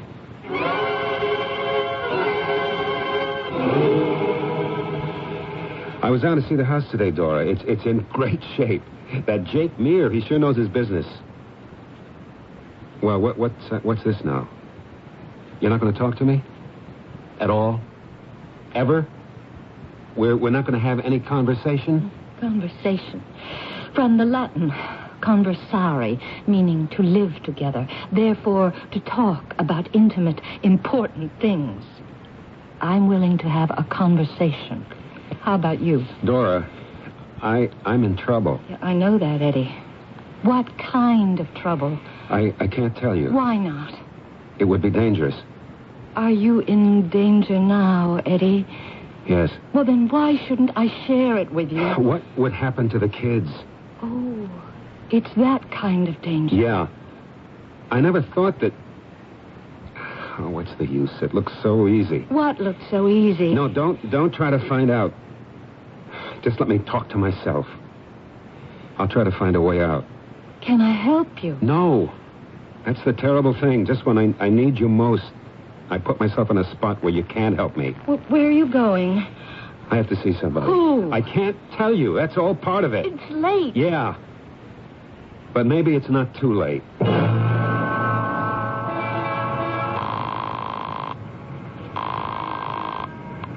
Hello? It's me, Tom. Hey, it's almost 11 o'clock. I have to see you right away. Can't it wait? No. I'm coming right over. Look, I have a friend here. Oh. She'd be embarrassed. It's important. Where are you now? A phone booth on West 18th, across the street from the all-night gas station. All right, go to the next block, River Road, and turn right and park. There's a bench facing the water. We can sit and talk for a couple of minutes.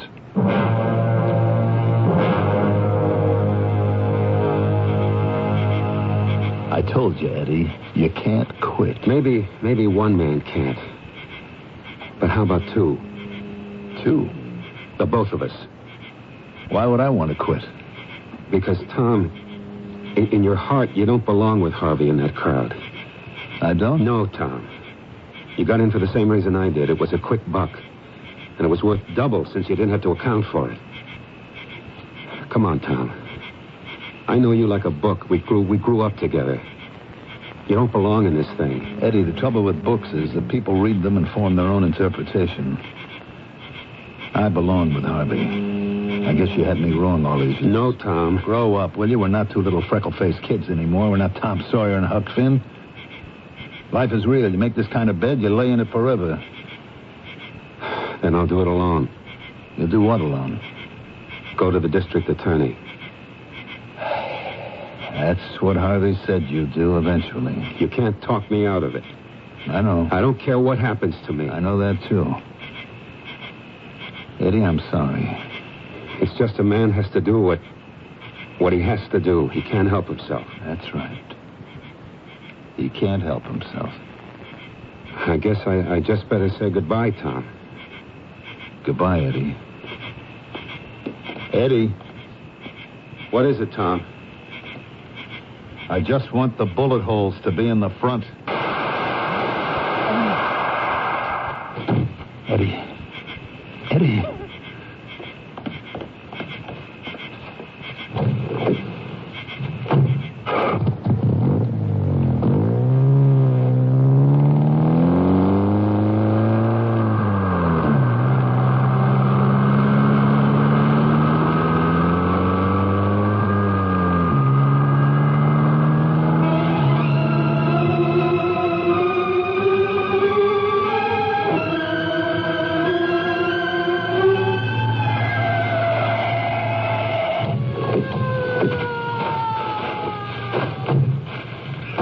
He's dead, Lieutenant.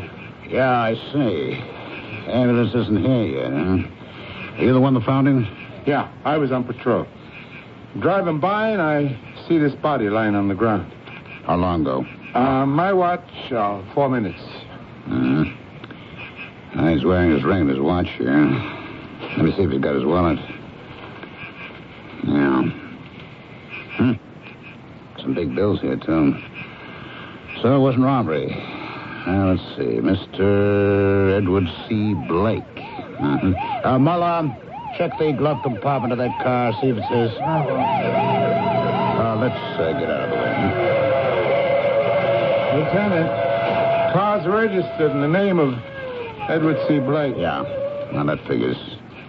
He came here, he parked, he got out of the car. Why, Lieutenant? Well, he must have met someone, and whoever it was shot him. Mullah, go over the ground, see if you can find anything. Anything at all. What do you think, Lieutenant Crane? What do I think? In a case like this, until proved otherwise, I always say, look for a dame. I'm sorry I have to ask you these questions. It's all right, Lieutenant Crane. Please ask me. Did Mr. Blake have any problems? He was worried sick. About what? He said it was too dangerous for me to know. It had all to do with this mysterious money? Absolutely. You say he was an engineer? He was assistant to the vice president in charge of international plants and maintenance for general communications. What did he do there? The company has installations all over the world. He would have to travel all the time to inspect them. Oh, don't you see, Lieutenant Crane? Don't I see what? Well, since he traveled so much, he may have been involved with smuggling of some sort. Well, what else could it have been? Tell me, did he ever give you cause to be jealous? In what way? The usual way. Because of another woman? Oh, no. No, not him. No, never him. You're sure? Well, you have no right to make these insinuations. I'm sorry, Mrs. Blake. It's a question that has to be asked. What happened last night? He left the house. It was almost 11. Did you ask him where he was going? He wouldn't tell me. But I could sense he was headed somewhere to meet someone and to have a showdown. And that's all you can tell me? Yes. Can you tell me anything? I'm afraid not. At this time. At this time. Well, that's very good officialese, isn't it? It's always what the police say when they don't have the faintest idea what's going on. I'm sorry. As soon as we know anything, we'll tell you. Please. I promise. saw Dora? Oh, Tommy. I can't believe it. He can't be gone from us. Not Eddie. Poor Tom. Listen to me, will you? I'm supposed to be comforting you. Your being here is a comfort to me. I know you loved him. It's just that we go back so far. I mean, when weren't we pals? Dora, I want you to know my friendship with Eddie can never be broken. And that extends to you and to the kids. I mean, I want to talk to you about practical things. It hasn't really hit me yet. Dory, do you need any help with the arrangements? Oh, would you please, Tommy? I'm just not sure I can go through with it. It's taken care of. Money? Oh, I understand we have quite a bit of that. Well, it won't last forever. Well, there's his pension, insurance. Look, I don't want to talk about money. Money killed him. Why? We didn't need all that much. He was a man. He saw it differently. He got himself mixed up with criminals. We don't really know that for a fact, Dora. Well, what else could it have been? I don't know. But isn't it obvious? Where else would the money be coming from if he weren't tied up with smuggling or something like it? And there was that stupid detective. What stupid detective? Lieutenant Crane, supposed to be in charge of the operation. You know what he said? Eddie might have been mixed up with a woman. I mean, Eddie... He doesn't know Eddie the way we did. I can see it now. It'll be in the papers for 2-3 days, and then it'll all just disappear. Don't feel that way, Dora. The police usually do a good job. Look, what you need is some rest. And I have a lot of details to take care of. I know. You were a good friend to him, Tommy. The best friend a man ever had.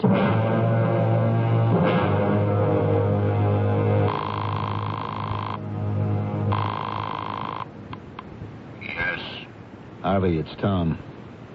And? It seems the police might be willing to believe that Eddie was killed by a jealous woman. I see. You suppose we could create a jealous woman? No problem, Thomas. No problem.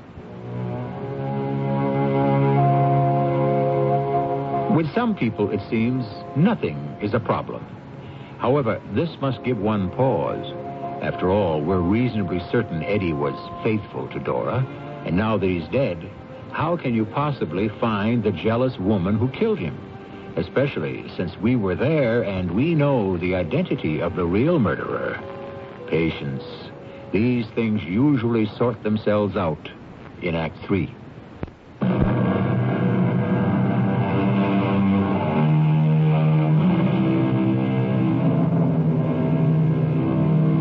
They say there are only 2 or 3 human stories, and they keep repeating themselves as fiercely as if they'd never happened before. Love, hate, deception, money. Mix and match. That's what we're doing for you right now.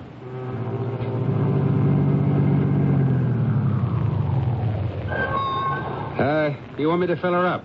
I'd rather you could fill me up. What? I'm from homicide. Oh. What can I do for you? Were you around here last night? Me? I'm around here every night. You can't get kids to work no more. Who wants to sell gas at night? Besides, you're a sitting duck for all them hold-up guys. There was a man murdered a couple of blocks down around the corner on River Road. Oh, yes, I heard it on the news this morning. What was it, a robbery or something? We don't know. It was about 11:15. Where were you? I was just inside having my coffee. Did you see anything? Hear anything? Did I see anything? No. Did I hear something? Yes. I must have heard the shots, except I thought they were backfires, you know. So I didn't think about it. Did you hear anything else? No. We have this idea. There was a meeting. The dead man and the killer each came in their own car. The killer got away in his. Would you have seen a car come down the street along about that time? Oh, no. Are you sure? Yes, when I'm sitting in that chair, I can't see the road out the window. But now that you mention it, I did hear a car. Oh, yes? Yes, it came from River Road. It made the turn and came past here. Then I could hear it make a turn again. That'd have to be on Sessions, which means it had to turn right. Sessions is one way. It turned right on Sessions. And it was making time, let me tell you. It turned into Sessions. Okay, maybe we can pick up the trail.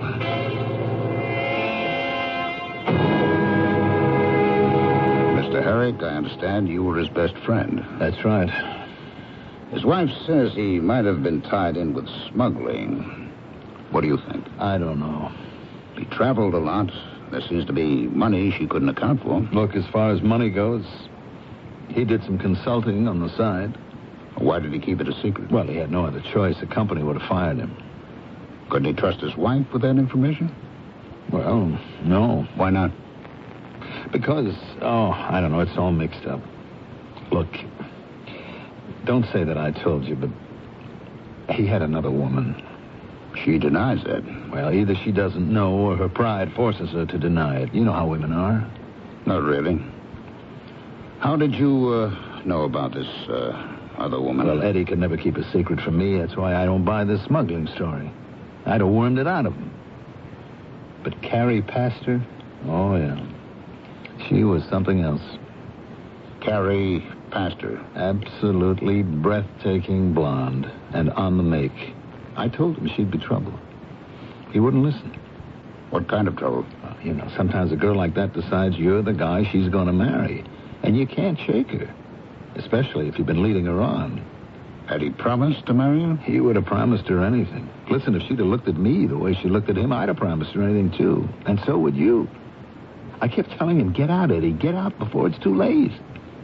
But he didn't listen. Carrie Pastor. Where does she live?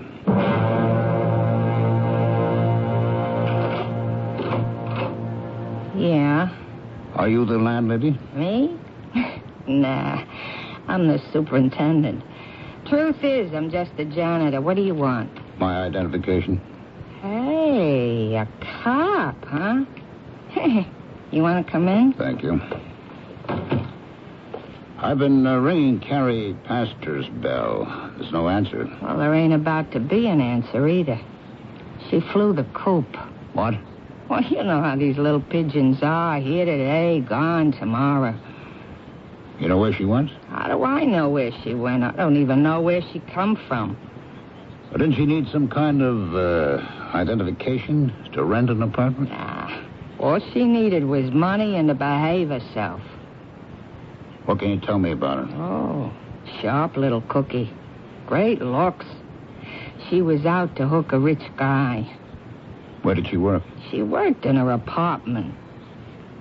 What are you telling me? Oh, she's the kind of dame that, goes to work on a guy. You know what I mean? I mean, she hits him for money, clothes, or rent.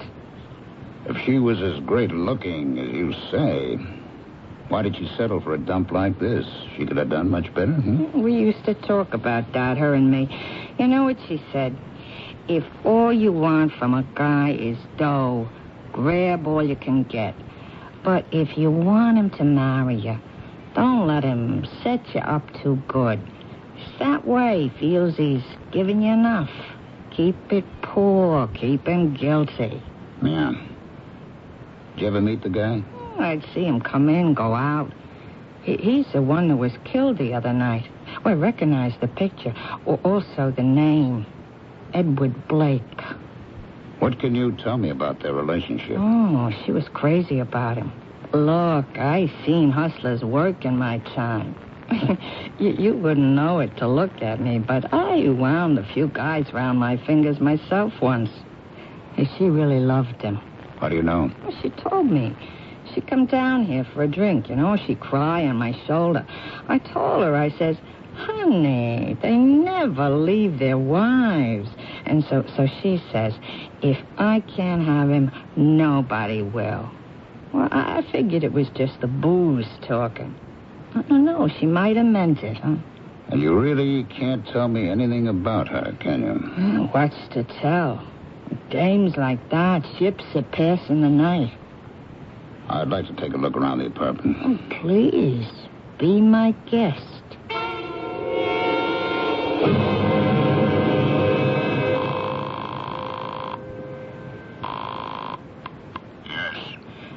Sarah Clegg. Well? I think the lieutenant bought it. You must have done a good job. I almost believed it myself. Hey, how long do you want me to stay here? It's going to be a while. Until we're sure all the dust is settled.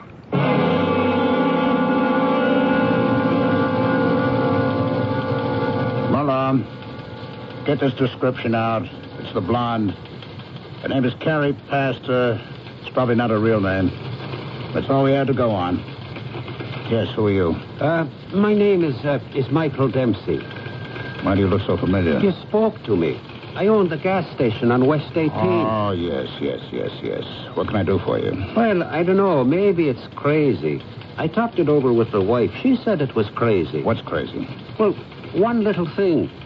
It can give you the whole ball of wax. Or, on the other hand, it don't have to mean a thing. You asked me if I heard something that night. I did. And I said I heard a car go past. Yes, I remember. But I says to myself, why didn't I tell that cop more? About what? About what kind of car it was. You said you couldn't see it. Yeah, but I could hear it. What did you hear? Well, you know, the average car is a car. They all sound alike. Some might be better tuned than others, that's all. What are you trying to tell me? I remember about this car. It had the smoothest engine sound. Smooth like silk, like good whiskey, you know. Well, to my ear. So? So, it's barreling down West 18th. Now, he has to slow down for the turn onto Sessions, okay? Yes, okay. When you're going all out and you got to slow down, you know what happens. You lose the speed and need the power to make the turn. You get that whine in the transmission. But in this car, even that whine was smooth because the friction was less on account of... Oh, look, all I can say is it had to be one of the world's most expensive sports cars. Like what? Like a Merletti. No, better than that. This could have been a Nisata Asmara. What else? Well, that's it. And now that I think about it, what have I really told you? Late at night, I hear what I think is an expensive sports car racing down the street. What's the name of that car again? Well, there's all kinds, you know. But I figure it could have been the Merletti or the Isata Asmara. Yeah. Oh, now look, it don't mean the guy driving it was the one that done it. He could have just been coming by, you know. Well, thank you for coming by. You think I helped? You never know.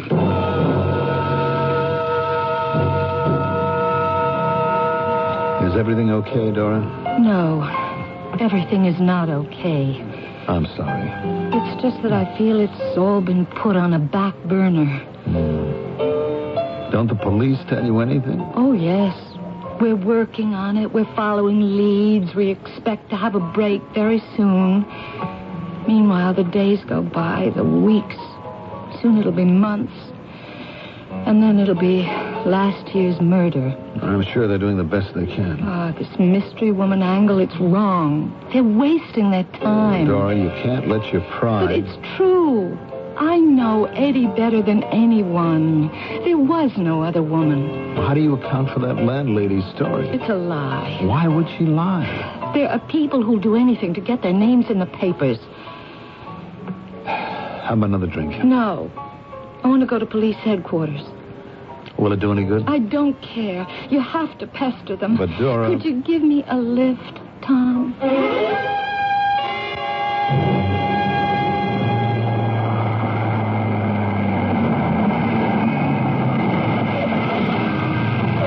Want me to go in with you? Wait. That's him. That's the lieutenant coming out of the building. Probably on his way to lunch. I'm going to have it out with him right here. Oh, Dora. Lieutenant Crane? Oh, it's you, Mrs. Blake. Yes, it's me. What's been happening? I'll tell you. Nothing. You're following that phony other woman angle. Mrs. Blake. But why don't you believe me? You're afraid to take on the real criminals, the smugglers. Maybe they're too powerful for you to handle. Dora, you mustn't say that. Why not? It's the truth. Oh, it's you, Mr. Herrick. Please, forgive her. She's distraught. Dora, let me take you home. Why won't anybody believe me? Is this your car, Mr. Herrick? Oh, yeah, it's my one extravagance. Come on, Dora. Everything will be all right. You'll see. Oh, Tommy. Tommy, nobody does anything. Nobody.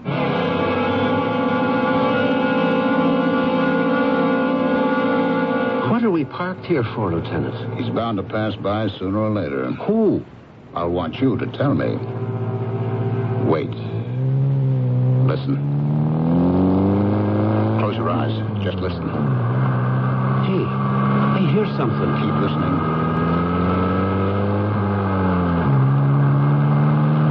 That whine. It's the same whine. Thank you, Michael. Thank you very much. Lieutenant Crane, do you have any news for me? I'm looking for Tom Herrick. Is he here? Oh, yes. Won't you come in? Thank you. Hello, Lieutenant. Hello, Mr. Herrick. Any news about the lady who killed Eddie? There was no lady. I told you. Then who killed him? Don't you know?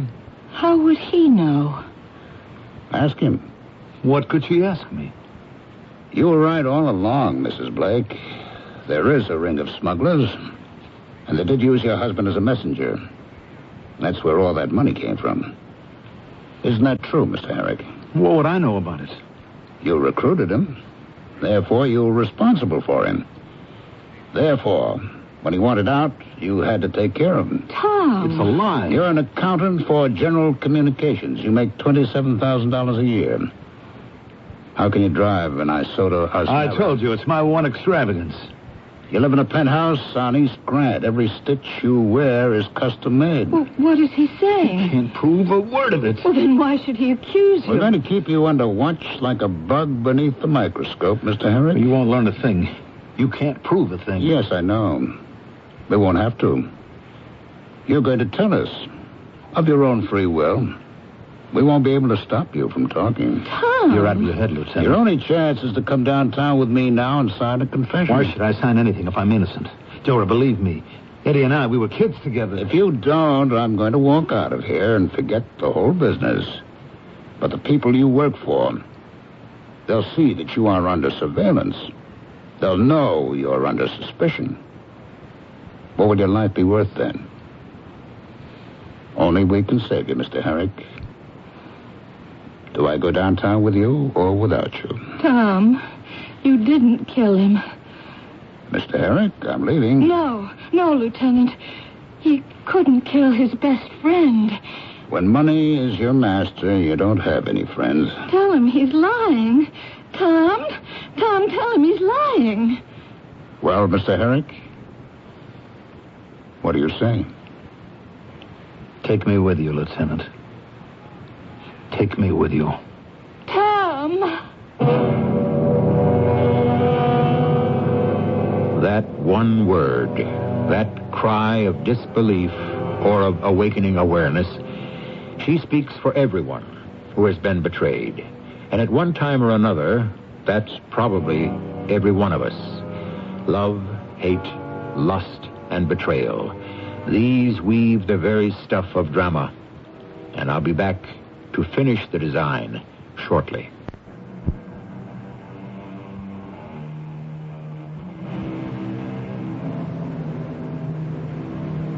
When you have money for a master, you don't have any friends, according to Detective Lieutenant Crane. Money, it enchants, it enslaves. It builds a palace and transforms it into a prison. It buys a man's soul and a woman's honor. It is the most potent force in the world. Yet how common. Like a woman of easy virtue, it will serve anyone.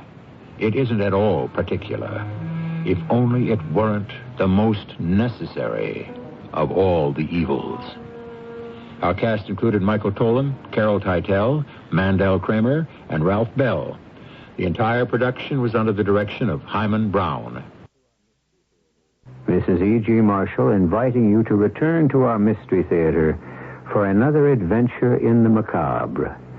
Until next time, pleasant dreams.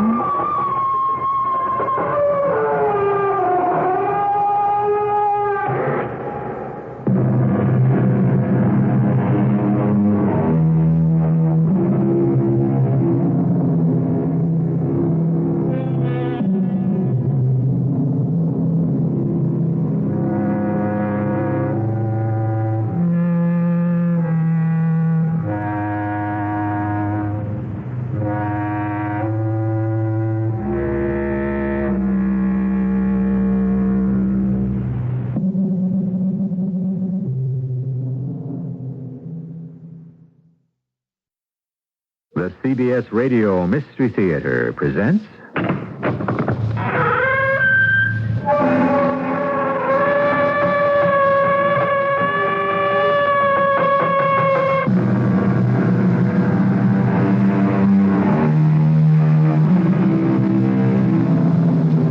Come in. Welcome. I'm E.G. Marshall. A true friend is long sought, rarely found, and with difficulty kept. A true friend is one's most precious possession, worth his weight in gold. And yet, friendship is the most fragile of all human relationships. There is no new enemy like an old friend. You're not going to convince me to change my mind. Your kind never does. I came here to see if you can convince me to change mine. Change your mind? About what? I've made up my mind to kill you. Unless you can convince me that I shouldn't. That's, a gun. Of course.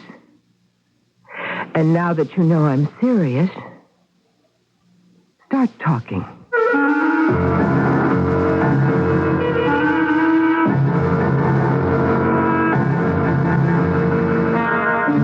Our mystery drama, Daddy's Girls, was written especially for the Mystery Theater by Sam Dan and stars Terry Keane and Carol Teitel.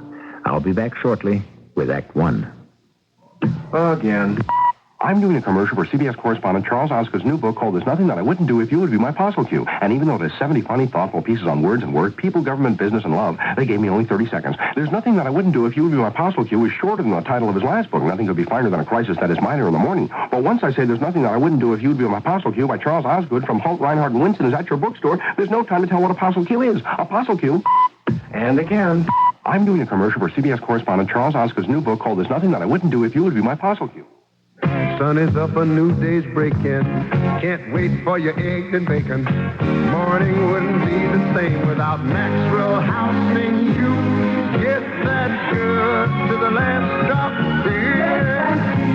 With Maxwell House, only Maxwell House. A taste of feeling like no other coffee. Always good to the last drop. Maxwell House.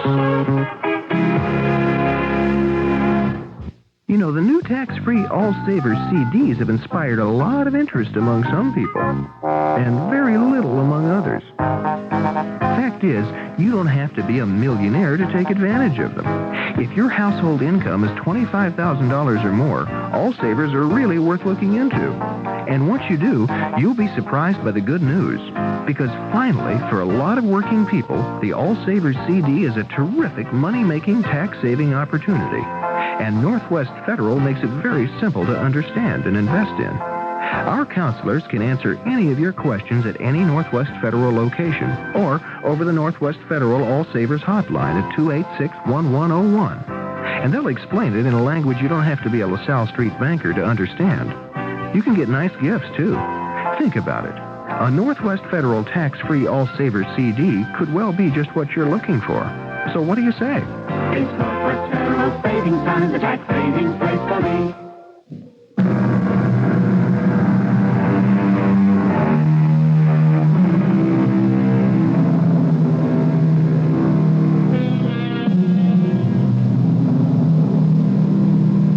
As Mr. Oscar Wilde said, society is wonderfully delightful. To be in it is merely a bore. To be out of it is simply a tragedy. Society. At one time, it referred to the whole bottle of milk. Recently, we take it to mean only the cream on the top. Ah, well, isn't that the part that always turns sour first? At any rate, in every town, city, village, and hamlet of our great democracy, there is always somebody who defines just what society is. And, more important, who is in it. Going out again tonight, Clara? Business. Of course. What's the matter? Nothing. Does your back hurt? If I could only feel it hurt, I'd be all right. Where'd you get that dress?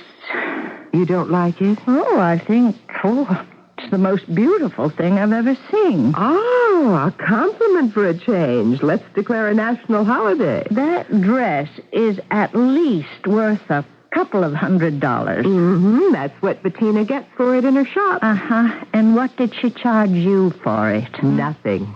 She insisted she simply had to give it to me. Why? She wanted to show her gratitude. Really? I give her all those plugs in the column. Oh, that column, Clara's Clarion.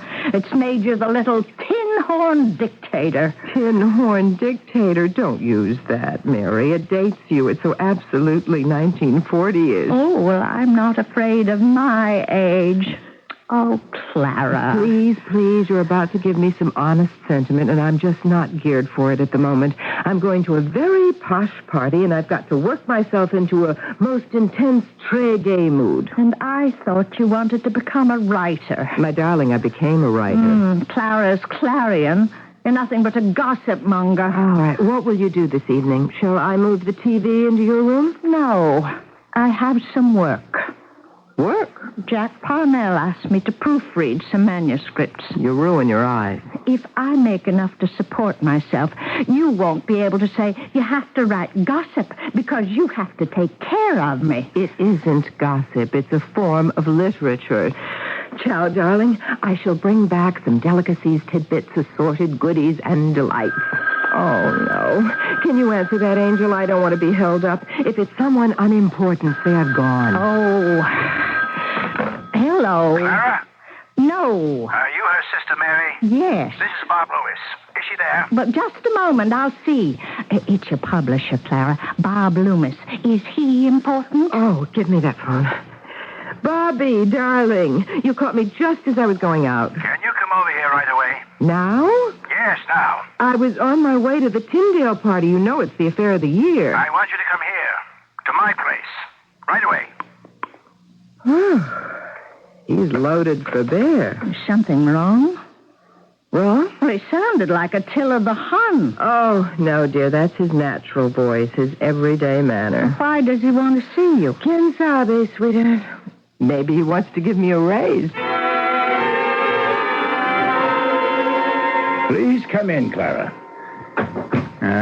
Won't you sit down? Oh, thank you, Bob. Are you wondering why I asked you to come here? The suspense is killing me. Then I'll put an end to it. You're fired. I'll give you 3 months severance. I don't have to do it. 2 weeks is all I really owe you. But why, Bob? Why? I don't like you, Clara. Why don't you like me? I like you. I like everybody. That's why I do my job so well. Because it's about people. And I love people. I mean, my column, Clara's Clarion, everybody reads it and loves it. We'll survive the loss. You still haven't told me why. Yes, I did. I don't like you. But you don't like anyone, practically, who works at the paper. That's true. But most of them don't bother me. And why do I bother you? Because you're on the take. That's a lie. I never took 15 cents. I don't say it's money. If it were, I'd have you prosecuted. But it's clothes and gifts, stuff like that. I can't help it if people want to show their gratitude. One hand washes the other, and you know it. Oh, well, who are you to talk? You've never used your editorial page for your own end? I do it all the time. Then how can you point that soiled finger at me? You're building up your own little empire, and I won't have it. There's only one empire on this newspaper, and that's mine. Bob, please. Now listen. Whoever you hire has to do it. Unless she's independently wealthy. You know what you pay me. How can I live on it? I have to cover parties, balls, dances, formals. I can't afford to buy all those clothes, and my hair always has to be done. I want to make a change. That's all there is to the thing. And when did you decide? A half hour ago. Just 5 seconds before I called you. Bob, I need the job. If I gave everybody a job who needed one, I'd have to go out of business. Besides, I don't run a paper to support your vanity. Look at yourself. You're the queen. Everybody bows to you. Why? So you'll put their names in your column. Without that column, you're nobody. time you got back into the real world. And did what? I don't have anything else. I haven't written anything else in years. I don't have any connections anywhere else. The job, it's all I have. I'm not young anymore. I can't start all over again. I'm sorry. I own a newspaper. I run it my way. I'm giving you 3 months' pay. What more do you want? What more do I want? I don't know. Maybe I would want some understanding, some sympathy. Do you still want me to cover the Tyndale party? If you want to be queen bee for this one last night, go ahead. Be my guest.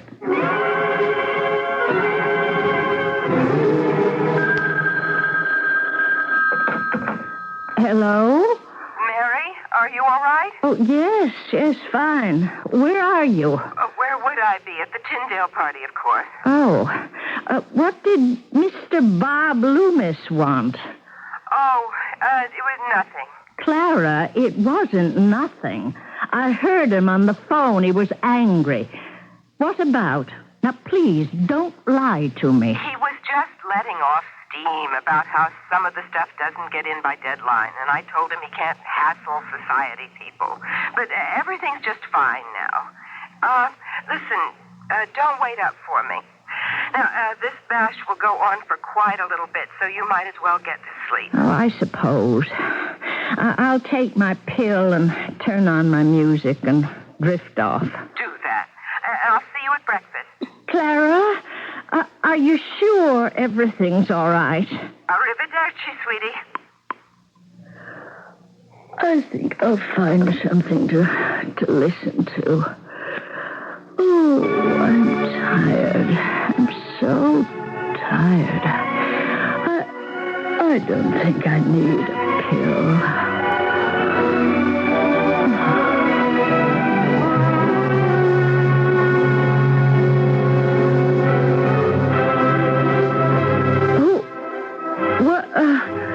What? Oh, Clara, are you home? Clara? Is that you? Is somebody there? Somebody? I've got to get somebody. Hurry. Police? Yes. I live at 366 Seton Place. I think there's a burglar. Somebody. I'm an invalid. I can't move. Oh, good. Please have them hurry. No, I'll stay on the phone.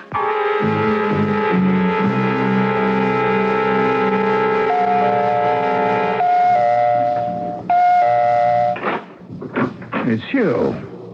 May I come in? At this hour? What's the point? I think I can make you see it. Clara, why did you come here? Did you think you could convince me to change my mind? Oh, no, your type never does. I came here to see if you can convince me to change mine. Now, look here. You're obviously drunk. No, I've been drinking, but I'm not drunk. Daddy showed us how to hold our liquor. He taught his little girls how to behave like ladies at all times. Now, why am I here? Oh, yes. To give you a chance to convince me to change my mind. About what? I've made up my mind to kill you. You can leave. You think I'm joking? Yes, and it's in bad taste. Murder is always in bad taste. That's why I've come here to see if you can convince me not to commit one. Why do you insist on provoking a scene? Why don't you get down to business? Your life is at stake. I don't want to call the police, but if you insist on a scene... No, don't pick up the telephone. I won't. If you leave right now. Sit down. That's, a gun. Yes. Well, for the very first time this evening, we can agree on something. This is a gun. Is this your idea of a joke? Why can't you accept the situation for what it is? It is not a joke, a charade, or a play. I am ready to pull the trigger. Suppose I don't fire you. Suppose I give you my word. Once this gun isn't pointing at you, what's your word worth? I'll write out a contract. Did you ever sign a contract you couldn't break? You're crazy. You're drunk. That's all immaterial, irrelevant, and beside the point. What can I tell you? That is your problem.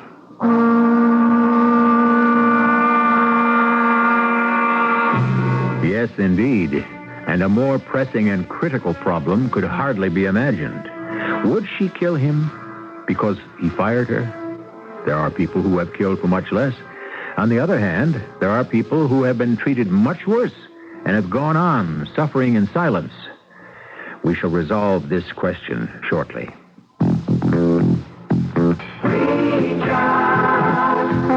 Hello. I want to talk to the world's best baby. Reach out and touch someone. Oh, okay. Here we go. You want to talk to Daddy? Hi, cutie. This is Daddy. I love you and I miss you. Hey, cutie. Her eyes are just as big as saucers. Her legs are kicking. She's trying to eat the phone. She's trying to eat it. Trying to eat the phone. Well, I should tell you that I love you and I miss you, too. Well, you know I love you. Hello? Oh, I'm sorry. I was, my eyes got big as saucers, and I was kicking and looking at the phone, and I started trying to eat the phone there. It's amazing, like father, like daughter. Reach out and touch someone. The bell system. Reach out, call up and just say hi. Reach for savings in Jewel's packaged meat case this week. You'll have to get up pretty early in the morning to beat this price. Through Wednesday, country-style sliced bacon is just 99 cents a pound at Jewel. It's lean and full of flavor. Wake up your gang with the irresistible aroma of bacon fry. They'll be up and at 'em in a jiffy. And now's the time to stock up on a family favorite. A 1-pound package of Jewel hardwood smoked hot dogs is only 99 cents through Wednesday. Heat them in the oven with baked beans to warm up hungry appetites on a cold night. Or put out a platter of hot dogs with toppings like cheese, pizza sauce, sauerkraut, pickles, and tomatoes, and let everyone get creative. There are special Jewel savings on Land of Frost sliced meats, too. Through Wednesday, save on chicken, beef, ham, turkey, or corned beef. The 2.5-ounce package is just 33 cents.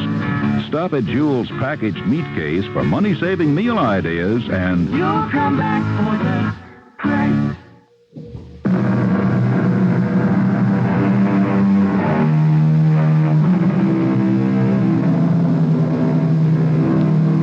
Make the test yourself. Ask someone the following question. What are you? Most of the time, the answer will be, why, I'm a doctor, a lawyer, a plumber, a salesman. How many people will say, I am a human being, placed on this earth to help mankind and fulfill the mission assigned to me by my Creator, or something of that sort?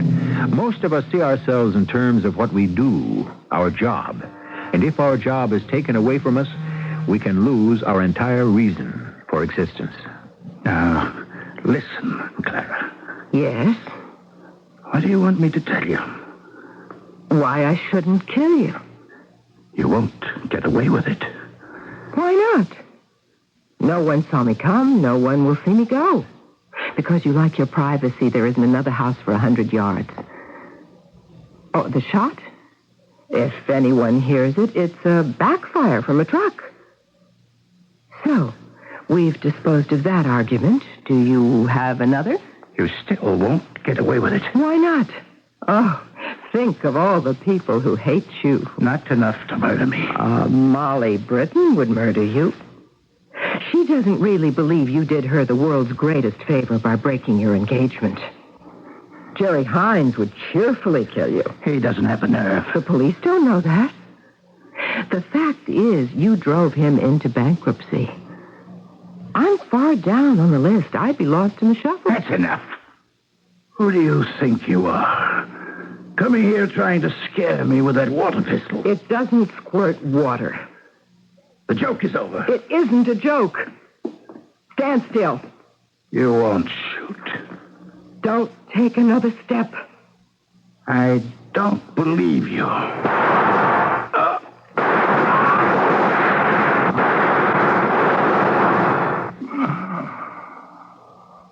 Maybe next time you'll believe me.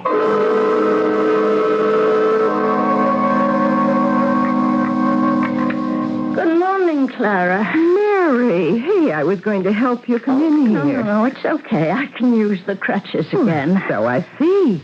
That means you must be feeling better. No, Clara, I feel awful. Well, then I'd better take you to the hospital right now. Oh, I made such a fool of myself last night. Now, how could you possibly make a fool of yourself? You promise you won't laugh. Only if it's serious. Well, it was 1:30 in the morning. I woke up. The pill didn't work? I didn't take it. I woke up, and I thought I heard someone moving about in the house. You what? I thought I heard... And then I was sure I heard someone. Oh. I was so frightened. I was positive I heard footsteps. Well, did you open the drawer and get the gun? The gun? Well, you know I put it back in your room. Oh, yes, I remember now. Well, back in your night table. That's right. You did. Oh, I could never use it. I'd be scared out of my wits if I ever had to hold a gun. Oh, how can you say that? It was Daddy's .32 caliber revolver. He taught you how to use it, same as me. You were even a better shot. Oh, I hated it. I just did it to please him. Well, go on about the noises. What did they sound like? I told you. Footsteps. At first, I thought someone was in my room, but I wasn't even sure that I was awake. And then I heard them walking off, and they were going into your room. What did you do? For a few seconds, I couldn't do anything. And then I picked up the phone, and I called the police. Good. They were here in less than 5 minutes. I was watching the clock, and they searched the house from top to bottom, inside and out. Did they find anything? No. Oh, I was so embarrassed. Why? Well, because it was a false alarm. But would you rather it had been the real thing? And the 2 policemen, oh, they were so nice. I apologized. Oh, I just wish... What? Well, one thing bothers me. See, the drawer of my night table was open when I woke up. Oh, why should that bother you? I never leave it open. I always close it. So someone could have come into my room to look for something to steal.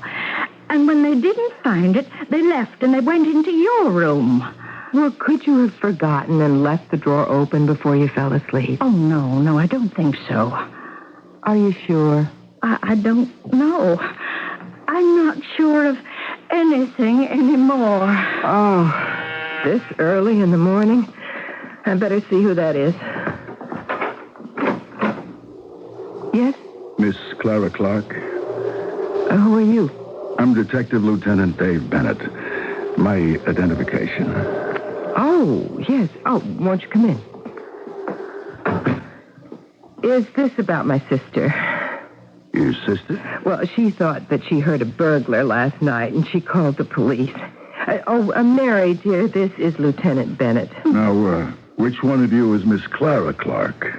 Oh, I am, but I wasn't here last night. I see. I want to talk to you about the murder. What murder? Your boss, Mr. Robert K. Loomis, was shot to death. Bob Loomis? But I spoke to him on the telephone. When? Last night. Oh, my goodness. Clara, you were with him. You were with him last night, Miss Clark? Oh, yes. What time was this? Oh, it was... 9:15, Clara, remember? You were about to leave for the Tyndale party. Yes, and I arrived at Mr. Loomis's house at about 9 or 5 after. Why did you go there? Oh, because I had just received the royal summons. He liked to feel that the people who worked for him were always at his beck and call. He'd pick up the phone any hour of the day or night, weekends, holidays, and say, "Get over here." And it was usually for nothing. Was it also for nothing this time? Yes, he wanted to know why a person who could do serious writing, like me, wasn't working on a novel. Oh, my. And now he's dead. Yeah. His housekeeper came home early this morning and found the body. Well, do the police have any leads at all? That's why I'd like to talk to you. What can I tell you? Well, you know all the gossip. Oh, but it's only harmless gossip, nothing that would get a man arrested for murder. Why do you say a man? What, did I say a man? It could have been a woman, couldn't it? Yes. It's just that most murders seem to be committed by men. Wouldn't you say so, Lieutenant? No. You're the oldest employee. That is, you worked at the paper longer than anybody else. Do you have any ideas about who might have wanted to murder him? Lieutenant, you will have to give me a chance to digest. I mean, just to get used to the idea. Yeah, sure. Sit down. Oh, thank you. Get your thoughts together. I'll be talking to you. Goodbye for now. Yes, goodbye. Bob Loomis. Murdered. Clara. Clara? Oh, yes, what is it? Why did you lie to that detective? Lie? I didn't. You did. When he asked why Bob Loomis had sent for you, you said it was because he wanted to praise your work. But that's not what you told me when you called me last night. What did I tell you? You said he was angry with you because of the way you were doing your job. Did I? And he really was angry, Clara. I could tell by his voice when he called. So why didn't you tell the detective the truth? Darling, it doesn't matter. Yes, Clara, the truth always matters. Yes, it matters to you. Because you sit here in the house all day and you can afford to indulge yourself in all sorts of fantasies about truth and morality and all the rest of that nonsense. But I'm out there in the real world getting my hands dirty, slugging it out, biting and clawing and scratching to survive. Oh. Mary, darling, I'm sorry. I could kill myself for saying that. Don't believe a word of it. Don't, please. Oh, it's all right, Clara. No, it isn't. But you see, Angel, I didn't want that detective to suspect me. Oh, my goodness. Well, why should he suspect you? It wasn't a robbery or anything like that, and there were no signs of a forced entry, so therefore, Bob must have been killed by someone he knew. But how do you know all this? Or what? That there was no robbery, no forced entry. But the detective didn't say anything about that. Darling, when you've been a newspaper woman, you learn how to read the police. You listen to what they don't say. If there had been a robbery or a forced entry, he would have mentioned it. Oh. So, Bob was killed by someone whom he knew. Someone who was angry with him. Or with whom he was angry.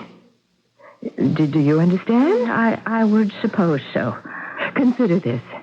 At 9:30, say that I had an argument with a man.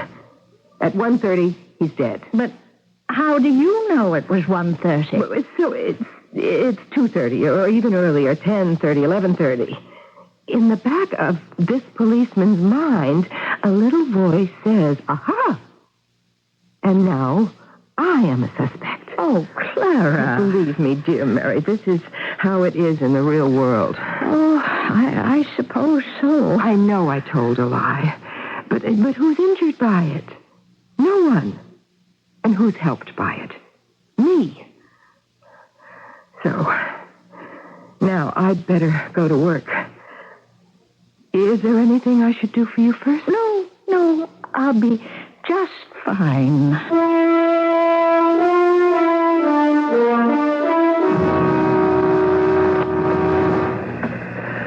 Jenny, I'm dictating this on the machine, and you can transcribe it later. Bob Loomis was more than just my publisher. He was my friend. He was a man of great humanity, of unusual perception. He was kind, he was decent, and he loved his fellow man. We will all miss him. And Jenny, end this the way he would want me to, with the word that ends everything a newspaper person writes. 30. 30, Bob Loomis. 30. Is that true? Oh. Not a word of it. But, as they say, de mortuis nil nisi bonum. Only say good things about the dead. Well, I see you know your Latin. Just enough to get around. The door was open and your secretary was tied up. Look, if you're busy... No, that's all right, Lieutenant. What did you want to see me about? I suppose I want to see you about everything. Now that you have gotten yourself together. I hope so. He was killed by someone who knew him. He let that person into the house himself. Now, that someone was very angry. How do you know? Whoever it was emptied the gun. So, who hated him? Ah, here's the telephone book, Lieutenant. Pick a page, any page. He knew how to pull up just this side of libel. And it wasn't just what he wrote. It was what he did. To whom? Almost everybody. Some leading people? Well, he broke his engagement to Molly Britton after he'd led her on for years. And he got Jerry Hines to invest in a land scheme that blew up and stripped Jerry of every dollar he had in the world. What do you know? How can you beat those two for motives? You can't. Our heroine, Clara Clark, seems to have recovered from the initial shock she received from being forced to commit murder. But who knows? Maybe one can never recover from something like that. It seems to be a clean job. There were no witnesses. Wait, there was a witness to a part of it. Oh, yes, we're playing fair. If you were listening, you know who it is.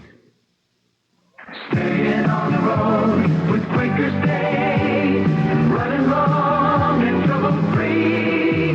I got Quaker State's exclusive lifetime engine lubrication protection program with my new car. It's guaranteed protection in writing against oil-related failure as long as I own it and use only Quaker State. Quaker State, quality motor oil refined from Pennsylvania-grade crude oil. Coverage and limited warranty details at participating new car dealers. New car or old. You'll be staying on the road with Quaker State. What do doctors recommend to avoid constipation? These days, doctors stress the importance of fiber in the diet. Food fiber that helps the system regulate itself naturally. Metamucil is the laxative made from natural fiber. No chemical stimulants. So for occasional constipation, doctors recommend Metamucil more often than any other laxative. Try Metamucil powder or pre-measured packets of Metamucil instant mix, regular or orange flavor. Read label and follow directions. A railroad car clatters through Pennsylvania's coal fields almost a century ago.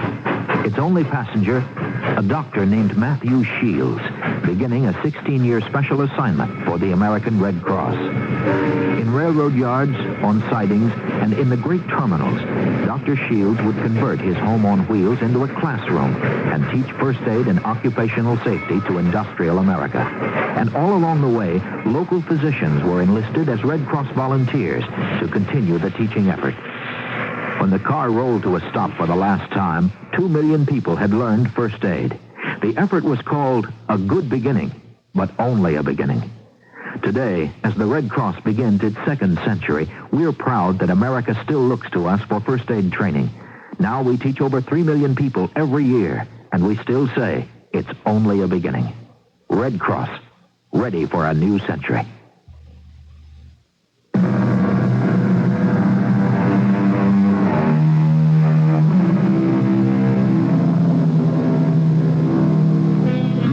by its very nature, is the ultimate act, the final deed.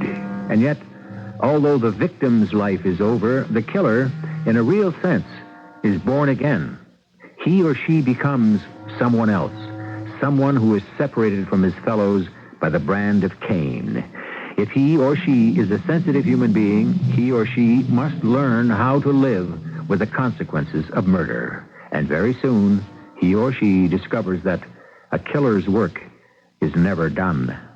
Tell me about Mr. Jerry Hines. Look, Lieutenant, I may have told you too much already about both Jerry and Molly Britton. After all, people do say many things they don't mean. Did either of those two people ever threaten to kill Bob Loomis? Well... Miss Clark, this is a murder investigation. If you know anything, it's your duty as a citizen to I don't know the details. But Bob got Jerry Hines to put up over $1 million to buy some land for a vacation development. Turned out the place was a swamp. Jerry went flat broke. Jerry confronted him at the club, started a fist fight, and would have killed him if it hadn't been broken up. Jerry Hines, huh? Okay. Now, about Molly Britton. Oh, well, they'd been engaged for over 4 years, and just one day he said, goodbye, it's over. Just like that? Just like he called me in and said, you're fired. You mean that Bob Loomis fired you, Miss Clark? Oh, no. What I meant was he told her the engagement was broken in the same casual way that he might have fired me or anyone else. I see. Well, thank you very much, Miss Clark. You've been most helpful.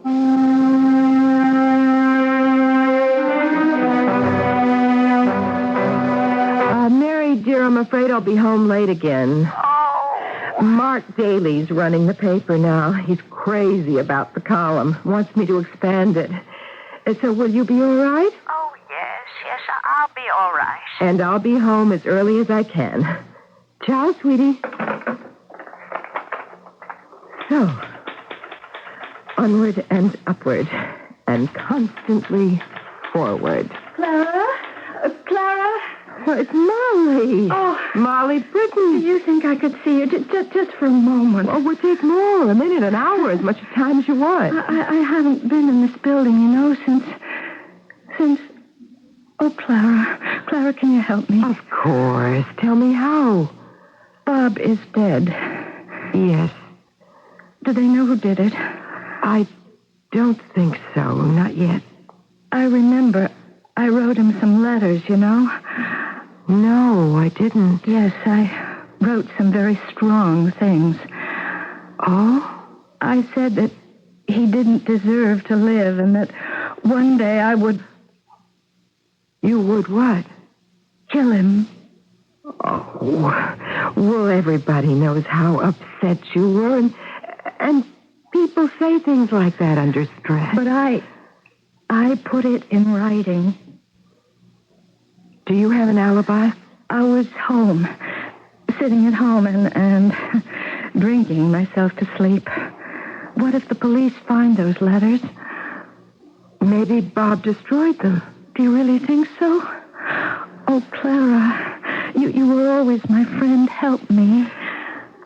Molly, do you want me to call a lawyer? A lawyer? Oh, but wouldn't that mean I was guilty? Are you guilty? Did you kill him? Did I kill him? I don't know. I honestly don't know. Well, aren't you going to answer it? Never on the first ring. Let the other person get anxious. Yeah. Now. Clara Clark. Miss Clark? Yes? I want to pick up Molly Britton. She's at home. Do you have any idea where I might find her? Could you hold on for just a moment? Molly, it's the police. The police? They're looking for you. Oh, I've got to get away. Sooner or later, you're going to have to face them. And besides, you don't even know what they want. Now, relax, darling.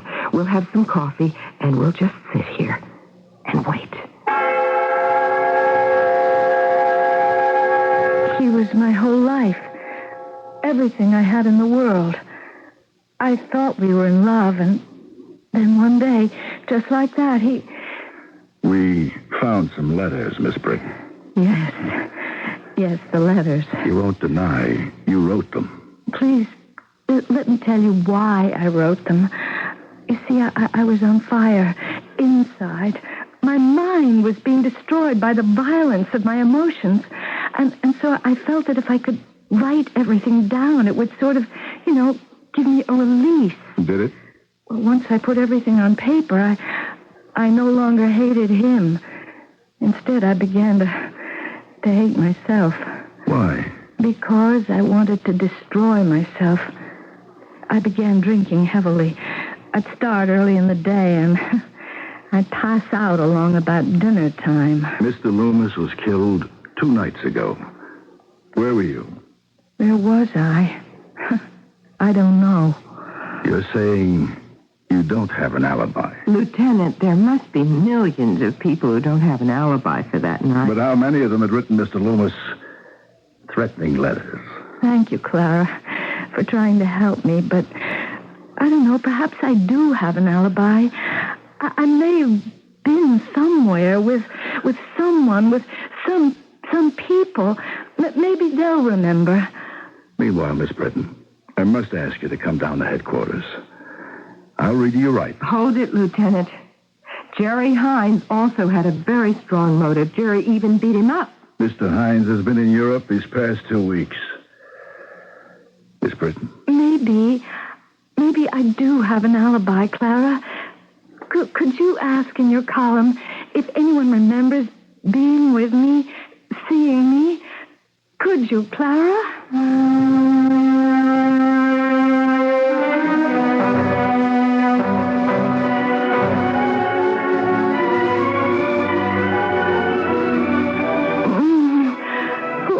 Who's there? Is that you? Clara? Clara? Who's there? Clara? Clara, did you just come in? Oh, that dream. That dream. I wish I could remember that dream. Or was it a dream? Was it a dream?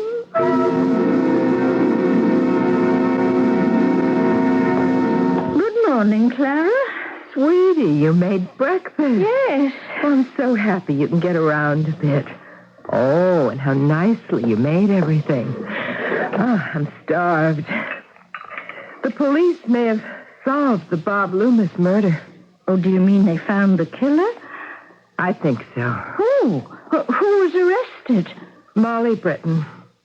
Poor Molly Britton. Molly Britton? She was completely destroyed when he broke off with her, and she wrote him letters in which she swore she would kill him. And did she? She thinks she did. Oh, I just feel so sorry for her. What did you do with the gun? What did you say? You know what I said. What gun? Daddy's gun. The gun you used to kill Bob Loomis. Mary, what are you saying? We both know what I'm saying. You did kill Bob Loomis, didn't you? That's not fair. Ever since we were children, you were always showing me how smart you were.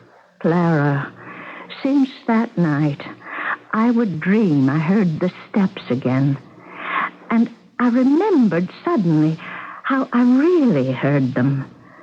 You came into the room. You thought the gun was in my bedside table. You forgot I'd given it back to you. It isn't true. You opened the drawer.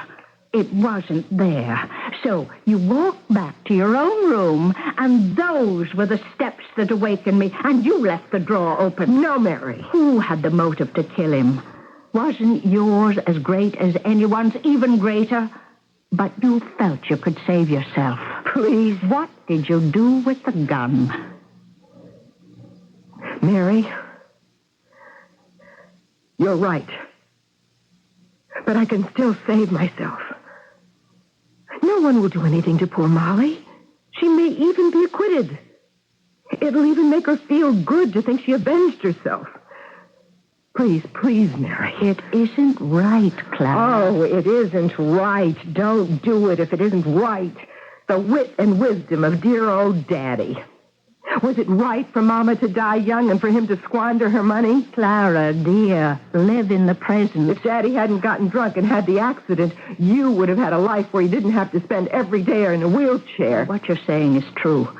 But should we make poor Molly Britton pay for it? Why shouldn't somebody else pay for a change? What did you do with the gun? Please, Mary. I cannot go to jail. I won't go on trial. Clara. What will you do? Call the police and tell them? No. I'll never say a word. Good. You won't, and I won't. So let's forget it, shall we? You'll tell them yourself. Me? Tell the police and go to jail? You're crazy. Why should I tell them? Because, like it or not, you're still one of Daddy's girls. Mary. You'll tell them. It's only a matter of time. And not too much time, either. Who's that? Darling, will you be this nervous for the rest of your life every time someone rings the bell? Now, are you going to answer it? Why shouldn't I answer it? Oh, Lieutenant. Hello, Miss Clark. Won't you come in? And how are you, Miss Clark? Oh, very well, thank you. I just dropped in to thank you for your very important assistance. Oh? You helped set us in the right direction, and from there on, it was strictly routine. Miss Britton confessed. She confessed? Yes. As far as she's concerned, she's pretty sure she did it. So it's neatly tied in a package, and that's that. Now I have to be on my way. May I offer you a cup of coffee? No, thanks. Just had breakfast. Well, it's been nice meeting both of you. Lieutenant? Yes, Miss Clark? Lieutenant. What is it? Could you give me a lift down to police headquarters? I would, except I'm not going back there now. I think you will be. What do you mean? After you hear what I tell you. Could you wait just a second? Mary, darling, I have to go somewhere. Yes, dear. And I won't be back early. I don't even know if I'll be back late. I understand. Actually, I don't know when I'll be back. Will you wait? I'll wait as long as I have to. Of course, there were those who said she committed the murder just for the sake of scoring a scoop. But fortunately, most folks, including the jury, were not so cynical. She received what might be considered a light sentence. But that isn't true. When a person of imagination who is not a criminal commits murder, he or she pays for it forever. I shall be back shortly. Good evening, I'm Jessica Novak. Good evening, I'm Jessica Novak. Good. Now say, I almost got killed because I didn't listen to my news director. Come on, Max, it was a great story. It was supposed to be the sandcastle competition in Santa Monica, but no, you end up being held hostage at gunpoint. That's where your heart. It was me or that little boy. Why are things When like TV that? reporter Jessica Novak goes for the news, she leads with her heart. Jessica Novak, a dramatic new series on CBS television. Thursday at 10, 9 Central and Mountain on CBS television. I'm Jessica Novak. I remembered my lucky surefire fishing lure. But you know, I think I forgot my body. Don't forget your body. Remember Rexall vitamins. Help resist illness. Eat the right foods. For supplement, remember Rexall Vitamin C. Don't forget your body. Remember Rexall vitamins. Rexall Vitamin C. Now only $1.69 at participating stores. Flat tire. You mean we're stranded here? There's a house. Maybe we can use the phone. Yes? Excuse me, ma'am. my car has a flat. Can I use the phone? Very well. Randy, look. A shoe with blood on it. And there's something under the rug. A knife. I'm calling the police. Phone's dead. Where are we? Welcome to Raven House, where the only thing you can expect is the unexpected. Raven House publishes new paperback mysteries every month. Books so engrossing, you can't help but let the mystery take over your life. Raven House Mysteries. Which one will claim you as its victim? If you're clever enough, you'll find Raven House Mysteries wherever paperbacks are sold.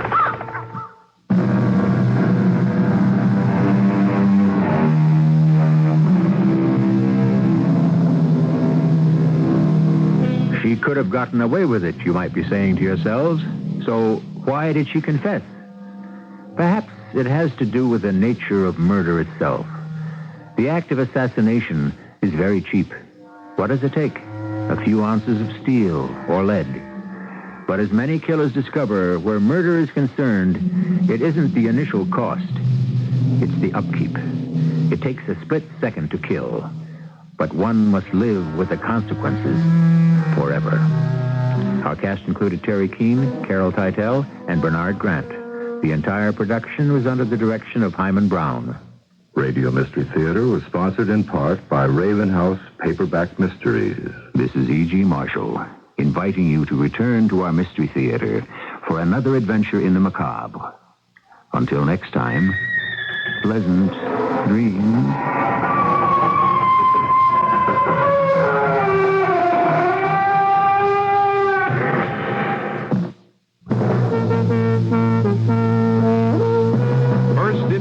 First in sports. Find out first on News Radio 78 WBBM Chicago. Remember that old joke about the child that only a mother could love? If you sometimes think that you're the only one who cares about your children, just listen. I've learned so much from the kids. I've learned so much from the teaching. The kids are so individual and so unique and so much fun. I like teaching because of the interaction with the kids. I really believe in that. And I went into teaching because I wanted to do something where I would be helping people rather than just helping myself. The kids themselves, I think, are what makes it kind of fun. The different faces every year, different problems, and yet similar problems. Each day that you get in there, you learn something different. You learn from the kids as well as from other sources. We know how you feel about your children, and we thought you'd like to know we feel the same way. That's why we brought you this message. We're the Chicago Teachers Union, and we represent Chicago's teachers and other school employees. Often folks will ask us, why is Polk Brothers so dedicated to brand name products? Well, there are many answers. Selection, factory warranties, and service. The high standard of quality brand name manufacturers are dedicated to. Polk Brothers knows another important brand name contribution is new and better products for our good living. A beautiful example at Polk Brothers is the brand new Litton Air full-size, fully automatic microwave oven, which mounts on the wall over your present range using no counter space. It has a built-in vent and light. Litton's meal-in-one microwave system. At last, you can enjoy the miracle of microwave cooking without giving up precious counter space, because the entire Litton Air goes neatly on the wall above your present range. Polk Brothers invite you to own this new Litton achievement. It's Polk discount priced. You save more with a Polk-size trade-in allowance. And Polk Brothers still brings you free delivery. Brand name quality and selection. Nightly till 10 till 6 on Sunday. Polk Brothers. CBS News Budget Director David Stockman says the president's economic program is in danger of falling apart unless Congress takes remedial action within 6 months. This is Rob Armstrong reporting on the CBS radio network. Stockman addressed the National Press Club Monday night and issued the administration's gloomiest economic outlook to date. Stockman said if Congress does not act, the U.S. could face as much as a $320 billion spending deficit over the next 3 years, and that would kill the president's plan to balance the budget by 1984. There was other gloomy economic news Monday. The number of existing single-family homes sold in September dropped to the lowest level since 1974. The chief economist for the National Association of Realtors says while the rest of the economy is in a recession, the housing industry is truly in a depression. CBS News continues in a moment. 1982 is shaping up as a bargain year for labor contracts. A recent article in the Wall Street Journal told why unions may plan to moderate wage demands and what they may mean for the nation's inflation rate. If information like this is important to you, have a pencil ready for an offer from the Journal that could help you get a head start every business day with up-to-the-minute business information that could affect your future and your company's future. Other Journal articles looked at steep sticker prices driving more buyers to used car lots and rising used car prices, and at the new estate and gift tax rules where there may be thorns among the roses. The Journal also told why a new wave of mergers coming could engulf a third of the nation's commercial banks. The Wall Street Journal. It's all the business news you need when you need it. Right now, you can get 26 weeks of the Journal, one for every business day of the week, for less than $1.60 per week. That's just $41 for 26 weeks, less than $1.60 per week. So if you're serious about business in the continental U.S., call toll-free 800-228-6600. That's 800-228-6600, except in Nebraska. You'll be billed later. President Reagan is doing some 11th-hour lobbying to push his proposed AWACS sale in the Senate. The Senate vote is scheduled for Wednesday on whether to block the planned sale of AWACS reconnaissance planes to Saudi Arabia. Senate opponents say they've got the vote locked up. Mr. Reagan met with 7 senators Monday. Only one, Republican William Armstrong of Colorado, announced he was changing his position from uncommitted to favoring the deal. The White House says there is still enough time for Mr. Reagan to save the AWACS sale. Britain is taking extraordinary security measures in Wales this week. Tuesday, Wednesday, and Thursday, the country will have a pair of royal visitors. Dan Raviv reports. Police are searching and watching buildings lining a 400-mile-long route to be driven by Prince Charles and Diana, the Princess of Wales, in Wales. Security was stepped up after a firebomb was found and defused in Pontypridd, one of the towns to be visited this week by Charles and Diana. It's their first major public appearance since the big royal wedding 3 months ago. In addition to the bomb found at an army recruiting office in Wales, the bomb that exploded here in London, killing 1 policeman, has heightened concern about the security of the royal couple. A spokesman at Buckingham Palace said they would not change their travel plans. Dan Raviv, CBS News, London. It was announced Monday that Edith Head, one of moviedom's most famous costume designers, died Saturday night of a rare bone disease. Edith Head, who never revealed her age, is believed to have been in her early 80s. It was also revealed Monday that Ariel Durant died over the weekend. She had collaborated with her husband, Will Durant, on an 11-volume history series, The Story of Civilization. She was 83 and had been ill for 2 years. CBS News continues in a moment.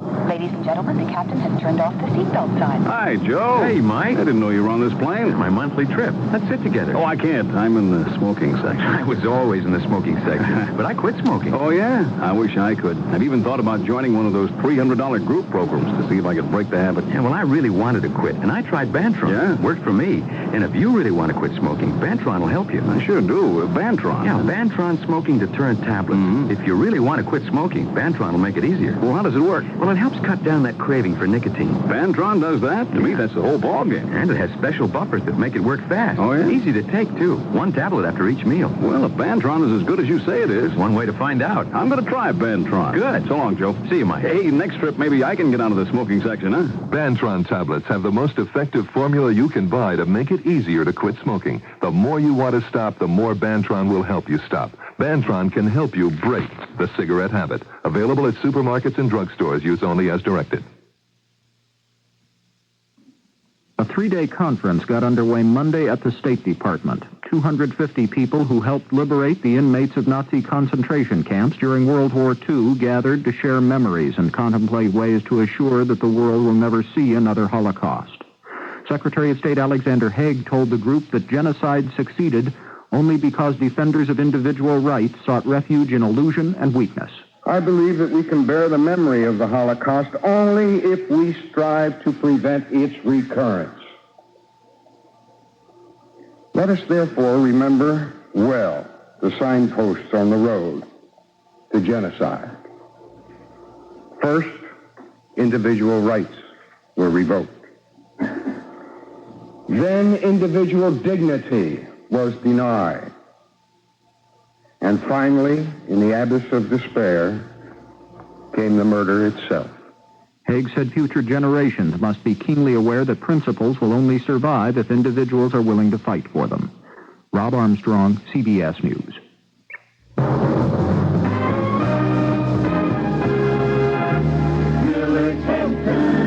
Almost everybody else has gone home, so I guess it's up to you and I. Good morning, everybody. That's who it is here at the old anchor desk again from now till almost dawn, now with Central Standard Time with us.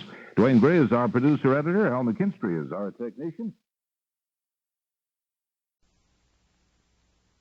CBS Radio Mystery Theater presents...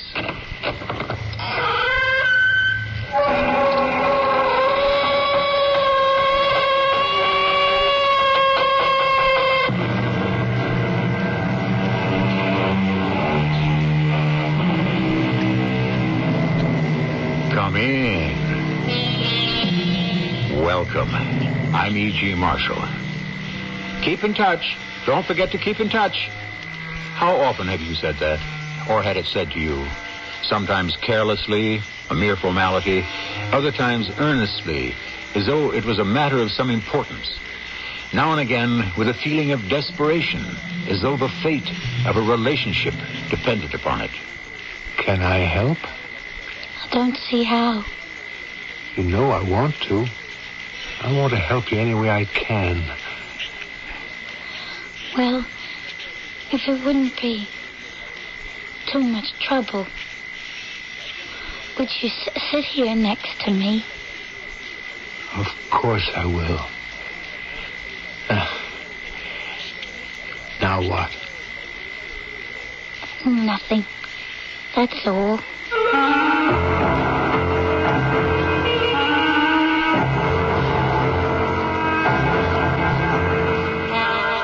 Our mystery drama, In Touch, was written especially for the Mystery Theater by Elspeth Eric and stars Amanda Plummer. I'll be back shortly with Act One.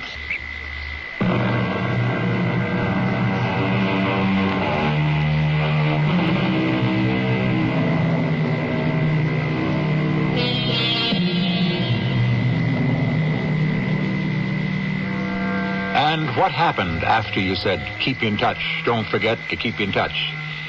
Was it a letter every so often? Was it an occasional phone call? Was it a card on the 25th of December reading Season's Greetings? Or was it nothing at all? And you, what did you do when someone said, keep in touch? Did you write? Did you phone? Did you send a Christmas card? Or did you let that person slip quietly out of your life, become a memory? Or perhaps not even that? I was spending the summer with Dr. Abramowitz, an old and dear friend of my father's in a pleasant suburban town where he had a comfortable practice. I just finished working my way through medical school and was ready for a few months of loafing and listening to Dr. Abramowitz. One morning, early, I came down to breakfast to find him on the phone. Edgar, I can't. I just can't. I've been carrying this bug around for days now. If I don't get some rest, I'll be no good to anybody. I know. But tell her to double the dose, see if that helps. And tell her doctors get sick, too. Just like other people. Thanks. Not feeling so good, huh? Running a fever of 102. The darn virus all over town. Now Edgar Bartlett wants me to take a look at his daughter. But he knows I can't help her. Same old thing, nothing to be done about it. Well, what's her trouble? Headache. He expects you to make a house call for a headache? Well, her headache's something else again. Mean, violent, devastating. Not migraine? No, not migraine. Gotta find out what they are. Like a tight belt around her head, she says. Heavy pressure between her eyes. Bad taste in her mouth. Nausea. stops eating completely. Says she never wants to eat again. How often do they occur, the headaches? 2 or 3 times a year, sometimes more, sometimes less. No indication of what brings them on. Matter of fact, no indication of why they finally go away. They can last as long as a month sometimes. And believe me, that girl goes through purgatory. Listen, how would it be if I went over to see her? My dear boy, just out of med school, and you think you're a doctor already? No, I know. Forgive my presumption. Well, still, couldn't hurt. Nice young fellow like you. Couldn't hurt a nice young girl like Ellen Broadway. Now, I wouldn't presume to diagnose or prescribe. I know that. I trust you. Go ahead. Go see her. It was a beautiful day, and I walked the half-dozen blocks to the Bartlett house, wondering all the way why I was going there and what I would do when I got there. Perhaps Dr. Abramowitz had been right, a medical student fresh out of school, thirsting to confront a real patient.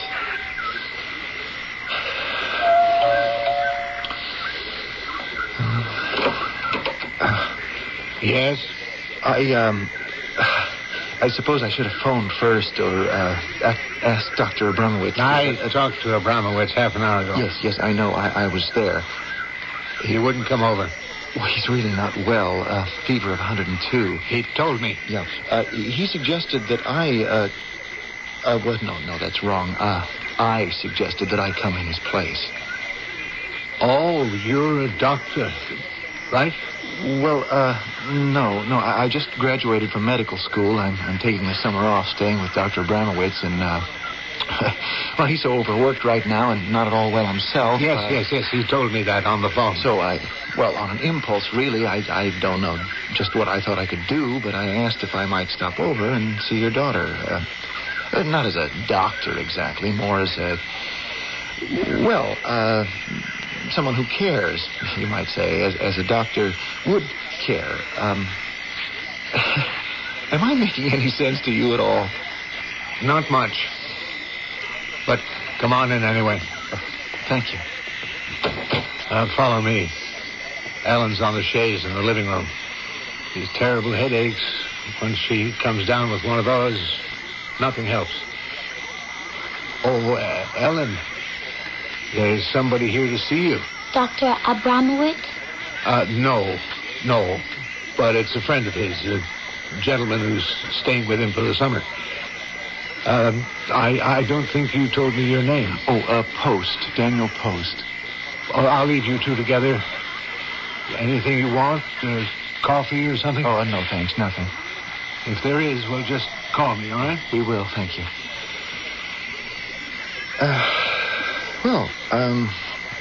Is it all right if I sit down over here? Any way you like. Okay. I'm sorry you have so much pain. I do have quite a lot of pain. Yes, I heard about it. Dr. Abramowitz told me. He gave me a prescription. Yes, he told me. This morning he told my father I should double the dose he prescribed. Do you want to try that? Not really. No, not really. What do you really want? What? If you should reach down, way down inside yourself, what would be the thing that you really want? Why, for the pain to go away. Mm-hmm. Yes, it would be nice if... If it would just go away. Yes, I can understand that. But of course it doesn't. You can't just wish a pain away. No, you can't. You understand that too, don't you? Well, it's not so hard to understand. Isn't it? Most people don't understand it. What people? Oh, all of them. The ones that say there's nothing wrong with you. You're imagining the whole thing. You just want attention, stuff like that. Well, what's wrong with that? With what? With wanting attention. When you're in pain. I mean, you can't expect everybody to just drop everything and pay attention to you. I mean, that's not fair. all right. It's not grown up. It's not reasonable. But there's nothing wrong with wanting it. The world doesn't revolve around me, you know. It used to, didn't it?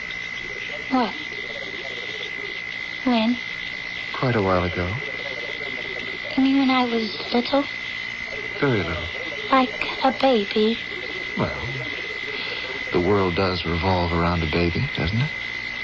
Does it? Well, I should think so. For the baby, the world is mother. Not the father. I think the father enters the picture later. You know, when I'm feeling very helpless, incompetent, lonely, unappreciated, sometimes I feel I'm a baby again. And, I want my mother. You do? Yes, I do. I want her to put her arms around me and tell me everything will be all right and that I'm loved and cherished and understood and there's nothing hiding under the bed waiting to get me. I never had a mother. Oh? How did you get here? I don't know. I only had a father. No mother at all. Tell me about that. If I had a mother to start with, and I'm not at all sure I did, she was locked up somewhere. Oh? Lots of hush, hush, quiet now. Don't go in there. Stay where you are. Don't move. Don't make a sound. And the black shadows up there, big and black and going to burst and drown everything. Drown the house. Drown the dog. Poor little thing. Sharp, shaggy spear goes through your head. Lightning. Burns your brains out. Makes you stupid. Dodge. Duck. Hide. Save the dog. Save somebody. Hang on. Don't let go. Look out. It'll get you. Hold your breath and count to 10. It's going to get you and you'll crumble into dust. Hush. Don't make a sound. And they'll never know. Don't tell. Lie still and no one will know. No one will ever know. Absolutely nobody will ever know. Even after you're dead. She went on like that for almost an hour. I simply sat in the chair and watched her. She sounded like a mad woman.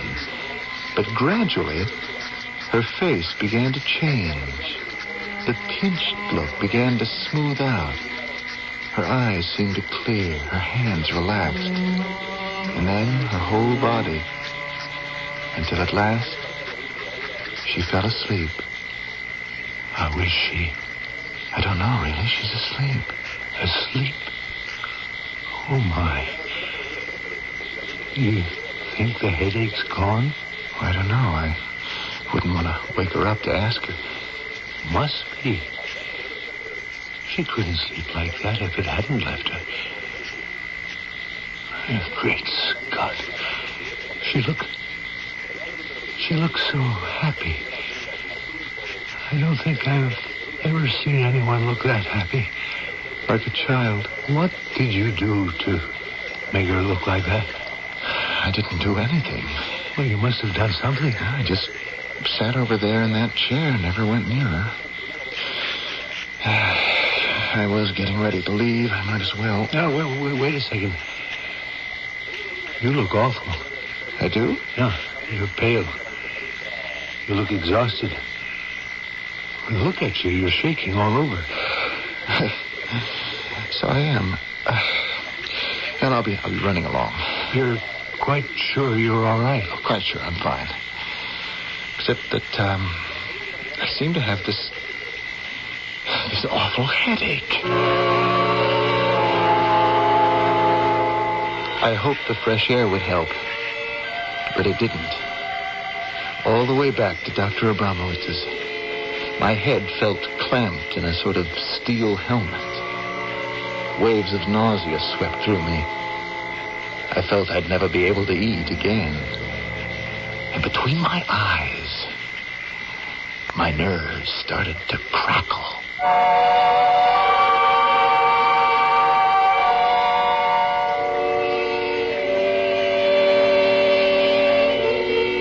What do you make of it? Anything at all? Perhaps when the afflicted girl Ellen wakens from her sleep, she'll be able to shed some light on the puzzle. I hope so. But for that, we shall have to wait for the second act.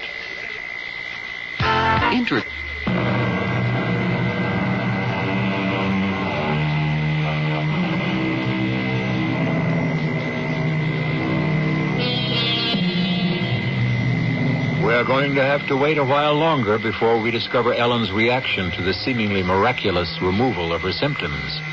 For there is another person involved here, Edgar Bartlett, her father, who admitted the young medical graduate Daniel Post to the house and left him alone with the suffering girl.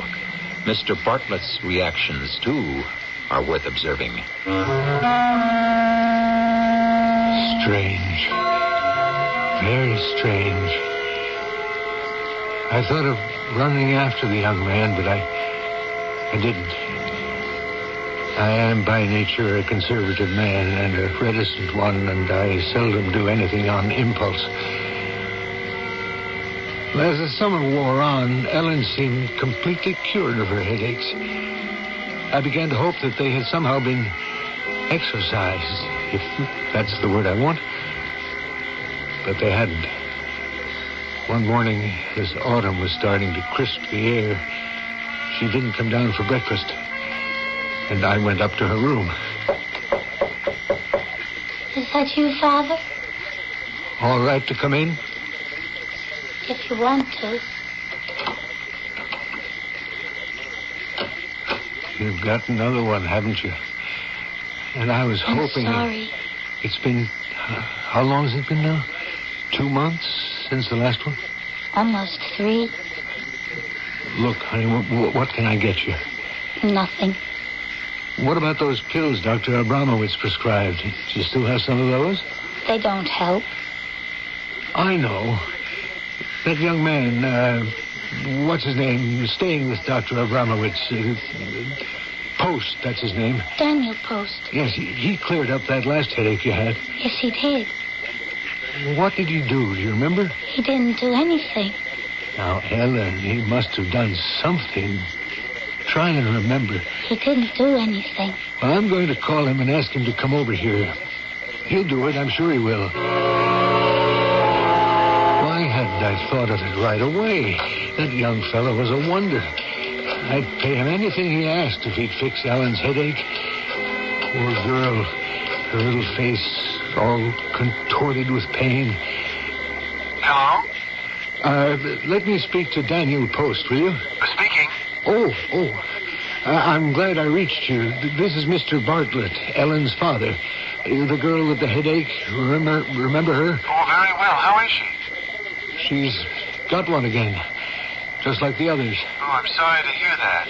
Look, could you come over here and take a look at her? I don't think I You can. did her a whole lot of good that other time. Matter of fact, she's been fine all summer. Till now. Well, I didn't really do anything. That's what she keeps saying. Well, it's true. Look, whatever you did do or didn't do, it got rid of her headache, so please, I'll pay you whatever you like. No, it isn't that, Mr. Bartlett. It'll only take you an hour. But I'm leaving town, Mr. Bartlett. Leaving town? I'm going to San Francisco to take up my internship there. San Francisco? When are you leaving? Well, right now, as a matter of fact, I was just about to call a cab. The plane leaves... Stay right where you are. My car's out front, and I'll pick you up and get you to the airport. Wait for me in front of the house. Mr. Bartlett.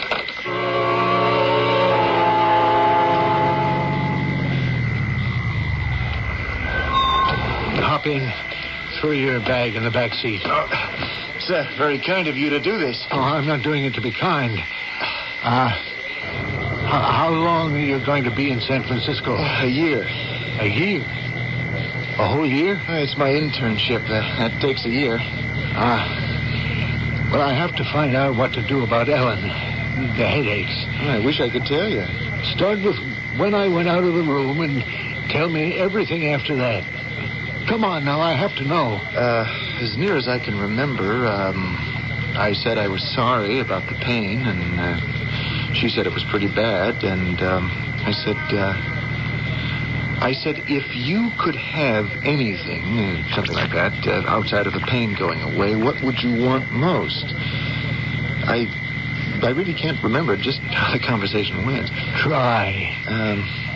Well, she said people told her she was trying to get attention, or something like that. I may have said that to her sometime or other. She said the world didn't revolve around her. That sounds like something I might have said. And I said, what did I say? I said it used to revolve around her when she was a baby. What made you say that? Well, it's true, isn't it? The baby's mother, for the baby, is the entire world. Her smile is the sun, and her frown is the storm. Oh, listen to me. I haven't even practiced pediatrics. What do I know? You must have had a darn good mother. Yes, I think I did. Ellen didn't have any. I beg your pardon? My wife died a few days after Ellen was born. Peritonitis. Oh, I didn't know. Naturally, I hired nurses for the baby. Of course. Best I could find. I'm sure. Well, go on. I remember now. Ellen did say something about her mother being locked up somewhere. I didn't feel I should pry into that. Well, you know. Well, she was locked up in her room, fighting for her life. And losing. I think she only saw Ellen once, or twice, for a few seconds. Then Ellen started talking kind of wildly about black shadows and streaks of lightning and dying. Dying? Did you ever hear of marasmus, Mr. Bartlett? Marasmus? What's that? Emaciation, enfeeblement, usually of infants due to lack of food or lack of love. It can be fatal. Are you trying to tell me I don't love my daughter? No, I'm sure you love her very much. I'd better get you to the airport.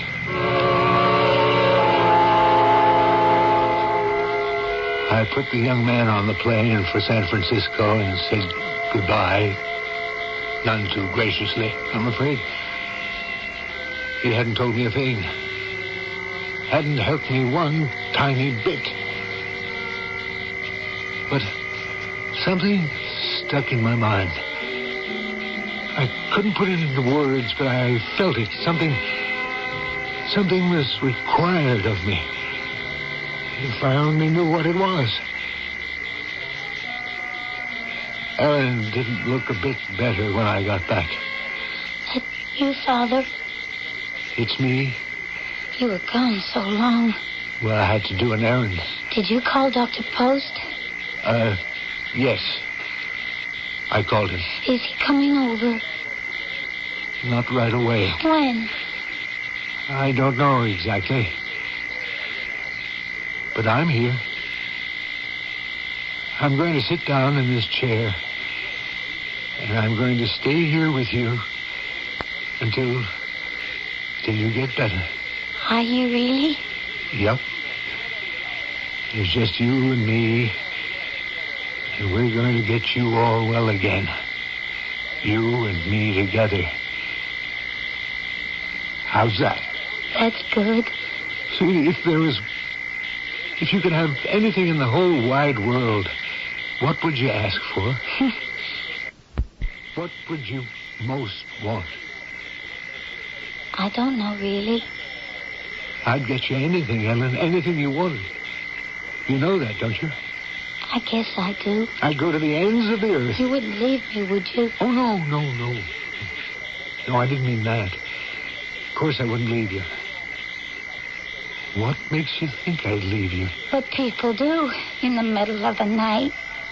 When the shadows start and the black cloud bursts and drowns everything, and they go away and forget where you are. They forget all about you. They even forget who you are. That you're anybody at all. And then you aren't anybody. You're nobody. You're nothing. You can't see and you can't hear because there's nothing to see and nothing to hear. And it'll go on being that way forever and ever. And you can't bear it. You can't stand it. You simply cannot stand it. You want to die and you can't even do that. So that was what Dr. Posted meant when he said she talked like a madwoman. I gripped the arms of the chair and held on. Simply held on. I was no doctor. I was a simple-minded man with no experience to tell me what to do when something like this happened. Ellen, honey. Head still hurt? Yes. Sweetheart, would it bother you? Would it be all right with you if I came over there and sat on the edge of your bed? I don't know. Now we're going to ride this thing out together, aren't we? Aren't we going to fight this thing through together, the two of us? We are, aren't we? Yes. You bet we are. You and me together. Father, would you hold my hand? Hold your hand? Why, of course I'll hold your hand. Don't let go. No, I won't let go. I'll never let go. I'll stay here all day and all night, and I'll never let go.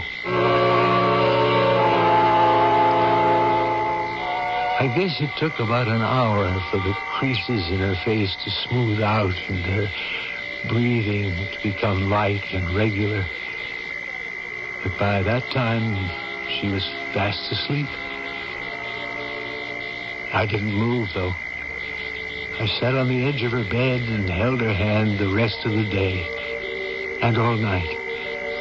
I'd promised I would, and I did. For the first time in my life, or hers, I held my child's hand.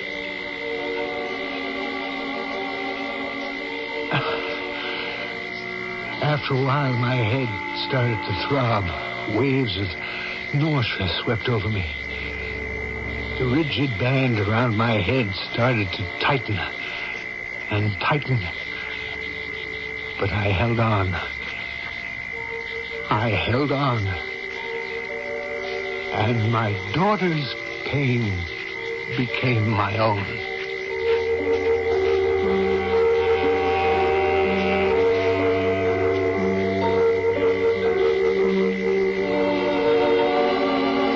It is hard indeed to watch the suffering of someone we love. There is always the wish to take away the hurt, to remove it some way or other. For the most part, we denigrate our own powers and tell ourselves that this sort of thing is best left to others who are wiser, more experienced than ourselves. But now and again, can it not happen that by some mysterious force we know nothing about, we can be the healers ourselves? I'll be back with Act 3 shortly.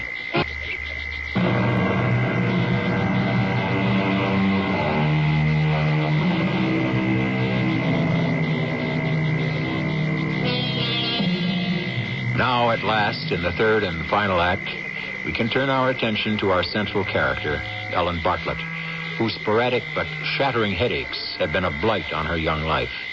A medical graduate, previously a stranger to her, was able to dispel her symptoms without in the least knowing how he did it.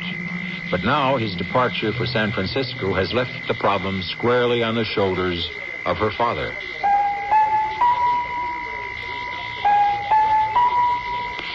I don't know how long I was asleep, but when I woke, I was well, supremely, gloriously well. The first dawn light was showing at the window, and at the foot of my bed sprawled my father, a huddled heap. But my hand was still in his, where I had put it the day before. And such a wave of gratitude spread from me to him that I truly believe it woke him up. It's morning, Father. It is? Why, so it is. How are you, Ellen? How do you feel? However did you get him to come here? What? It must have been while I was asleep, because I don't remember his being here at all. Who? Dr. Post, Daniel Post. How did you get him to come over? Well, What did he say when you called him? He said... I don't remember what he said exactly. But he came right over. Actually, I went over to Dr. Abramowitz to pick him up. And I asked him what he did. You know, the last time. He cured me. That's what he did. I asked him how. And he said he didn't know. That he just sat down in a chair and you and he talked some. I remember that. But I don't remember talking to him last night. You didn't talk to him last night? But I must have. No, honey. Dr. Post flew to California yesterday. He couldn't have. I drove him to the airport. No. He must have been here. You brought him here. He's starting his internship at a medical center in San Francisco. He won't be here anymore. I guess not. But what will I do if the headaches come back? I'll be here. Was it you? Was it you that made the headaches go away? I don't know. But it seems to have gone away, and there was nobody else here but me. Then you did it. How did you do it? I don't know. I didn't really do anything. I came back after I took Dr. Post to his plane, and I asked you, would it be all right if I came over here and sat on the edge of your bed? Why did you want to do that? Because I couldn't stand to see you suffer. You've seen me with a headache before. I know. Only this time, I couldn't stand it. I sat down right here. And then you asked me to hold your hand. And you took my hand and said you'd stay here all day and all night, holding my hand and never letting go. That's what you did, isn't it? You never moved. And you held my hand all day and all night, and you never let go. Because when I woke up, there you were, all rumpled and funny looking, lying across the foot of the bed. You were asleep, but you still had hold of my hand.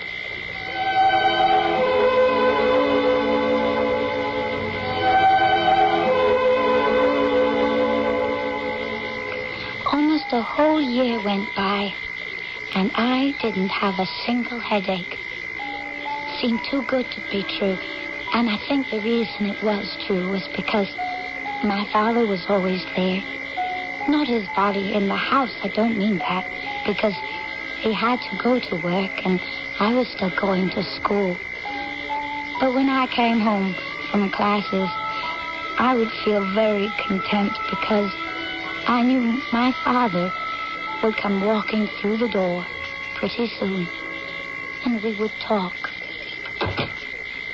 Ellen, you home? Certainly I'm home. Where do you think I'd be? Oh, I thought you might have a date or something. I do, but not till later. Who with? Tommy Olsen. I'm thinking maybe I'll go to the prom with him. Oh, he's asked you? Several young men have asked me. Oh, that's good. But then why not? You're so pretty and so sweet. And so intelligent. Yes, and that too. Let's go have a glass of sherry together, shall we? before your gate gets here. It was that way all the time. So friendly, so close, so cozy. There was nothing I did that he wasn't interested in. Nothing I said that he didn't listen to as though it had importance. I felt myself growing, blossoming, turning into something very like a real flesh and blood woman. We talked about life and love, and I was astonished to discover that he didn't know everything about either one, and I was pleased too. He was a father. He was a friend. He was a confidant. He was, at this late point in my life, something like a mother. Tonight's the prom, isn't it? Tonight's the night. You're going with Tommy Olsen, right? No, Dennis Fallon. Well, you said you were going with Tommy Olsen. I forgot to tell you, he got the flu. He called up this morning. He sounded awful. Ellen, after the prom and the graduation and all that, why don't you and I take a trip? Go abroad together. Go to Italy or France or England. Or all three. That would be wonderful. I'll start getting together all those folders and stuff and ask about reservations and hotels. Only there's something I want to do first. Oh, what's that? I want to go to San Francisco. What for? I want to see Dr. Post. What for? I want to talk to him. What about? Oh, things. How long will you be gone? I don't know exactly, a day, a week, maybe longer. But you'll keep in touch with me, won't you? Don't worry. I'll keep in touch. The medical center where Daniel Post was interning was a huge place. I had a little trouble finding him, but finally I did. Sit down. Sit down. You want coffee or anything? No, just to talk to you. You are looking so well. Daniel. What made it happen? Made what happen? What made my headaches go away? You know something? I don't know. I've got no idea. But you must have. But I haven't. I have a sneaking suspicion, but I don't really know. What's the sneaking suspicion? Being close. Being in touch. Relaxing with someone. Relaxing into someone, if you get my meaning. Knowing that you can trust someone enough to share your pain. It's not easy, to share your pain. For some people, it's very, very difficult. For me, it was impossible till I met you. I think, though I'm not sure, that it was not having a mother when you were little. But then you came along. And I shared my pain with you, didn't I? Yes.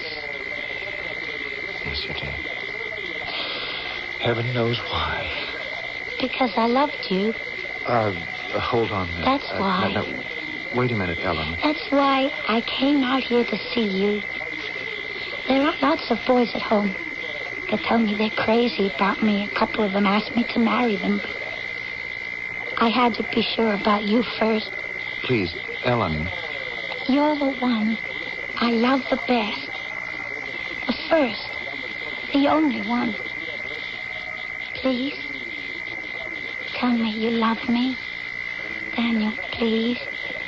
Tell me you do, or I'll die. No, you won't die. Now, wipe your eyes, be quiet, and I'll tell you something.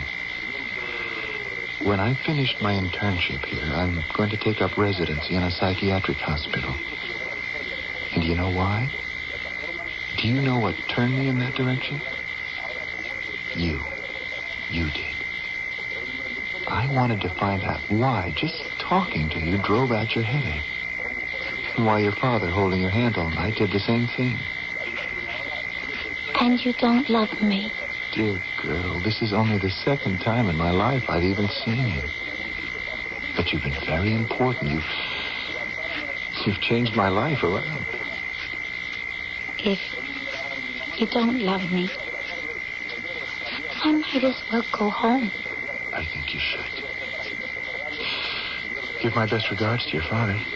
I will. And Ellen, keep in touch. Don't forget to keep in touch. All the way home, I thought, what if I get another of those awful headaches?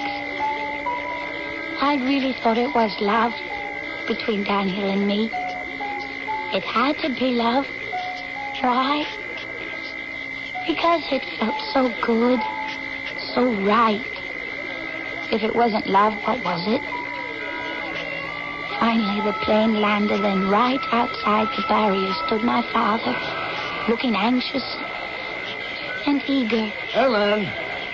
Over here, Ellen. Over here. Oh, Father, I'm so glad to see you. Why, now? What is it? What's the matter? He doesn't love me, Father. I was so sure he loved me. I was so sure I loved him. But he doesn't. Doesn't at all. I was a fool. I was stupid. I was an idiot to think... No. Before we go home, you just come over here and sit down and tell me all about it. Just sit down here and tell me. Put your head on my shoulder. Let me hold you for a little. Go ahead and cry if you want to. Oh, the people.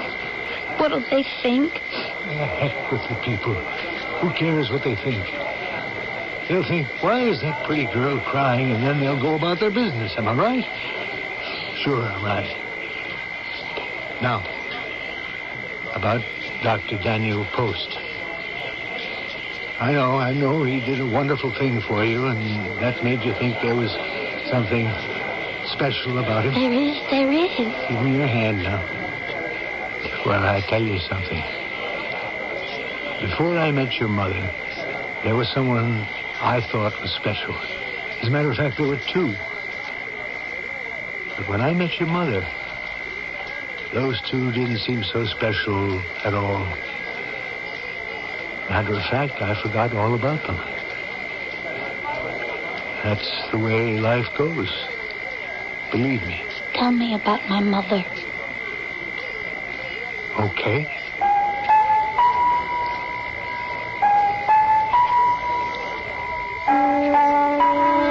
He held my hand and he talked, and I listened. And things started to straighten out and seem not so complicated after all. When I got home, Tommy Olson called up, and we made a date for later in the week. I'm married to Tommy now. And we're very happy. And I've never had a single headache since.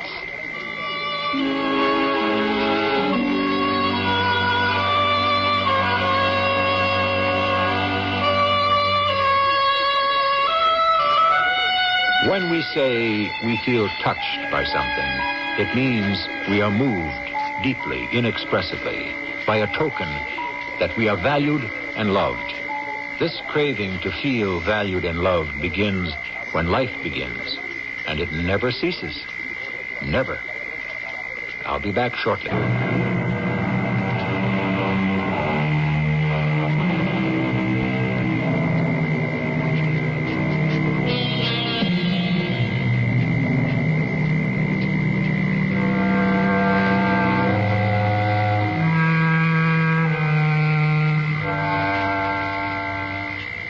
It is the mother who touches the child at the start, before the eyes can focus, before words have meaning. Touch is what has to make the contact between the infant and the bewildering outside world. If the mother is not there to touch, then someone else, sooner or later, must do it. Our cast included Amanda Plummer, Robert Dryden, and Russell Horton. The entire production was under the direction of Hyman Brown. This is E.G. Marshall. inviting you to return to our Mystery Theater for another adventure in the macabre. Until next time, pleasant dreams.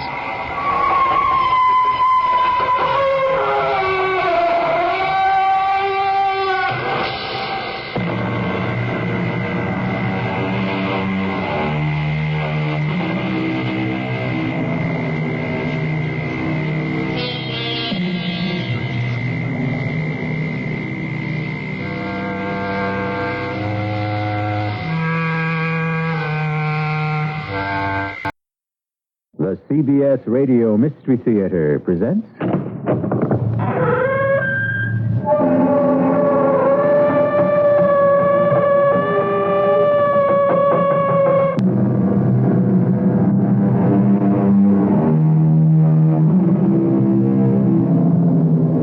Come in.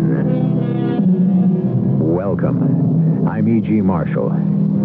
Today's tale takes you into the fourth dimension, into the realm of a world in which the past, present, and future are one, and time moves forward and backward in erratic and unexpected ways. It is the frightening experience of reaching for an explanation where no explanation is possible. Would you like to sit down? You look as though you were going to keel over. No, I'm all right. You sure? No, I'm anything but sure. A few minutes ago, I thought I had everything under control. No, I'm not sure of anything. I thought I lived here. You're wrong about that. Do you think you might have had a stroke? No, there's nothing physically the matter with me. I just feel lost. I don't understand it. Lost.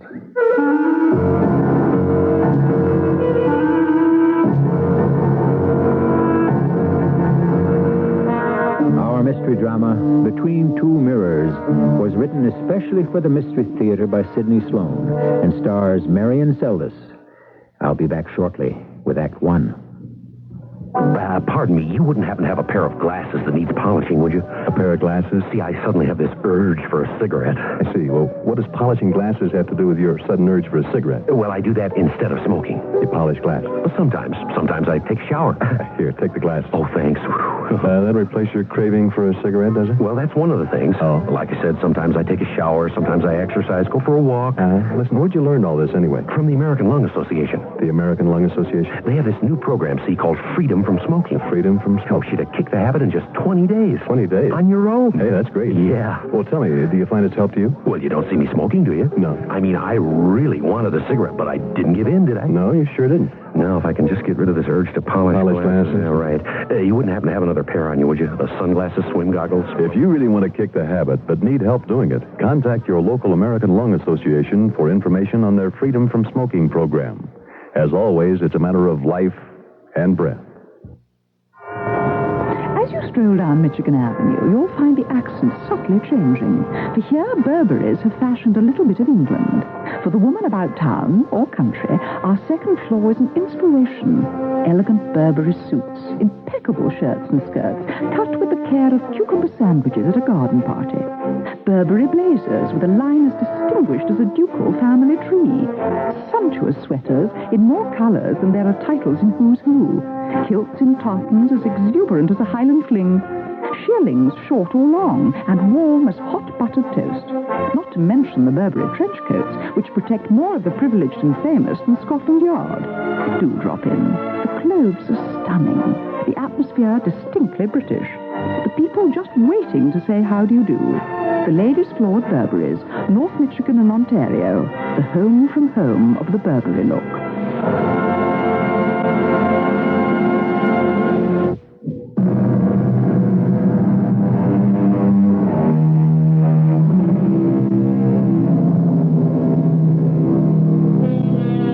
It was a day like any other day for James Horton. He had left his modest suburban home that morning to go to his job in the city. He had worked a full day and left his office at 3 minutes after 5, missing his 5:15 commuter train. He made a quick call to his wife, telling her he would be late and boarded the 5:28 instead. As a result, he missed riding with his usual fellow commuters. That was all to the good, he thought, and promptly fell asleep. He woke just as his train was pulling into a station, got off, and walked home, paying little or no attention to the ambulance and emergency vehicles clustered around the station. It was always a pleasant walk. It was a day like any other day for James Horton. A good day. And Judy was waiting. Funny. Key doesn't work. Something the matter with the lock. Oh, well, always something.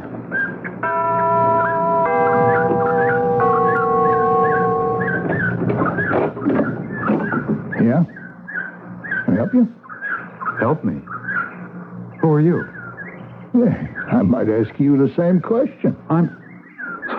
Well, this is my house. I live here. I'm afraid there's some mistake. Well, there's no mistake. This is 325 Laurel Drive, isn't it? That's right. Well, I live here. Been living here 12 years. June 1st will be 13 years. I don't know what your game is, mister. I've been living in this house with my wife and family nearly 5 years. Bought the house from a Mrs. Horton. You bought this house from Mrs. James Horton? No, you couldn't have.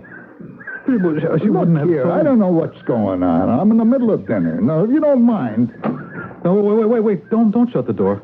I'm James Horton. You must be joking. I left this morning to go to work. Please, you must be confused, mistaken. I've lived in this house with my wife, Judith, for almost 13 years. I left this morning to go to work. You never left here this morning. Couldn't have. I've lived here 5 years, since 1981. But this is 1981. Here, look at my newspaper.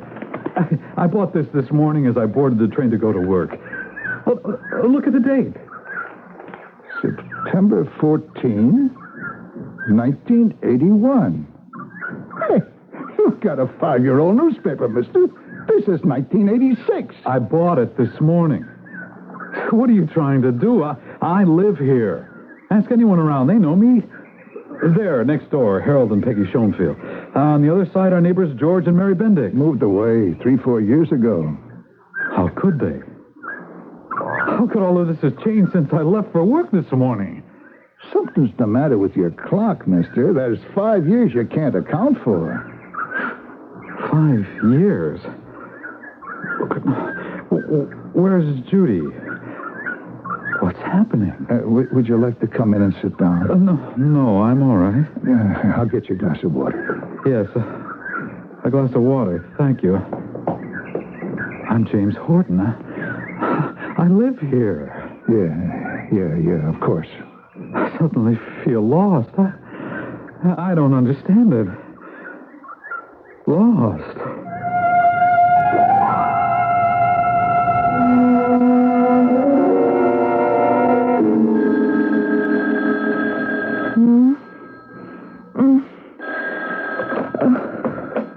Hello? Judith? What is this? I just missed the 5:15, darling. I'll catch the 5:28. Don't worry. Jim, is that you? Jim. Gotta run, Judy. Jim. Or I'll miss the 5:28. Jim, answer me. Where are you? Jim!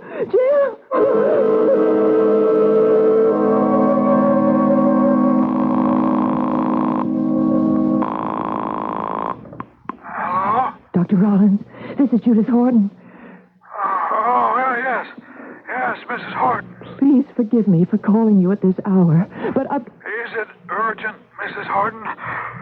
I have to be at the hospital 6 tomorrow morning, and I heard from Jim. You what? I just had a call from my husband. I see. You had a call from your husband. I assure you he called me.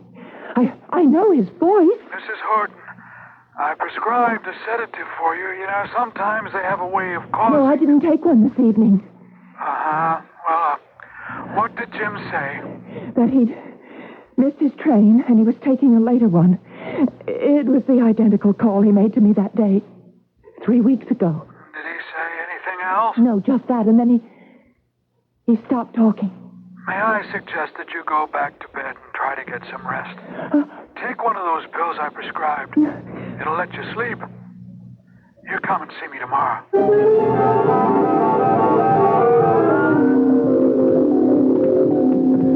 It's only because you insisted so vehemently that I'm doing this, Mrs. Horton.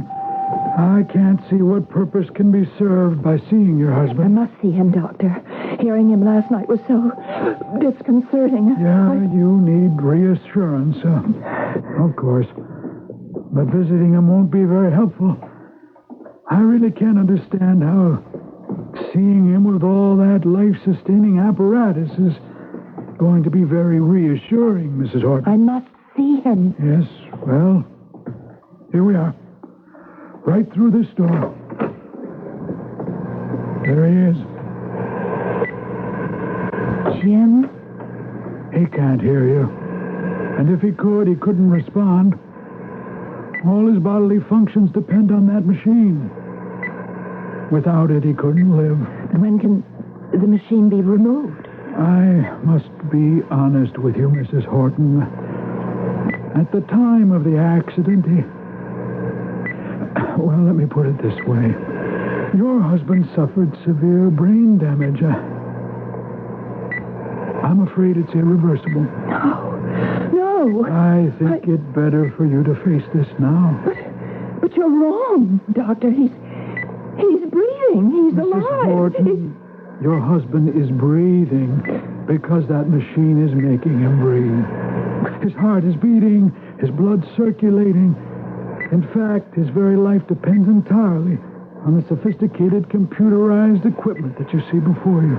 He called me. I heard his voice. I know his voice. In your present state, Mrs. Horton. I heard him.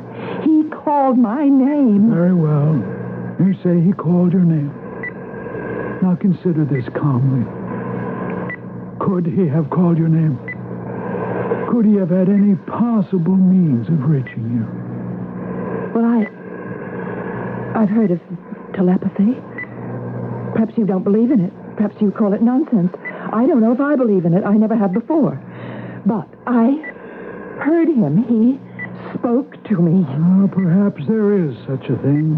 Telepathy. Doctor, please don't tell me there's no hope. He is alive, isn't he? Say it. There has been severe brain damage. You said irreversible, that he wouldn't recover. Well, I don't believe that. I can't. Jim will come back to me. I know.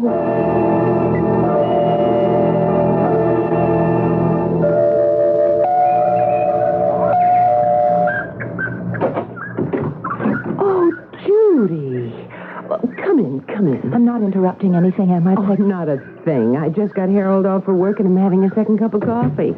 Will you join me? Oh, I don't want to bother you. I just thought I needed a little company. Oh, of course. No bother at all. Sit down, dear. Coffee's hot. I just made a fresh pot. Danish, too? No, just coffee. Thank you. You know, Judy, I've always thought of myself and Harold as good neighbors of yours. You and Jim. You are, Peggy. Oh, thanks. And yet you haven't once called on us for help. You've been all alone in your house next door for 3 weeks I just now. couldn't. The shock of it all, it just made me want to shut myself in and... Stew on it. Rub salt in the wound to make yourself suffer. Is that it? It's just been a traumatic experience. You see your husband go off to work in the morning and then... You know, Harold was on the train that evening. The one that Jim usually took, the 5:15. But Jim called me just as he was leaving. He said he'd missed the 5:15. He was taking the 5:28. Judy, I'm sorry. I shouldn't have started on that. No, I came over to talk to you about it. I need your advice and your help. If I can. The doctor has spoken to me several times. About Jim's condition? Yes. He seems to be asking me to make a decision that I find almost beyond my strength to make. A decision? What kind of decision? He tells me, or he's been trying to tell me, that Jim will not recover. Oh, Judith, dear. Maybe he's wrong. His brain no longer responds. He's kept alive by machines. And if they stop? The rest of him will die. What does he want you to do? The doctor. He wants me to give the word to stop the machine. He wants you to let him die? Well, he wasn't quite as blunt as that. No, Judith, you mustn't even think of it. It would be with you the rest of your life. The guilt, the knowledge that you would... No, put it from your mind. Just let matters take the course they must take. Don't take on that terrible responsibility. You mustn't. The doctor's waiting for the answer. Well, it must be no. It is no. Of course. I've heard from Jim. What? You don't believe me? Well, if you say you've heard from him, I believe you. You think I'm losing my grip on reality? Oh, no. Dear Judy, after all you've been through in the last few weeks... The other night I was wakened by a phone call. It must have been 2 or 3 in the morning. Jim was calling. What? What did he say? He told me he was taking for 5:28, that he'd missed the earlier train. You heard him just the other night? And I immediately called the doctor to tell him. Oh, Judith, no. You were dreaming. I was wide awake. The telephone woke me. If you say so. Of course, you're distressed. Who wouldn't be? Look, the coffee's all cold. I'm going to put the pot back on the stove and we'll have another cup. Oh, get that for me, Judy, will you? Hello?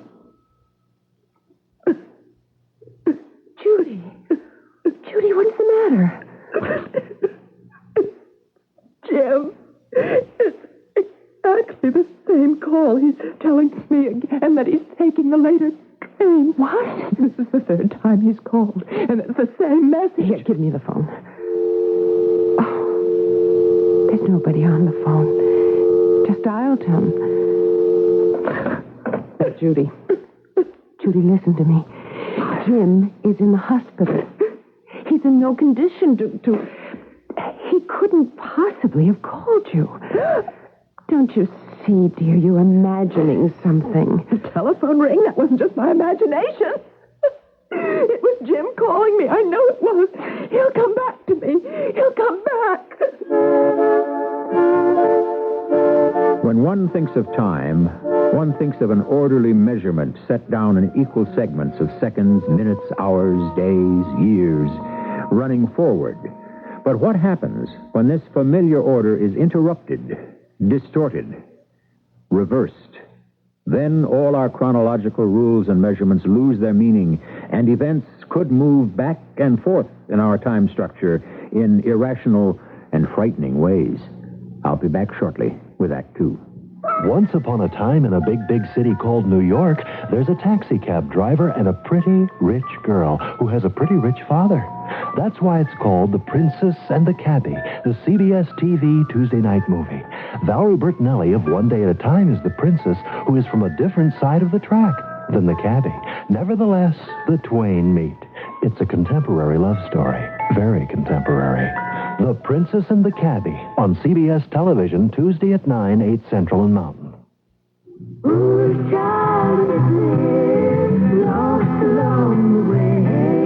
Dolly Parton wrote and recorded this beautiful song for UNICEF. You can help too.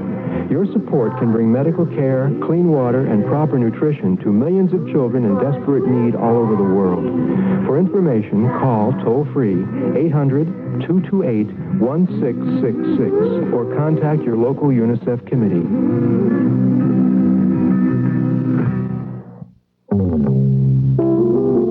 Benjamin Moore is known for making quality paint. But you know what else Benjamin Moore makes? Nothing.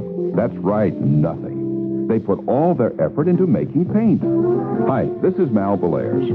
You know, many companies that manufacture paint are also involved in other businesses, but not Benjamin Moore. The people at Benjamin Moore believe in doing only one thing and doing it well. Mr. Moore himself set the pace way back in 1883. He saw to it that his paint was always consistently high in quality. Now, 98 years later, quality control and research are as important as ever because the company still respects and adheres to Mr. Moore's principles. So if you're thinking of repainting your home or business, look to the paint company that makes nothing but paint. There are over 150 full-service Benjamin Moore paint dealers in Chicagoland, so there's sure to be one near you. Benjamin Moore Paints. 98 years of quality.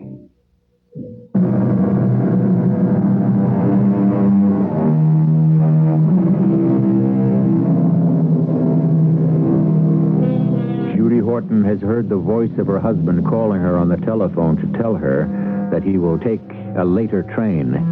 It is the identical call she received 3 weeks before, and she knows that he is physically incapable of making this second call. Is it an illusion, or is it a recurring time echo that will repeat itself ad infinitum? It is the next day, and a troubled Mrs. Horton receives a caller.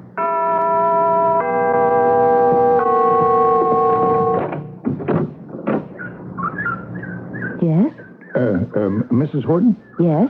You are expecting me.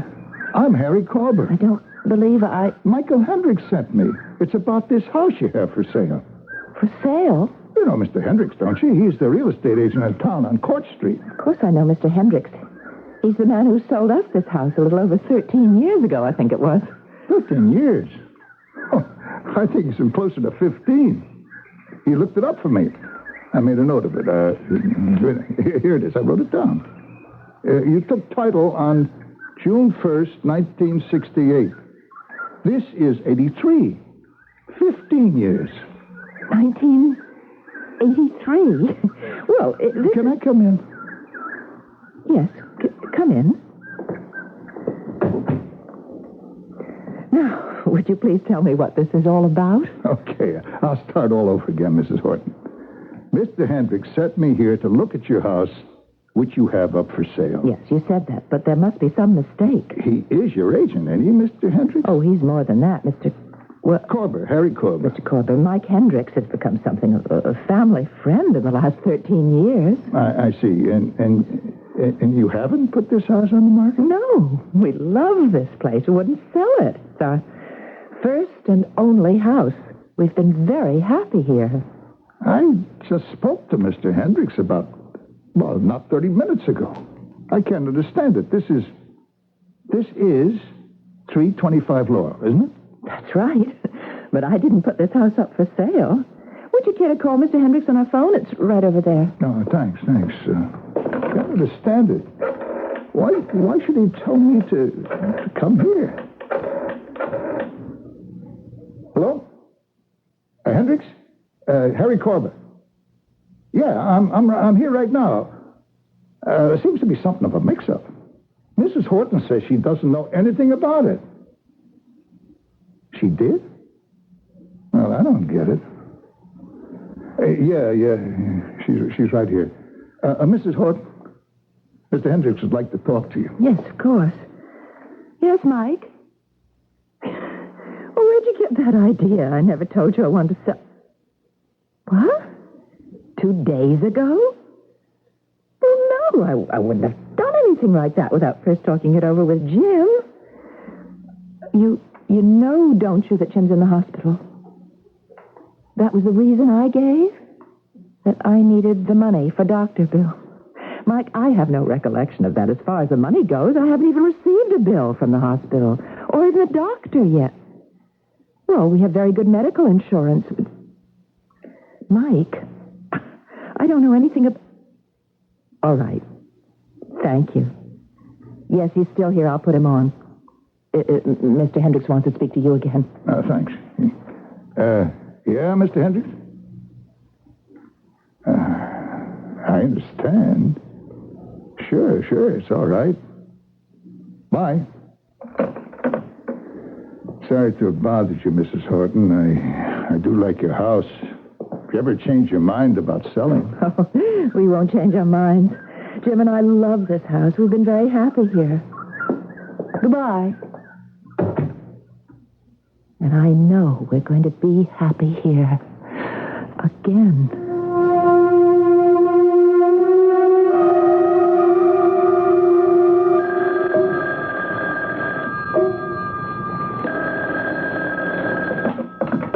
Hello? Mrs. Horton? Yes. This is Dr. Rollins calling. Yes, Dr. Rollins. I haven't heard from you in the last few days. The last time we'd spoken, we discussed in detail your husband's future. Yes, it it was your feeling, it wasn't very promising. My prognosis was negative. I was waiting for your decision. To end Jim's life. I wouldn't put it quite that way, Mrs. Horton. How would you put it, Doctor? I love Jim. He's the only one I have. We've had a wonderful 13 years. Mrs. Horton. And I love Jim. Can you understand that, Doctor? I love him, and he loves me, and I just can't turn away and tell you to let him die. Mrs. Horton, listen to me. I have the most profound respect for your feelings. It's painful for me, Jim's doctor, to have to explain to you the reasons to let him rest. Oh. To let him go. He can't ever be whole again. He can't come back to you. Yes, he can. He will. Jim is living. He will come back.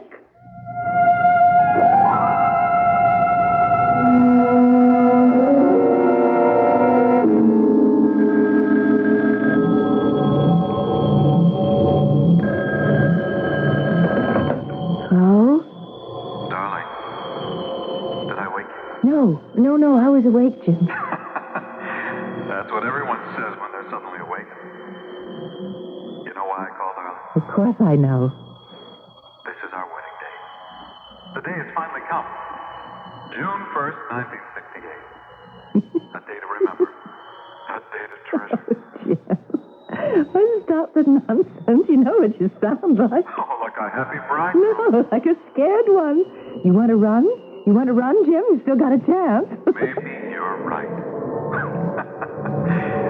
You know, I thought of running. Then I thought, if I run, I want Judy to run with me. Oh, Jim. Still love me? Forever and ever. I'll never leave you, darling. I'll never leave you, Jim. Well, that's settled. See you at the church. Don't be late.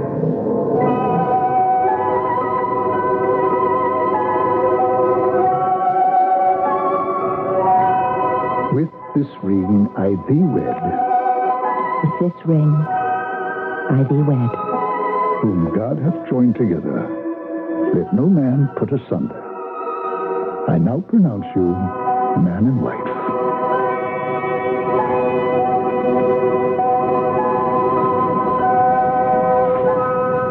Dr. Rollins will see you now. Thank you. Right through that door, sir. Thank you.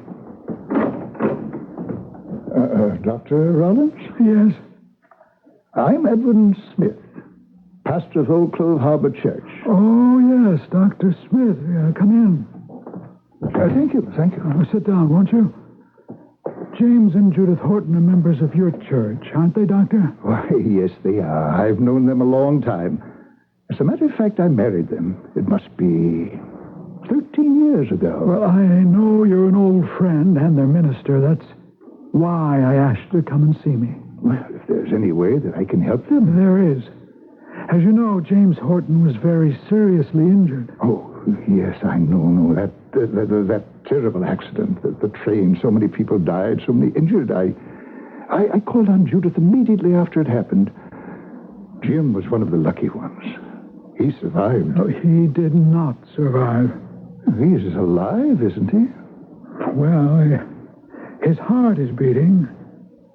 I don't follow you. He was found in the wreckage of the train by a crew of paramedics. His heart had stopped beating. They applied the heart resuscitation techniques that they knew, and they got his heart beating again. He was rushed to the hospital and placed on life-sustaining equipment. Then he was saved. He's alive. His heart is beating, you said. His brain was denied blood for too long a period. It's not functioning. I see. How long can Jim continue on his present course? Not his course. Our course.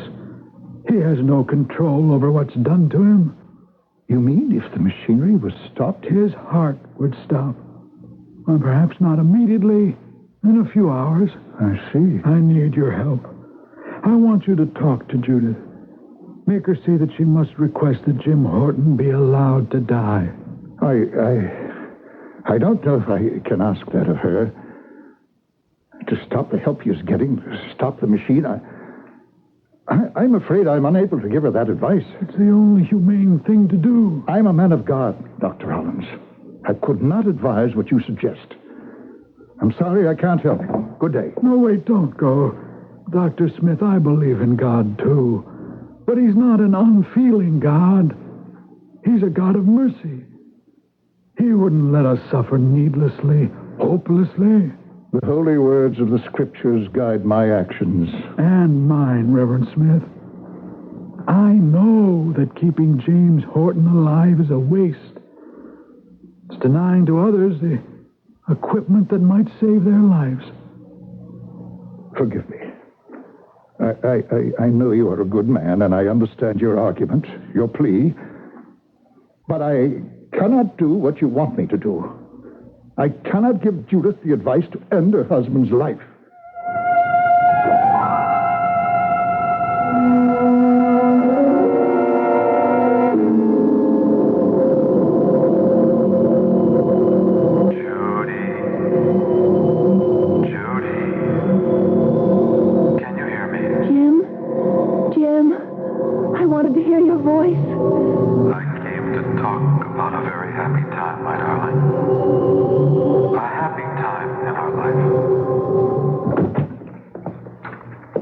Judy, I'm home. I'm in here, darling. Lying down? Here, you all right? Not sick, are you? I never felt better in my life. I went to see the doctor this afternoon. What did he say? What we expected him to say. And about time. It looks like we're due for an increase in the size of the family. Great. Oh, what wonderful news. Oh, we've waited so long. When, darling? Well, he figures that it'll arrive about June 1st. Our anniversary.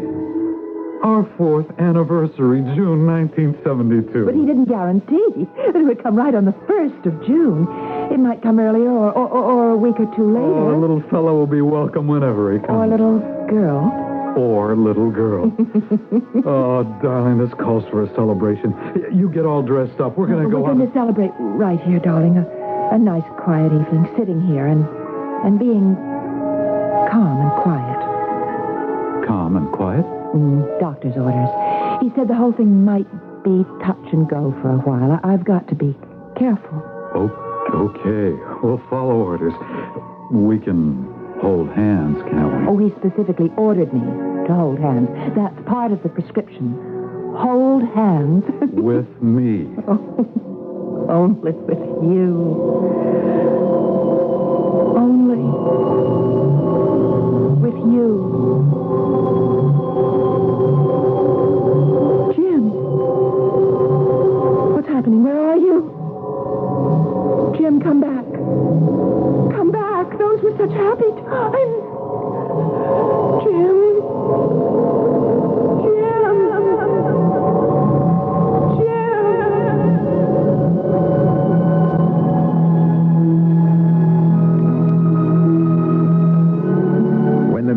Time breaks down. An event, a disaster, a voice, a precious tender moment can be repeated into infinity.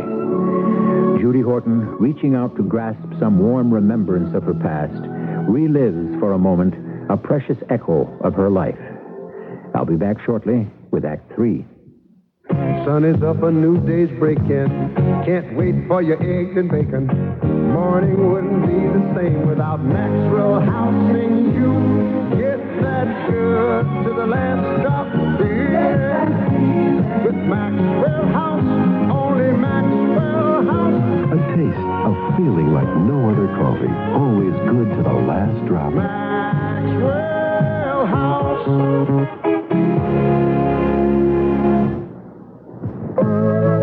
Half of the hungry people of the world are children under 5. Children too young to feed themselves. And 1 out of 10 won't live to see your first birthday unless you help. Please, send your tax-deductible contribution to the Interfaith Hunger Appeal, P.O. Box 1000, New York 10150. You are the hope of the hungry. Please give. A public service of the Interfaith Hunger Appeal and the Advertising Council. You know, the new tax-free All Savers CDs have inspired a lot of interest among some people, and very little among is, you don't have to be a millionaire to take advantage of them. If your household income is $25,000 or more, All Savers are really worth looking into. And once you do, you'll be surprised by the good news.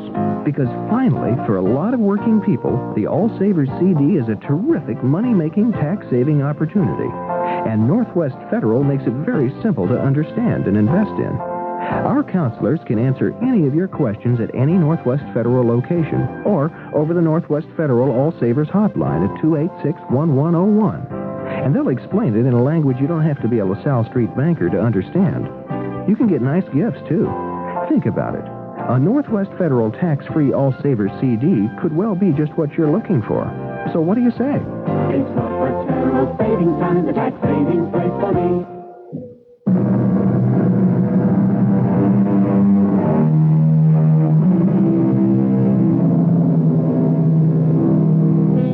James Horton lies isolated from the world, surrounded with life support instruments which keep his blood coursing through his veins, his heart pumping, his temperature and blood pressure normal. He gives all the signs of life but one. The doctors and technicians have been unable to elicit any response from the brain of James Horton. Alone in her house at 325 Laurel Drive, Judy Horton receives a most confusing telephone call.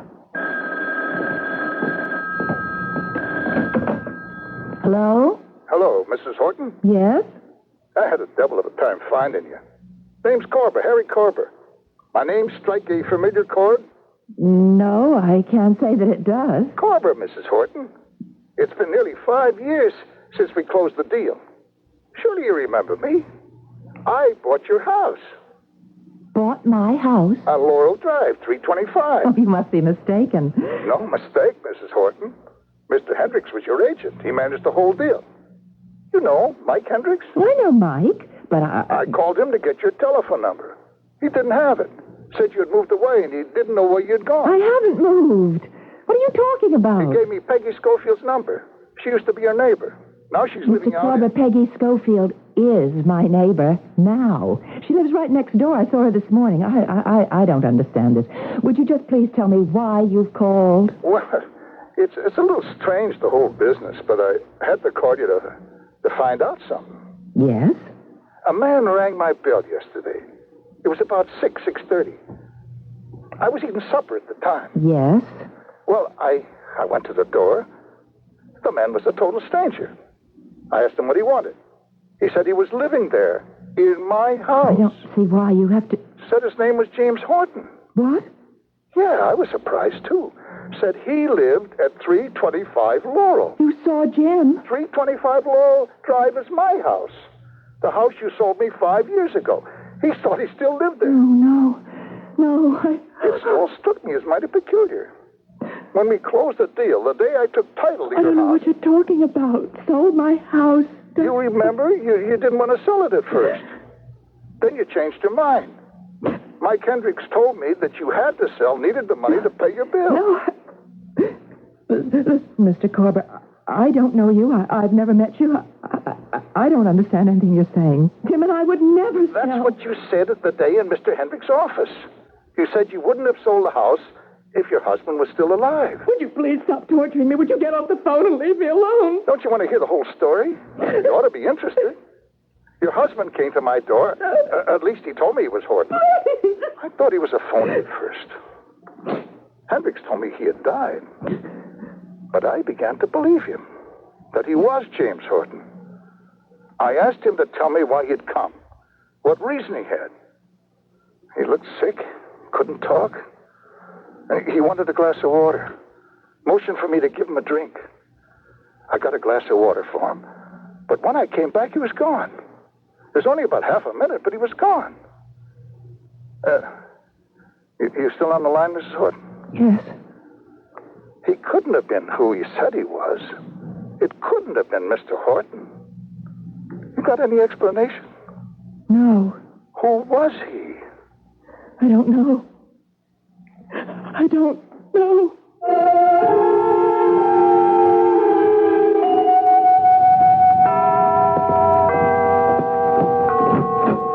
Oh, Peggy, come in. Well, I was out shopping when you called. Amy just gave me the message. She said you sounded upset. Let's put it mildly. Peggy, have you received a call from anyone asking for me from my telephone number? No. Someone looking for you? Do you know Mr. Corber? Harry Corber? No. Can't say I do. Well, he said he called you to get my number. And evidently he knows Mike Hendricks. I never heard of a Harry Corber. Does Mike know him? I haven't asked Mike. Well, that's easy enough to find out. Just call him. Pick up the phone. Have you got his number? Yes, I've got it in the book. Well, call him. It's the craziest thing I ever heard of. But I haven't told you everything. He thinks, this Mr. Corber thinks... Wait a minute. Hello? Could I please speak to Mr. Hendricks? It's Judith Horton calling. He thinks he bought this house from me. What? Yes, 5 years ago. Well, he ought to be committed. Hello, Mike. I'm fine. Jim is still the same. Yes, I know. Listen, Mike, the reason I called... Do you know a Mr. Harry Corber? You don't. Well, this is really getting strange. He never asked you to find a house for him? Now, wait a minute. He said that you sent him to look at this house several years ago, and that I said at that time I wasn't selling. You don't know him. You never sent him to see me. All right, thanks, Mike. Yeah, I'm sorry to bother you. Goodbye. Judith, it seems to me this is a matter for the police. No, not the police. Well, this might be some kind of a con game. Just too incredible. He said he was living in this house and was calling me from 325 Laurel. But how could he be? And the reason for him calling me was that Jim had come to his house, this house, Jim, and was telling Mr. Corber that Mr. Corber, was an interloper. Well, don't you think Mr. Corber was trying to pull something, some sort of racket? No, I think he was altogether sincere. He seemed just as confused as we are.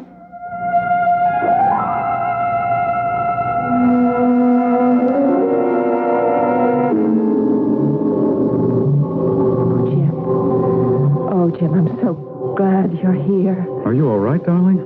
When I got the call at the office that you were in the hospital... I told Mary Bendix to call you. What happened? Started to get pains around 11 o'clock. The baby? The baby's going to be all right? The baby? The baby's gone, darling. A little boy. Gone. Darling, Judy, listen. I know. I know what you're going to say, but there's no use saying it. The doctor told me. There won't be another chance. Well, he's wrong. We'll have another Judy. Oh, Judy, my darling. Jim. Don't talk. Don't talk, just listen. I love you. And need you. Oh, don't cry, Judy. Don't cry. Just think about how much we love and need each other. Oh, hold me. Hold me, Jim, and don't let me go.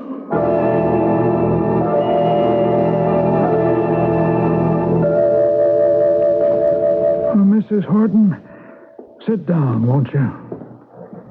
Thank you, Dr. Rutherford. You wanted to see me? I wanted to tell you that I've changed my mind. Well, I think you've come to a wise, a very humane decision. I finally decided that Jim must be allowed to rest. I can't hold on to him anymore. I know that I must let him go. I appreciate how painful this is for you. Well, guess that's it. If you don't mind, I'd like to walk you to the door. No, that's not necessary. I'm all right. Don't worry. Well, that isn't my reason. I was going to ask you what you intend to do. Well, now that I'll be alone, you might have great difficulty in adjusting. I thought of staying on in the house, but I've been reconsidering. The real estate agent called me yesterday. It's the second time he's called me, and he said that someone was interested in buying the house. I said no the first time. Now you're going to sell? I suppose I will. Well, you'll let me know? Yes. I want to make arrangements. Well, I'll give you ample time. It will be very simple, a simple ceremony. Will you come, Dr. Rollins? I'm sincerely honored that you've asked me.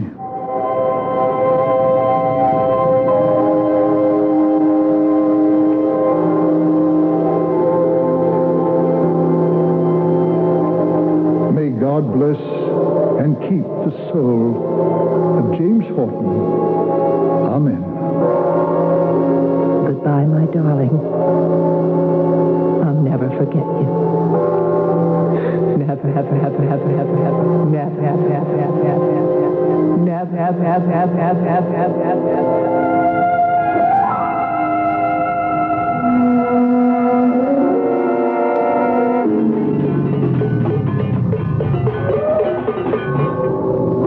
Here, Jim. Well, I want to untie those tin cans and wipe the just married scribbles off the car. Oh, I don't mind everybody knowing we're just married.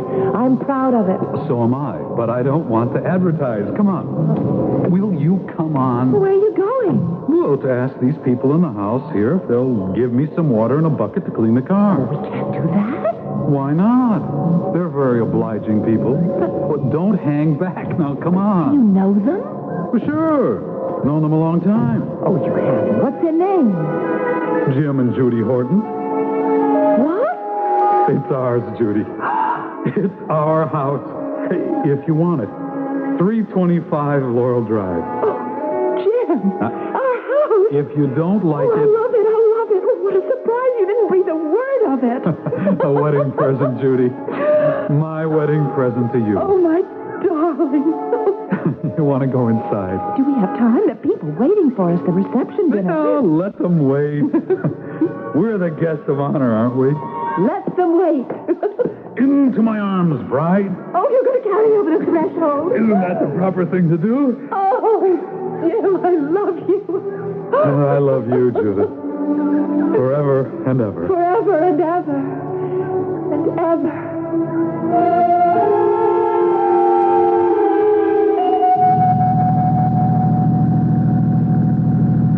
You won't have to wait for me, Peggy. Mr. Hendricks said he'd drive me back after the closing on the house. Well, just don't forget we're expecting you over for dinner tonight. Your farewell dinner. Don't sound so sad. I won't be so far away. Cooperville. I'll come back and see you. You'll come and visit me. It won't be as close as next door. Judith, don't you feel a little sad about pulling up roots, selling the house and going away? Well, of course. I'm going to miss you and Harold. Such good neighbors. Oh. I've got a lot of bills to pay, and the money the house will bring will pay them. Gosh, it's funny. I thought I'd never leave here. Jim and I were so happy here. You were two people really made for each other. I used to tell Harold. We had 13 wonderful years. But he isn't really gone. He's with me now. In your memory? More than that. Jim is here. He's here. I've relived precious moments with him. Our life together is like an echo, repeating itself forever. I'll never be lonely. Jim will be at my side. Always.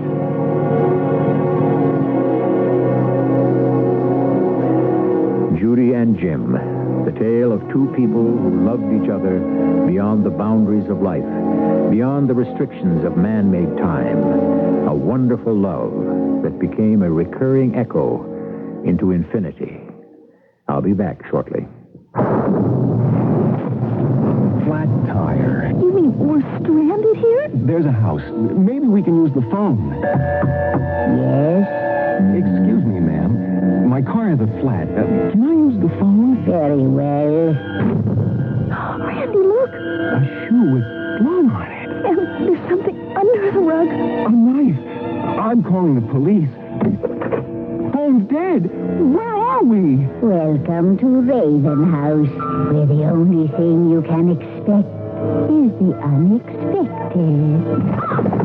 Raven House publishes new paperback mysteries every month. Books so engrossing, you can't help but let the mystery take over your life. Raven House Mysteries.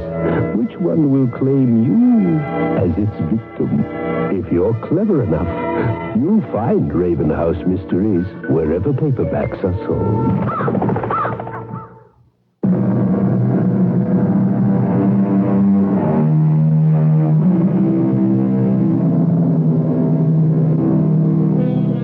measurement that man calls time is founded on the revolutions of our Earth. We think of the past, present, and future as separate entities. But in the fourth dimension, it is as if time was a straight road, and we were high above it, so that we could see all the road at one glance, the past stretching back, the present under us, and the future stretching out before us. Looking down, we would see that the past, present, and future were one. Our cast included Marion Seldes, Sid Sloan, Lloyd Batista, and Joyce Gordon. The entire production was under the direction of Hyman Brown. And now, a preview of our next tale. We go in the bank, and we go down the stairs like we go into the safe deposit. And on the landing, once we're out of sight, we open the baseball equipment bag and take out the disguises. Check. The plastic raincoat and the seaman's helmet for you, the poncho for me. And the stocking mask. Correct, the stocking mask. Then I give you the machine gun. Yeah, machine gun. I tell you, Jimmy Dugan's 6-year-old kid sent up a heck of a wail when he discovered that was missing last night. So you'll get it back to him, along with the super-duper John Wayne 6-gun you picked for me. What do you do next? Oh, well, then I go up to the main floor, and when you give me the sign, I holler, "Okay, freeze, this is a holdup." And I approach the teller with the equipment bag and gather in the money. All right. Before anyone forgets anything, here we go. Radio Mystery Theater was sponsored in part by Raven House Paperback Mysteries. This is E.G. Marshall, inviting you to return to our Mystery Theater for another adventure in the macabre. Until next time, pleasant dreams.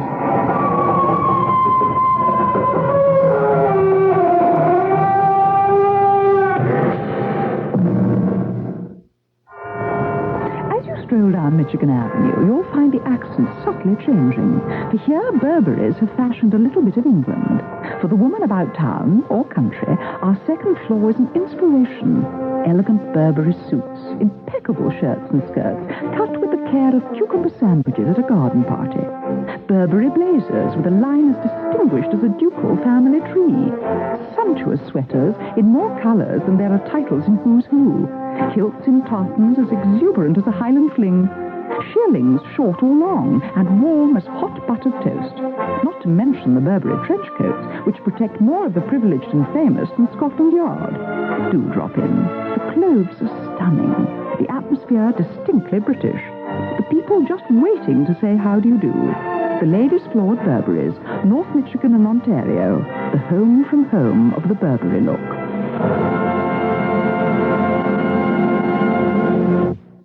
This is your Chicago Bears station, Sports Radio 78, WBBM Chicago.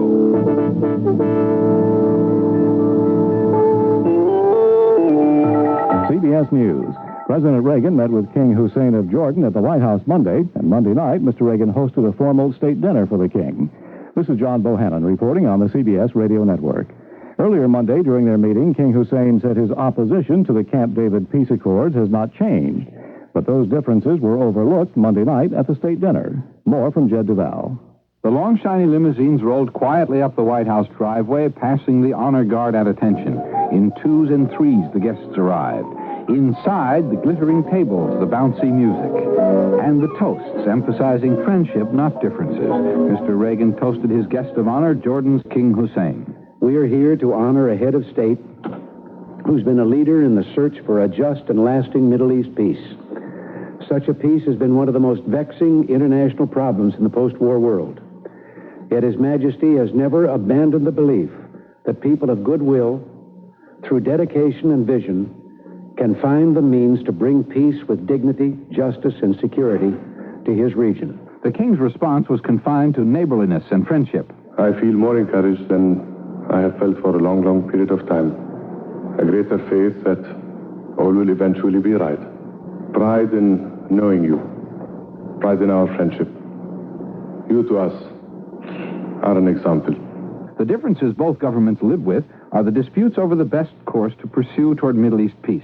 Mr. Reagan's choice is the Camp David agreement. King Hussein has not yet been persuaded to join that process. Jed Duval, CBS News, Washington. And we'll have more CBS News in a minute. 1982 is shaping up as a bargain year for labor contracts. A recent article in the Wall Street Journal told why unions may plan to moderate wage demands and what they may mean for the nation's inflation rate. If information like this is important to you, have a pencil ready for an offer from the Journal that could help you get a head start every business day with up-to-the-minute business information that could affect your future and your company's future. Other Journal articles looked at steep sticker prices driving more buyers to used car lots and rising used car prices, and at the new estate and gift tax rules where there may be thorns among the roses. The Journal also told why a new wave of mergers coming could engulf a third of the nation's commercial banks. The Wall Street Journal. It's all the business news you need when you need it. Right now, you can get 26 weeks of the Journal, one for every business day of the week, for less than $1.60 per week. That's just $41 for 26 weeks, less than $1.60 per week. So if you're serious about business in the continental U.S., call toll-free 800-228-6600. That's 800-228-6600, except in Nebraska. You'll be billed later. A standoff ended Monday afternoon at the state prison in Graterford, Pennsylvania. Inmates who had held hostages for 6 days surrendered and released their remaining hostages unhurt. When the hostages came out, they had some weapons their captors turned over to them, 2 shotguns and 2 pistols. Ken Robinson is a spokesman for the state prison system. We just don't know how the guns came in or how they got them. That's something we're going to be working toward finding out. And a lot of this will all determine what kinds of charges and so forth, too. I can't tell you at this time because we don't know. Pennsylvania state prison officials say the inmates have been promised a transfer to a federal prison. A federal appeals court has ordered a stay of the execution of convicted killer Colin Clark. He had been scheduled to die Thursday in the electric chair in what would have been Louisiana's first execution in 20 years. The court has also ordered a more extensive hearing to determine whether Clark is sane. NASA says the countdown is still on schedule for Wednesday's launch of the Space Shuttle Columbia. Astronauts Joe Engle and Richard Truly arrived Monday at Cape Canaveral, Florida, after some last-minute training in Houston. Joe Engle looked ahead to Wednesday. We're mighty glad that we're getting this close to flying, and Dick and I are both anxious. We've been looking forward to it for a long time, and we're ready to go. We're going to tune up and polish up, and then we're going to do the real thing. Columbia is scheduled to lift off for its second flight into space at 7:30 a.m. Eastern Time Wednesday for 5 days in space. President Reagan's daughter Maureen officially entered the race for the U.S. Senate Monday in Los Angeles, but a few hours after the formal announcement, her campaign staff had to recall a list of supporters on grounds that it contained numerous errors. A spokesman says the list erroneously carried names of some people who chose not to endorse Maureen Reagan's campaign for the Senate. CBS News continues after this message. How dependable is express mail next-day service from your post office? I sent a package overnight to Milwaukee. Thanks to express mail, my boss didn't squawky. From New York to L.A., the very next day. And for overnight service, it's not much to pay. Under a pound is under $10 anywhere we go from 3,000 post offices. Overnight from Abilene? That's the best service I've ever seen. When you need it overnight, we deliver. Sponsored by your Postal Service. The United States takes its next step into space this Wednesday with the launching of the second Space Shuttle mission. I'm Reed Collins, CBS News, and I'll be at the Kennedy Space Center to anchor our special coverage of pre-launch activities starting at 5:50 a.m. Eastern Time and the thrilling moment of launch itself. Follow the flight of the second Space Shuttle mission with CBS News on most of the CBS radio network stations. Hear it here. Union shop stewards have rejected the tentative contract agreement with a British Leyland auto firm, and they're urging the company's workers to continue their strike, which started this past weekend. A company statement claims the shop stewards are at odds with their own union leaders who negotiated the settlement. John Bohannon, CBS News.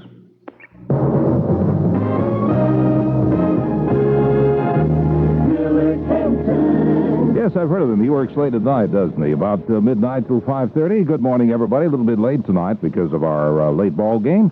But that's the way it goes. It's a Tuesday morning, the 3rd of November. We welcome you to the brand new month. I'm you-know-who at the anchor desk with good help from Dwayne Gray, our producer-editor. Al McKinstry is our technician.